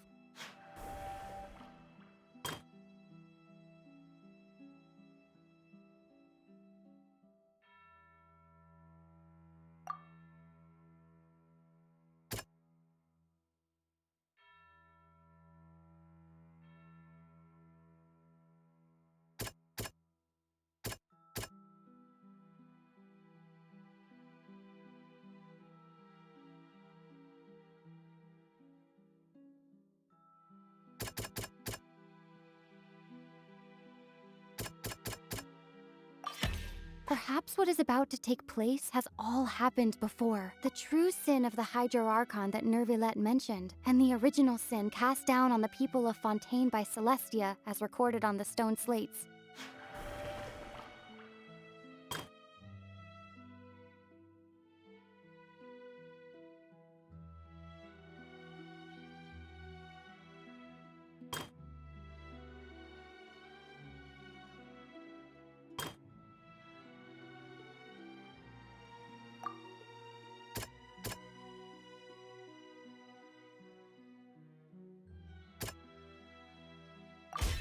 It's not as simple as falling into the sea. When Navia fell into the sea, her consciousness was subjected to judgment. The stone slates show the people gathered around the Hydro Archon in the sea. Could that be alluding to the same thing?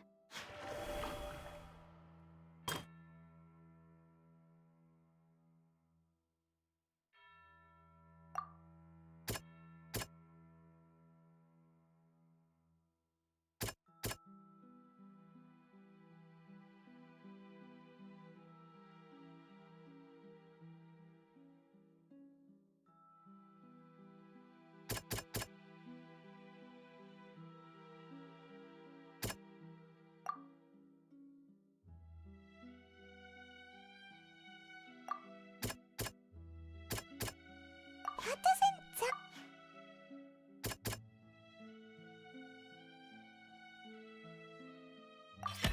The prophecy from the stone slates found its way into society, but not many people believed it at first. The fortress of Meropide was nearly flooded with primordial seawater, which we know can cause Fontainians to dissolve.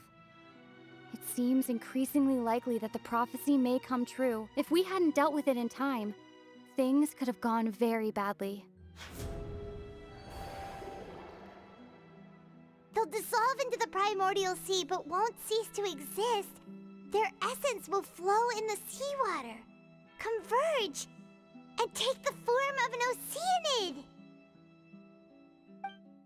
The Hydro Archon was sentenced to death in court, shocking everyone present.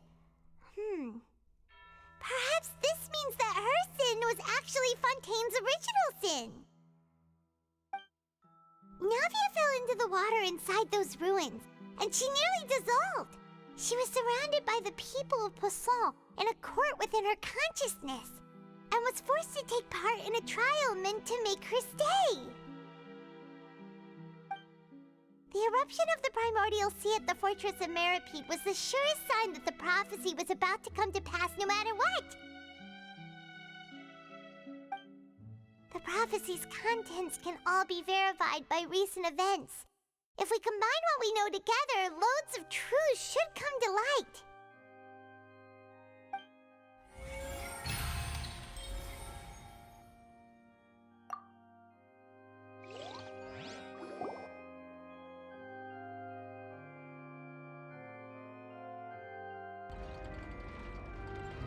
Huh? Oh, Paimon gets it now! So that's how you can make sense of it. But then it feels like we're going to have to share some truly shocking revelations. Let's hear them. Incredible. Linny, did you hear that? We're not real humans. All Fontainians were originally created by the late previous Hydro Archon, with Oceanids as their basis. The evidence for that can be found in how only Fontainians could dissolve in primordial seawater, and how all the girls Vacher dissolved were also turned into Oceanids. Oh, and according to Navia, when she was about to get dissolved, she also saw everyone gathered around for a trial, all of them in the shape of Oceanids. Indeed. Yeah, and it follows from the content of the first slate that she probably angered Celestia by creating humans without prior permission. That could also explain why the Oratrice judged the Hydro Archon to be guilty. It's to account for that ancient sin. The Hydro Archon's true sin was creating us? And yet, after many hundreds of years, the Hydro Archon's creations have turned around to try to judge the Archon within the Opera Epiclese. The twists of history are often the most unexpected of all. Yeah, isn't the image here just like when Navia fell into the sea? So wouldn't it be trying to show the image of the Hydro Archon also falling into the sea once the prophecy has been fulfilled in the fourth slate? In the end, the people will all be dissolved into the waters, and only the Hydro Archon will remain weeping on her throne. Only then will the sins of the people of Fontaine be washed away. Did Paimon get all that right? You've made some keen deductions. I must say, given how much you still don't know, it is impressive that you've already managed to connect so many pieces of the truth. However, while you were able to decode all the information on the slates, they've also been etched with an additional layer of hidden information using a different power source. When we were at the ruins, I tried to decipher the hidden information recorded in the slates. But since we only had 3 slates at the time, I was unable to come to a full conclusion. Now that the slate collection is complete, I shall make another attempt to decipher the narrative recorded within. If everything goes well, we should finally be informed of the unadulterated truth.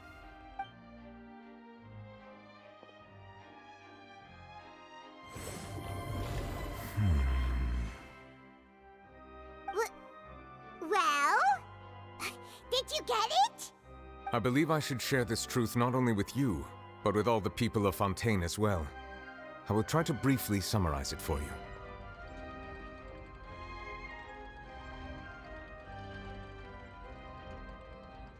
Your hypotheses regarding the origin of Fontainians and the sin of the Hydro Archon were both correct.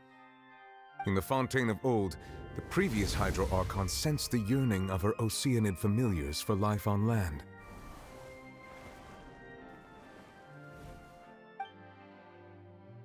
The Oceanids were enamored with the beauty and romanticism of human beings, and wishing to have those experiences for themselves, expressed to the Hydro Archon their desire to become of a similar kind. However, even though water as an element is intricately linked with the power of life, the Hydro Archon, as one of the 7, did not possess the authority to create a new form of human life. Not one to give in, she eventually found a way to create permanent humanoid bodies for her familiars by appropriating the power of this planet's primordial sea. She poured primordial seawater into the Oceanids' blood vessels, creating humanoid mimics in the process. But if Fontainians were to ever come into direct contact with water from the primordial sea, the power within their bodies would escape these artificial restraints and return to the sea. As a result, their forms would collapse, and they would be reverted to their original forms as Oceanids. Of course, the Hydro Archon never received permission from the heavenly principles to create a new human race. And thus, the Hydro Archon and all of her creations came to shoulder the original sin of appropriating the power of the primordial sea. That is the true history of how the people of Fontaine first came into being. So we were all Oceanids before we turned into human beings? That's way too much information for me. I think I'm just going to pretend that I never heard a single thing. Wait, but if that's the truth, we can't let the Hydro Archon be sentenced to death. After all, her only sin was creating us. This really might be too much information for your regular Fontainian, but it does answer a lot of our questions. Alas, your hypothesis regarding the 3rd and 4th stone slates was inaccurate. The slates' respective positions are, in fact, correct. A key point of the visual on the 3rd slate is how all the individuals depicted in the water are humans rather than Oceanids. They have not been dissolved, which implies that the water depicted in this slate is not water from the primordial sea. The nation of Fontaine is the nation of Hydro, as well as the nation of trials and justice. Instead of being the literal element, the water in the scene symbolizes judgment and justice. You may also recall Navia's experience. When she fell into the sea, her consciousness was surrounded by that of many others who intended to hold a trial to determine her fate. Therefore, the meaning of the third slate is that the people of Fontaine shall try the Hydro Archon at the Court of Justice. Yes, it refers to our present situation. I think I'm following now. So, what you're saying is, even though we decided to put on this trial to avoid fulfilling the prophecy, in truth, everything we've done has happened exactly as the prophecy foretold. So now, it seems, we're the ones making sure it comes true. What should we do? Huh. No matter what, the prophecy will be fulfilled. Is this what it feels like to be a prisoner of fate? If that's the case, does that mean the scene in the fourth slate will also be fulfilled soon? Traveler, I would like to point out another small fallacy in your deductions. About the fourth slate, you probably thought that the eruption of primordial seawater beneath the fortress of Meropide served as the surest sign that the prophecy was about to come to pass, yes? However, I believe that rather than being a sure sign, that eruption could in fact only be a small warning of something far worse to come. As for the root cause of the catastrophe, I believe you've already encountered it once before.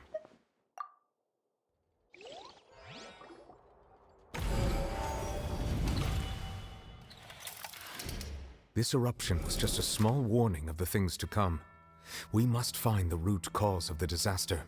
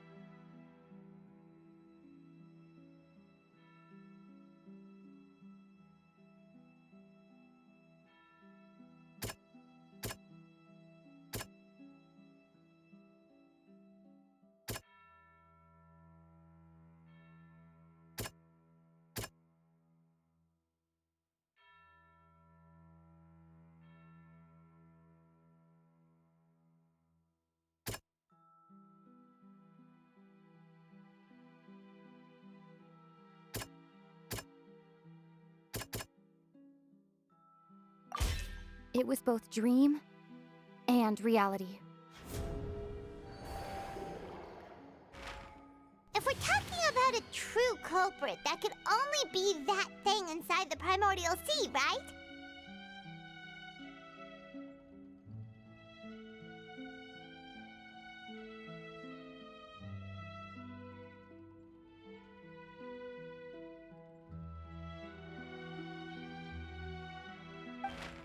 The truth, the original sin, the trial, and the root cause of the disaster.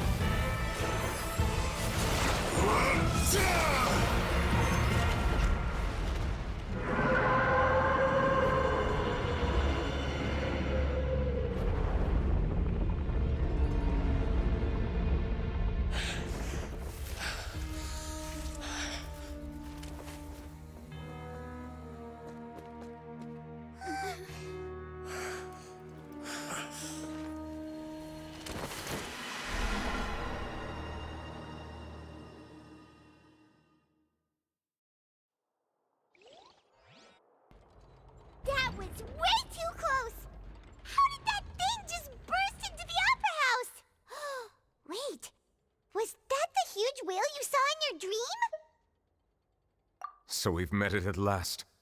I understand very well why it has chosen to make an appearance here. That whale does not belong to Teyvat. It is a monster that has traversed the stars, weeping all the while. It has been greedily consuming the energy from the planet's primordial sea, using it to grow. That is the main cause for the rising sea levels. And once it has finished consuming all of the energy contained within the sea, its next step will be...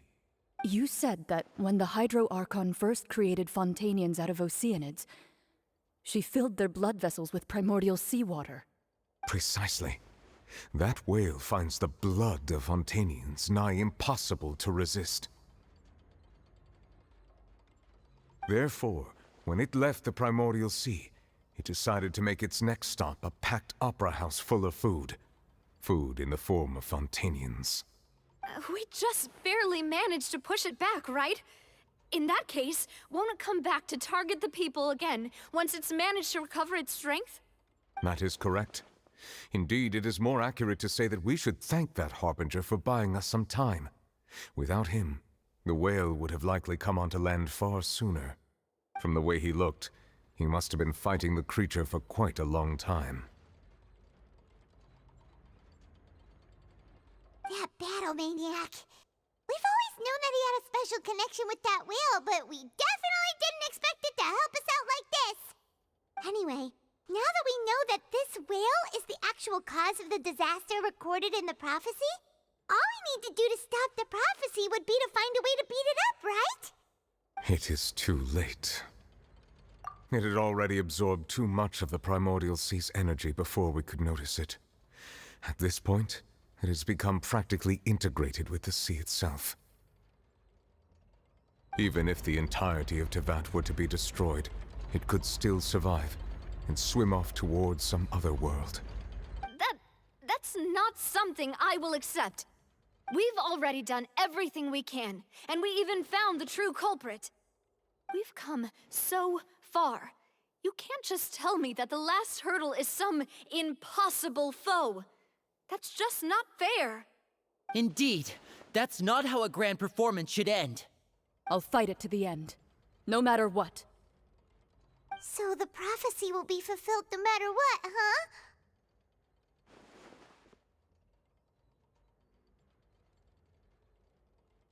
The prophecy. Yes, what has been prophesied will be fulfilled. You may view such things as the history of the future.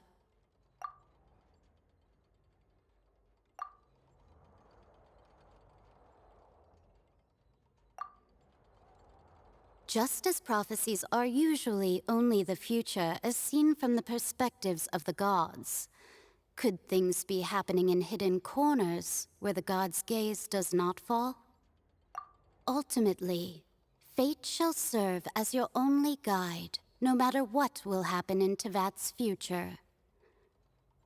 All you need to do is to play your part.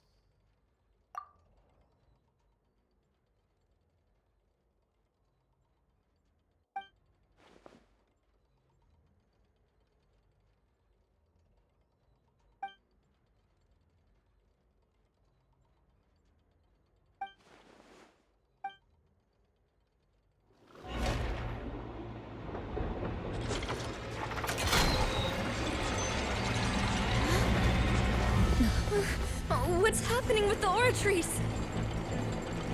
I believe it is preparing to carry out the death sentence.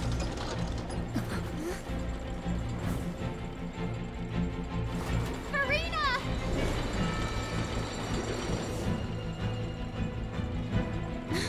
No, I still need answers.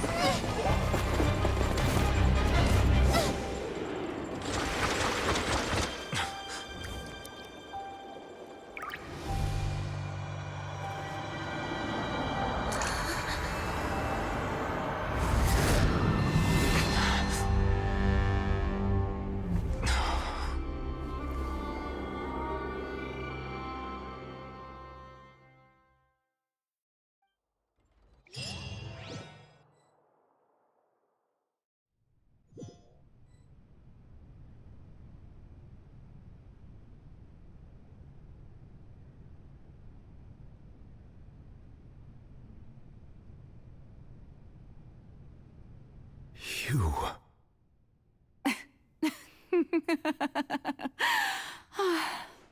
Sorry. That shocked expression on your face is just too amusing. I couldn't help myself. You are not Farina. Who are you? The sweet sound of bewilderment. Marvelous. A sure sign that my attempt to deceive everyone was a resounding success. But to answer your question, I am Focalor. You know, the god. Focalor? Why did you deceive us? Oh, that wasn't my goal, of course. Goodness, no. But I had to fool everyone else too, if I was to stand any chance of deceiving the heavenly principles. Deceiving the heavenly principles? It's all because of that pernicious prophecy. Dreadful, wasn't it? Everyone doomed to dissolve. Fontaine condemned to be flooded. One was not amused. In fact, one was positively bemused when that problem was thrust upon me by my dearest predecessor. That's the former Hydro Archon Egeria, for the uninitiated. It hardly gets more disastrous than a preordained national catastrophe, now does it? She knew full well that the prophecy would surely come to pass. And as one of the seven, she also knew full well that one defies the heavenly principles at one's peril. So yes, as you have no doubt surmised, it was a rather impossible situation that I found myself in. I spent a terribly long time mulling it over, alone on the ocean floor. And I was almost growing barnacles by the time I finally realized there was only one possible solution to this confounding conundrum. I had to outwit the heavenly principles, allow the prophecy to be fulfilled, ostensibly at least, while saving everyone at the same time. I'm a genius, I know. I can only assume that's why Egeria chose me as her successor. Although, looking back now, it was hardly the inheritance one dreams of. Between the task of saving the nation, the quotidian duties of the Hydro Archon, and not to mention the original sin of creating a new race of humans, I dare say she left me quite a colossal mess to clean up. But one can only play the hand one is dealt. I did not choose this, any more than I chose to be one of her Oceanid familiars. So you were also once one of the Oceanids, transformed into a human by Egeria's hand? Yes, I was. I always dreamed of becoming human. And I still do, even now. In my eyes, to be human is to be part of the greatest opera ever known. After becoming a god, I separated my divinity from my body and spirit, leaving behind only a self that was as naive and bewildered as my past self on her first day as a human being. The me you see before you now is that divinity. And the human counterpart I left behind, I named Farina. She could feel joy, sorrow, and everything in between. She could be as vain and conceited, or as meek and vulnerable as she wished. Her strengths were of a kind only a human could possess, as were her shortcomings. But in my eyes, Farina's humanity was what made her perfect. She was perfectly human in every way. The person I always wanted to be. Anyway, so then I cursed her. All part of the plan, of course. The plan to deceive the heavenly principles. Do you still remember the final scene of the prophecy? The Hydra Archon, alone, weeping on her throne. In order that the prophecy might appear fulfilled, I invited Farina to be an actress, to play the part of the Hydro Archon in the prophecy. Under the curse I placed on her, so long as I, Focalor's divinity, continued to exist, she could not die. But nor was she free to live her life in the pursuit of happiness. Instead, she was forced to take the stage in the opera house, to embrace the role of leading lady, to forever play the part of the god from the prophecy, all to create a deceitful appearance of that prophecy coming to pass. I suppose now you probably understand why your court is called the Opera Epiclese. But Farina is only human, isn't she? Even though she has had a long life, her mind is no stronger than that of any other ordinary human being. I cannot begin to fathom what she has had to endure. It must have been torture for her. It has indeed. And although she is, in a sense, me in human form, I most definitely owe her an apology for it. It's been 500 years, and all along, she's been playing her part in the most unimaginably long, unbearably lonely, and agonizingly painful opera of all time.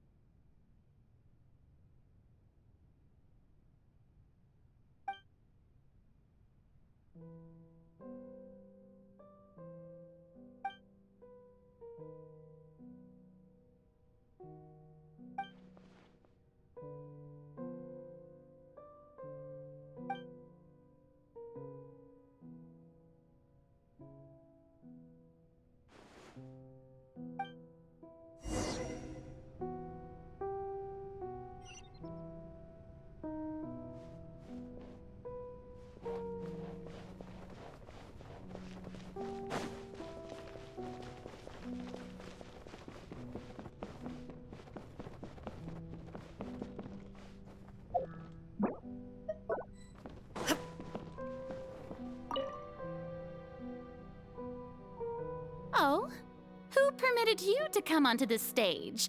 Now, I understand your admiration for my august self, but I must ask you to keep to the rules.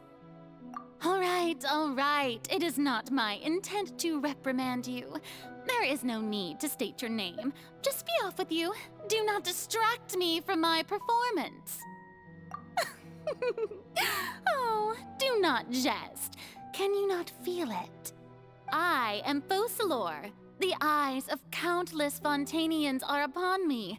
I must, at all times, display the utmost elegance and nobility.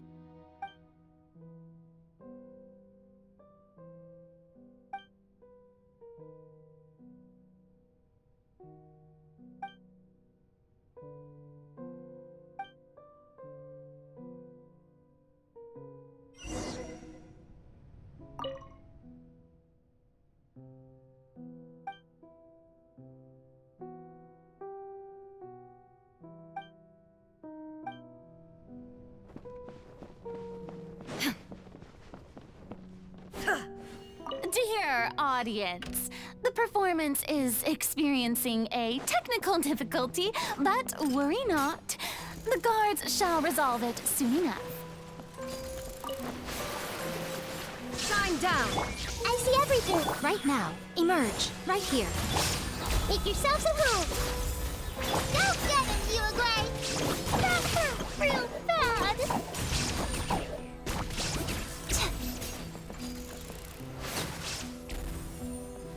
Hey, what gives? The audience is still watching me, you know. Guards? Wait, where are the guards? Guards! A sight to behold. Emerge. Illusion shattered. I see everything!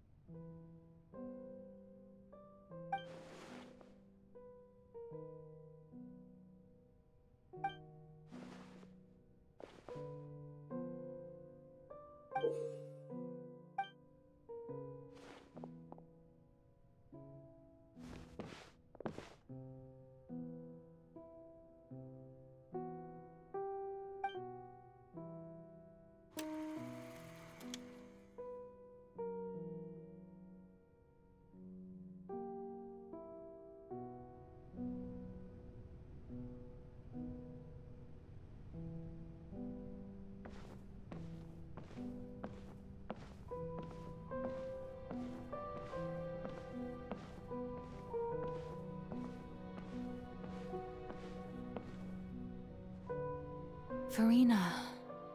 Farina. Huh? Who's that? Who's calling me? Where are you? Be not nervous. Be not afraid. I am before you. Wait a moment. You're near me?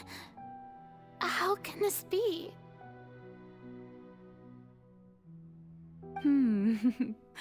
Mirror you, huh? You know what? That's not bad. Let's go with that. Mirror me. What do you wish to say? The prophecy. Have you heard of it? What prophecy? Wait. I know. I think. I don't know why, but it's in my head somehow. The people will all be dissolved into the waters, and only the Hydro Archon will remain, weeping on her throne. Only then will the sins of the people of Fontaine be washed away. Oh, very good. You know it well. What's going on? I can't seem to remember anything clearly. The only thing I know for sure is this prophecy. Will it really come to pass? Yes, it will. And that is why I've come to you. Disaster will come to Fontaine sooner or later. Things will develop just as the prophecy declared. There is no escaping it.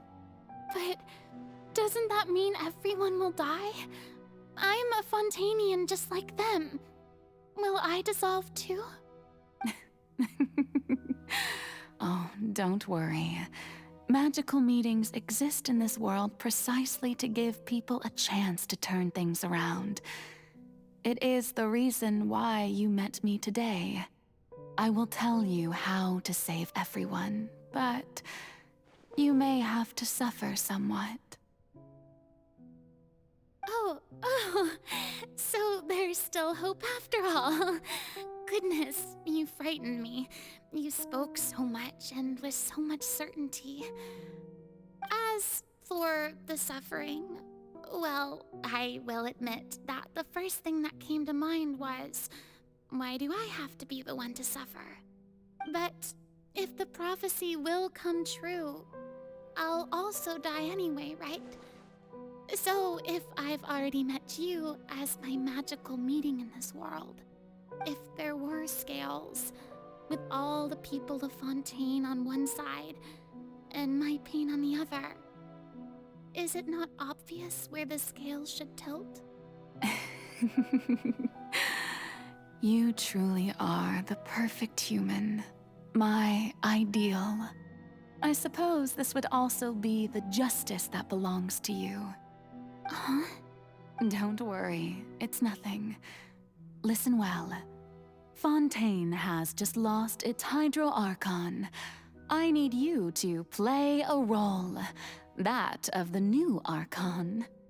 Play as a god? That's right. You must begin a never-ending masquerade. You must never let anyone suspect your identity. If you can keep it up, then I shall have my way of defying this prophecy. But should your identity be revealed, then all hope will be lost.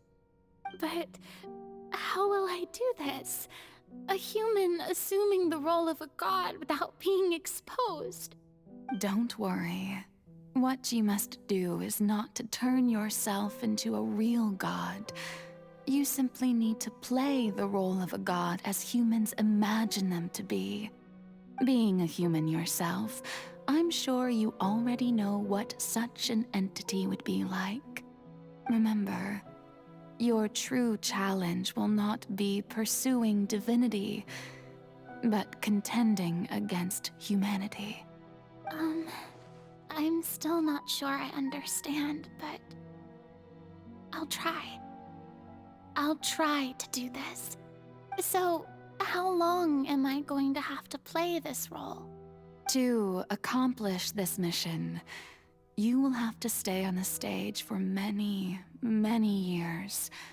You will endure and not grow old until your task ends.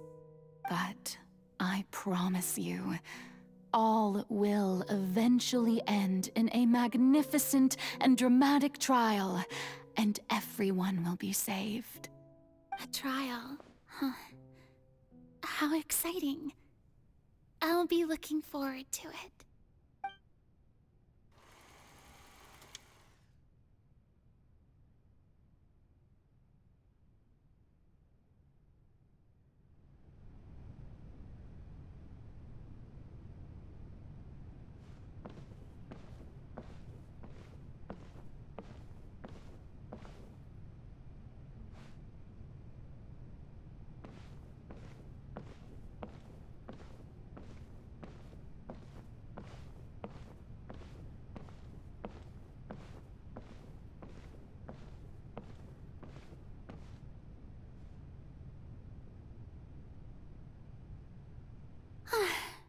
The Maison Cardinalise has announced my accession, but this is my first time facing the people.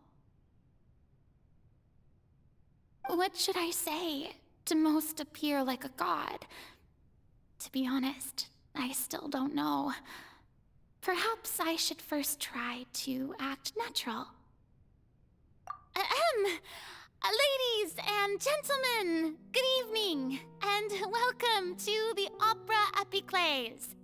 I'm sure you've all heard about how I have taken on the role of Hydro Archon. Indeed, I am Verena de Fontaine, your new Archon. In truth, I know little about becoming a nation's new god, but it will be my honor to guide you all. As the god Focalor, the god of justice, I shall do all within my power to lead you into an age of fairness and justice. Once again, thank you all for coming. If you should have any questions or suggestions, please send them to the Maison Cardinalise. The future of Fontaine will require us to work together, after all. This should do it. I thought I might stammer, but thankfully, I was able to convey my thoughts just fine. Okay, and next. That's the new Hydro Archon. Is this some kind of joke by the Maison? I would have thought that a being that surpasses humanity would be a bit more assertive. Hey, did you hear that? She even told us to send her suggestions there at the end. Shouldn't gods be all-powerful? She's being so modest. What's the difference between her and an ordinary person, then? If you ask me, perhaps the succession didn't actually happen. She might just be a Maison back puppet. Wait, what's going on? Why is everyone suspecting me of being a fake? Oh, this is bad. If I get exposed here, there'll be no saving the people from the prophecy. Right. Mirmi said that I just need to play the role of a god as humans imagine them to be. Calm down, Verena. Think. What do the people want? How would they imagine a god to speak and act? Assertive, with a strong sense of presence. One who can dispel all doubt. That is the character I'm fated to play.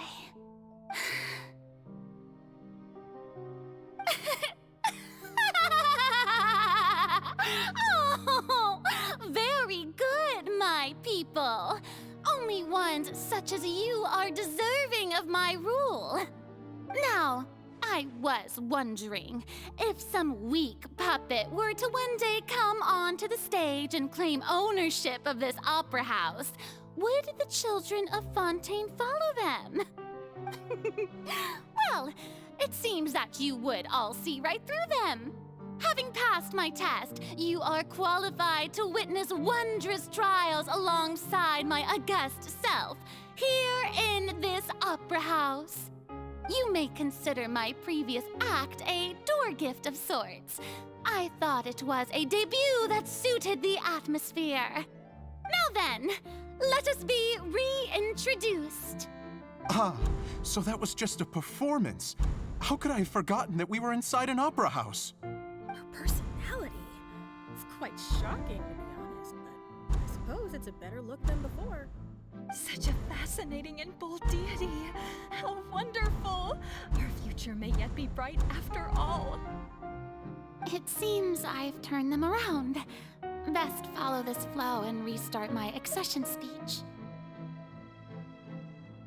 My dear people, whether you acknowledge me or not, whether you trust me or nay, I say to you, keep faith in your ardor for justice.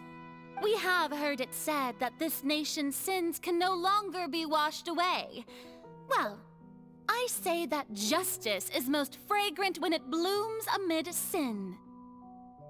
The scales of justice should not weigh heavy in the hands of its God. On one side, it must carry fairness and justice. And on the other, praise and applause. May law be the prayer on our lips. May judgment be our worship. Let us light the fires and drink to the future of Fontaine. There is no trouble in this world that justice cannot solve. All that is needed is for you, my people, to believe in it, heart and soul. So long as I, the Archon Focalor, stand within the Opera Epiclese, so long as I stand before the Oratrice, I shall even judge the gods of this world!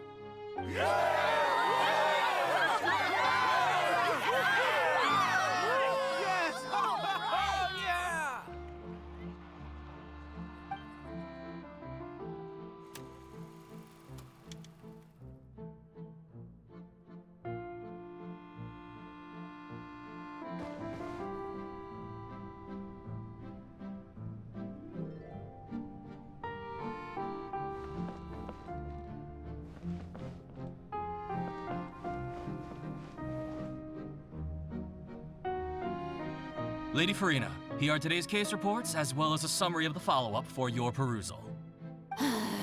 Come now, was I not just at the Opera House in person? Leave these kinds of things to Neuvillette. Besides, none of these trials were the one that I'm looking forward to the most.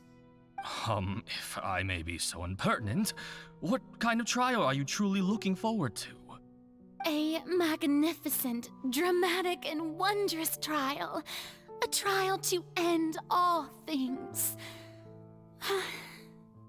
How could you hope to understand? That's true. I fear I lack the ability to grasp your divine thought, Lady Archon. No need for fright, and do not take what I said before too seriously. Go now, do your duties. The trial I await. It will come one day.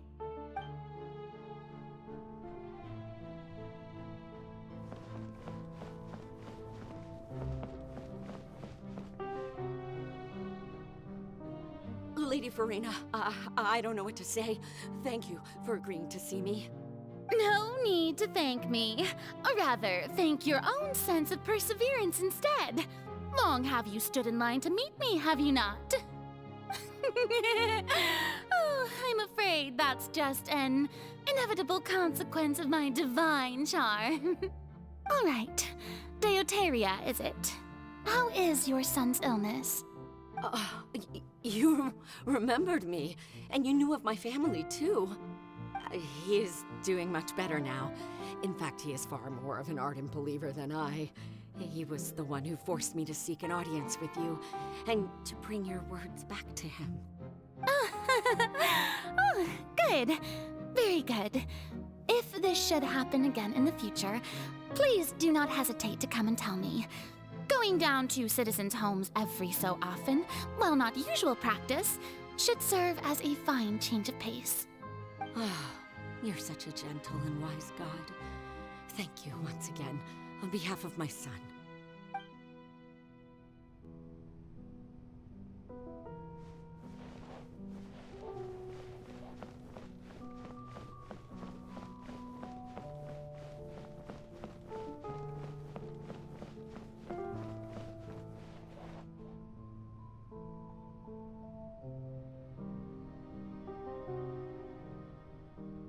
Lady Farina, here are the latest hydrological reports.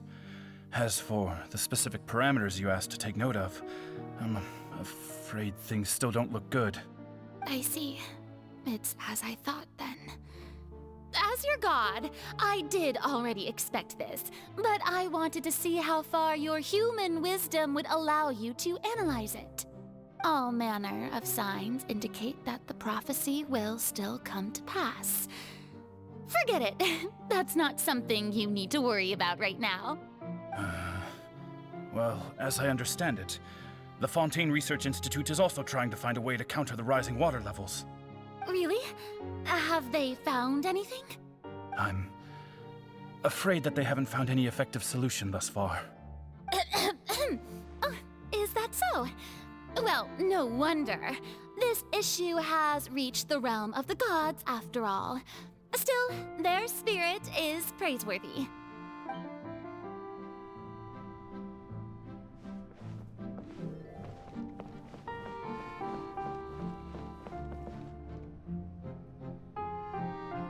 The day is finally over. I haven't had a moment to breathe this whole time. But it's good to see that everything's getting on track. There are no longer any voices of suspicion. Maybe this is fine. I just need to keep going, and everyone will be saved. All right, Farina, don't think too hard about this. You need rest. Tomorrow's a new day.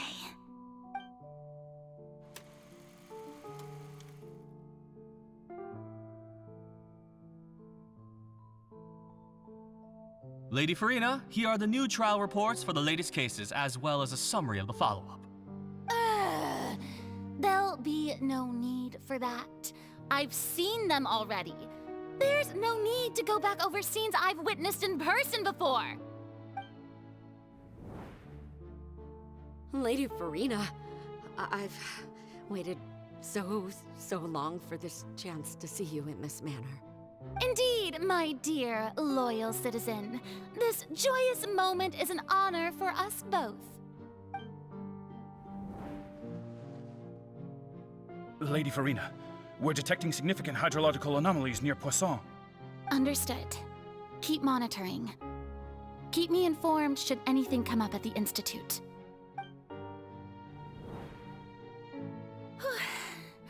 I don't think I let anything slip today. I must show the people that there is nothing to worry about.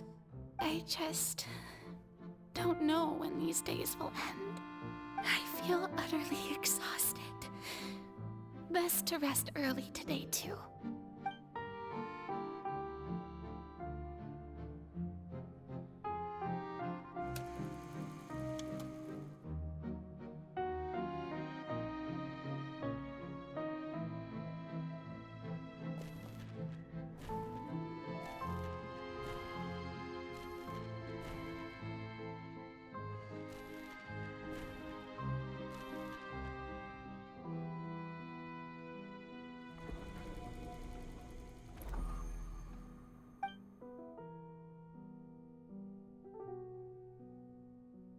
Lady Farina, it's like a dream being able to speak with you up close like this.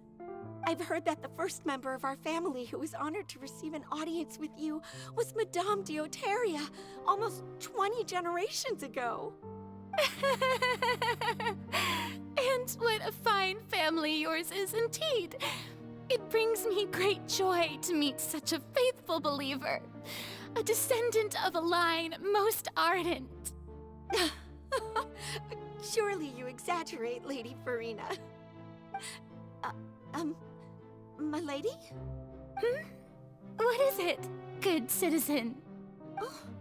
Oh, are you crying? Oh, really now? I didn't even notice. This must be the overflow of hydro from my person. Well, can't quite help being the god whose dominion is the waters, can I? No wonder. No wonder. A manifestation of your power, then. Oh, Archon, I am honored to have witnessed it. Honored indeed.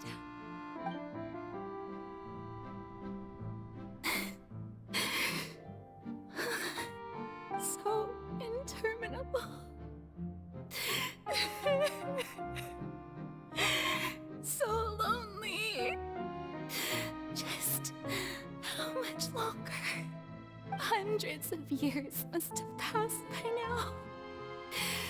Perhaps the show must go on for hundreds more. I never imagined that it would hurt so much. Have I reached my limit? No. Perhaps I reached it long ago. Today I didn't even notice my own tears. I want to tell someone, anyone, about this. But would that not destroy all I've done so far? I've conducted so many investigations across the centuries, but there's not even a sliver of hope that we might break the prophecy. All I can do is keep heart. I must maintain this act. It is the only way to save Fontaine. Please, mirror me. You have to succeed.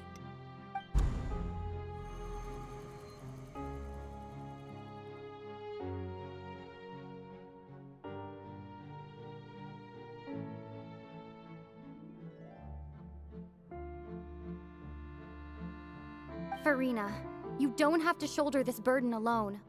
Although I don't know what you might be keeping from everyone, your people are more than willing to share your burden with you.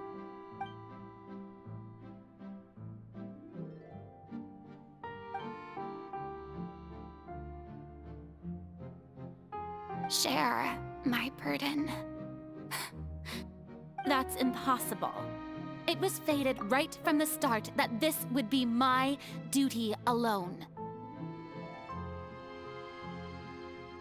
But even if your burden doesn't need to be shared, you can still choose to confide in someone. Just share it with me. I'm what you'd call a witness. A witness? Yes, I've heard that you came to Tevat from beyond the stars, yes. In other words, you never belonged here. And if Tevat is, in its entirety, a show on a stage, then you're just a spectator, aren't you? If that's the case... She's right. I could confide in her, couldn't I? But if things don't play out as expected, the people of Fontaine will be the ones to pay the price. No, Farina, you shouldn't be selfish. But what if it's really all right?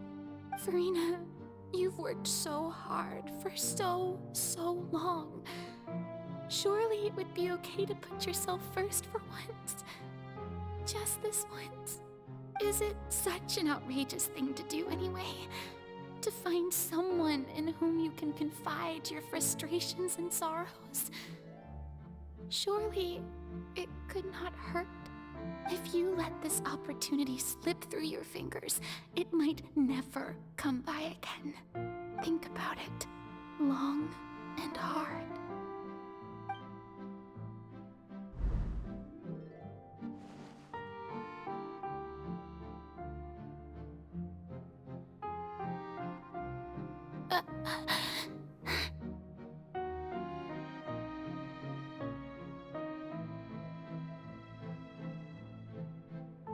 No, I have nothing to say.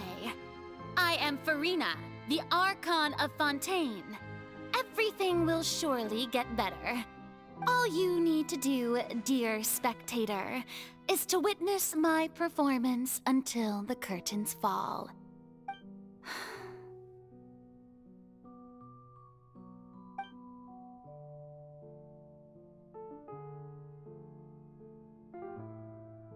Fine.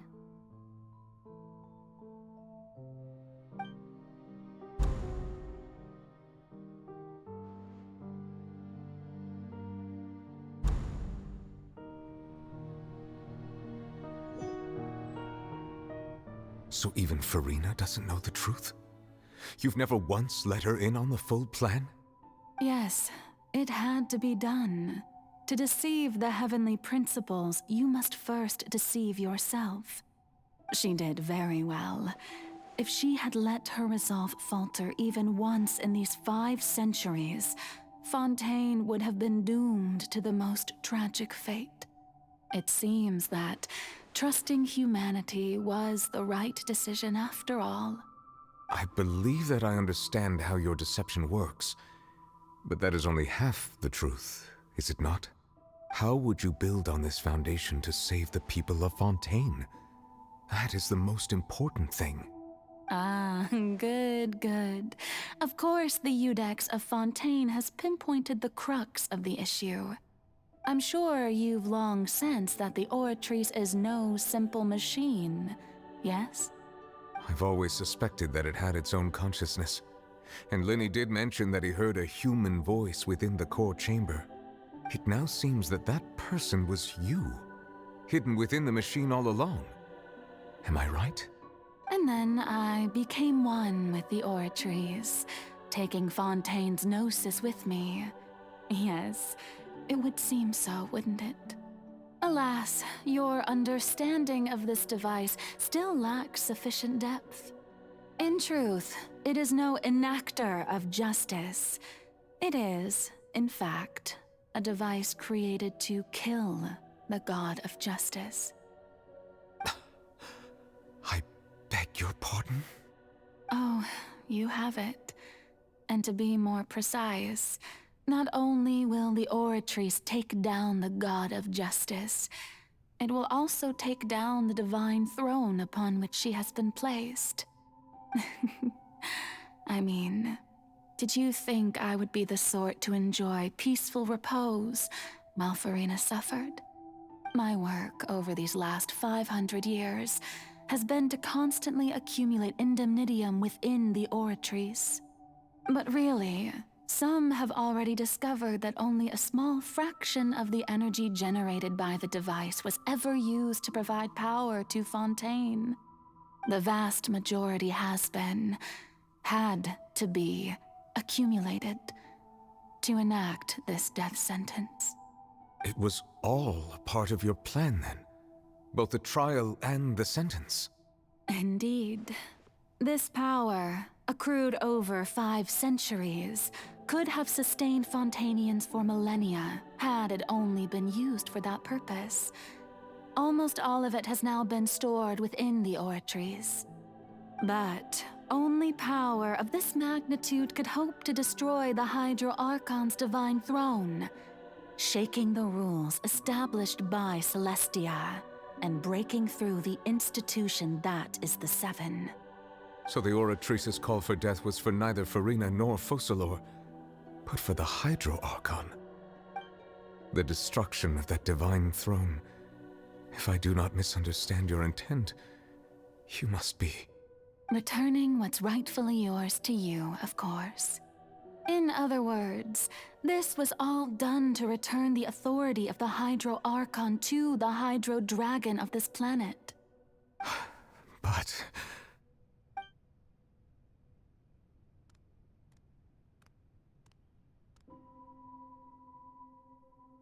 Oh, what? Getting sad again, are we? The authority of the ancient dragons shall soon be yours once more, O Hydro Dragon Sovereign. And this is the face you make. all you've done throughout the years is just so you can sacrifice yourself at the very end. I've never quite seen it that way, you know. Even now, I'm quite pleased at how well my deception worked.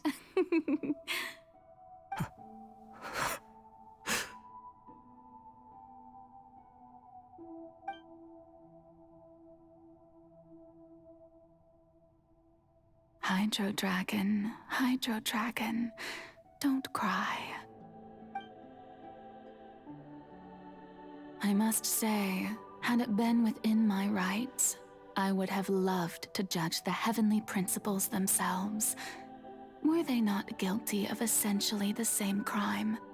Egeria stole the power of the primordial sea, and the heavenly principles stole the power you ancient dragons possessed.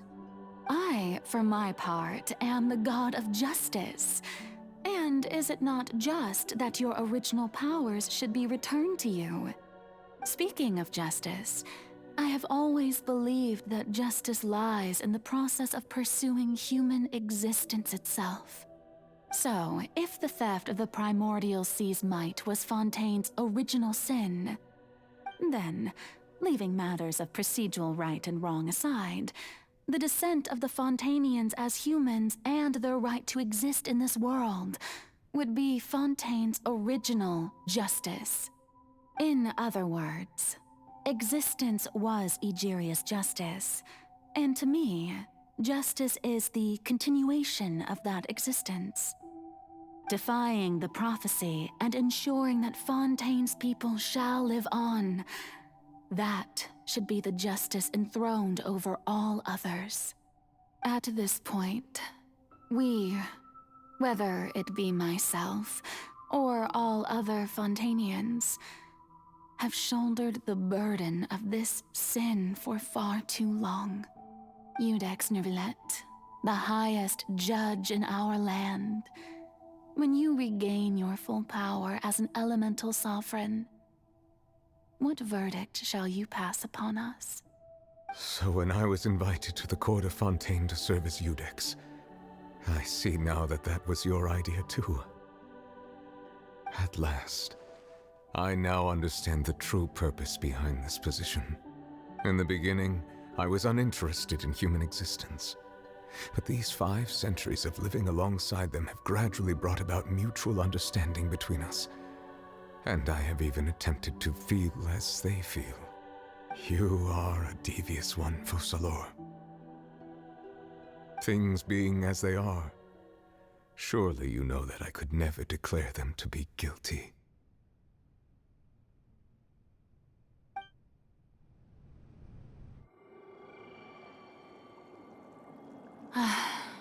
The hour of my execution is almost here. For the sinner, the curtain call has come. I know I may not sound it, but faced with death, I find myself a little afraid. Perhaps this is one thing both gods and humans have in common.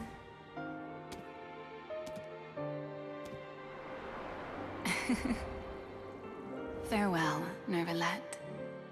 I hope you've enjoyed the part you played these 500 years.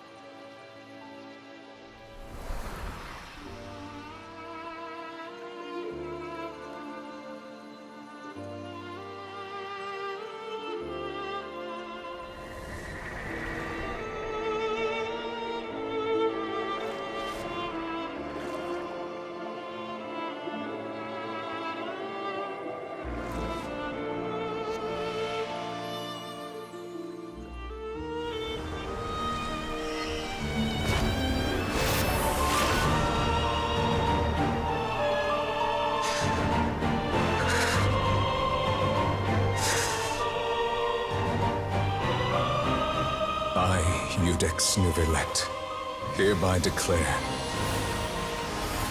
people of Fontaine, your sins are forgiven.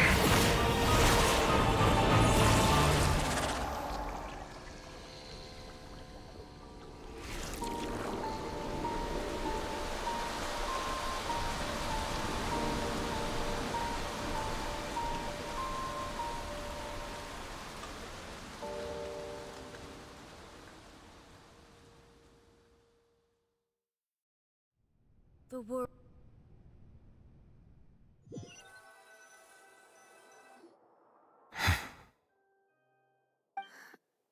What just happened?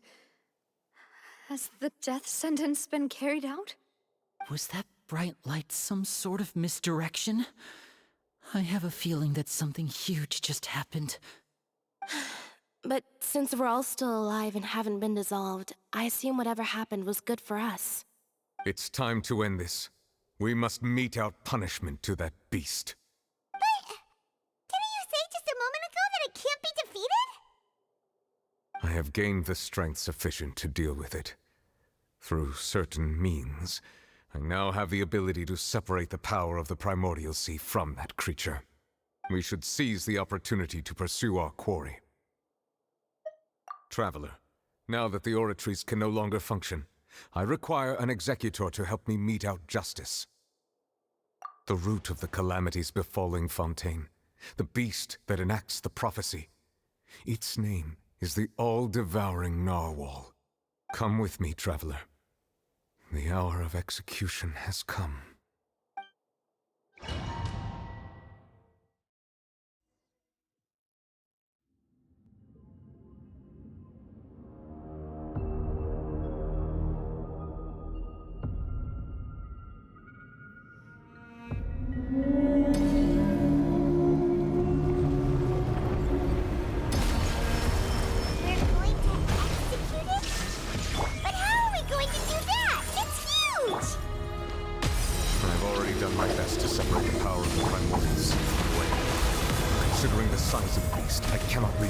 Source. Unless we can find a way to attack it from within. I shall share a part of the ancient dragon's power. We shall look for an opening together. I can feel its sorrow turning into hostility.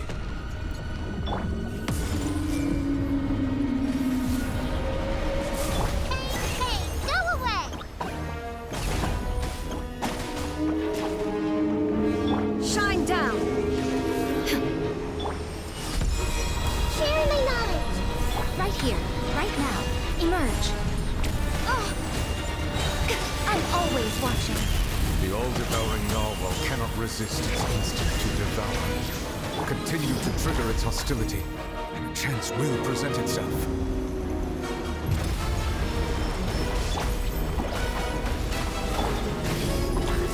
Right now. Right here.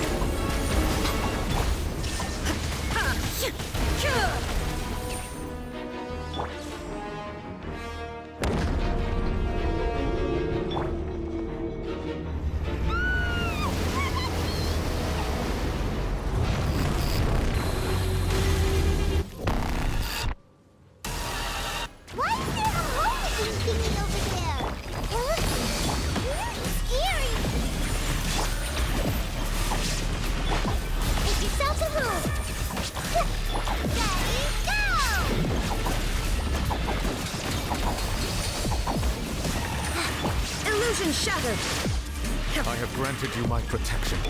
Do not fear. Seize the moment and use my power to suppress its root from within.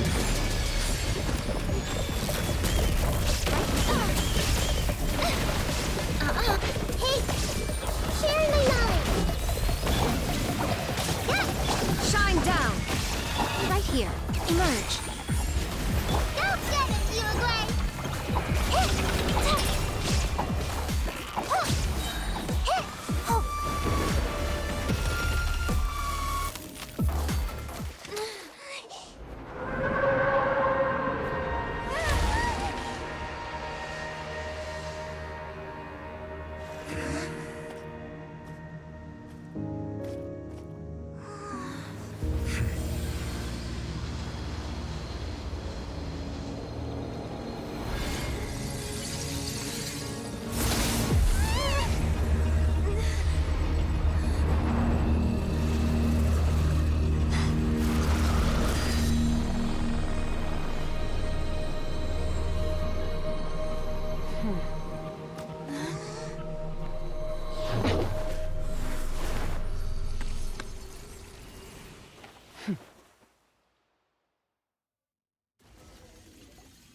thanks for helping with the cleanup. It should have been my job, but... oh well. It was just supposed to be a short private training session for me. I didn't think that my disciple and my master's pet would start brawling in the meantime. Well, actually, I had a feeling that it would happen at some point, but they bumped into one another earlier than I thought. What a blunder. I suppose I'll have to swing my sword 3 million times as penance. That power. Who are you exactly? Paimon has an idea. From what she said earlier, she must be Child's master. Skirk, right? It's just that he gave us the impression that she was the less talkative person. I simply did not have anything to say to the weak. But you, on the other hand, managed to defeat the all-devouring narwhal without using power from beyond this world. So you may speak to me as equals. I have to agree. It's a strange use of a planet's primordial waters just to raise an all-devouring narwhal. That kind of power is wasted on it. It's not cooperative. It eats too much. And I have more important things to do with my time than pet sitting. The only thing that creature has going for it is its looks. All in all, it fails as a pet. Miss Skirk? I think you might have missed the point. The point being? Well, being that this pet almost destroyed an entire nation. So what sort of person is your master? Well, Child's master's master. Wait, is that right? Oh, right. So you don't know him. Sorry, I assumed you did. His name is Sir Deluge. Huh? I am unfamiliar with that name. Huh. So Master isn't sufficiently famous. How should I describe him then? Have you heard of the name The Fowl? The Fowl? Still nothing? Well, how about the Visionary? Vetterfulnir then? Or Gold Rhine-Daughter? Ooh, that one we've heard! Rhine-Daughter's part of the Hexen Circle. She's Albedo's mom, right? Oh, so you do know that name. To be honest, I also heard all of those names and titles from my master. I don't actually know them either. But I suppose you understand now, yes? My master is likely a similar sort to Rhine-Daughter. They are both pursuing some form of perfection. Wait! Didn't you also mention a visionary person? Paimon didn't quite catch their name. Actually, never mind that. I believe it expedient to inform you that the all-devouring narwhal used up nearly all its strength fighting you. Such roiling hydro energies will prove difficult for the planet's deep seas to digest. As such, the Fontaine back on the surface has most likely been thrown into chaos. In other words, the prophecy that you've been fretting over should now be in full swing. What?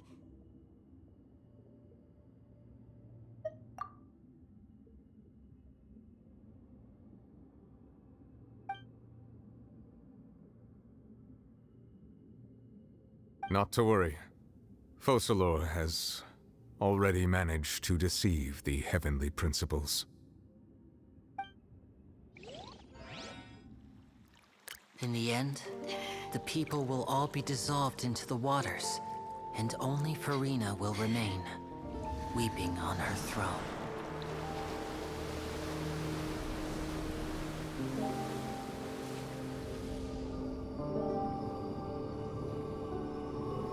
Only then will the sins of the people of Fontaine be washed away.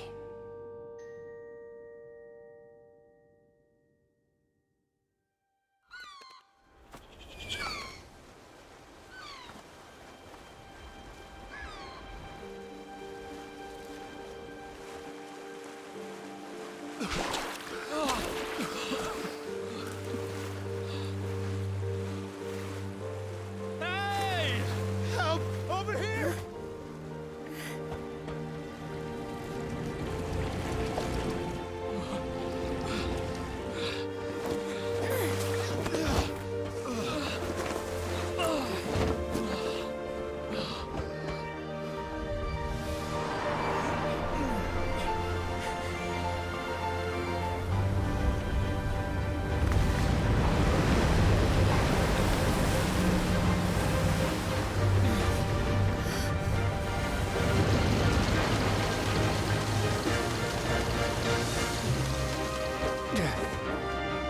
initiate emergency rescue!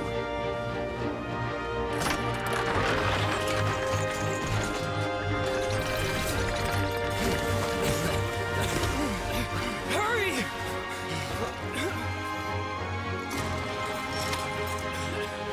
Hey, lend a hand!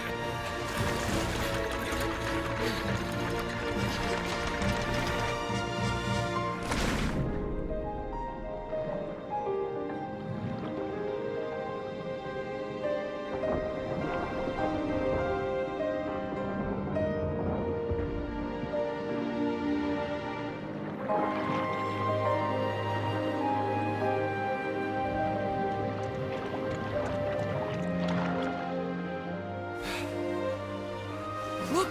The water's receding!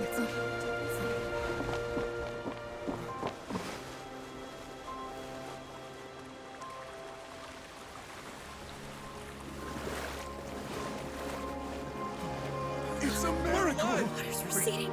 We didn't dissolve. The prophecy was wrong. The prophecy was wrong.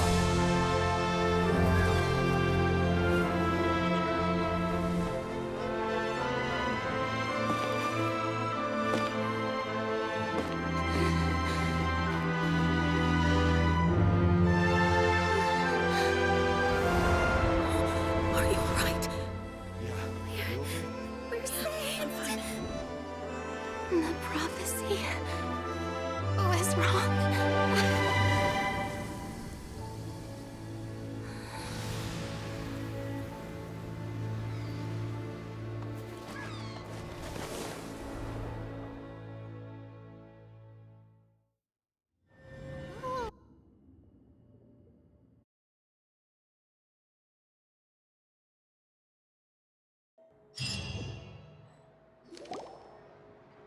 The soil renewed!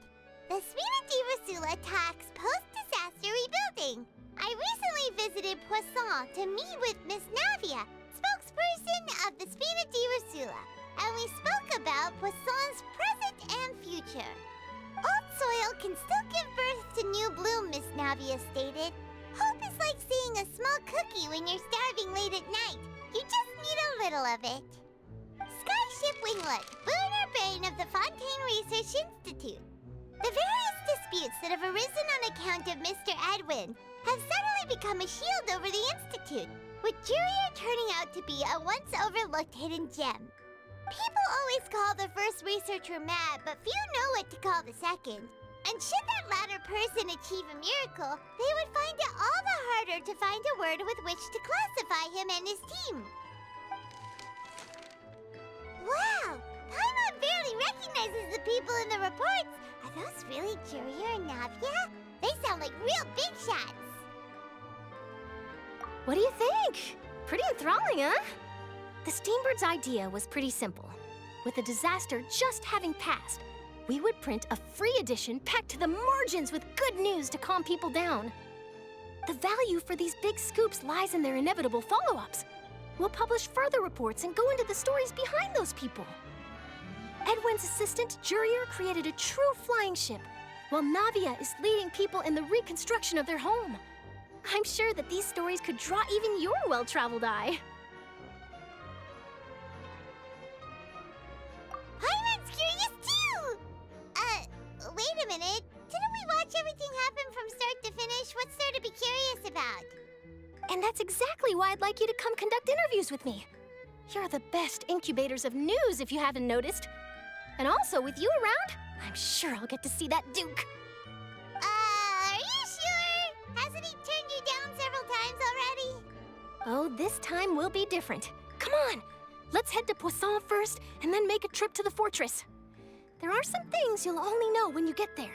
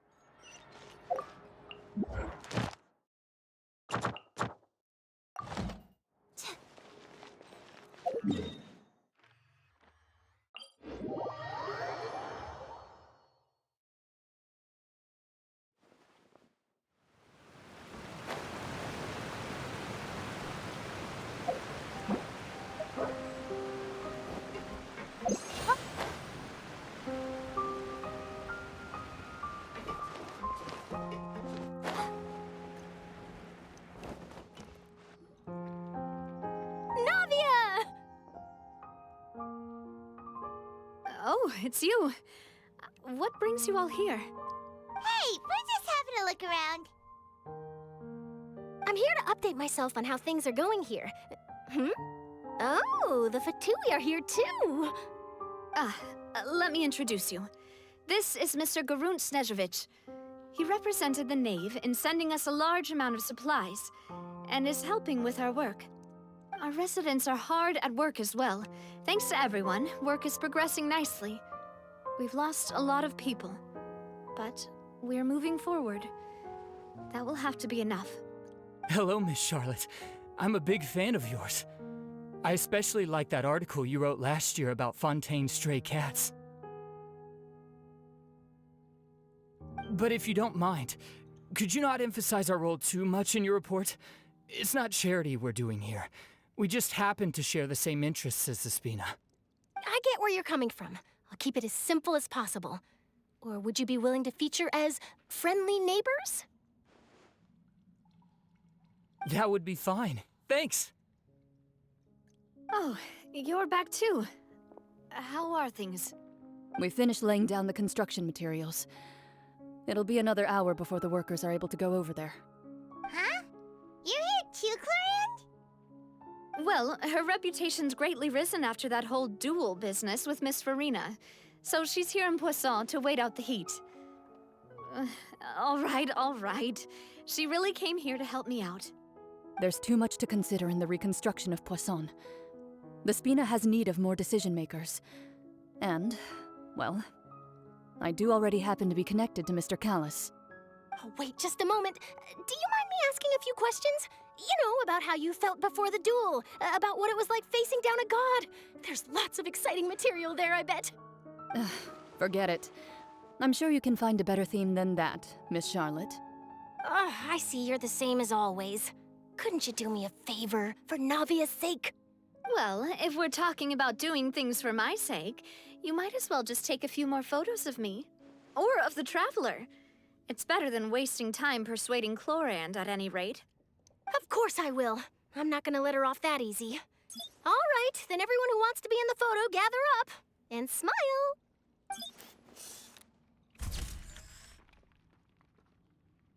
How did it go? Was it a good shot? Did Paimon look cute in it?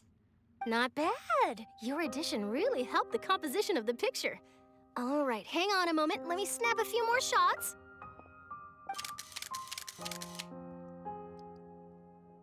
All right, that should do it. I'll be back here later anyway, so let's call it a day. You're very quick. Speed is of the essence when it comes to the news, and freshness is the key. Also, not to brag, but I'm pretty good at building connections. Who knows? I might eventually get that interview with you after all, Miss Clarand. Wow, you really do have that never say die spirit. I'm impressed. I'll hazard a guess that this is how you got that interview at the Fortress of Meropide. Whoa, you're well informed. Let me make a guess too. I asked Sijuin, who told Monsieur Nervillet, and he told you, right? That's a very complete information chain. In truth, all Monsieur Nervillet asked me was, when did the fortress become so friendly towards the media? I told him that it was best not to speak too soon. There's no guarantee that Ridsley will make a personal appearance. You're right. I've got to treasure every moment I have with them. In which case, I'll be making a move first. Stay safe now, and tell me if you hear anything interesting. I'll treat you to afternoon tea in exchange.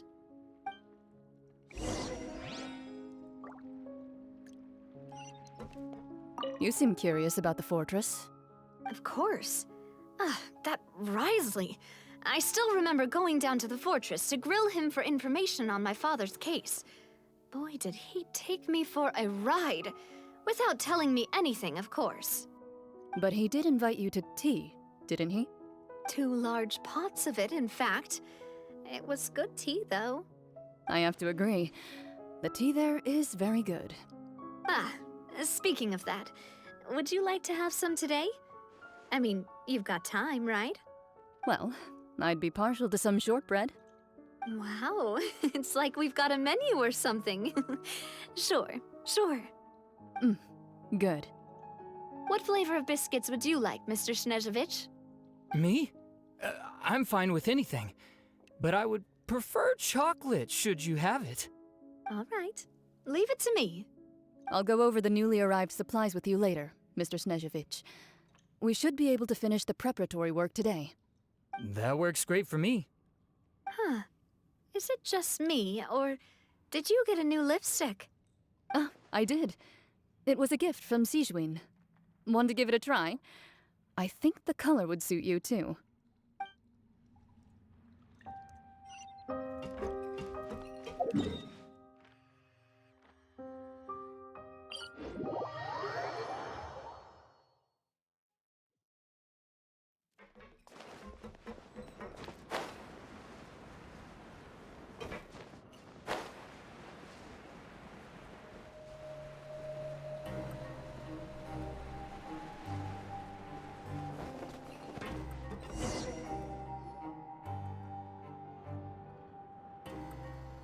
Wow, guess we're here again, huh?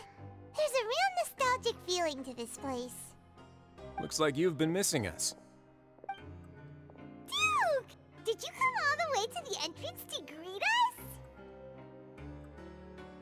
Of course. I'm here to welcome you and our dear Miss Charlotte, whom our good head nurse recommended to me. It's an honor to finally meet the much-rumored Duke. Thank you for consenting to my visit to the fortress, sir. No need to thank me. But that said, I shouldn't be the focus of your interview. I trust you recall our agreement?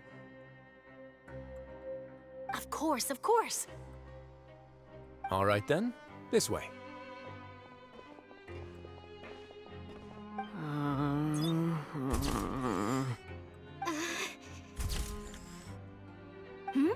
Hey, no need to be so nervous.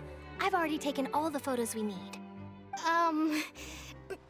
Miss Charlotte, do these pictures really need to be published on the cover of the Steambird? It would seem that Miss Lorvine doesn't want her face to appear beside that of Mr. Jurier, Sir, please don't say things like that. But it looks like dear Mr. Jurier denies it. Might this interview be very important to you, then? No, I just... This is my first time being interviewed, and I'm very thankful to the Steambird for... Now, I might not look it, but I actually did meet Mr. Edwin once. And I'll be honest, I enjoyed chatting with you more. You've definitely got more of that genius vibe going on. The boat that brought about a miracle, the ark that saved the people. Why, you recreated a myth back there, like an emissary of legend. Still, if I might ask, where's that flying ship now? Huh! Looks like Charlotte's trying to get herself another exclusive scoop. I have to apologize, but that ship is presently in the bowels of our factory. I'm afraid it won't be easy for you to get a shot of it. Really? Well, then in that case, could I have an interview with you to make up for that loss?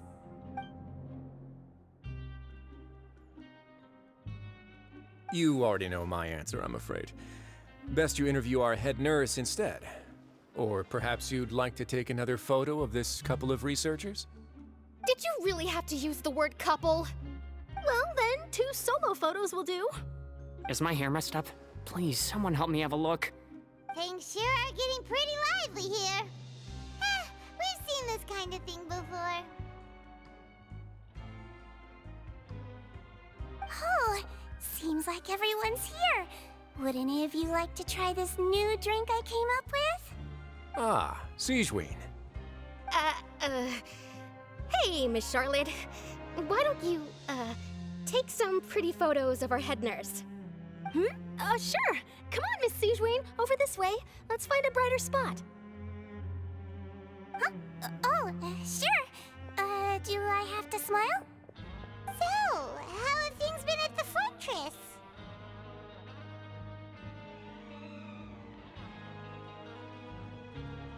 Same old, as you can see. Fontaine's undergone some changes, but this place is still more or less the same.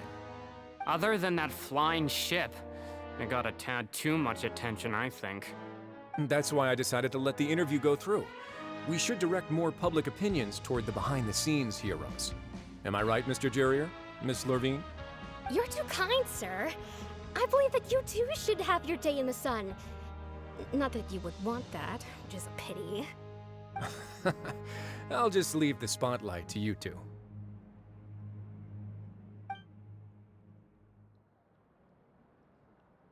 I see. Lots of things happened that day, huh? Anyway, regarding that Harbinger, I'm not sure you remember, but his 3 young followers are still waiting for his return. He sure did win them over, huh? I'll tell them that there's good news and bad news. The good being that their boss seems fine, and the bad being that they must face extended sentences for abetting his escape. Oh, actually, what about you?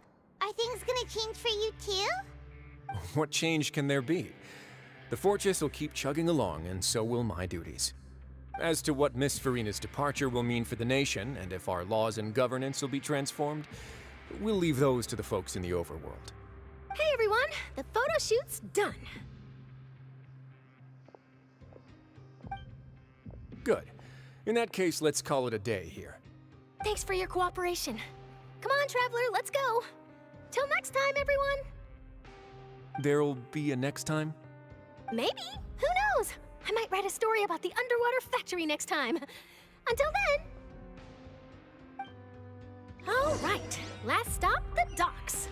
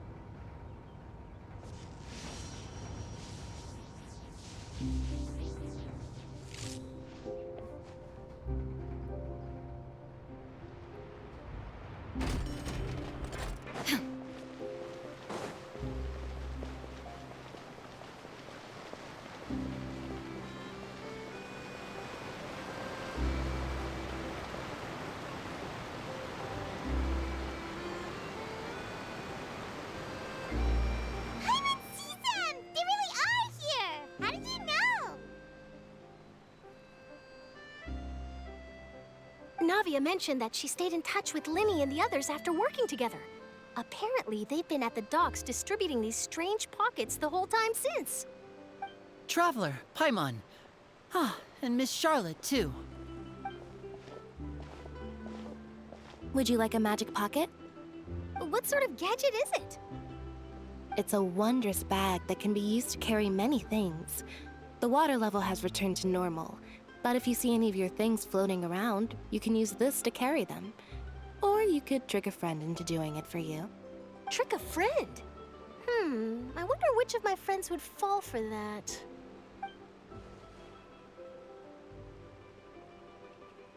You could just make a friend like Fremine here. Isn't that right, Fremine? Is this what you meant by, I'll help you make some more friends? To be honest, that sounds pretty sweet. Could I have your contact, please? Sure. Please, write down my address. You sure are working hard to help Fremine socialize. He was the one who proposed doing this. He even wants to assist in our magic shows. Yes, I was planning to first introduce Pear as an assistant, and later Fremine himself. In the future, I think we can leave underwater escape magic to him too. That said, would anyone want to see a diver escape underwater? Oh, it'll work out. Every journey begins with the first step. He'll become a part of our show eventually. Lynette, could you come over? Miss Charlotte says she wants to take a picture of us. Got it. My, that Charlotte is rather perceptive. She got rid of everyone the moment she realized I had something to say to you. So, how have things been, Traveler? Father says that you did a great deal during the latest events. She's very grateful for your contributions to Fontaine. That's all right. We were more than happy to help. So, what's she doing now? Oh, I guess you haven't heard. Well, after Lady Farina left, Father and Monsieur Neuvillette opened negotiations, during which he gave Fontaine's gnosis to her as a diplomatic gift. A diplomatic gift? A gnosis? Yes, I was quite surprised at first myself. But when I thought it over, there were actually a number of things going for it. It could have been done as an apology for the incident with Lord Child, or as thanks for his help in tying the all-devouring narwhal down. Furthermore, Father did also lend significant aid to Fontaine and Poisson. That's true, but this is a gnosis we're talking about. Doesn't this seem a bit irresponsible? I would agree, but I've also heard that it seems that Monsieur Neuvillette has had a significant change of heart regarding the matter. So there's some reason for this that only Neuvillette knows about? I suspect you'll have to ask him about that yourself. Yes, speaking of which, I did see him strolling around the entrance to the fortress of Meropide a while back. Isn't he real busy and stuff?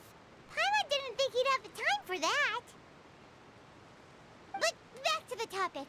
The gnosis was given to the knave, right? What about Child? They say that he's returned to Snezhnaya to recover from his wounds. I hear that the recent disaster really did a number on his health. That's true. When you think about it, we've had loads of run-ins with the Fatui. To think we'd be allied with them this time. So shocked by such a simple switching of sides?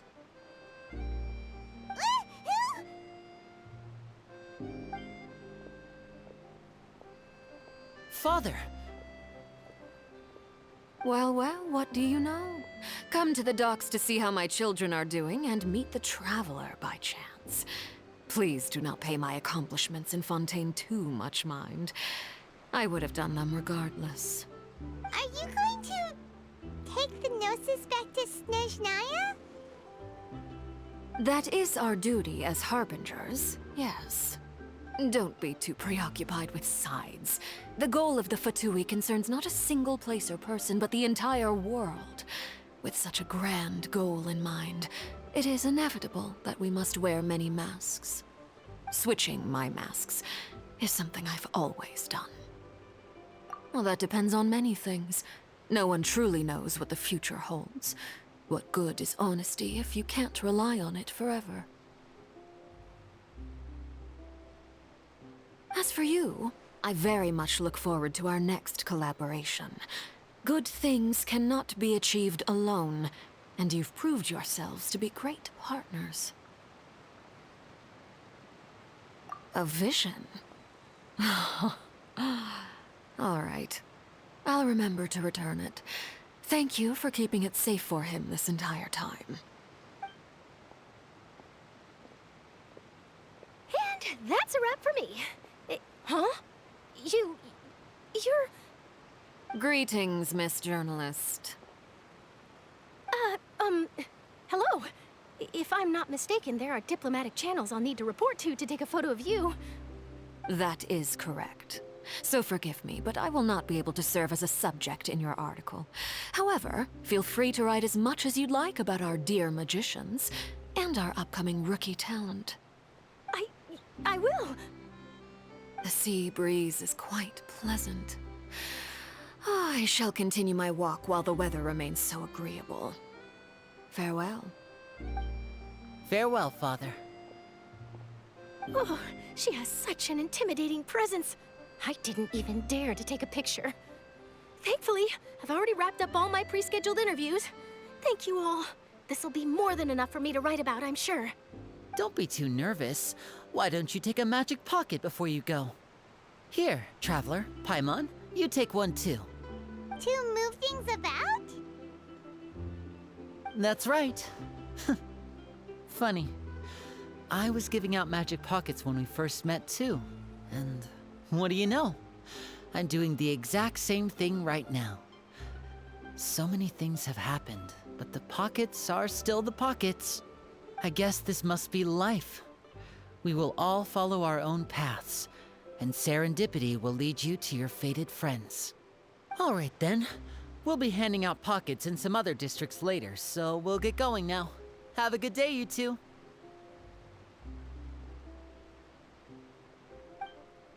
Well, guess we sent Charlotte off. Shall we go see what Neverlette's doing? As long as he's not so busy that he doesn't have time to chat anyway.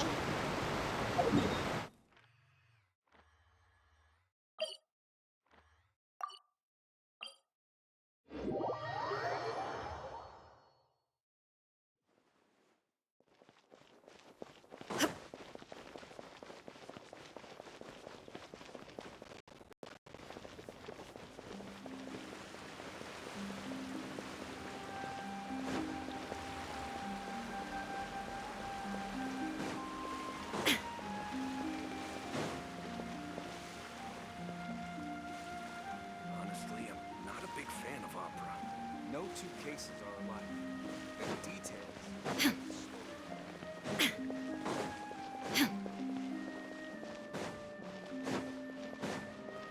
The entrance to the fortress! Ooh, he really is there!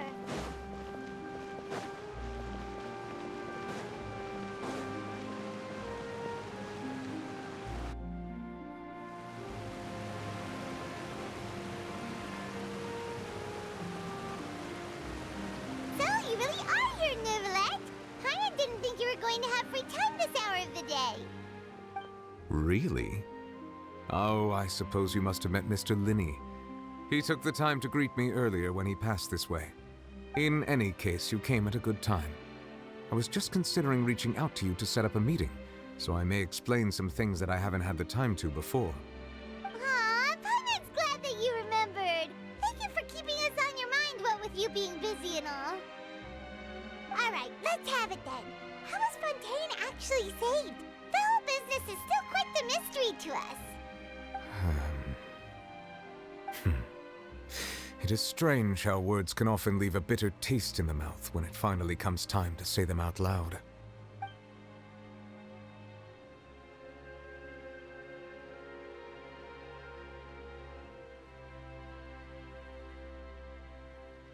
Whoa. So that's what happened? Focalor destroyed the divine throne of the Hydro Archon and restored your power to you, transforming you into a fully fledged elemental dragon sovereign. But Paimon still doesn't quite get what you did to save the Fontainians from dissolving. For me, the authority of the ancient dragons refers to absolute control over the hydro element. Fontainians were incomplete humans born of Egeria's use of the power of the primordial sea, with constitutions similar to that of mimics. But so long as those primordial energies remain within them, I could use the ancient dragon's authority to grant them true blood, after the fashion in which life was first brought into being on this planet.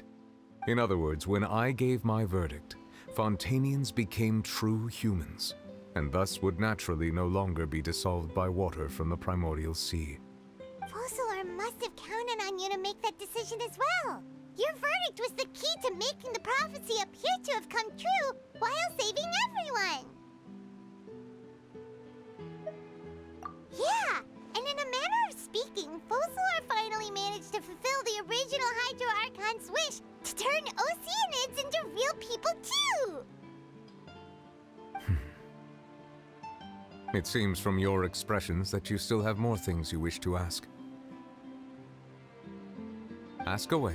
I will tell you the truth as I know it.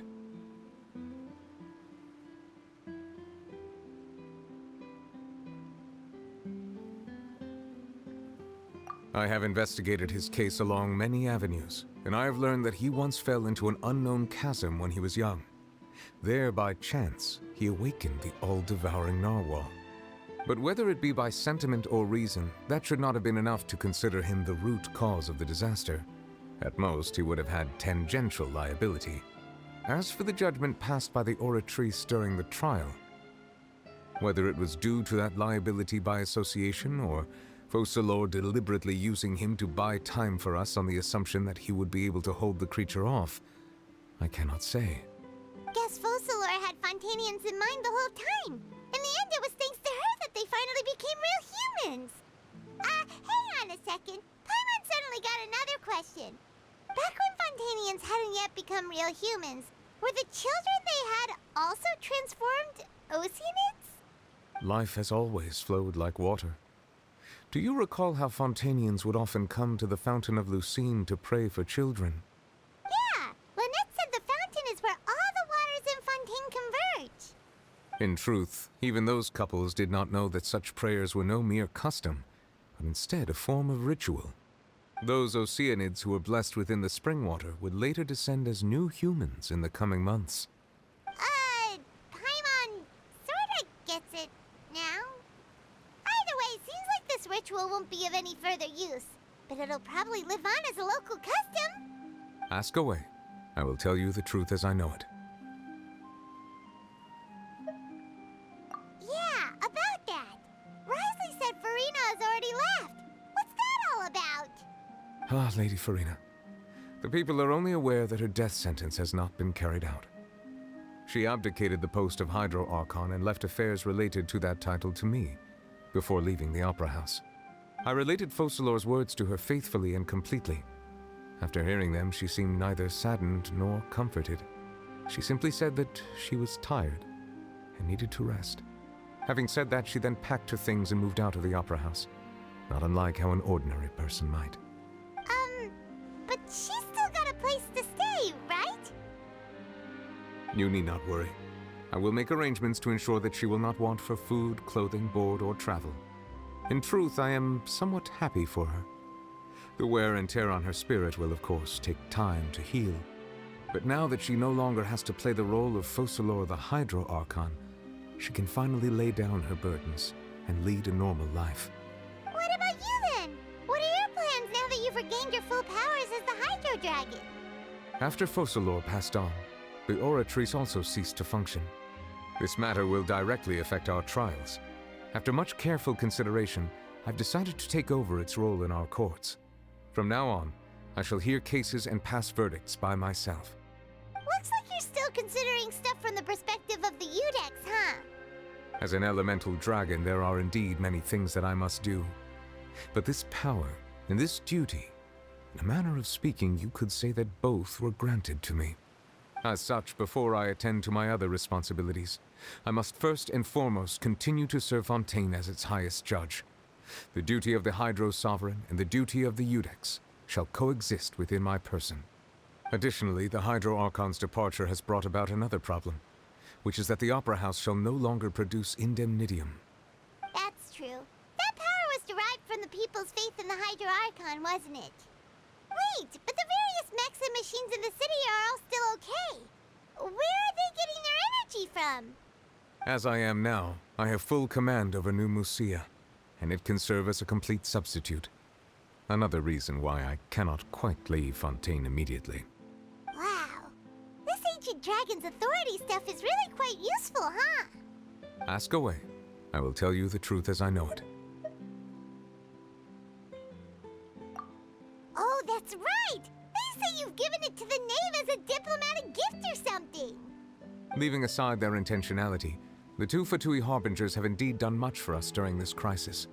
Their sole remaining goal in Fontaine, at least at this point, would seem to be the Gnosis.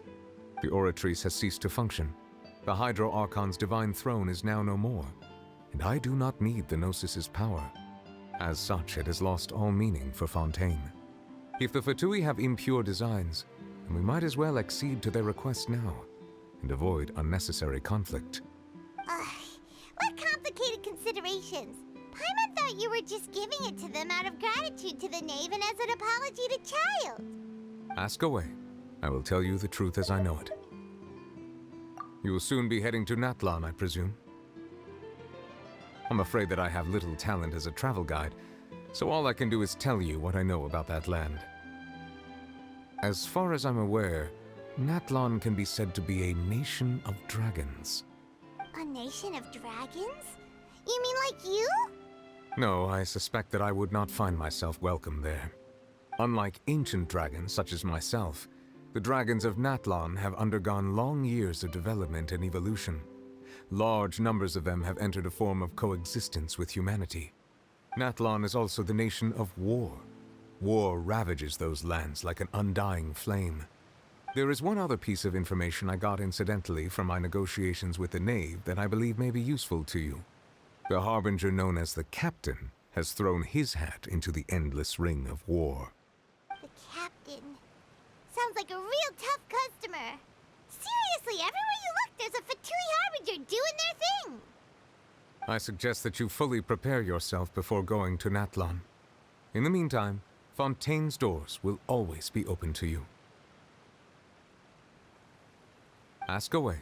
I will tell you the truth as I know it.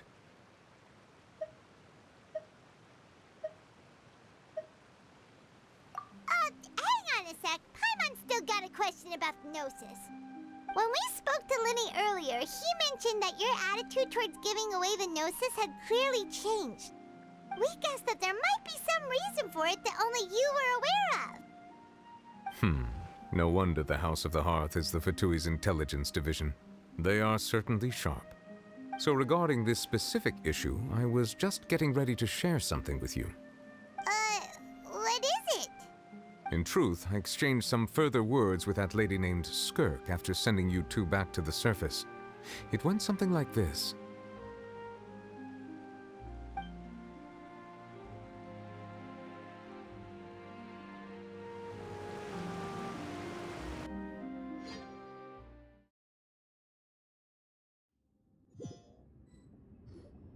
Well, we're going to head topside to see what's going on. You hurry over soon as well, all right, Nervalet?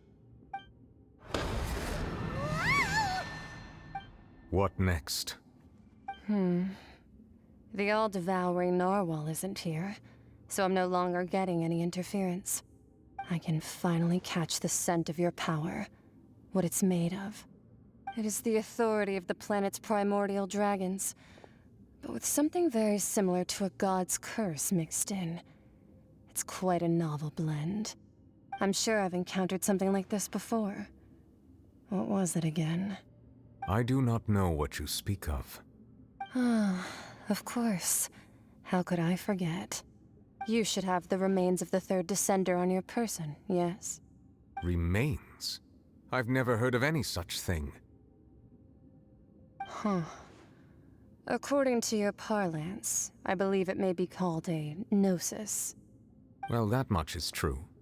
After Focalor's divinity faded, she handed her gnosis to me. But I fear I have never heard of it described in the manner that you just did. I've been training with my master, the Foul, ever since I was young, and I have never returned to the surface since. So most of the information I possess I got from him. It is only natural for those who are greater than humanity to possess a different sort of common sense, which is why there are so many problems in our attempts to communicate with humans. Regardless, you should probably get rid of objects of misfortune to prevent any disasters from befalling you. To live in itself is a blessing. But once a person dies, the bonds he once had with this world shall all turn to curses. What do you mean by that? No need to fret. These are just my personal thoughts, and my reason for no longer wishing to return to the surface. This third descender you refer to, who are they? And when did they die? Master never mentioned them to me. Perhaps it just wasn't that important for me to know. If you're interested, though, I could ask him. I'll be sure to pass the answer on to you next time. Next time? You believe we will meet again? I do. Wait. I have a disciple of my own, don't I? He can be the messenger then.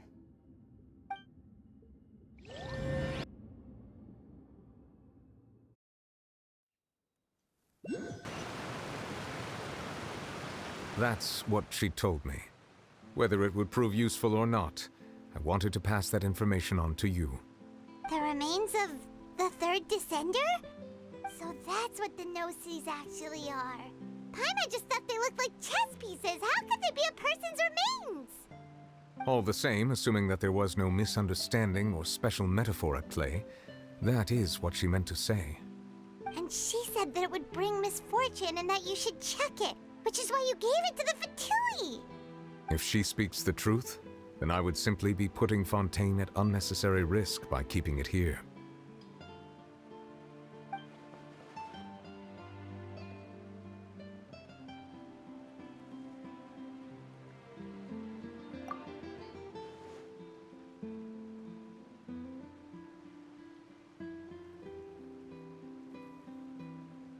I had guessed that you might already be familiar with this concept, but I did not expect you to be one of them. That means that the Gnosis, which are exceedingly element-compatible and can even enhance elemental abilities, do indeed come from the third descender. I wonder, does your body also possess similar properties? Like being able to use elemental powers without a vision. That does sort of count as special compatibility, right? No, let's not think about this stuff right now. It just feels creepy. Comparing the Traveler to the dead third descender and all. That's what you say, but this topic still feels like bad luck. Once Child recovers, let's get some more answers out of him. Or go look for his master and get the answers that way. I too believe it unwise to make too many blind guesses when information is lacking. The same is true of being at court. All right. Whatever the case, it seems like the crisis here in Fontaine's over for now. Yes. All of Focalor's efforts were for this moment as well. But she sacrificed herself in the end as a god, and she suffered through all those years as a human. Was that really what she wanted? I suppose that would be the mystery of a god's will.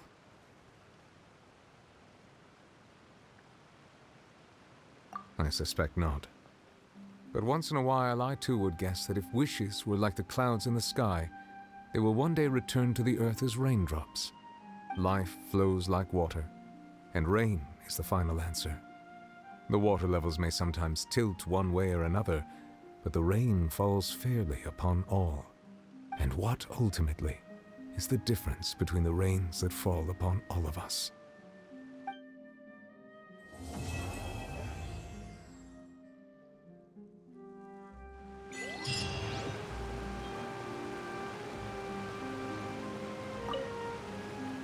It seems from your expressions that you still have ask away.